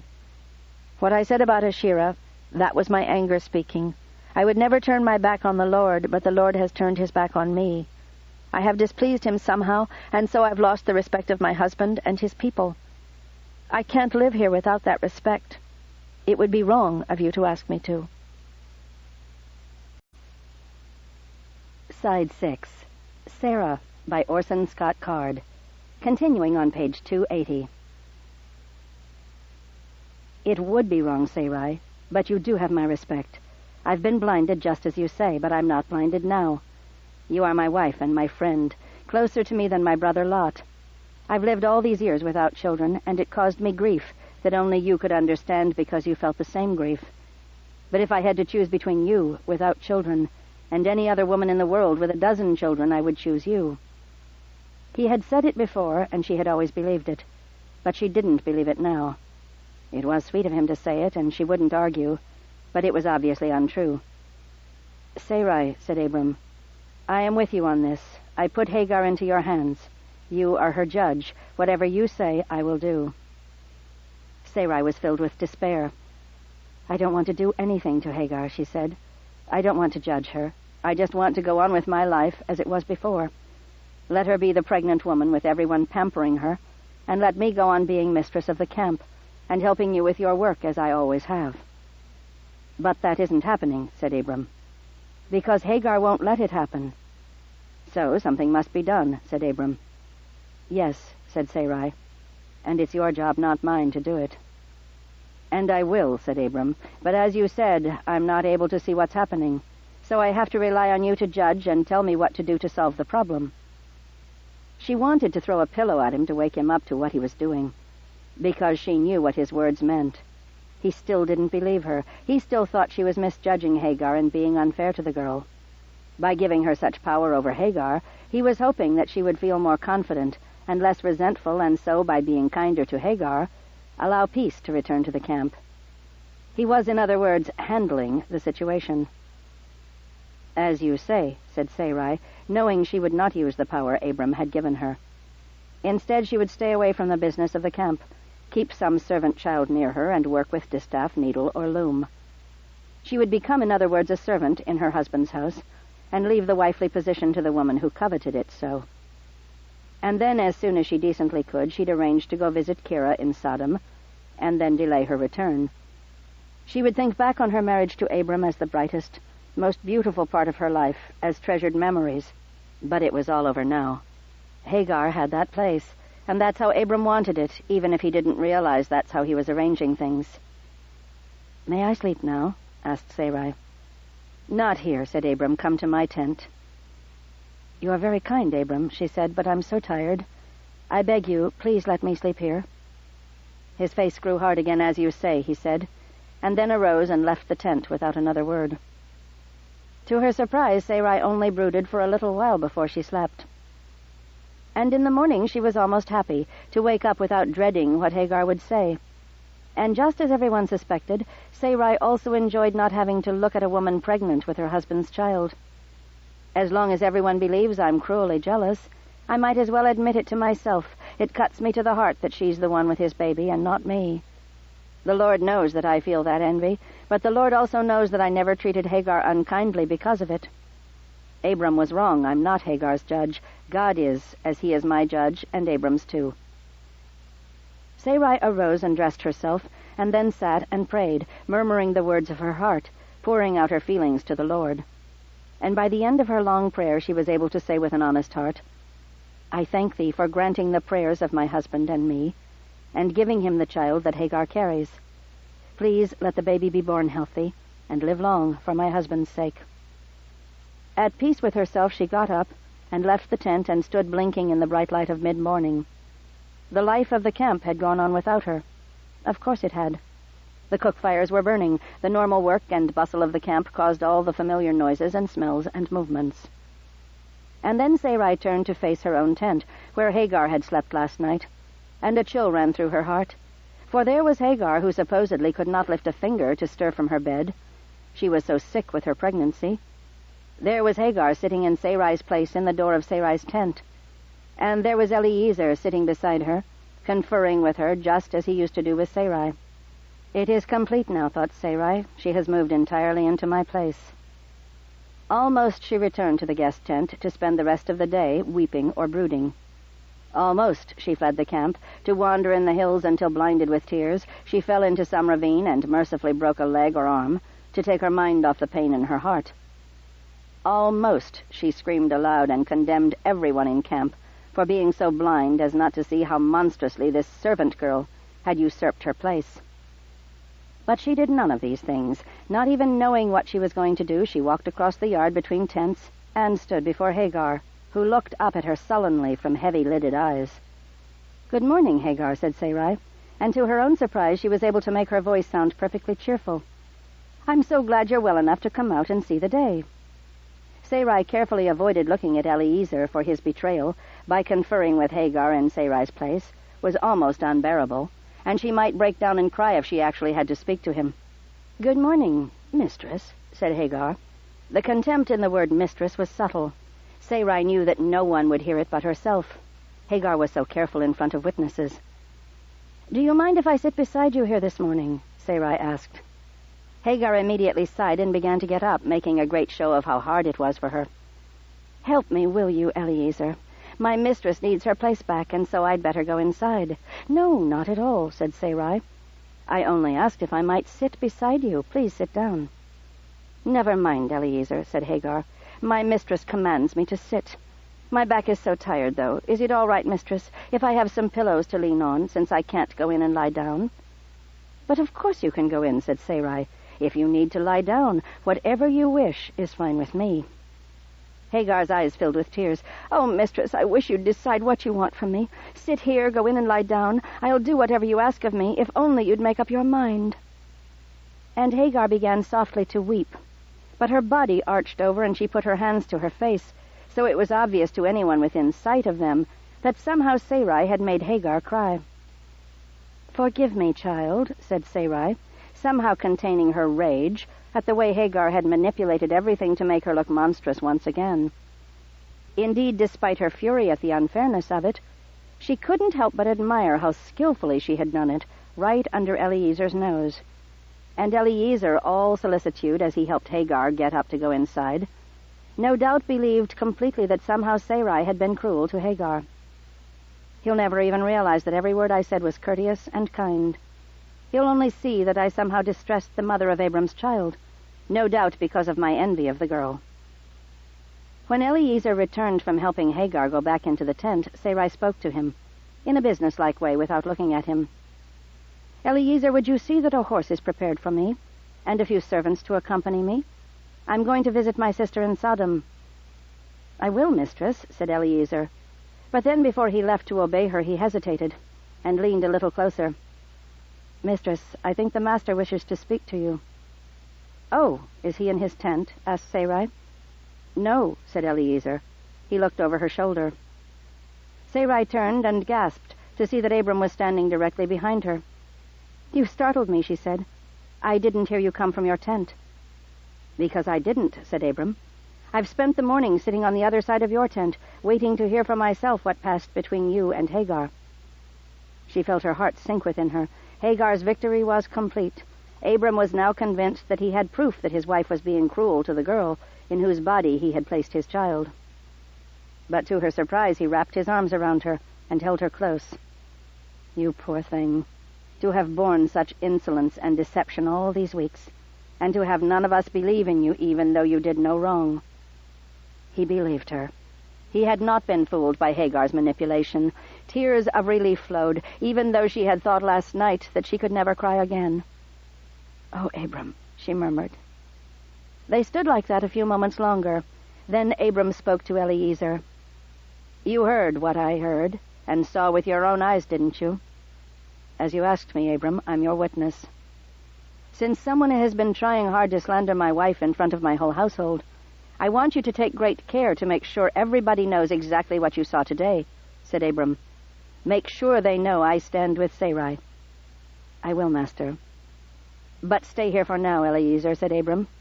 He drew Sarai within the circle of his arm, so they stood side by side facing the door of the tent. I want you to witness this, too. Eliezer stood then on the other side of Abram. Hagar, called Abram, come out of your mistress's tent. There was no anger in his voice, but no tenderness either, and he spoke loudly enough that the heads of many nearby women turned to see what was happening. I'm coming, my love, called Hagar from inside the tent. My love. The words galled Sarai, but she felt Abram's arm tighten around her. To reassure her, she hoped. Though it was just as possible that he was gripping her more tightly, to keep her from leaping on Hagar and clawing at her. The girl emerged from the tent, a blanket gathered around her. She was padding out with an air of deshabille, perhaps designed to be seductive, but the moment she saw that Abram stood with Sarai on one side and Eliezer on the other, she knew that this was not a tete-a-tete with the father of her baby. Hagar, said Abram, you will be sleeping in the guest tent from now on, and not in my wife's tent. Hagar's eyes went heavy-lidded, and she glanced briefly at Sarai. As you command, Master. This morning I heard with my own ears the insolent, dishonest way you spoke to Sarai. It will never happen again, Hagar. For only a heartbeat, Hagar seemed to be starting to act contrite. But apparently she changed her mind and decided on a different course of conduct. For all of a sudden she began to wail loudly as if she had just been beaten. What have I done to you, mistress, that you turn the face of your husband against me? Please don't drive me away. Please don't turn me out of the only home I know. Abram's body stiffened with anger. Stop that at once, he said to Hagar. Don't beat me, Hagar wailed. Please, I beg you, for the baby's sake, if not for mine, don't beat me. You fool, said Abram softly. Don't you know that now that I see the truth, it doesn't matter whether you deceive the rest of the world? I know my wife has been honest with me and with you, and everything you've been saying and doing is a lie. But Hagar was apparently incapable of giving up the deception. She spoke directly to Sarai, pitching her voice loud enough that many others could hear her. This is what you've been trying for ever since I got a baby from him when you couldn't. You've set your face against me to get rid of me and my baby. Well, it's worked. I won't let you beat me. I'll die in the desert before I let you beat me. With that, Hagar cast away the blanket, and wearing only a thin, semi-transparent linen shift, she scampered away, running past the tents, out into the grass. Only once did she look behind to see if she was being pursued. Even though she must have seen that no one was chasing after her, she screamed anyway and ran as if a lion had just leapt toward her. Shall I go fetch her, Master? Said Eliezer. No, said Abram. You have to, said Sarai. What about the baby? If the Lord means that baby to be the one through whom his promises to me will be fulfilled, then the Lord will protect her and lead her where he will. I did not send her away or mistreat her in any way. Neither did you, Sarai, and neither did anyone else. Her leaving was part of her own lie. Apparently, she still believes it. What if she comes back? Asked Eliezer. Then welcome her kindly, said Abram, and escort her to the tent I assigned to her. He turned to face Sarai and stroked her hair possessively as he said to Eliezer, This is my wife. This is her tent. Whoever shows disrespect to her is not mine, and has no claim on me. But whoever shows honor to my wife, then I will be his friend and protector. Thank you, murmured Sarai. Then she sat down in the door of her tent. Sit with me, husband, she said. In the door of my tent, please sit with me today. Abram sat down beside her, and for the rest of the day, whoever came to him saw how he included her in every discussion and every decision, and how he heard her advice with great respect, and did whatever she suggested and granted her whatever she asked. By nightfall there was no doubt in the camp that whatever struggle had gone on between Hagar and Sarai, it was over now, and Sarai was more firmly than ever in the good graces of the master of the household. At the end of the day, Abram came inside her tent with her. They prayed together, Abram first, then Sarai. Abram did not mention Hagar. Sarai did, though, begging the Lord to watch over her, and keep her and the baby safe. Bring her home to us, O Lord, so we can show her that we forgive her and love her, and that she does not need to lie to anyone in order to have a sure place in this household." When the prayer was over, Abram said to her, "You are more virtuous than I am."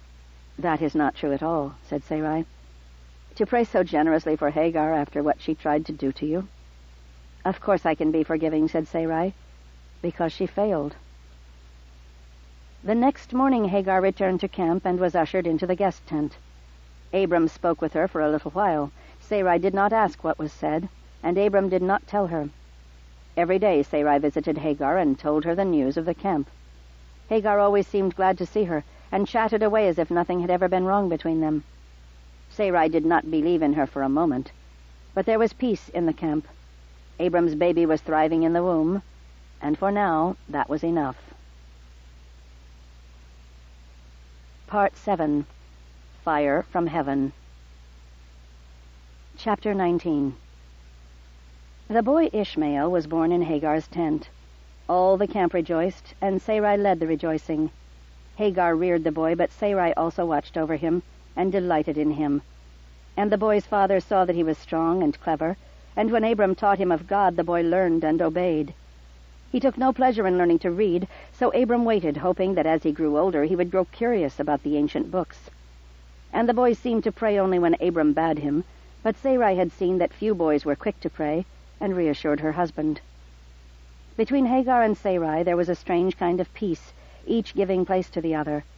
Sarai was careful never to intrude on the rearing of Ishmael, and not just because she wanted never to have to imagine another person thinking, "Who are you to give advice about children?" No, she recognized that even though Hagar's pregnancy began as a gift to Abram from Sarai, it was still Hagar who lay with Abram, and Hagar who bore the boy, and Hagar whose eyes could be seen looking out of Ishmael's face. The child was Sarai's gift, but Hagar's son, so Sarai never intruded. Nor did Sarai ever treat Hagar as a servant. After that night, Hagar spent alone in the desert, for she realized that even though Hagar had lied and betrayed her and tried to take her place, it was partly because slavery had taught her to lie and scrabble for advantage and feel loyalty to no one. Sarai had never questioned the practice of slavery, believing, as most people believed, that if God did not want people to be slaves, he would not allow them to be captured in battle. But having known Hagar, having seen how slavery poisoned a girl who had such quickness and beauty, such a gift for laughter and such understanding of other people, Sarai saw all the servants of Abram's house differently. She had admired Abram from the beginning for the way he treated his servants with courtesy. Gradually she had realized that Abram really believed that his servants were also children of God, worthy of dignity, and so Sarai had followed her own natural inclination to be gentle and courteous, even with the lowliest and least reliable of the servants. She did this believing that it was good to be kind to those who already bore the heavy punishment of God's disfavor. Hagar had taught her, however, that every slave longs for mastery and resents having to submit. All of Sarai's kindness and gentleness was no replacement for freedom and respect. It was in the nature of their relationship that despite all the friendship that Sarai believed they shared, Sarai had never forgotten who was slave and who was master. Neither had Hagar. There was not, and could never be friendship between them as long as Hagar was a slave. That is why Sarai insisted to Abram that the tent where Hagar slept should no longer be called the guest tent, but should be called Hagar's tent. As if she were a wife, asked Abram, "Will her son inherit?" "Sarai, I will not raise up Hagar as my wife. I lay with your handmaiden. Under the law, that made her a substitute for your body." "And if I free her?" "It doesn't matter. I won't marry her," said Abram. "I won't lie with her again. You are my wife." "I will free her," said Sarai, "and you will call that tent Hagar's, not because she is your wife, but because she is the mother of your son, and your son will not be reared in a slave's tent."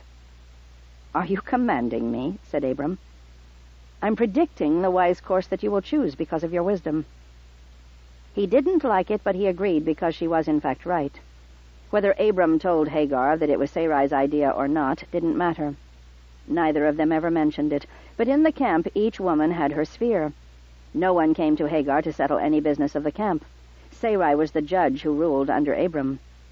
But Hagar was the mother of Ishmael, and all the fussing and flattery that came to the baby, and as he grew to the boy, was done under Hagar's watchful eyes.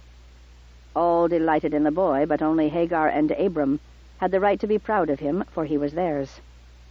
Of course, this did nothing to ease Sarai's grief, that her age of bearing had passed, without her womb ever quickening with the life of a child. But at least she was eased of the burden of guilt, for never having borne a son to Abram. He had his son as a gift from Sarai, and so she might still have the pity of others, but not their resentment or scorn. And when she felt envy for Hagar stir within her, she channeled it into the envy she felt for every mother, instead of allowing it to fester as resentment that Sarai's husband had known Hagar's body in order to make the boy Ishmael. And so, because Sarai willed it, there was peace in the camp. Only one question remained in Sarai's heart concerning Hagar. That night when Hagar fled from the camp and spent the night in the desert, something had happened that sent the girl home transformed. It was more than just having spent a night alone, because Hagar did not seem to have been broken by the experience. She was not docile, far from it. She took command of her tent and later took command of the raising of Ishmael, without the slightest sign of deference to Sarai. She did not leave Sarai in peace out of fear. It was something else, a transformation that had happened that night. Sarai asked Abram once, and Abram said, "It's not for me to tell what she saw and heard that night." With that he dropped the matter and made it clear he was never going to say more than that. But what he had said was perhaps more than he realized. What Hagar saw and heard, not for him to tell? Well, he wouldn't have said that if Hagar saw a scorpion or a serpent or a bramble bush or sand or rock, the ordinary things one sees in the desert. He would only have said such a thing if what she saw and heard was miraculous, a sign from God. That explained everything, of course. Especially it explained why Hagar no longer prayed only when the whole camp prayed. Now she prayed on her own, without prompting, and sometimes even when she thought no one could see. Sarai could only conclude that Hagar prayed because she believed in God. And to Sarai this meant that now, despite what had happened between them, Hagar could be trusted. She was no longer lawless, seizing advantage wherever she could. She knew that God lived, that Abram was not just pretending to know God the way that Setepibri had faked the signs of divine favor. That's what had humbled her and given her courage both at once. God can make of anyone what he wishes, thought Sarai. She even said this to Abram once, but Abram disagreed. God can make of anyone exactly what they are willing to become, and nothing better. Just as the enemy can make of us only as wicked a creature as we are willing to become. Then Hagar has a good heart, said Sarai, because look what she has allowed God to make of her. Abram smiled at that and embraced her, but said nothing, and sometimes Sarai wondered what he meant by that silence. No matter, there was peace in the camp. For 13 years' peace, Sarai thought she could see the end of her life. She would watch as Ishmael grew to manhood. She would continue helping in the camp as long as she had strength. She would live in the light of Abram's love, as part of him, and with him as part of her. If God willed, she would die before Abram, and she would consider herself the most fortunate of women. Every now and then she wondered what would happen if Abram died first, especially if he died before Ishmael came of age. The boy did not know Sarai very well. He knew only his mother. Sarai would be at Hagar's mercy then. If Hagar was truly converted to God and his law, then Sarai would be allowed to spend the rest of her life in Kira's household. If Kira died first, then surely Lot would take her in. But one thing was certain: if Abram died, Sarai would have no future here. The servants might wish to serve her well, but they would belong to Ishmael, and Ishmael would obey Hagar.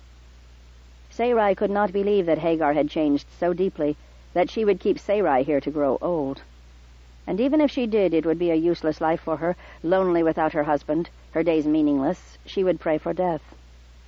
Indeed, she prayed for death already, not immediate death, just for priority. Let me die first, O Lord, if thou lovest me. My life has been good. Let my life end well, asleep in the arms of my husband. And then let my body be lowered into a deep cave, and laid out with respect, whole and unbroken, to await his coming to join me. It was all she had to look forward to, but it was enough. Her life had been interesting in her youth, but in her old age she did not want it to be interesting. She wanted it to drift on, day after day, unchanging.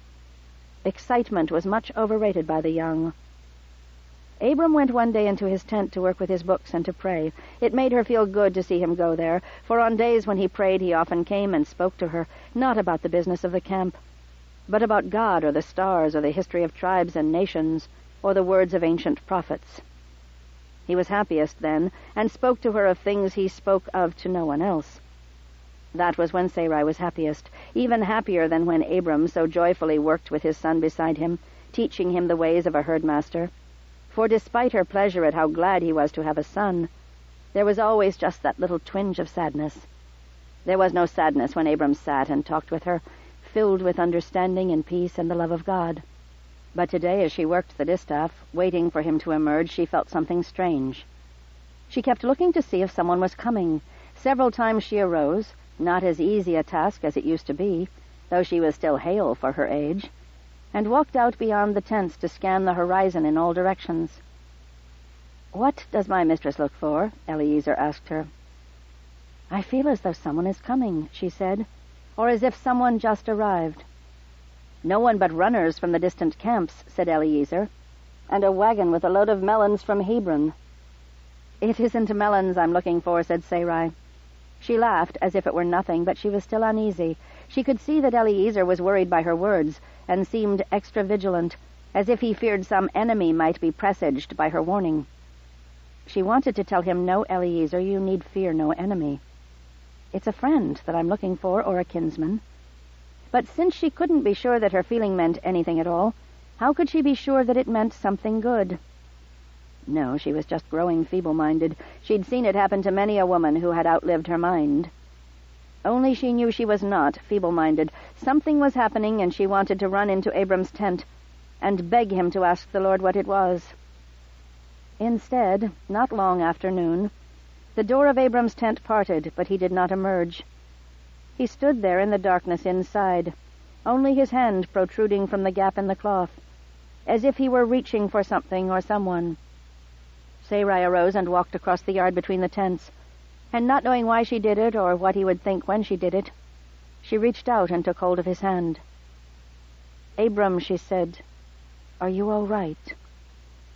"I'm not Abram," he said. But she knew his hand, she knew his voice. What could he mean? "I am not Abram," he said again. "God has visited me, and he gave me another name." "Come out then," she said, "and tell me who you are." "No," he said. "Then let me come in," she said. "Let me see you." "First," he said, "I must tell you the name that God has given you." She felt a thrill run through her. God had spoken to Abram and mentioned her. God knows me? God has given me a new name? "You are no longer Sarai," said Abram. "God has named you in Hebrew this time, Sarah." She was vaguely disappointed. The word Sarah, princess, was close enough to her Sumerian name that more than one Hebrew had thought Sarai was a title and not a name. And why princess instead of queen? It was a name for a daughter, not for a wife. Yet she did not know what this new name might mean. And Abram also had a new name. "May I come in?" asked Sarai. "What is your name?" asked Abram. She understood. He wanted her to call herself by the new name, to show that she accepted it. "Sarah," she said. "The Lord has been in this tent today," said Abram. "Enter the place where the Lord has been." He drew her inside. She came in and saw nothing changed about the tent. But Abram was changed. She could see that. His face glowed, or so it seemed. She could not take her eyes from his face. "My name," he said to her, "is no longer Abram." Abram meant exalted father. What new name could the Lord have given him? "My name is Abraham," he said, "father of multitudes." Another disappointment, thought Sarai. No, Sarah tried to stifle the feeling. Still it hurt that God named her princess a daughter, albeit of a king, and named her husband father of multitudes. The difference between them could not have been plainer. It was as if he saw into her heart. "No, Sarah, you don't understand. You are named princess because you are the beloved daughter of the King of Heaven, and I am named father of multitudes because Ishmael and his children will not be my only descendants." She closed her eyes. He was going to take Hagar as a wife after all. He was going to have more children by her. The Lord came to me and made a covenant with me.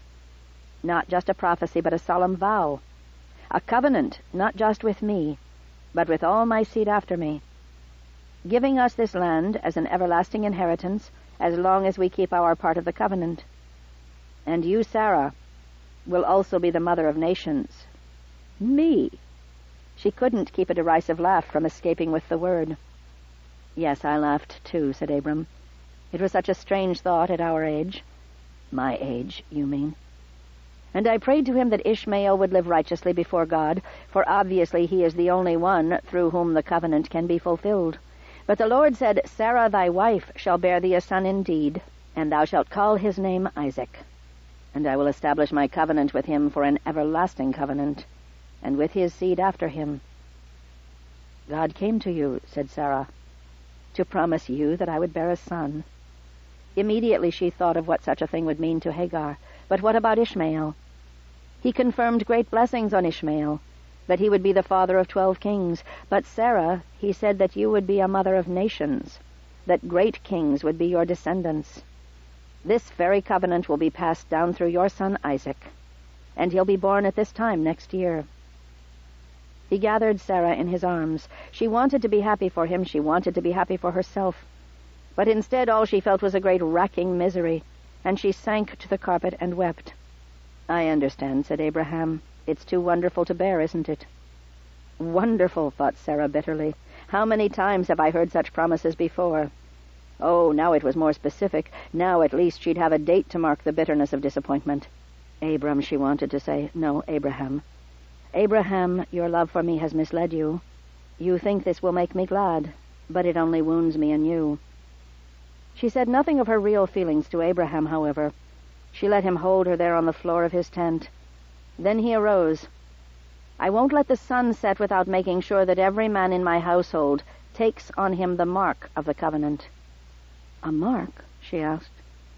A cut in the flesh, he said, where it won't grow back, marking us all as fathers of children consecrated to the worship of God. Today every man of us will bear that cut, and every new man-child born to my house will receive the mark of the covenant when he reaches his 8th day, so that his whole life he will see in his own flesh that he belongs to God, and so will all who come after him. By sunset every man in the camp had received the cut.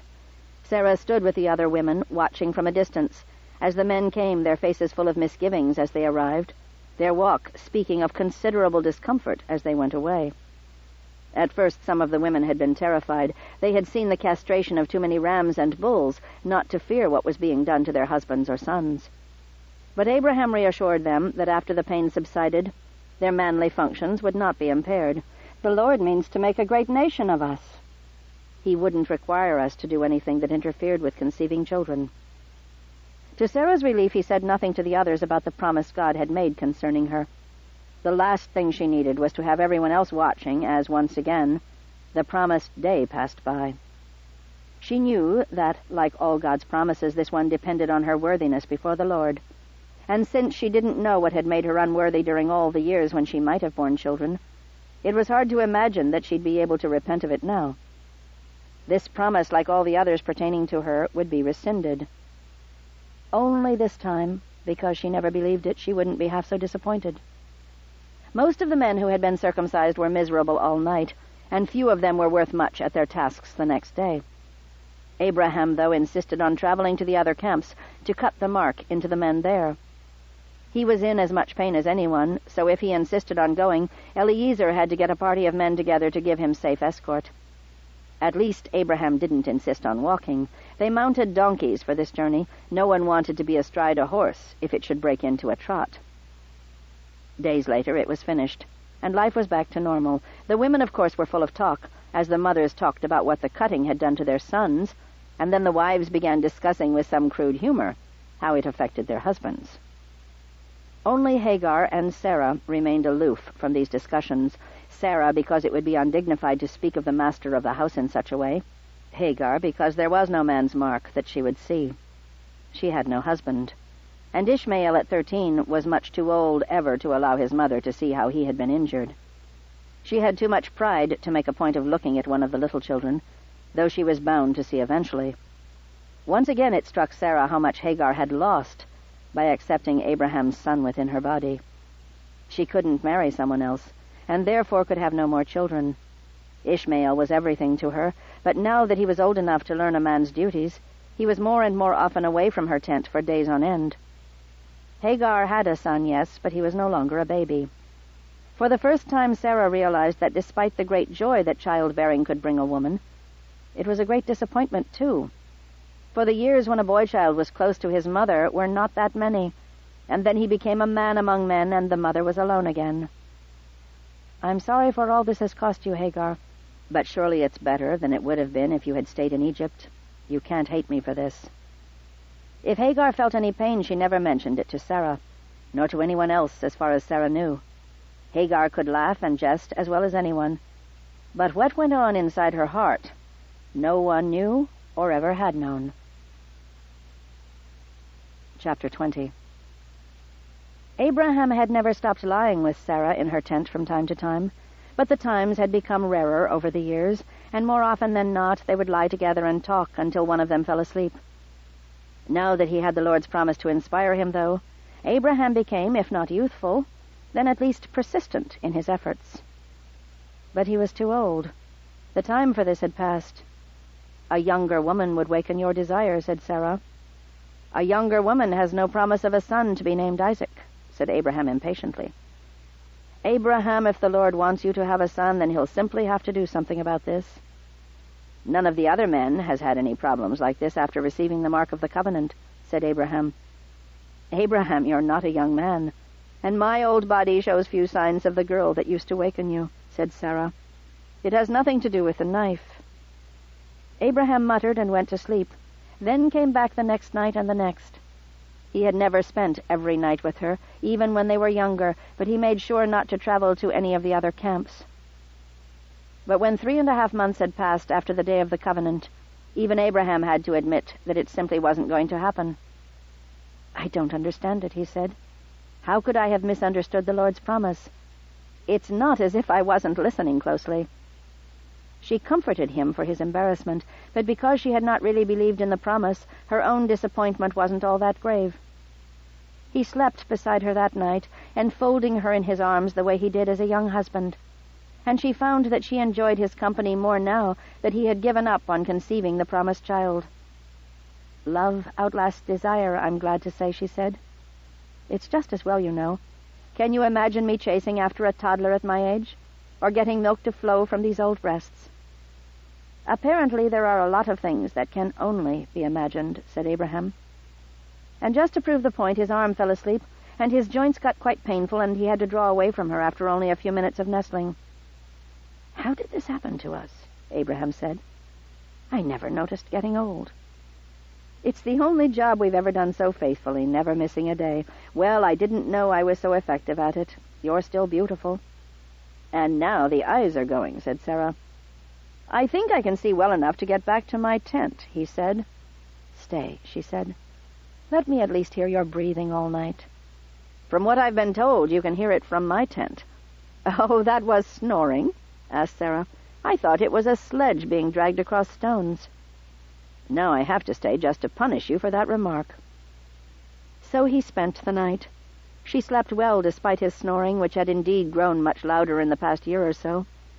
They each woke the other several times in the night when they had to take trips outside the tent, and in the morning they laughed ruefully over how little they had slept. "Well, we're done with that," said Abraham. "But I liked spending so much time with you. Come to my tent this morning. Read aloud for me while I do my work." It was the story of Enoch, she read, the great miracles of those days before Zion was taken up into heaven. While she read, he did calculations in a box of sand, growing more and more concerned as he did. Finally he interrupted her. "I'm not wrong," he said. "I hoped I was." "What?" she asked. "I saw a new star last night," said Abraham. "A returning star, I thought. I consulted the records to see if such a star was due to appear. There were 2 that might be coming at about this time. One wears a great sword, and it seems to mark the coming of wars. But the other is a star that has no sword, only a slight beard. But whenever this star returns, fiery stones fall from heaven and cause terror and destruction. Sometimes it has caused brightness in the heavens all through the night. Sometimes it has made the earth quake, or great fires that sweep away forests or grassland. Well, I did the calculations, and it is most likely that this is the bearded star, the one that causes stones to fall from the sky." "Are we in danger?" asked Sarah. "I don't know. Someone is. The Lord will decide." "You really watch the skies for this?" asked Sarah. "All priests watch the sky. That's how we keep the calendars, marking which day the shadows are shortest and which day they're longest every year. And we watch the sky for signs like these, and keep the record for generations. No one has records older than mine, for I have the book in which Adam wrote. And before him, what man was there to watch the heavens and write down what he saw? Every star and wonder that men have seen I have in my books." "Does anyone else have copies of these books?" asked Sarah. "Melchizedek does," said Abraham. It was as if the mention of the name of the high priest and king of Salem had summoned him. For only moments later a tumult could be heard outside. Abraham arose and went to the tent door, and he returned with a sense of urgency. "3 visitors have come, common travelers asking for food and drink." "Then why are you so worried?" "Eliezer says he's sure one of them is Melchizedek." "Dressed as a common traveler?" "Maybe he's in disguise, so that he doesn't have to bring soldiers with him to ward off robbers." "But we're not ready to entertain a king." "We're always ready," said Abraham. "Take 3 measures of the fine flour, and with your own hands make cakes on the hearth. I'll have the men butcher a calf." They hurried about their business. As she and the baker women kneaded the dough, she could see Abraham select a calf and set the butchers to work. Then he fairly ran to meet Melchizedek and his companions and escorted them to his tent. They went inside. Sarah fretted at having to make bread instead of being part of the conversation, but Abraham had been very clear. He wanted her to be doing the baking herself, which meant that she was not to be part of this conversation. This was not uncommon with distinguished visitors. Most would be insulted to have Abraham expect them to converse in the presence of a woman. But surely Melchizedek was not such a man as that. Still, it was Abraham's decision to make. So Sarah formed the cakes and watched as one of the women braved the oven's heat and slid the cakes onto the hot tiles with her paddle. It didn't take long for the cakes to be ready. At least Abraham had not expected her to make bread and wait for it to rise. The first strips of tender veal were carved from the spit at the same time, and Sarah insisted on carrying the cakes and veal to Abraham's tent herself. She stopped outside the tent, taking care not to stand close enough to eavesdrop, and laid out the basket of cakes, the pot of butter, a jar of milk, and the bowl of veal. Then she clapped her hands to announce that the food was ready. Abraham emerged almost at once, followed by Melchizedek and his companions. Sarah immediately backed away as Abraham sat by the food and offered the cakes and butter and milk to his visitors. He gave her a smile of thanks, and then turned back to the guests in order to pray over the food. Sarah quickly returned to her tent. What could this mean? This visit from Melchizedek, just as the bearded star returned. Sarah could not concentrate on anything. She finally set down the distaff after making a tangle of the yarn, and simply sat by the door of the tent.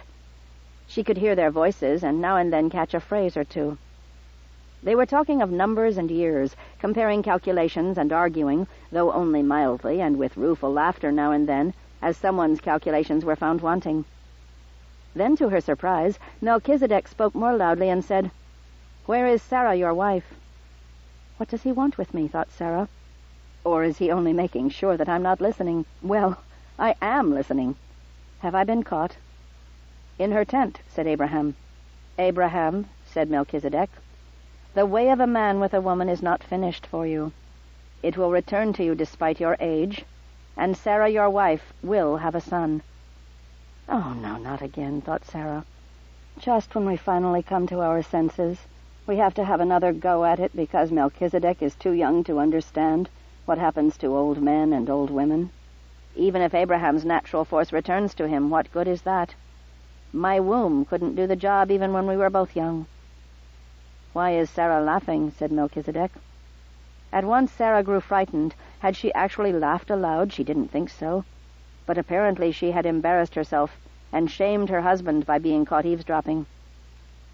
"I didn't hear her laugh," said Abraham. She was saying in her heart, "Oh, really, will I bear a child as old as I am?" She was relieved to know that if he was reading her mind, at least he wasn't getting it word for word. She got up and emerged from the tent to find Melchizedek and Abraham and the others all looking at her.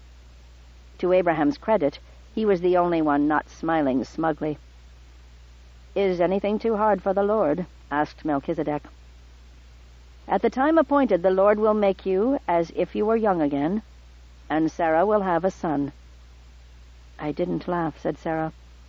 "No, you laughed," said Melchizedek. "Maybe not with your voice, but the Lord can hear your heart."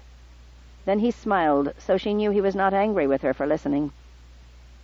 One of the other men said, "Shall I hide from Abraham the thing that I'm doing?" "Not from Abraham," said the other stranger. "Not from the man who will found nations. Not from the man of the covenant whose children's children's children will still bear the mark of the covenant 150 generations from now." So the first man spoke again, and now Melchizedek and Abraham listened with equal intensity. Melchizedek did not know what was coming either, because the complaint against Sodom and Gomorrah is great, and because their sin is terrible. "I will go down now and see whether they are as wicked as I've heard."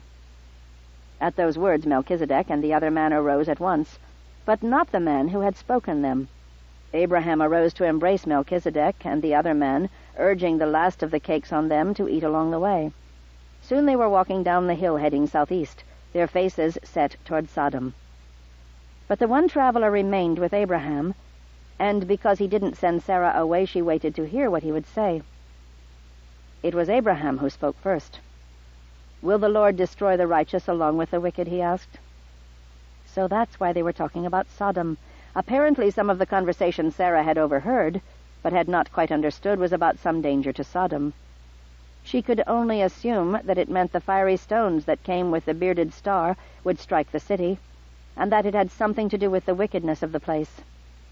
To her shame, her first thought was, "It's about time he did something about that cesspool, after the way it ruined Kira as a human being." Only then did she realize that when Abraham asked about destroying the righteous with the wicked, he was talking about Lot and Kira, who lived in the city. Abraham was thinking about the danger to them, while all Sarah could do was condemn the city. What kind of sister am I? Why, the kind who's going to have a baby. She almost laughed aloud again. "What if there are 50 righteous people in the city?" said Abraham. "Will the Lord not spare the place for the sake of the 50 righteous? That's not the way of the Lord, is it, to destroy the righteous with the wicked? If I find 50 righteous souls in Sodom, I'll spare the whole place for their sakes." Sarah had visited Sodom often enough and stayed with Kira long enough to have her doubts about whether there were 50 righteous people there. It's not as if she could count her own sister among that number. Nor did Abraham believe there would be 50. "I know I don't have the right to ask, being nothing but dust and ashes before the Lord. But what if the city comes only 5 short of 50 righteous men? Wilt thou destroy the city for lack of 5? "If I find 45 righteous souls, I won't destroy it. Please don't be angry," said Abraham, "but what about 40? And so it went until Abraham had bargained all the way down to 10, and the visitor said, "I will stay my hand and spare the city for the sake of 10. With that the visitor arose. Abraham offered him no food, nor did they embrace. But Abraham looked long after the man as he walked away. "Was that the Lord?" asked Sarah, not wishing to disturb Abraham's reverie, but less able to wait a moment longer without asking. "A messenger," said Abraham, but he spoke with the authority of God. "Will he find 10 righteous souls in Sodom?" asked Sarah. "Let's pray for Sodom's sake that he does." "When will we know?" asked Sarah. "If the city is destroyed, it will be no secret," said Abraham. "And while we wait," said Sarah, "when is this other miracle supposed to happen?" Abraham came and took her by the hand. "I don't know," he said. "But if we're going to have a son a year after the covenant, there's no time to lose." Chapter 21. Kira normally paid no attention to what Lot did, since he was always more concerned with the flocks and herds outside the city than with anything going on inside, but this was hardly the time to receive visitors. "You know how dangerous it is on the streets after dark," said Kira. "If your visitors are foolish enough not to arrive in daylight, Then let them take their chances outside the city." Lot only looked at her with the cool, distant expression he might use to gaze at a recently stepped-on roach. She saw that face so often these days that she avoided speaking to him at all when she could. But Lot was her husband, and if he was so disconnected from the city that he didn't know what had been happening lately, she had to warn him. Not that Lot himself was in any danger. Everyone knew that he was under the protection of the king. But that protection meant less and less these days. The war with Kedorlaomer had changed everything. During the time when the king and the richest men had been in captivity, the worst sort of men had ruled in the city, and those days had been terrible, with all sorts of vengeance-taking that left many men dead in the streets. And as the riotousness in the streets went on, the murders began to include more and more women, most of them killed, it was rumored, by their husbands or their husbands' friends, which struck terror in the hearts of many wives. Not Kira, of course. Lot had no reason to wish her dead. The wives who were murdered during those days of chaos were rumored to be the ones who had tried to interfere with their husbands' friendships. Since Lot had no friends in the city, Kira had nothing to worry about. When the king and the leading citizens returned, they found it impossible to get the streets back under control. The king came up with the bright idea of creating bands of citizen soldiers to patrol the streets by night, and this became quite a popular idea. There was hardly a man of any stature in the city who did not join one of the patrols. Lot, of course, refused to take part, saying that the patrols were not going to be much help to public safety, which turned out to be the case, to Kira's surprise. The patrols looked so fine when they paraded by day, each group with its own costume, competing with each other in their finery. But by night the killings did not stop, though the choice of victims changed. The victims now seemed to be foreigners or low-class men who ventured out after dark. Word soon spread that the killings had been done by the patrols themselves in their effort to keep the streets safe, but the victims were hardly dangerous, and darker rumors began to spread. "The patrols chase them," said Kira's friend Jashi, "for sport." "Sport?" said Kira. "Like hunting gazelles?" "And when they catch them," said Jashi, curling her mouth in disgust, "they use them up." Kira had no idea what that meant, but she didn't want to ask and appear foolish. So she nodded knowingly, and then later asked her handmaid what such a thing might mean, for she knew that the servants talked among themselves. "Mistress, they use them for pleasure," said the girl, "and then for pain." This was hardly more information than Jashi had given, but when Kira pressed for more information, the girl became so frightened and upset that Kira gave up. Servants were useless for anything really important. Whatever they were doing, the patrols were getting bolder every day. Naturally, men who were not in the patrols had stopped venturing out after dark. So the patrols had begun going to the homes of foreigners and dragging the men out in order to chase them. But when the king demanded an accounting, the leaders of the patrols denied any knowledge of the event, even when the women of the house identified them by name. The members of each patrol simply gave their oaths to the king that they had been patrolling in a different part of the city and had seen nothing like what the women described. What could be done? Apart from the king's bodyguard, he had no army except for the very men who were in the patrols, and each patrol was sponsored by a leading citizen. There was hardly a man of any stature in Sodom who was not involved with one patrol or another. "My husband hates it," said Jashi, "but when I tell him that he should quit, he looks at me as if I were stupid and says, 'In this city you're either a hunter or the prey.' Well, I'm not either one. That's what I tell him, and he says, 'You don't even exist in this city,' which I find offensive, I must say. Didn't I push him into the friendships that led him to membership in the most prestigious of the patrols? Some of the patrols may do nasty things, but the streets are safe by night, and no more women are being killed. And boys will be boys. We women have to look the other way, that's all there is to it." Kira knew well that Jashi was right, just like tonight. Kira could warn Lot that it would not do to bring visitors into the city, but if he was so vain as to think that his personal prestige in the city would protect them if he flaunted them right out in the open, well, what could Kira do about it? How did he know these visitors were coming anyway? As far as she knew, there had been no messenger. He just seemed to know, suddenly, that travelers were coming and that he had to go meet them at the gate of the city. Lot had been gone for hours, and the sun was setting, when a servant called Kira to the door. It was a man in the costume of the same patrol that Jashi's husband was in, though he was a young man and Kira didn't know him. "Mistress Kira," said the young man, "they'd kill me if they knew I came here. Please tell no one." "How could I? I don't know who you are." "Everyone's very angry at your husband. He says he's waiting for visitors to come to him, but he won't say who they are.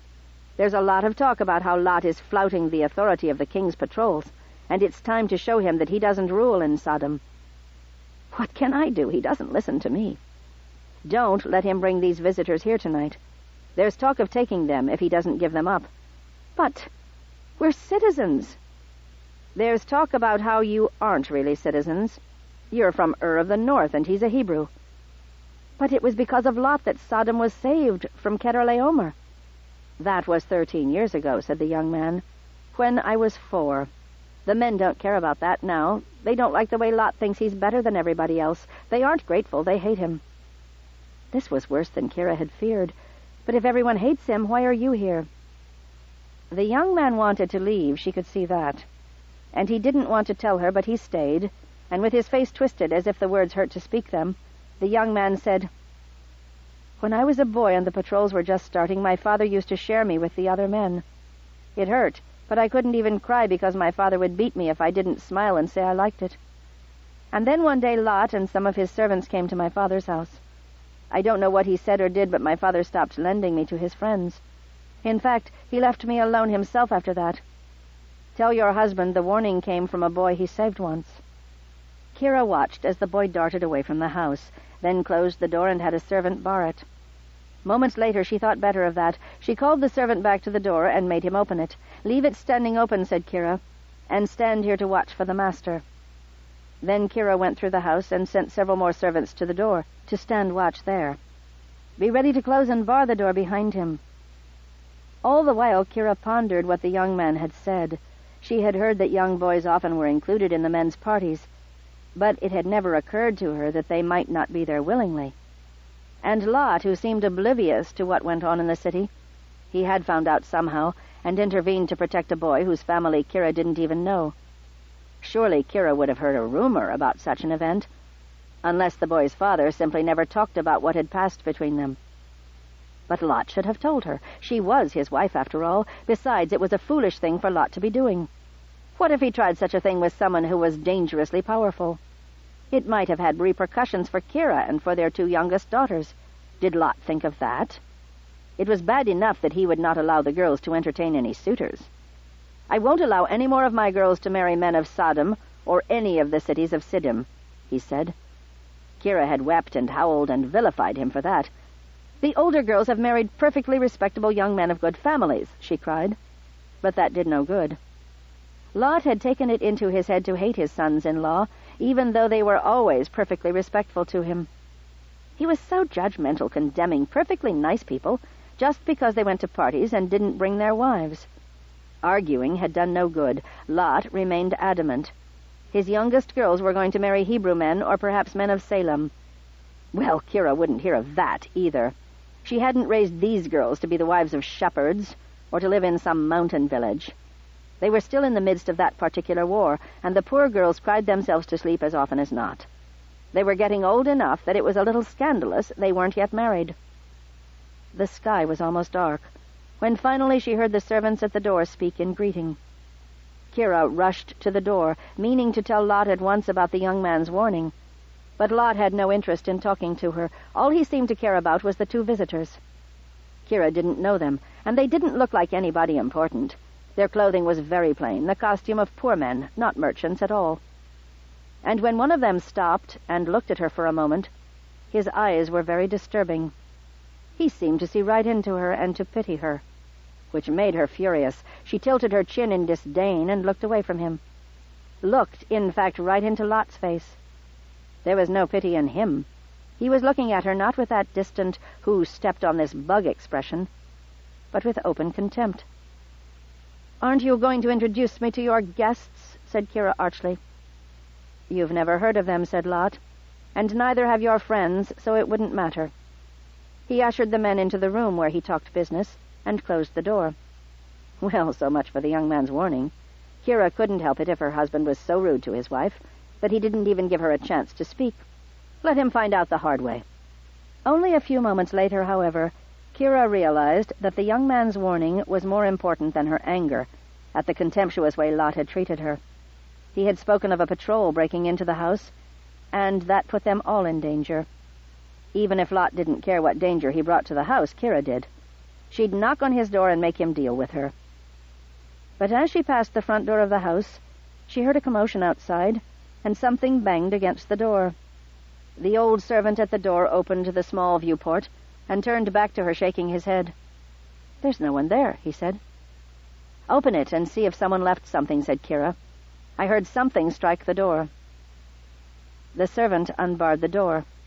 At once it fell open as if someone were pushing on it, and when the servant stepped back, a man fell partway into the entry hall. He was naked, and skin had been stripped away from his flesh, on his arms and chest.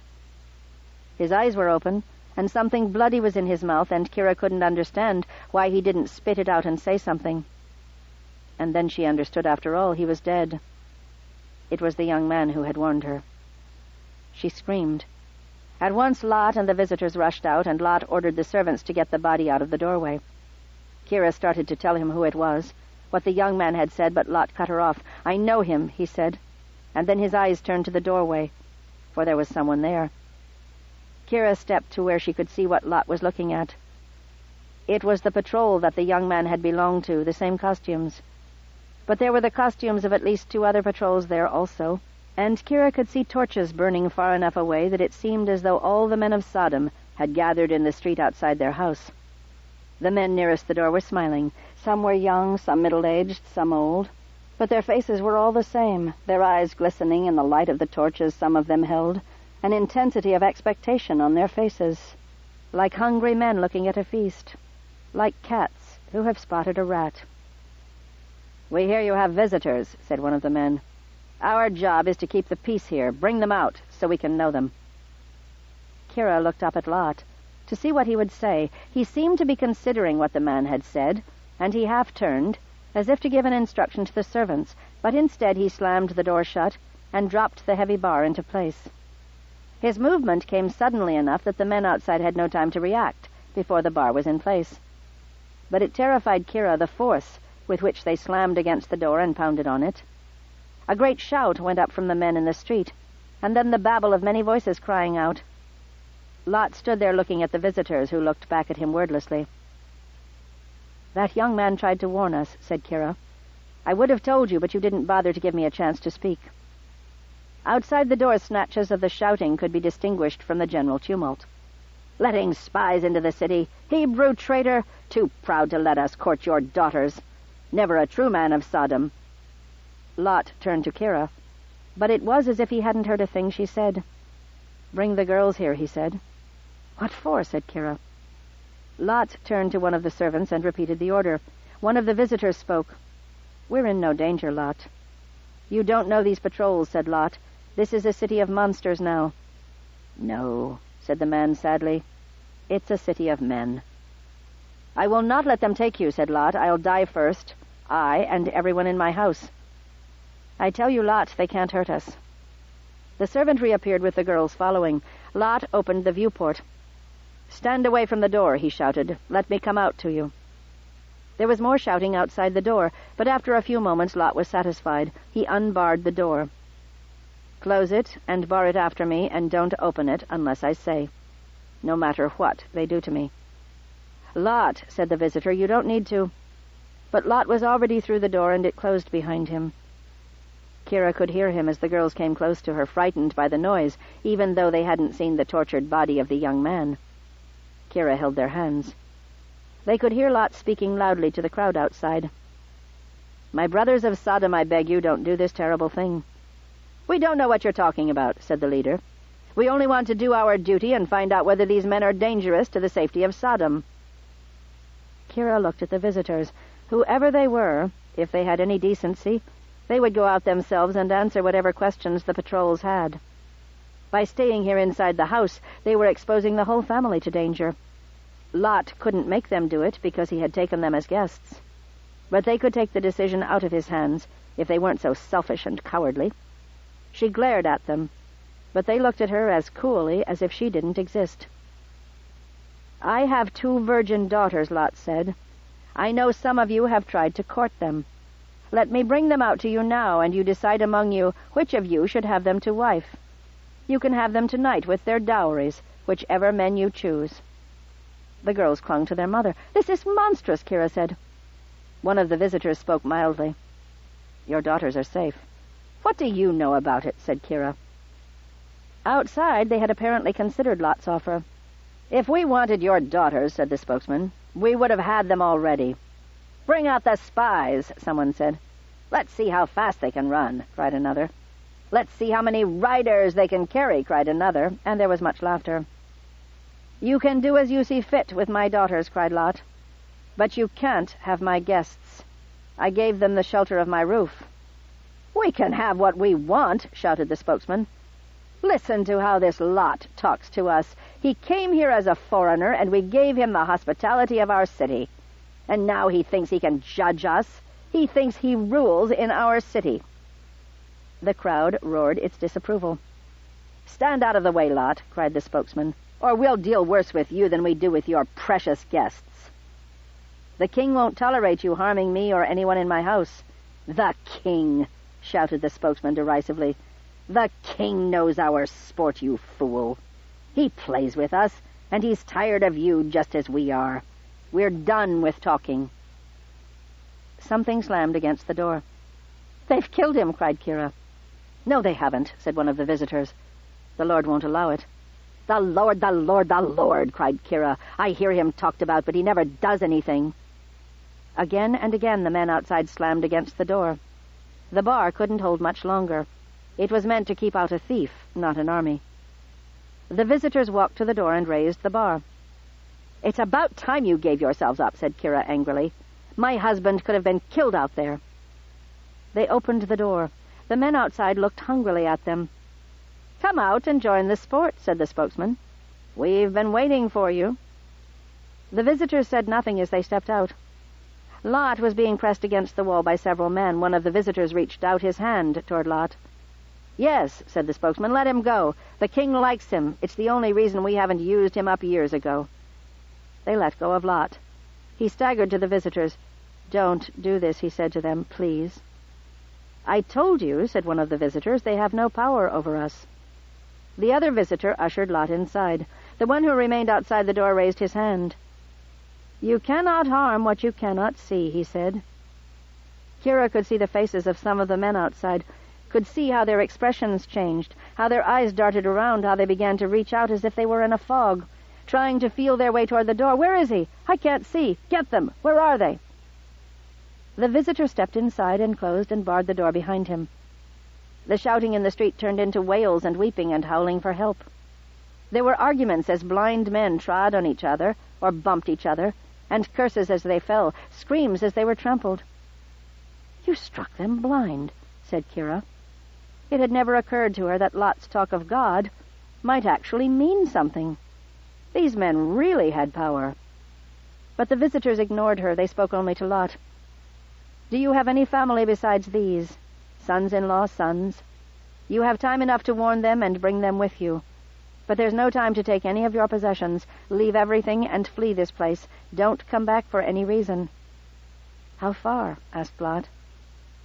"Into the hills southeast of the city," said the visitors. "God will not delay the destruction of this place. If you stop for any reason, you'll be destroyed along with Sodom." Destroyed? The words sounded absurd to Kira. "If Kedorlaomer could not destroy Sodom, what makes you think—" The man looked at her, saying nothing, but she fell silent all the same.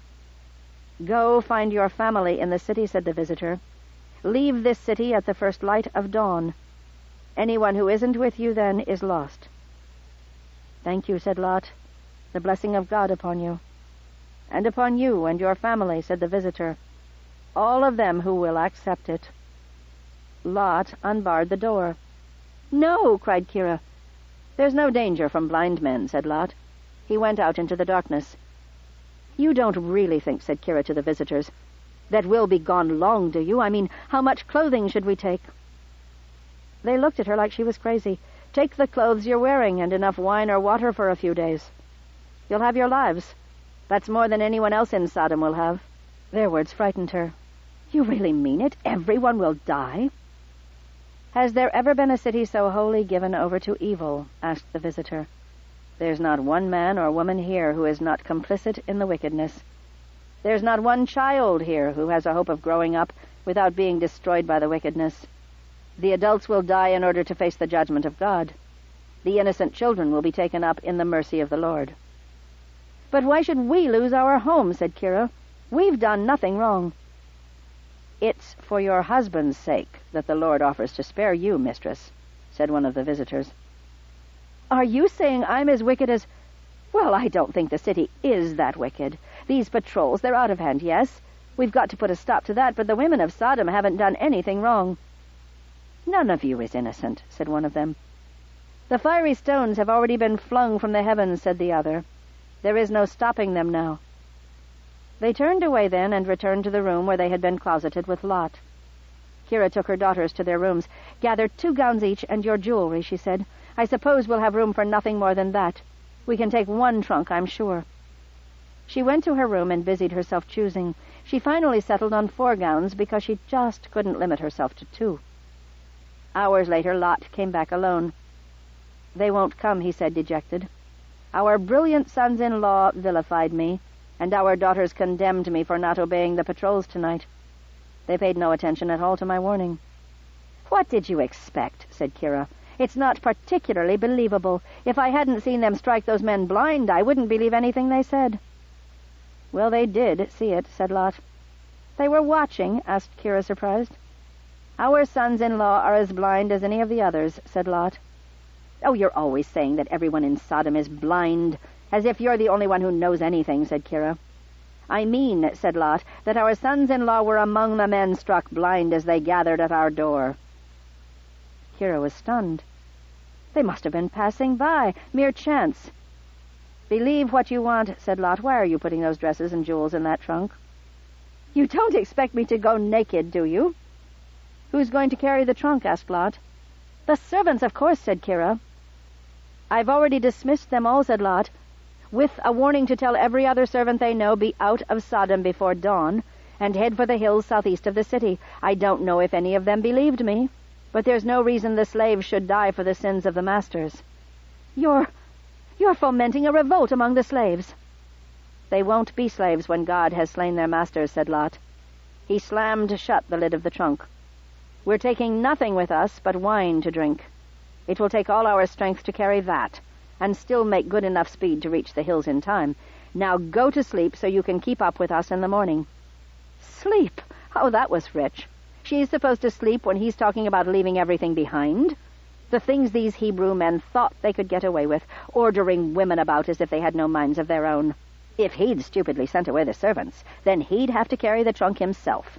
Unless he wanted everyone to see the shameful spectacle of his wife and daughters carrying a trunk with their own hands through the city."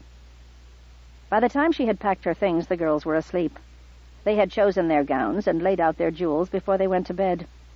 They knew which parent had their best interests at heart, and it took a while longer for Kira to fit everything in the trunk.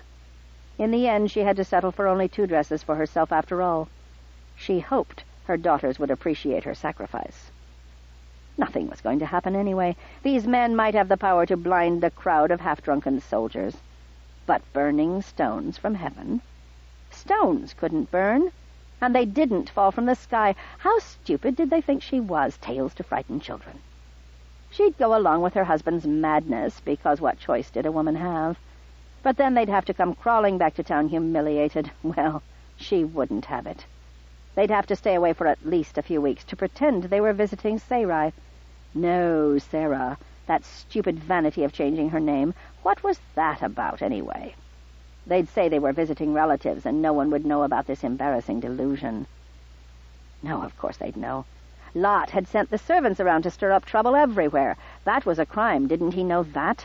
There were laws. What if they couldn't persuade the king to forgive him for that? Inciting slaves to run away, that was unforgivable. Even after Kira finally got to bed, she could hardly sleep, for worrying about how they might solve the problems that this madness of Lot's had caused. No one would be more hated in Sodom than they were. They could never come back. It was that simple. All was lost. Sodom might or might not be destroyed, but one thing was certain. Lot had destroyed her and her daughters. They'd have to start over again in another city, but who would have them anywhere? They'd be no better off than lepers. She must have slept because Lot was shaking her awake. She could barely open her eyes. It was still dark outside. "Go away," she said. "It's first light," he said. "Not to me," she said. "Get up, woman," said Lot rudely. "Your daughters need you." It was the most horrible morning. Lot was a tyrant. He refused to carry the trunk. She had to get the girls to carry one end while she carried the other, all the time making sure Lot knew how shameful it was that he allowed his women folk to do manual labor like this in the streets. It was a good thing it was so early in the morning that no decent person would see them doing it.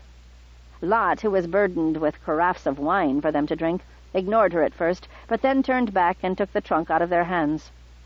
"It's about time," said Kira.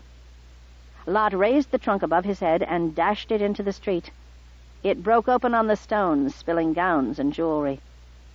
Kira shrieked and knelt to pick up some of the fallen pieces of jewelry. "Look what you've done! Any thief could come along and—" But Lot dragged her to her feet, slapping the jewel she was holding out of her hands. "We have no time for this."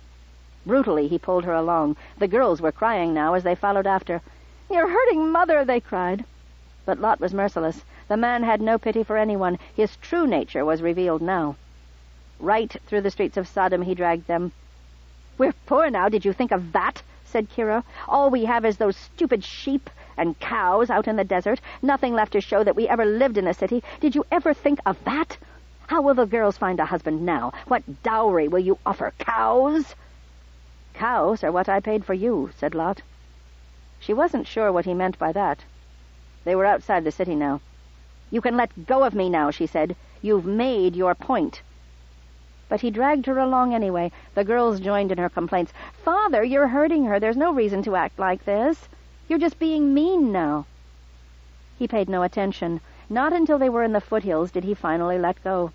Her wrist hurt so badly that she cried as she rubbed it. "I hate you," she said to Lot. "Tell me something new," he said. He handed her a carafe of wine.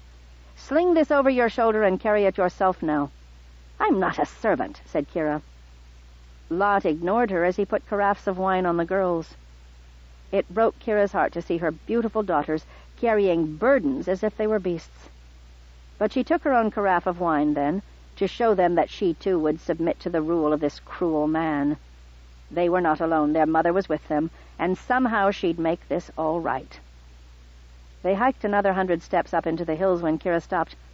"Enough of this. We're in the hills southeast of the city, just like they said. Let's not go any further so we don't have so far to go when we return." "We're never going to return," said Lot. "We did what they said," Kira responded patiently. "They told you we wouldn't have time to get this far if we delayed at all. Well, here we are. I don't see any destruction, do you?" "It will begin at any moment," said Lot. "We made very good time with you dragging us. We have plenty of time. In fact," said Kira, "it's still early enough that I'll bet no one has found our trunk. It was foolish of you not to let me bring at least a few of the nicest pieces. Those are very expensive, and it will take years to find others just as good." "You're not going back," said Lot. "If you do, you'll die." "Is that a threat?" said Kira. "Are you threatening to kill me?" "I'm warning you again of what the Lord is going to do to anyone in Sodom." "I can go and come back again in no time," said Kira. "I forbid you." Kira looked at him and assessed his intentions. He was talking very firmly, and yet he did not take a step toward her to restrain her. He had lost some of his resolve. She could see it. "You can forbid me all you like, but am I not a free woman?" "Don't leave your daughters motherless," said Lot. "They're already going to lose 3 of their sisters." "Pay no attention to your father," said Kira. "Come back with me, girls." Now Lot moved to grab hold of the girls, but with his hands occupied holding them, he couldn't possibly stop her now. He'd have to let go of someone. "I'll be back soon," said Kira. Then she turned back to the city. "Mother!" cried her daughters. But when Kira glanced back, she could see that Lot was dragging the girls farther up into the hills. Finally, he had come to his senses and realized that his wife was the daughter of a king, and not someone to be dragged about like a disobedient child. If she hurried, she could surely reach the jewels. Even now the sun was just beginning to cast light on the tallest buildings in Gomorrah, which was not so close to the hills in the east. No one was awake at this hour, surely. though Kira couldn't be sure she had never awoken so early in all the years she had lived in Sodom. She was distressed to see how many servants were out on the streets already. Not crowds, but enough that someone was bound to have noticed the trunk, and slaves were such natural thieves that they were bound to steal at least one piece of jewelry. She began to run. She had to get there before it was all gone. She had to salvage something of her life in Sodom, didn't she? A terrible roar sounded in her ears, and a hot wind blasted through the streets. The earth seemed to heave underneath her, and she fell sprawling in the hard-packed street. What was it? What had happened? People were emerging from their houses looking frightened. Someone climbed onto a roof and shouted down what he had seen. "Gomorrah is on fire," he cried. "It's all smoke and half the city is gone." Suddenly, terror struck in Kira's heart. Half the city gone? And the earth shaking like that? The visitors had said nothing about earthquakes. This was worse than she had ever imagined. Why didn't they tell her it would be so bad that half of Gomorrah could be wiped out in an instant? Why didn't Lot stop her from going? She realized now. He wanted her to go. He dragged her and ordered her about just because he knew it would make her angry enough to make her run back to the city. This was what he planned from the start. He was trying to get her killed. She started to run back the way she had come. Lot might want her dead, but her girls still needed her. And now that they knew it was real, her sons-in-law would surely not forbid her to bring her older daughters with her. The house of the eldest was just over this way. She could run past there and get her daughter and bring her out of the city, and a stone about 2 cubits across tore through the sky and exploded in the air just above the city of Sodom. The shock wave flattened every building. The fireball instantly burned everything within a half-mile. The sound of it could be heard as far away as Hebron. Kira's sister Sarah heard it and felt the trembling of the earth. Later, there would be stories about how one of those pillars of salt near the Dead Sea was Kira, turned to salt by the power of God because she turned back to watch the destruction of Sodom. But the truth was what Sarah knew in her heart when she heard the sound of the explosion, and felt the shaking of the earth, and then saw the brightness in the sky that lasted all through the following night. 5 great stones hit the earth or exploded above it, 1 for each of the cities of Siddim. No one was left alive except for the few slaves who had made their escape during the night, and Lot and 2 of his daughters. Sarah grieved for her sister. For many days she grieved, not because Kira had died. Kira was not young, and death was not the worst thing in the world. No, Sarah grieved because she knew how wasted her sister's life had been, and how pointless her death, and how empty the soul that she would have to show before the judgment bar of God. "Oh, God, was there something I could have done to save her?" Sarah prayed. The answer came from her own heart, for she knew that there was never a time in Kira's life when anything Sarah might have said or done could have reached past her pride and touched her heart. Kira controlled her own life, and so she had nothing at the end of it, while Sarah had given her life to others and never controlled it at all. And so her heart was full of treasures, and if she died, she would die with little fear of seeing the face of God. She had something else, too, for several months later it was very plain that Sarah, old as she was, had a child in her, conceived on the night before Sodom was destroyed. God had performed many wonders that day. Lives were taken, a life was given. In Sarah's womb, a great nation had been given its first moments of life. His name would be Isaac. Sarah's grief for her sister was lost in her joy at the stirring, finally, of life in her belly. Part 8. Isaac. Chapter 22. For all these years that she had been with Abraham, Sarah had cared for the smooth running of the camp. Abraham could leave when he needed to and stay away for weeks at a time, knowing that all would be in good order when he returned, for Sarah would deal with any problems that came up. So it galled her that her pregnancy might cause the good order of the camp to be disrupted. Her plan was to live as she had always lived, to spend her days in the door of the tent until the morning of the day her son was born, and then by evening of that day to again be in the door of the tent, keeping her ear to the heartbeat of Abraham's household. Side 7. Sarah, by Orson Scott Card. Continuing on page 341. After all, Kira had not been ill with her pregnancies, not the way Hagar had been.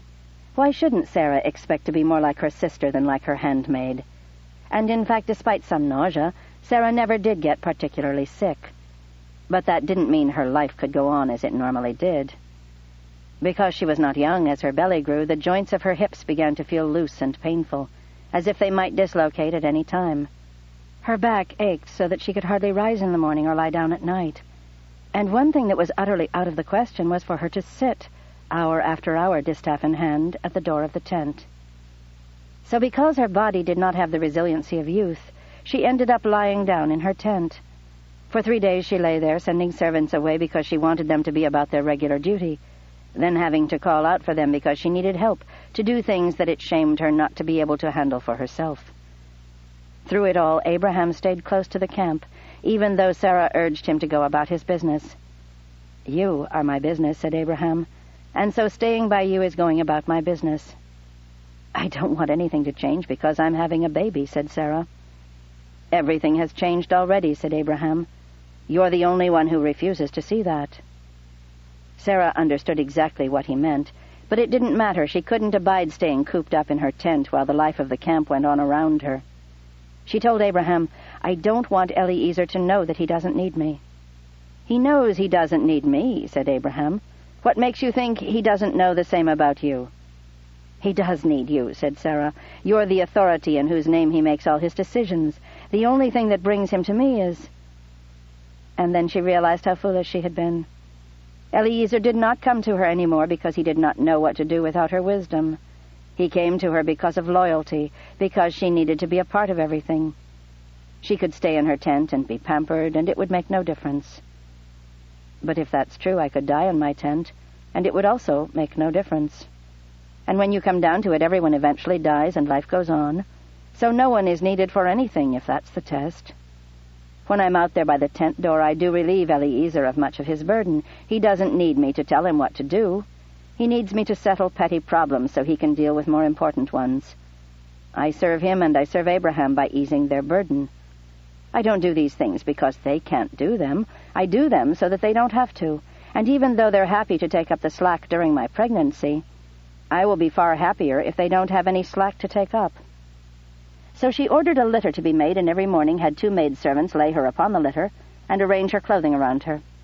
Then 2 men came in and carried her out into the shade at the door of her tent.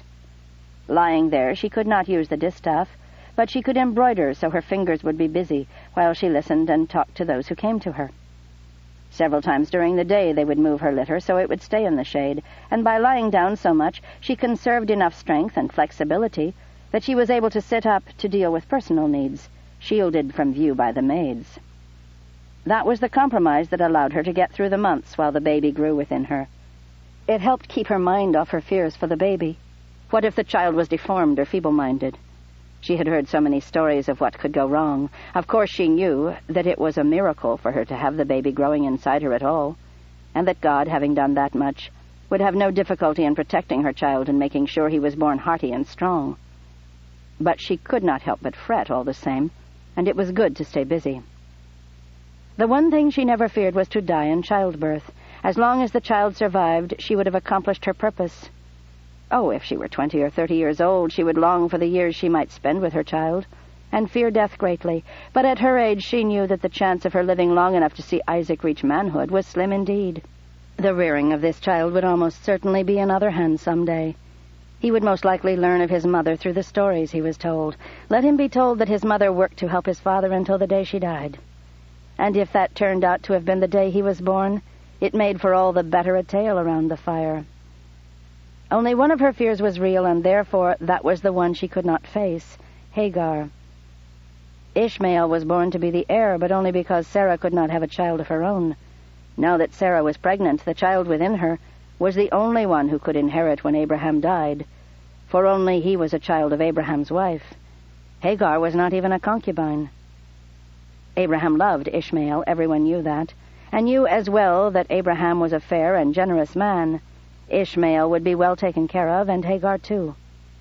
Yet Sarah knew how this would look to Hagar.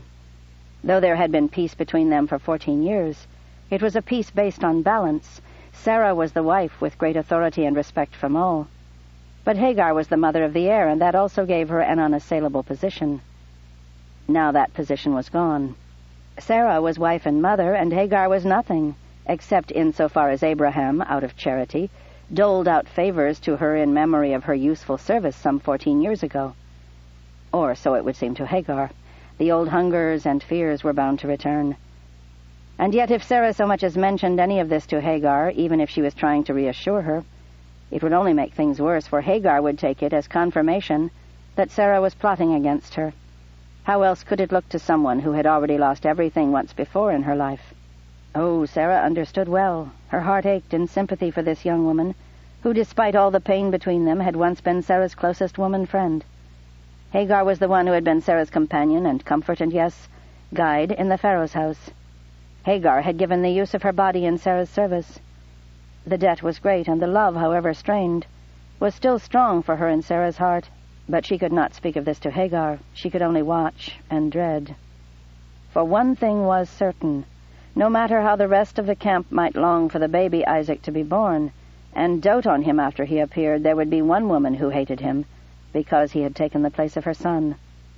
What made this secret harder to bear was the fact that she was the only one who knew it. For only Sarah had grown up in a king's house, knowing all the family lore of dynastic struggles, assassinations, poisonings, maneuverings behind the curtains and under the sheets, all to secure a throne for this child instead of that one. The bitterest stories she learned from her father were the tales of fratricide and parricide, the sons who could not wait to inherit and so rebelled against their fathers, the wives who feared their husbands would choose the wrong child and so poisoned the rivals, the young men who, upon acceding to the throne, had their brothers murdered, the royal uncle who somehow forgot to feed his sickly nephews, the little princes, so that they passed away and the regent inherited the throne after all. She tried to tell herself that only royal houses had such problems. Shepherd families did not kill each other to get control of some wells, some sheep, some tents. But Abraham's house was a royal family. Kings were priests first, soldiers second, rulers third. Abraham was all three, and he had the promise of God that his descendants would rule the land of Canaan. Hagar would have to be a fool not to know what her son was going to be deprived of because of Isaac's birth. She would not be in a hurry, though. She was still young. Abraham and Sarah both were old. How long could they live after Isaac's birth?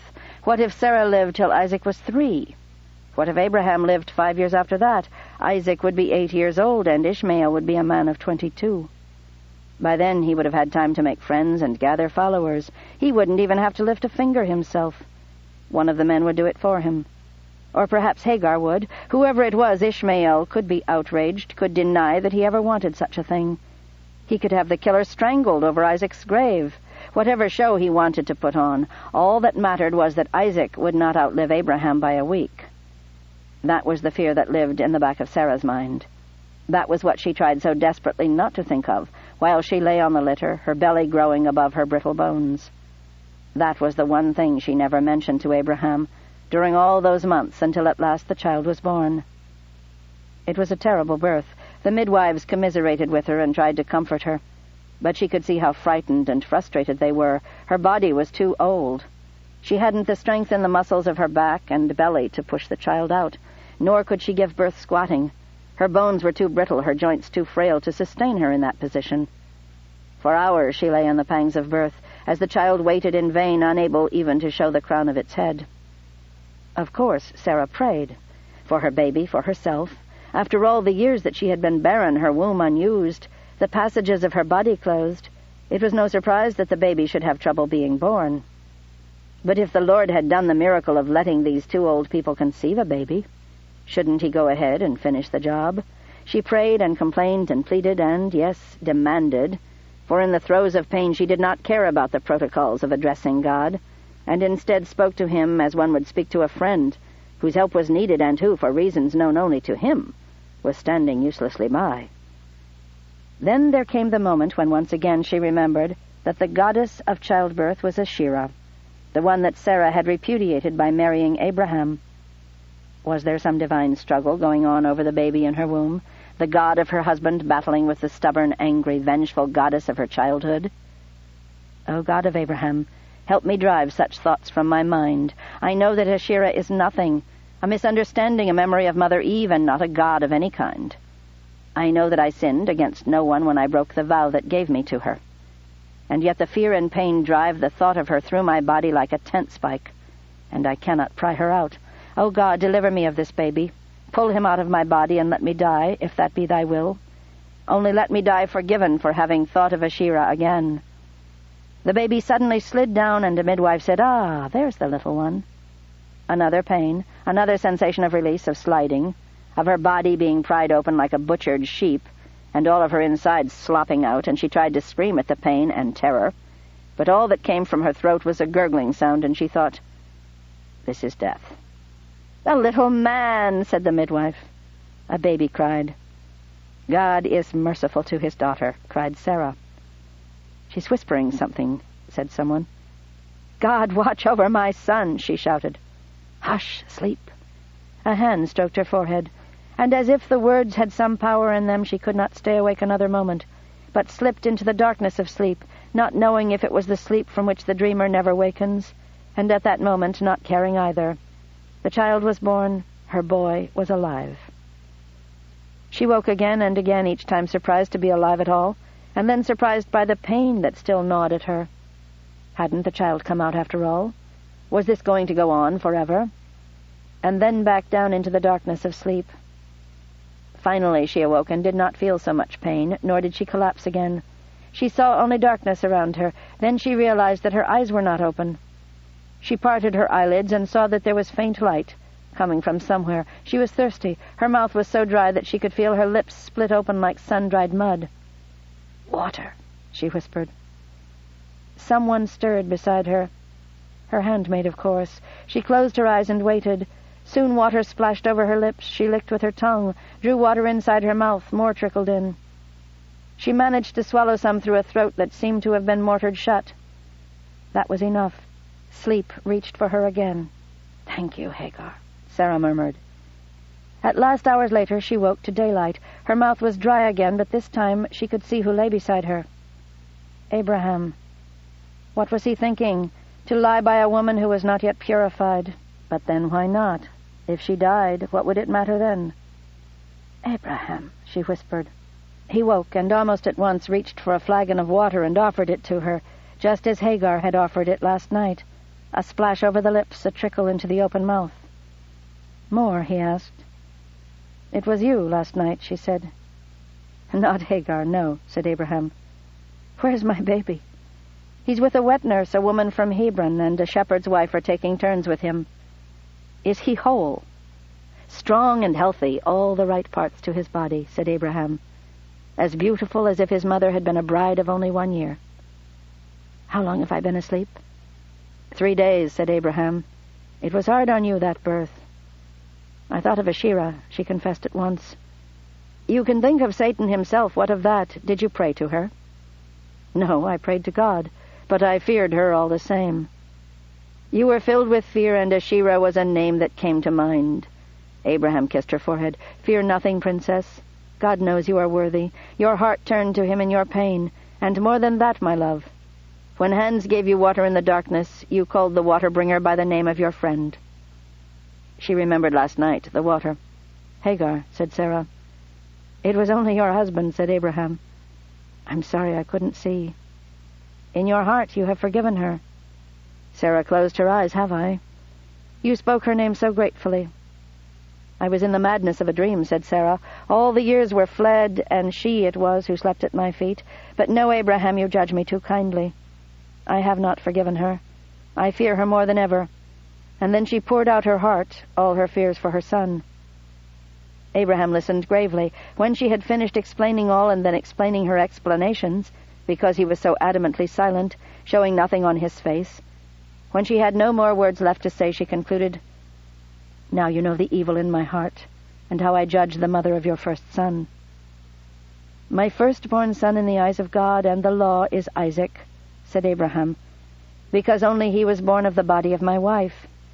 And I am not as utterly innocent as you think me. Do you think I don't know the same tales that have haunted your nightmares? Hagar has shown no sign of resentment, but she's shown no great joy either. But Eliezer keeps 2 men awake all night and watching through the day. I told myself that such a thing was foolishness, that no one would harm our son, but who knows what dark thoughts might find purchase in someone's heart." "What will we do about Ishmael?" asked Sarah. "I love him," said Abraham. "He's a good boy, bright and happy, obedient, ready with animals, playful. How can I harm him when he's done no wrong?" "No, of course not," said Sarah. "Your love for him is right, I understand." But her heart cried out, "Isaac." "Let's see what Hagar does, what Ishmael does." "It doesn't matter what they do," said Sarah. "You and I are old." "I know how old we are," said Abraham. "Old enough to know how precious life is, how few the years we had with our parents, how fast the years pass while your children grow." "I wouldn't know about that," said Sarah. "I may not live to know it." "We'll see what happens," said Abraham. "I love Ishmael and you love Hagar. I heard it in your voice last night. We'll wait and see." She heard it in his voice. This discussion was over. He had heard her, and he had decided what he would do. And she knew that he was right, that it would be seen as a cruel thing to send Hagar and her son away. It would taint Isaac's childhood, a stain on him despite his innocence. For with his first step, everyone would remember the first step of another boy. And with his first word, everyone would remember another voice now unheard. "Show us what to do, O Lord. Isaac will be in thy hands, not ours. He is thy gift. He was born to fulfill thy covenant. Show us how to keep him safe."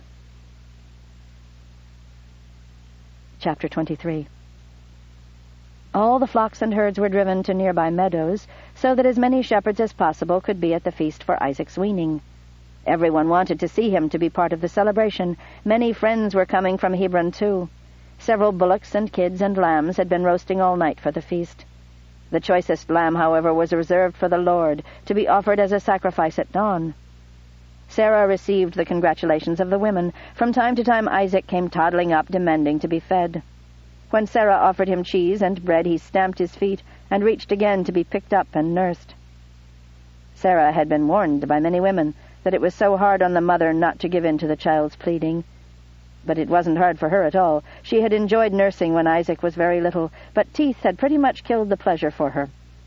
And she had wanted to wean him a year ago, when he started being able to ask for a breast with words instead of gestures.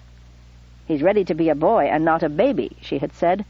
But the wet nurses acted as if Sarah were some sort of monster, not to keep the baby at the nipple until he was 3, so she gave in.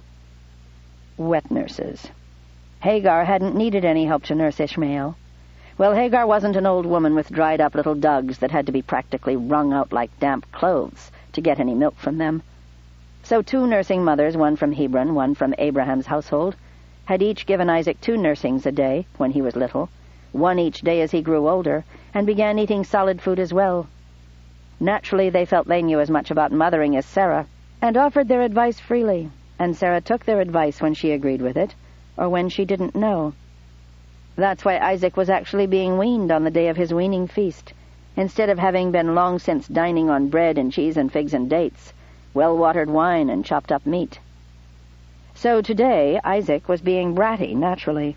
Everybody else was having a party, and he was getting ignored by his mother and his wet nurses. With all the strangers coming in from the town and the nearby villages, and all the men returning from the outlying flocks and herds, Isaac was afraid and wanted to be held, and to him being held and protected meant suckling. Poor child. Abraham was the proud host, which meant that he sat near the cook fires and talked to people who were lining up for food, or whose flatbread was freshly covered with spicy meat, or stewed beans and fruit. From time to time he'd call for the servants to bring Isaac to him, and Abraham, still remarkably strong and fit for a man his age, would hoist the boy high over his head for all to see. Naturally, Isaac, already out of sorts because he wasn't getting suckled, regarded this as an affront, and he yelled in protest, his face turning red. This provoked laughter and applause from the crowd, which only made Isaac angrier, and the moment Abraham set him down, Isaac would run off on his stubby little legs. The crowd parted for him and cheered him on. Then, of course, Isaac would head for Sarah, needing the comfort of the breast. Soon he would learn that it was his mother he wanted, and not just one small part of her, but then plenty of grown men had a similar problem, didn't they? Feast days were tiring. Abraham seemed to thrive on them, getting so energized that he often could not fall asleep until late in the night. But Sarah could only take a few hours at a time before she had to withdraw to her tent. In her younger days, she would have lasted out the day and fallen exhausted into bed the moment the crowd broke up. But she simply couldn't do it now, and because she was old, she didn't have to. People assumed her weariness was physical, that, like many old people, she needed frequent naps. Well, she didn't mind napping, but if that were her problem, she'd simply doze off where she sat. It was solitude she needed at times like this, not sleep. So no one thought ill of her when she got up and doddered off to her tent. She hated the fact that her hip joints had never really recovered from the pregnancy, so that now she could walk only in fairly short steps. It made her look crippled, when in fact she was quite robust in most other ways. She could still outspin most of the women in the camp. Her eyes and her mind were sharp. Her hearing was acute.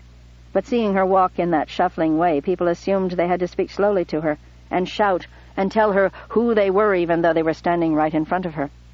Oh well, let them assume what they assume. It only meant that when she revealed how keen her mind was, they were pleasantly surprised, or unpleasantly, depending on their own character. It was hot inside her tent, but she didn't care. She drew the curtain closed all the same, so she would not be intruded upon. She lay on her bed, not intending to sleep, but soon she did doze off. She slept only lightly and not for long, for she heard noises outside her tent, a grunting sound and soft laughter. Her first thought was to wonder if some young village couple, wits dimmed by wine, had decided to have a tryst behind her tent. But as she lay there listening, the sounds began to make a different sort of sense.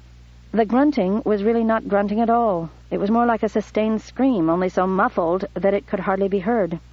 A muffled scream, she realized, from a little child's throat. She rose from her bed with an alacrity she had not thought her body capable of. Heart-pounding, she drew apart the door of her tent enough to see a sight that chilled her to the soul. The soft laughter came from Ishmael. The screaming came from little Isaac. Ishmael had bound a long scarf around Isaac's open mouth, muffling his voice. And Ishmael held the end of the scarf like a tether, so that even though Isaac strained against it with all his might, he could not get away. Isaac was desperately trying to get to Sarah's tent. It was his mother he was calling for. Was this not Sarah's worst nightmare, being acted out in the flesh? All her fears of what would happen after she died with Isaac helpless in the hands of Ishmael were here before her eyes. Isaac threw himself toward the tent so hard that his legs flipped out from under him, and he fell on his back, still tethered. The way his head was twisted by the scarf as he fell sent panic through Sarah's heart. His neck! Ishmael has broken his neck! But after a moment of lying there, still and winded, Isaac scrambled back to his feet and ran at Ishmael, pummeling him with his little fists. Ishmael only laughed, holding his little half-brother by the head, so that his blows struck only air or landed uselessly on Ishmael's tight-muscled arm. Grinning, Ishmael glanced up to share the joke with someone standing off to the side. Obviously, he was still unaware that Sarah was watching, but he had some audience that he was playing to. Sarah parted her door wider, and now she could see who it was that watched this miserable scene of torment without intervening. It was Hagar, of course, standing in the door of her tent, smiling indulgently at the sight of her son mocking Isaac's fear and rage. Then Hagar glanced toward Sarah's tent and saw her. At once the smile left her face. "Ishmael," she called sternly, "come here." At first Ishmael simply ignored her, laughing, as Isaac tried to free himself by pulling the scarf from Ishmael's grip. But when he glanced at her and saw her nod her head toward Sarah's tent, it was Ishmael's turn to notice Sarah standing there, for now she had the door fully open and stood there in plain sight. At once Ishmael started to untie the scarf around Isaac's mouth, but all of Isaac's pulling had made the knot too tight to undo easily. "Let go of my son," said Sarah. "I'm just untying the—" "Let go of him now," said Sarah. Ishmael, apparently realizing how bad this looked to Isaac's mother, finally obeyed. At once Isaac ran to Sarah and clung to her leg, sobbing, his voice still muffled by the scarf. When he inhaled, his breath was a labored gasp, for crying had plugged up his nose, so that the only breath he could get was whatever air he could draw through the gag. And since it was now soaked in saliva, there wasn't much air getting through at all. Sarah tried to get a finger between Isaac's cheek and the cloth of the scarf to open a passage for air to pass, but it was so tight that she could not do it. "I was trying to keep him quiet so you could sleep," said Ishmael. "Go to your mother," said Sarah. "She thinks it's clever for you to torture a baby." She couldn't undo the knot either. "I was just teasing him," said Ishmael. "I didn't hurt him." Sarah pulled the knife from the sheath at her waist. Ishmael gasped. She looked at him, saw the horror on his face as he backed away from her. Stupid boy to think she would take after him with a knife at her age. Carefully she worked the blade between the scarf and Isaac's cheek, then carefully sawed at the wet fabric, careful to keep the edge from touching Isaac's tender skin. Soon the scarf came apart, and Isaac gasped and sobbed and fell into her arms as she lowered herself to the ground to hold him close. She did not even bother to look to see where Ishmael was, beyond noticing that he was gone. Finally, one of the servants noticed her in the doorway and came to her. "Oh, is he crying again? Did he wake you?" "Go get my husband," said Sarah. "Let me take the baby and you go back to bed," said the servant. "Go get my husband," said Sarah again. Perhaps because her intonation was exactly the same both times, flat, and brooking no discussion, the servant realized that something quite serious must be going on. So she ran down the slope to where Abraham was regaling the company with some story or other. Soon he came up the hill, with far too many of the company coming with him, to see what was so urgent that Sarah would summon her husband, instead of going to him herself. Well, let them wonder. They would see Isaac crying. They would see the stern look on Sarah's face. No doubt Hagar would be spreading the story through the camp that Ishmael was just teasing the baby, as boys will do, and Sarah was making something out of nothing. Let her say what she would. It was Hagar's indulgent smile more than Ishmael's cruel teasing that condemned them both. Hagar had shown that rather than being a restraint on Ishmael's worst impulses toward Isaac, she would be an encouragement to him. Today she allowed petty cruelties and mocking contempt. What would she allow in a year or two? What would she allow when Sarah and Abraham were dead? I have kept still for the first years of Isaac's life, because Abraham asked me to be patient and see how things turned out between Hagar's son and my own. But now I will be patient no longer. I saw this from before the baby's birth, and my husband did not hear me. He will hear me now. Abraham looked puzzled and perhaps a little annoyed as he approached her. Sarah rose up, parting Isaac from his grip on her. "Your father will carry you inside the tent," she said. Isaac turned his tear-streaked, saliva-soaked face toward Abraham and reached up his arms. Abraham lifted him as Sarah bent over and picked up the scarf. She led the way inside the tent, and when Abraham had also entered with Isaac at his shoulder, she closed the door behind her. She knew that Eliezer would soon have would-be eavesdroppers dispersed from around the tent. She held up the scarf. This was tied around Isaac's mouth, so tightly that I could only get it off by cutting it. He could hardly breathe. Abraham looked properly horrified. "Who did it, do you know?" The other end of the scarf was held by Hagar's son. Isaac was screaming for me and trying to run to my tent. He could have broken his neck when he outran the tether and flipped over on his back. Ishmael laughed at his screams and his fear and his rage. "Surely he meant no harm by it," said Abraham. His mother stood at her tent door and smiled at him while he did it. "Perhaps you're making too much of this." "No, Abraham, you're making too little of it. I saw Ishmael's face and Hagar's. You did not. There was no pity in them, only malicious delight." "You've been so sure that they would hate Isaac," said Abraham. "How can you be an impartial judge?" "You've been so sure that your Ishmael could not do any wrong," said Sarah. "How can you claim to be impartial? I saw, you did not. Here is the scarf. It happened. The baby is not harmed." "When will you die, Abraham? Has the Lord promised that you will outlive Ishmael? Because if he hasn't, the day will come when it won't be childish pranks. If Ishmael has no mercy now when Isaac is a baby, and if Hagar has no pity when you and I are both alive to protect our son, what will happen when we're dead?" "What do you want me to do?" said Abraham. "In all those family histories of yours, the only solution that seemed to work was to kill the rival son. Is that what you want? For me to sacrifice Ishmael for your son?" "What do you want? To sacrifice my son for Hagar's? Because that is the choice you face, as God is my witness." "Do you claim that God tells you this?" demanded Abraham. "I didn't need God to tell me this, because I saw with my eyes what is obvious to anyone with any wisdom. But you have blinded yourself, so you can't see it. Look at how the scarf chafed against Isaac's cheeks." Abraham looked. Isaac's face showed 2 bands of red. "He could hardly breathe," said Sarah. "He could have suffocated. His neck could have been broken. And Ishmael had the gall to tell me he did this, so that Isaac wouldn't wake me. He's a liar as well as a tormentor. That's your precious firstborn. Well, Abraham, it's not really your choice. Isaac will not dwell with Ishmael, nor I with Hagar. They will not inherit together. That is not possible, no matter how you delude yourself. One will inherit or the other. They will share nothing. They will not grow up to be friends. They will grow up to be enemies. So if you choose to keep Hagar and her son here with you, then I will take Isaac somewhere else with me. And if you try to stop me, I will sneak away in the night. And don't imagine that you can get your servants to stop me. They are not blind to the truth. They will help me save Isaac's life." "Save your threats," said Abraham. "I can hear you without your having to bludgeon me." "No, you can't hear me, or we wouldn't have reached this day." "But we have reached it, haven't we?" said Abraham.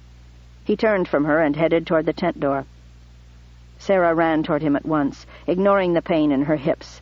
Though the bone ground painfully on bone with each bound, she blocked the door. "Where are you taking my son?" "I'm keeping him with me, of course," said Abraham. "You just threatened to run away with him." "So you'll steal him from me? You, the one who sees no danger, will steal him from me? The one who would keep him alive? That makes you a murderer." Abraham was even more horrified by Sarah's words than she was. "You say this to me? After all these years together, you believe I could kill my own son? I believe you can blind yourself to the truth and leave him exposed, so that others will kill him, yes. And you say this in front of the boy. What choice do I have? Since you're about to steal him from me, I gave you a choice. You merely take him, you who have 2 sons when I have only 1. Grimly, Abraham lowered Isaac to the ground. "Stay with your mother," he said.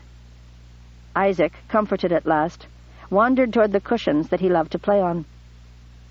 "I will never forget the terrible things you said to me," said Abraham.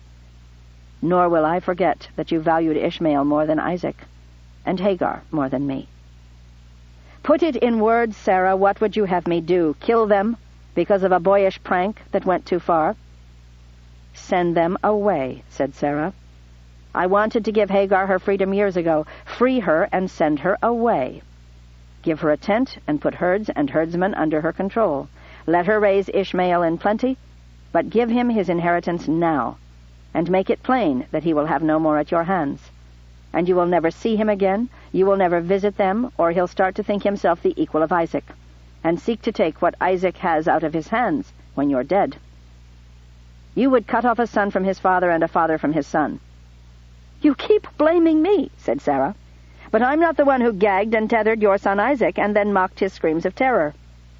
I will see that sight in my nightmares for the rest of my life, if you don't send them away.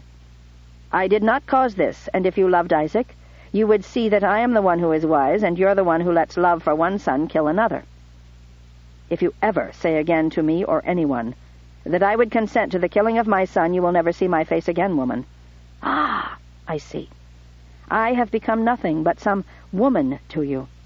This is how you hear wise counsel. Abraham, the father of multitudes. You condemn me out of your own pride. You accuse me of malice, yet refuse to believe in the malice of those who have actually shown it." Sarah flung the wet, knotted scarf across his chest and shoulder. "Wear it with pride," she said. "Your precious Ishmael made it for you." Sarah stepped aside and opened the tent flap so he could leave. Abraham's face was terrible with anger as he left the tent. Perversely, Sarah stood in the door and watched how the crowd looked at him. She knew how the story would be told. Whatever came of this, the tales would make Sarah look bad. So be it, as long as Isaac lived. Sarah stayed in her tent, playing with Isaac, and even though Isaac tried several more times to suckle, thinking perhaps that his mother would now relent, she remained firm with him. As firm as she had been with Abraham. "What my child needs, I will do. And foolish is the father who thinks he can stop his wife from protecting their baby, even from him.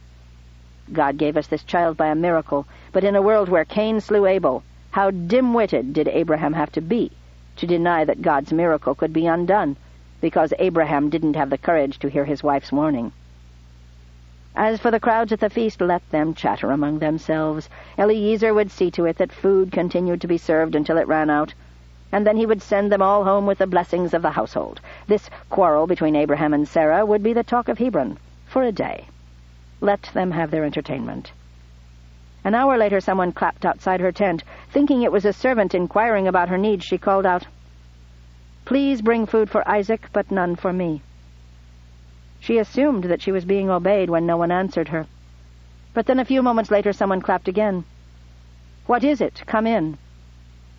It was not a servant at all. It was Abraham. Wordlessly he came and sat down on the rug before her. If he expected her to speak first, perhaps with an apology, he would have a long, long wait. "I told someone to bring food for Isaac," he finally said. "Thank you," she answered. Isaac toddled over and began playing with his father's beard. "I went to the Lord and complained about you," Abraham said. "I asked him what I should do to get you to stop being so angry and fearful and suspicious and jealous." She bit back the stinging reply that came to her lips. Instead, she tried to turn it into a wry joke at her own expense. "You aren't the first to utter such a prayer to one god or another." "Yes, well, God hears our prayers," said Abraham. "But he answers more wisely than we ask." "What did God tell you?" asked Sarah. "He told me not to grieve because of Ishmael or Hagar, because I should have hearkened to everything you told me. The Lord's promise is to come through Isaac, and the only way that can happen is if Ishmael and Hagar leave us now and never come near us again." All Sarah's fear and anger disappeared in a rush of gratitude and relief. She put her face in her hands and wept. Isaac came to her at once and patted her arm and her ear. "Don't cry, Mama," he said. "It's all right, Mama. You'll feel better soon." "He's right," said Abraham. "We'll all feel better soon. The Lord promised that Ishmael will thrive. That because he is of my seed, he will also become a great nation. But the covenant is with Isaac. Isaac must remain with me and you. Just as you said. Everything as you said." And then to Sarah's surprise, Abraham also wept. Isaac turned to his father, then looked back and forth between his parents. "Papa," he said, "Mama was crying first." "Yes, Abraham," said Sarah, "you must wait your turn." Abraham laughed through his tears and reached for his little son and held him close. "I wanted to hold both my sons to my heart all the days I have left to me," said Abraham. "I wanted it too much. I refused to see that it could not happen. That to hold them both would mean that in the end I would lose them both. I will not let my one son destroy his soul by harming my other son. I will send him away as much to save his life as to save Isaac's." "When will you do it?" asked Sarah. "In the morning," said Abraham. "But now let's dry our eyes and wash our faces, and come out to celebrate with our friends and our household. Today my son was weaned from his mother's breast, and now comes under the protection of his father." He leaned forward to kiss her.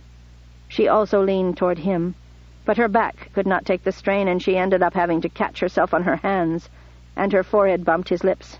"Ow!" he said. "You've lost your aim, old woman." Laughing, they finally kissed. "Good!" cried Isaac, clapping his hands. "All better now." They washed and dried their faces, then walked from the tent, each holding one of Isaac's hands, bound together by the sun between them. The feast continued, and even though Sarah knew perfectly well that everyone was gossiping madly behind their backs, and that Sarah would get the worst of it, she was at peace. When it was out of her power to protect her son, God had intervened and wakened Abraham from his complacency. That assured her more than if Abraham had simply agreed with her from the start. For this day's events showed that God was truly watching over Isaac. He would continue even after Sarah died, and Abraham as well. Other mothers had to live with the dread that their children might die before them. But Sarah had no such fear now. God had shown his hand in her son's life.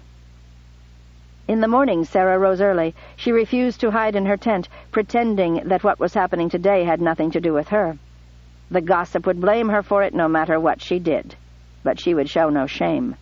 She would stand there openly and let it be seen that she knew that she was acting justly. Hagar made a terrible scene, hurling accusations at Sarah, saying that she lied, then that she exaggerated, then that Ishmael was innocent of malice, and finally that Isaac was such a brat that someone needed to teach him a lesson because his parents were too old and feeble to raise him properly. By the end it was obvious that she had years of malice pent up in her heart, and if Abraham had still harbored doubts about this course of action, Hagar's vituperation must have settled the last of them. This woman could never be allowed near Isaac again, nor could the son she had poisoned with her resentments. "I'm a man now," Ishmael said to Abraham. "I don't need you or anyone. "Nevertheless," said Abraham, "I will provide you with herds and servants." "I'm good with a bow," said Ishmael. "I'll live by hunting. I don't need so much as a lamb from you." "You are my son," said Abraham, "and I'll provide for you." "If I were your son," said Ishmael, "you would not let that old woman poison your heart against me and send me away. What is that stupid baby to me? I would never bother to harm him." And those words condemned him too, as Hagar's had condemned her, without Ishmael even understanding how much he had confessed by saying them. Abraham longed to embrace his son and reassure him. Sarah knew that, but Ishmael's and Hagar's rage had made that impossible. Instead, he stood with his arm around Sarah, holding Isaac with his other hand, and watched silently as Ishmael and Hagar were mounted on sturdy donkeys for the journey. Eliezer and 3 trusted men rode with Hagar and Ishmael, leading pack animals that held a tent and supplies to last them for weeks. Once the new camp was established far to the south, they would return and lead the herds and servants of Ishmael's inheritance to join them. That was the plan. But by noon Eliezer was back. Sarah sat with Abraham in her tent door when he came to tell what happened. "They ran off," he said. "Hagar kept saying that she knew my job was to kill them in their sleep, that you would never allow Ishmael to live. It didn't matter how I denied it. When we stopped to rest in the heat of the day, she went to relieve herself, and apparently she and Ishmael had planned something. Because neither of them returned, and by the time we realized it, we couldn't find them in the rocks." "That's dry land," said Abraham, "and Ishmael has never learned the wells in that part of the country." "I know," said Eliezer. "I came back to get help in searching for them. In that country we could come within 10 paces of them and never know they were there. They could fall from a cliff and cry for help, and we'd never hear them, and they could pass 10 paces from a spring and never know it was there." Abraham nodded. "How many men should I take with me?" asked Eliezer. "None," said Abraham. "But they will surely die," said Eliezer. "No, they won't," said Abraham. "When Hagar ran off into the desert, before Ishmael was even born, the Lord sent an angel to look out for her. I have God's promise that Ishmael will be the father of a great nation. I will trust God to take care of my son in the desert." Eliezer loved Ishmael, and couldn't help the tears that came to his eyes. "Father Abraham," he said, "may I search by myself?" "Eliezer," said Abraham, "this is what you will do. In all your wanderings on my behalf you will someday hear rumors of where Hagar and her son are living, and you will go to them and take the herds that belong to them and the tents and implements of their household. They will be kept separate from that which Isaac will inherit, and when the time comes you will deliver into Ishmael's hands all that we have kept in trust for him." "And if I never find them?" asked Eliezer. "But you will," said Abraham, "because Ishmael is my son, and you are my true steward, and you will do for my son Ishmael all that I would do for him, just as you will watch over my son Isaac, and help him grow into a strong and good man who serves God, even if I die before he is grown, even if Sarah dies while he is young." Eliezer bowed his head, and 2 tears dropped from his eyes onto the ground. "I will do all that you command, Father Abraham. I tell you it is 3 sons I have had in my life, and not 2, said Abraham. Then he took Sarah into his embrace, while Isaac played with straw soldiers beside them. Chapter 24. Sarah lived longer than she ever thought she would. She saw her baby Isaac turn into a boy and then a stripling man, with the first touch of beard upon his chin, and then put on the strength of a man, his arms more massive than Abraham's had ever been, his legs sturdy as young tree trunks, and Sarah remembered then how her father had looked when he was still a young man, and she was his daughter in their house of exile, in Ur of the north. "See how my father is alive in my son, how the blood of the kings of Ur of Sumeria is mingled with the blood of the Hebrews. The 2 men I loved most in my life, the 2 who taught me all that I know that is worth knowing.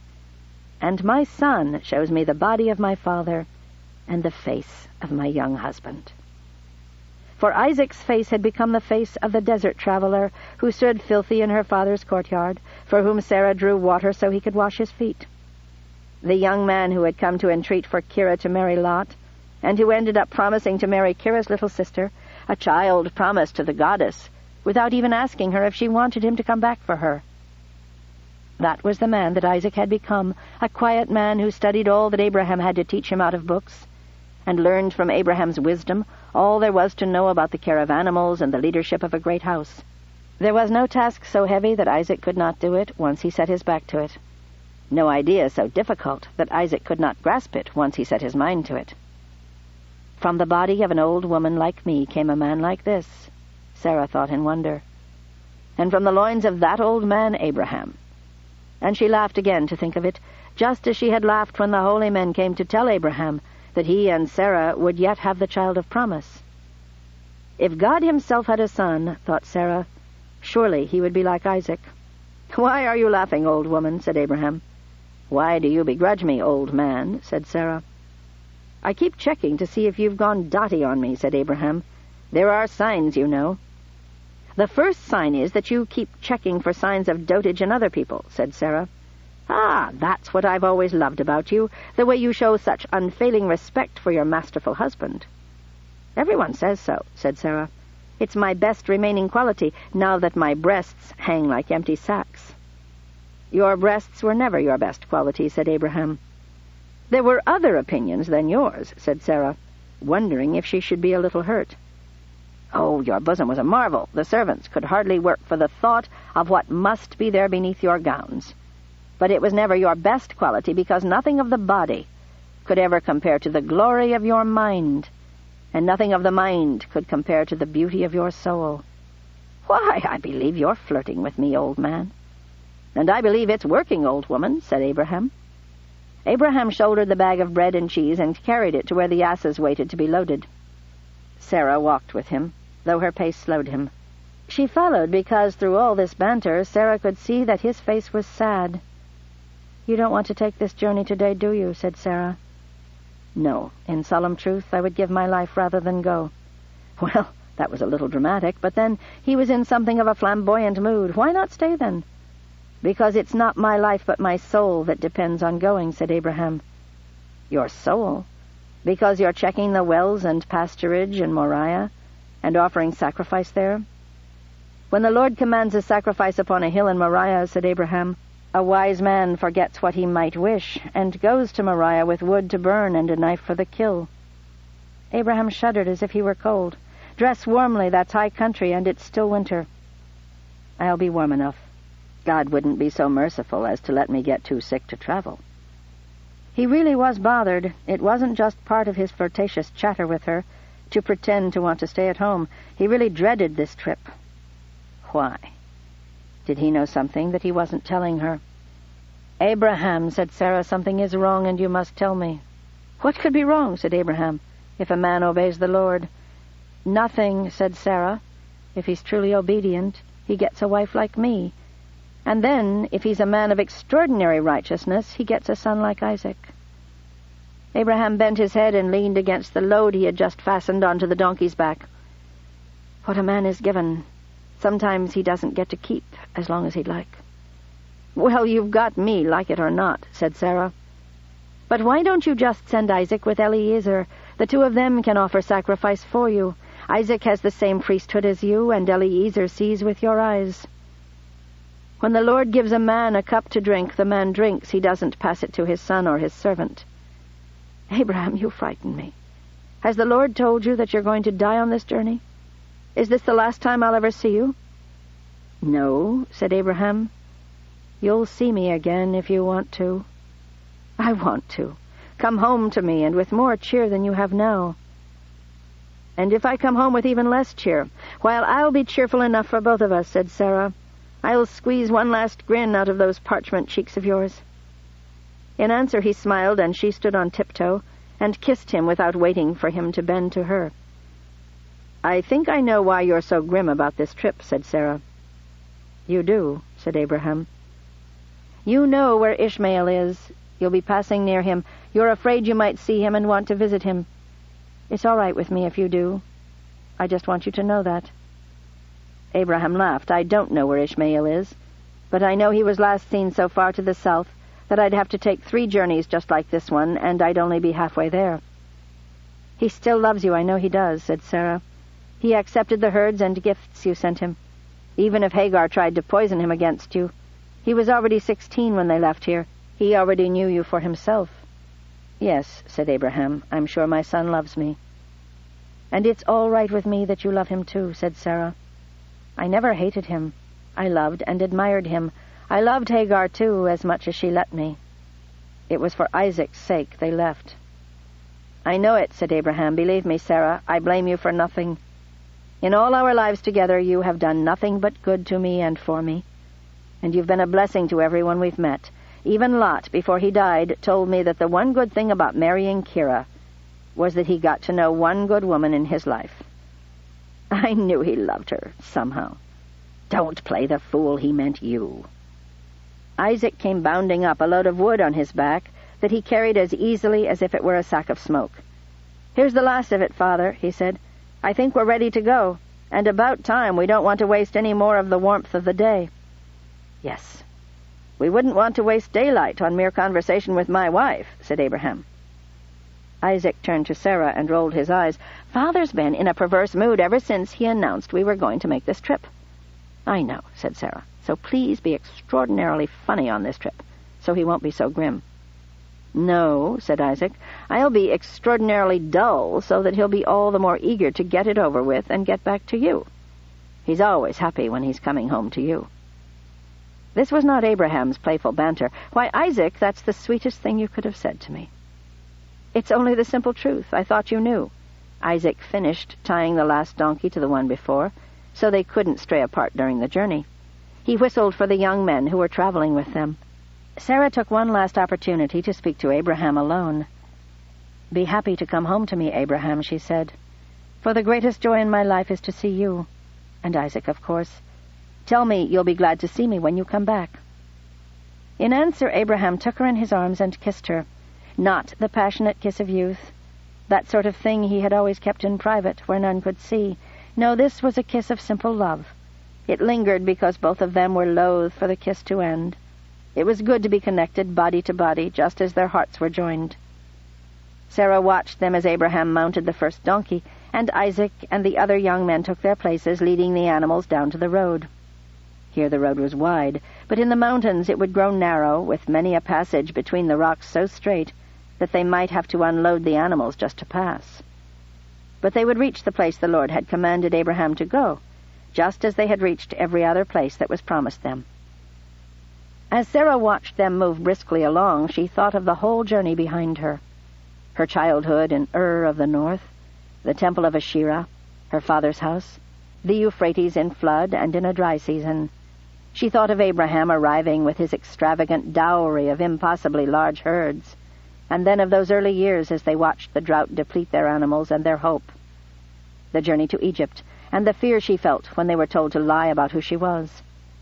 She thought of Pharaoh and of Set of Hibri, of the great game they were playing on the magnificent stage of the most ancient and lofty kingdom in the world, and how petty and mean it turned out to be. She thought of Hagar in those early years together. When Sarah thought of her as almost a friend, they grew so close.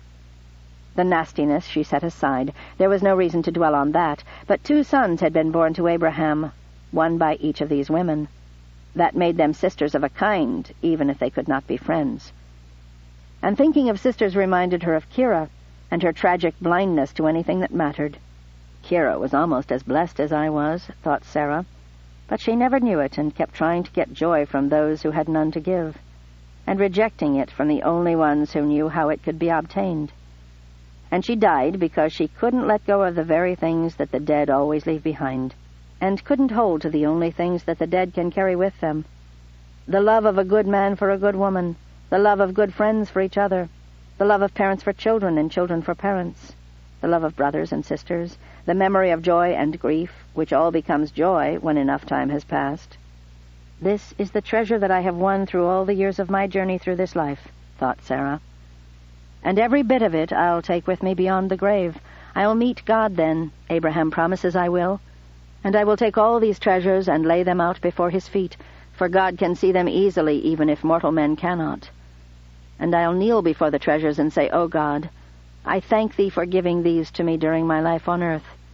No daughter has been better loved than I, nor any wife, nor any mother. I never deserved them. They were not mine by right, But I hope that having been given such gifts so undeservingly, I used them well, and gave back to thee a life that was worthy." She had the thought of saying these things to God, just as Abraham went out of sight, with Isaac walking beside him. "They carry my treasures in their hearts, too. Small treasures, I suppose, but the best I had to give them. The stars are great hot fires in a distant sky, so bright a gift from God that they can be seen by everyone on earth. But when you take my love out of your secret hiding place, my husband, my son, and look at it, you'll see that even though it's as small and dull as a pebble compared to the stars, I have polished my love so long and fervently, and you hold it now so close, that surely, surely, it must shine." Afterward. In dealing with Scripture, particularly stories from Genesis, it is a source of both freedom and frustration that the Scripture is our only source.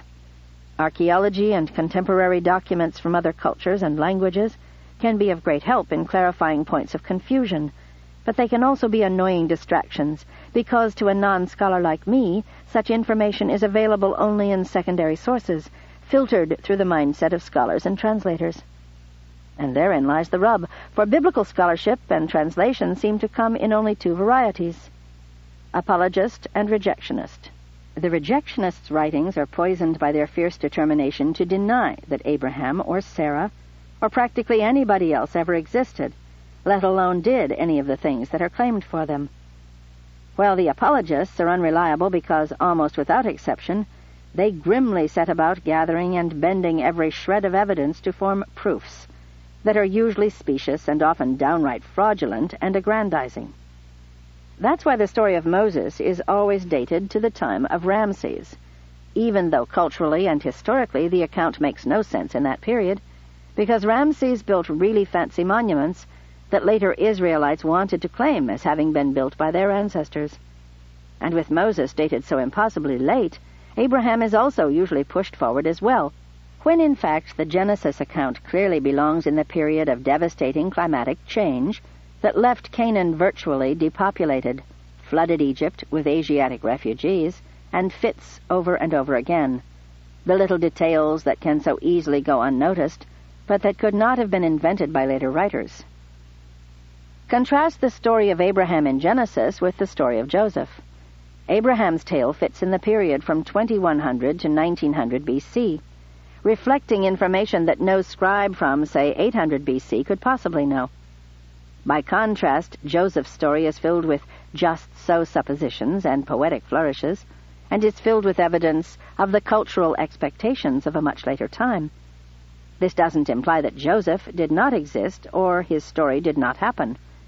What it most likely suggests is that a truer, simpler account, just as tied to its own time as Abraham's is, was replaced by a much more poetic treatment that had become popular in part because of those flourishes that gave Joseph credit for, among other things, inventing a system of grain storage that had actually existed generations before the first pharaohs united Upper and Lower Egypt. The scribes who decided on the fuller account had no idea that its very fullness made it of doubtful authenticity, and besides, they loved the cool stuff that the account we now have is filled with. There is a middle ground between hostile skeptics who refuse to accept any evidence that suggests the biblical account is real, and the fervent apologists who have never found a proof they didn't love. The virtue of this middle ground is not that it somehow averages the errors of both extremes, but rather that it fits the evidence far better and is less likely to lead to foolish self-blindedness. The middle ground is this: the biblical accounts are all authentic, in that those who wrote them, those who copied them, and those who included them in later compilations all believed them to be true and sacred. This isn't a very hard concept to swallow. After all, Homer's account of the Trojan War and its aftermath, while obviously embellished, nevertheless faithfully records the culture of the era when the tale was first told, which may be very near to the epoch in which the events the tale was based on first happened. And when those details were checked, they were found to be echoed in the archaeological record. It's easy to forget now that the same sort of critic who today claims that the biblical stories were all made up by scribes after 1000 B.C., and usually far later, have their roots in the same scholarly tradition that insisted that all of Homer was a work of fiction, barely older than the first plays of Aeschylus. As a Mormon, I take the Bible very seriously as a vehicle for giving us, with varying degrees of accuracy, true stories of God's dealings with human beings. But I believe in the Bible so seriously that I think it really is what it claims to be, a record written by men of stories that seemed important and truthful to them at the time of writing, using the standards of truth available to them at the time. This means that the idea of inerrancy of biblical scripture is silly on its face.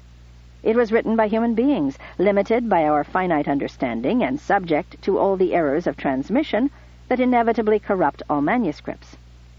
Our task in reading the Scriptures is not to read it blindly as if God were dictating it to his secretary, but to read it faithfully, trying to understand what truths are being shown to us by means of, or in spite of, the words used to tell the tale.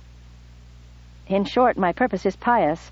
I believe there really was a woman named Sarai, who married a man named Abram, and that they very probably did all the things, or almost all the things, attributed to them. I believe that Abraham was a prophet and received the word of God, and that Sarah was also obedient to the same God. But when we have two very similar events happening to Sarah and Abraham at different times, passing Sarah off as Abraham's sister in order to keep a king they're visiting from killing Abraham to get at his wife, I have no problem remaining completely ambivalent. Hugh Nibley has shown quite convincingly that the same thing might well have happened twice, 3 times, if you count the identical events happening to Isaac and Rebekah, and with one of the same kings, no less. At the same time, I think it's at least as likely that the story was orally transmitted and got attributed to 2 different patriarchs and 2 different kings, but it really happened only once. I won't be upset whichever one turns out to be true, on that happy day when we get independent evidence beyond the Scripture itself. But for the purpose of this story, including 2 nearly identical incidents would have been bad fiction, and so I went with Plan B and had the event happen only once in Egypt. Some would say I chose wrong, because having Abimelech as the king is much more plausible than the idea that a pharaoh would care 2 hoots about a desert wanderer. But I say that having Sarah at age 90 or older, as she is in the Abimelech account, strange credulity far more, and I think Hugh Nibley is right in pointing us to a picture of Abraham as a very important man in the culture of the Middle East at that time. He would quite possibly have a very important wife as well. Sarah means princess. Her original name, Sarai, is deemed to be merely a variant of the same name, but that makes the name change meaningless. What if Sarai is merely a false cognate from another language, perhaps even an unrelated one, perhaps even Sumerian? My guess is as good as anyone's, but to make Sarah a real princess of a historical royal house is not much of a stretch, given her name and the high prestige that Abraham obviously has in the culture depicted in the Genesis account. There are a few other points where some readers might quibble with my choices. I didn't like the idea of Abram having his earliest adventures in Ur of the Chaldees. The name is obviously spurious, having been inserted much later for the obvious reason that at the time of Abraham and for many centuries afterward, the people who gave Chaldea its name did not even live in the area, or if they did, were apparently unnoticed by any of the people who did live there. Furthermore, Ur of the Chaldees, in this book called Ur of Sumeria, the original Ur, was ruled in that period by conquering Amorite kings who had invaded Mesopotamia during the period of devastating drought and had toppled and supplanted the old kingly lines in many or most of the great cities of the area. Ur of the North, however, founded quite probably as a colony by the original Ur, was not very far from Haran, where Abram's father and brothers came to live. Furthermore, the cities in that area were, in exactly this period, susceptible to much Egyptian influence. Abram could more easily have become acquainted with, and butted heads with, priests of the Pharaonic religion, who were doing what Christian missionaries did in Africa and the Pacific, spreading the true culture and opening the door to control by imperial merchants and soldiers coming behind them. The road from Ur of Sumeria to Egypt is strewn with historical and archaeological obstacles. The road from Ur of the North to Egypt is smooth sailing. Again, if I turn out to be wrong, so what? I have done my best with the information that we have. Now we come to the problem of Sarah as Abram's sister. An astonishing number of apologist scholars have come to believe that Genesis actually says that Sarai was the daughter of Abram's older brother Haran, who was also the father of Lot, who was Abram's business partner. The King James Version introduces Sarai in this way. Terah begat Abram, Nahor, and Haran begat Lot. And Haran died before his father Terah in the land of his nativity, in Ur of the Chaldees. And Abram and Nahor took them wives. The name of Abram's wife was Sarai, and the name of Nahor's wife Milcah, the daughter of Haran, the father of Milcah, and the father of Iscah. Genesis 11:27-29. Here is Ur of the Chaldees, of course, and Terah and his sons could easily have been refugees from the Amorite invasion, except that Ur was a Sumerian city that did not speak a Semitic language, while Abram and his family presumably spoke an early form of Hebrew, which was probably similar to the language of the Amorites, and definitely similar to the languages most commonly spoken in the region of Haran and Ur of the North. That proves nothing, but disproves nothing about my suppositions either, once you throw out "of the Chaldees" as an anachronism. Let's see what this passage actually says about the people named. We know that Nahor's wife was Milcah, and Milcah was the daughter of Haran, and that Haran was redundantly the father of Milcah and the father of Iscah. But we also know that Lot's father, Haran, was the brother of Abram and the son of Terah. So apparently Abram's brother Nahor married the daughter of his brother Haran. So since a man could marry his niece, say the apologists, why couldn't Sarai also have been a daughter of Haran, and therefore, since Abram regarded Lot as his brother, couldn't he also have regarded Sarai as his sister, besides being his wife and his niece, and thus, when he told both Pharaoh and Abimelech that Sarai was his sister, he wasn't lying. And there you have the whole reason why the apologists go on this silly guessing expedition. They are desperate to show that Abram didn't lie when he called Sarai his sister. Which absolutely baffles me. Why shouldn't he lie if the Lord told him to?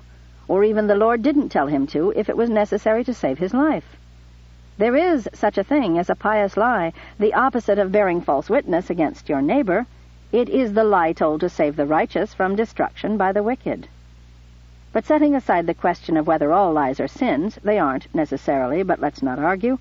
The fact remains that there is nothing in the text, at least as translated in the King James Version, that even implies that Abram married his niece. For one thing, the text specifically identifies Milcah, Nahor's wife, as the daughter of Haran, and never says a thing about Sarai's parentage. And for another thing, it seems plain to me that this passage is speaking of two different Harans. There is Haran, the son of Terah, and father of Lot, and Haran, in other words, who died. And then the scripture mentions that Nahor married Milcah, the daughter of a different Haran, who is identified as Haran, the father of Milcah, and the father of Iscah. I mean, if the writer or oral storyteller wanted us to know that the same Haran who was the father of Lot was also the father of Milcah, why would he tag him without referring to Lot at all, and instead bring up Iscah, whoever that is?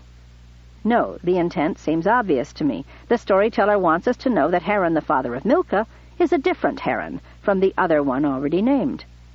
Nobody married his niece, not Nahor and not Abram. Marrying siblings and other near relations was not unheard of in some places, and was very common in Egypt's ruling class, but it is certainly not the rule in the culture of Abraham and his descendants.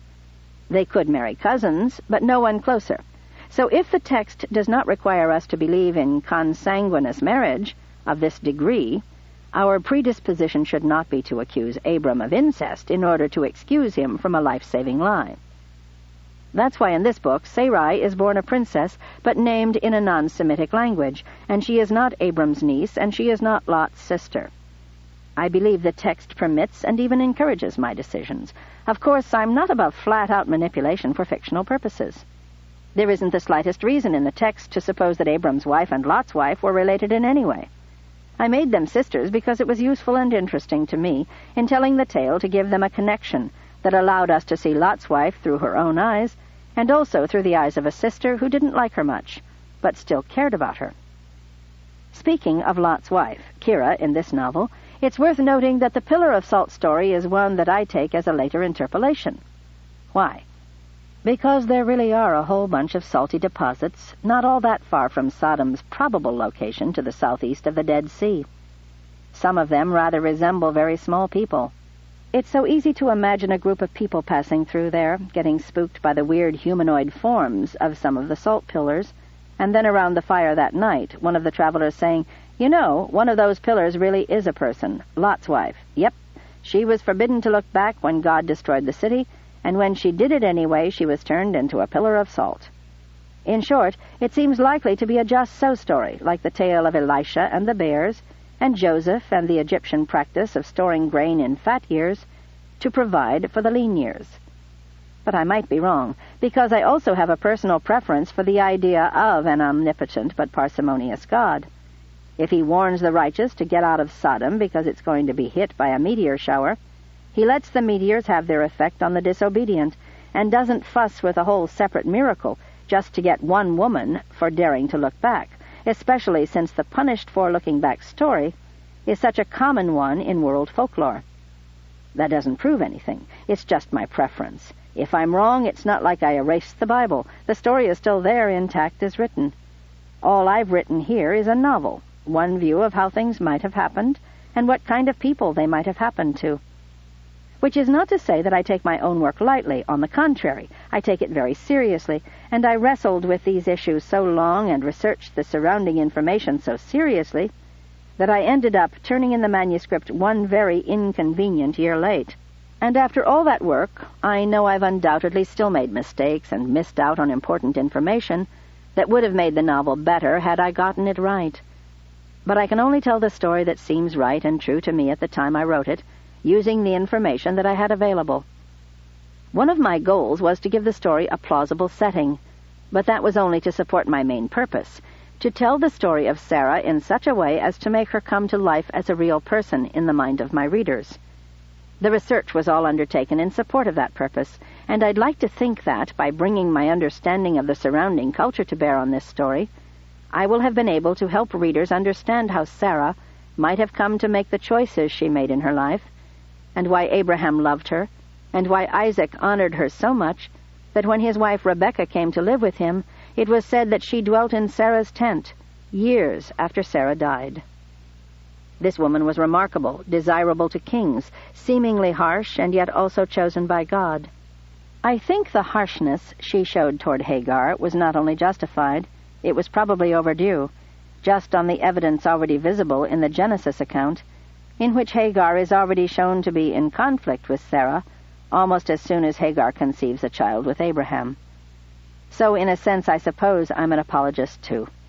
But instead of being an apologist for God or Abraham, who need no defense from me, I'm an apologist for Sarah, a tough, smart, strong, bright woman, in an era when women did not show up much in historical records. It's one of the things that's so remarkable about the book of Genesis. There aren't many other writings from that period that give women so much stage time as the chapters about Abraham, Isaac, and Jacob. Of course, the whole of Israelite scripture has this remarkable trait. Eve, Deborah, Jael, Naomi, Ruth, Esther, Bathsheba, Abigail, Tamar, and even Shiphrah and Puah.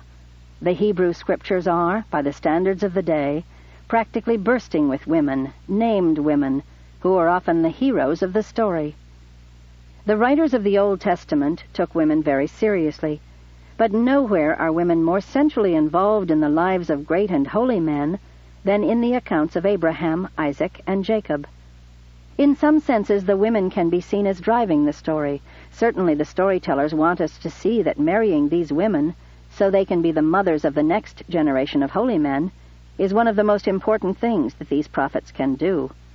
And sometimes the will of God is first discovered by or best protected by the wife, and not the husband, as we will see in the next book in this series about Rebekah, the wife of Isaac. For now, though, I hope only that the reader will grant me, if not agreement with my choices, then indulgence. I did not whimsically discard anything from the story. Every important omission or change from the common interpretation was deliberate, and took place only after great thought and serious attempts at research into what is known about the surrounding culture at the probable time of these events. So if I have erred, it was in the attempt to approach the truth contained in the Bible, and never in disregard of it. Here are some of the sources I used in preparing this book. They are all interesting and valuable books, even if I often drew conclusions that the authors might not have been pleased with, and even though some of the scholars, at least, were quite avidly of the rejectionist camp. I consulted many other books, but these were the ones I found most useful and trustworthy, and which I intend to use again as sources. Donald B. Redford, Egypt, Canaan, and Israel in Ancient Times, Princeton University Press, 1992. Gusta W. Ahlstrom, The History of Ancient Palestine, Sheffield Academic Press, Fortress Press, 1993-1994. Gay Robbins, Women in Ancient Egypt, Harvard University Press, 1993. Michael Rice, Egypt's Making, The Origins of Ancient Egypt, 5000 to 2000 B.C., Routledge, 1990. And for those who do not immediately recognize the source of some of the events early in the novel, those are based on the book of Abraham in the Pearl of Great Price, a book of scripture recognized only within the LDS Church. Peter James and Nick Thorpe, Ancient Mysteries, Ballantine, 1999. The great care these authors took in verifying speculation and drawing evidence from many disciplines made this a fascinating and useful tool, especially concerning the location of Sodom and the events surrounding its destruction. If you have questions or comments about any aspect of this novel, you are invited to visit http://www.hatrack.com or http://www.nauvoo.com. End of Sarah, Women of Genesis, Book 1, by Orson Scott Card, ORSONSCOTTCARD. Read by Catherine Byers in the studios of American Foundation for the Blind, Incorporated, for the Library of Congress, February 2003. Published by Shadow Mountain, P.O. Box 30178, Salt Lake City, Utah, 84130. Further reproduction or distribution in other than a specialized format is prohibited. If you found any cassette in this book to be defective, please place a rubber band or piece of string around that cassette for identification. Place it in the container on top of the front stack of cassettes.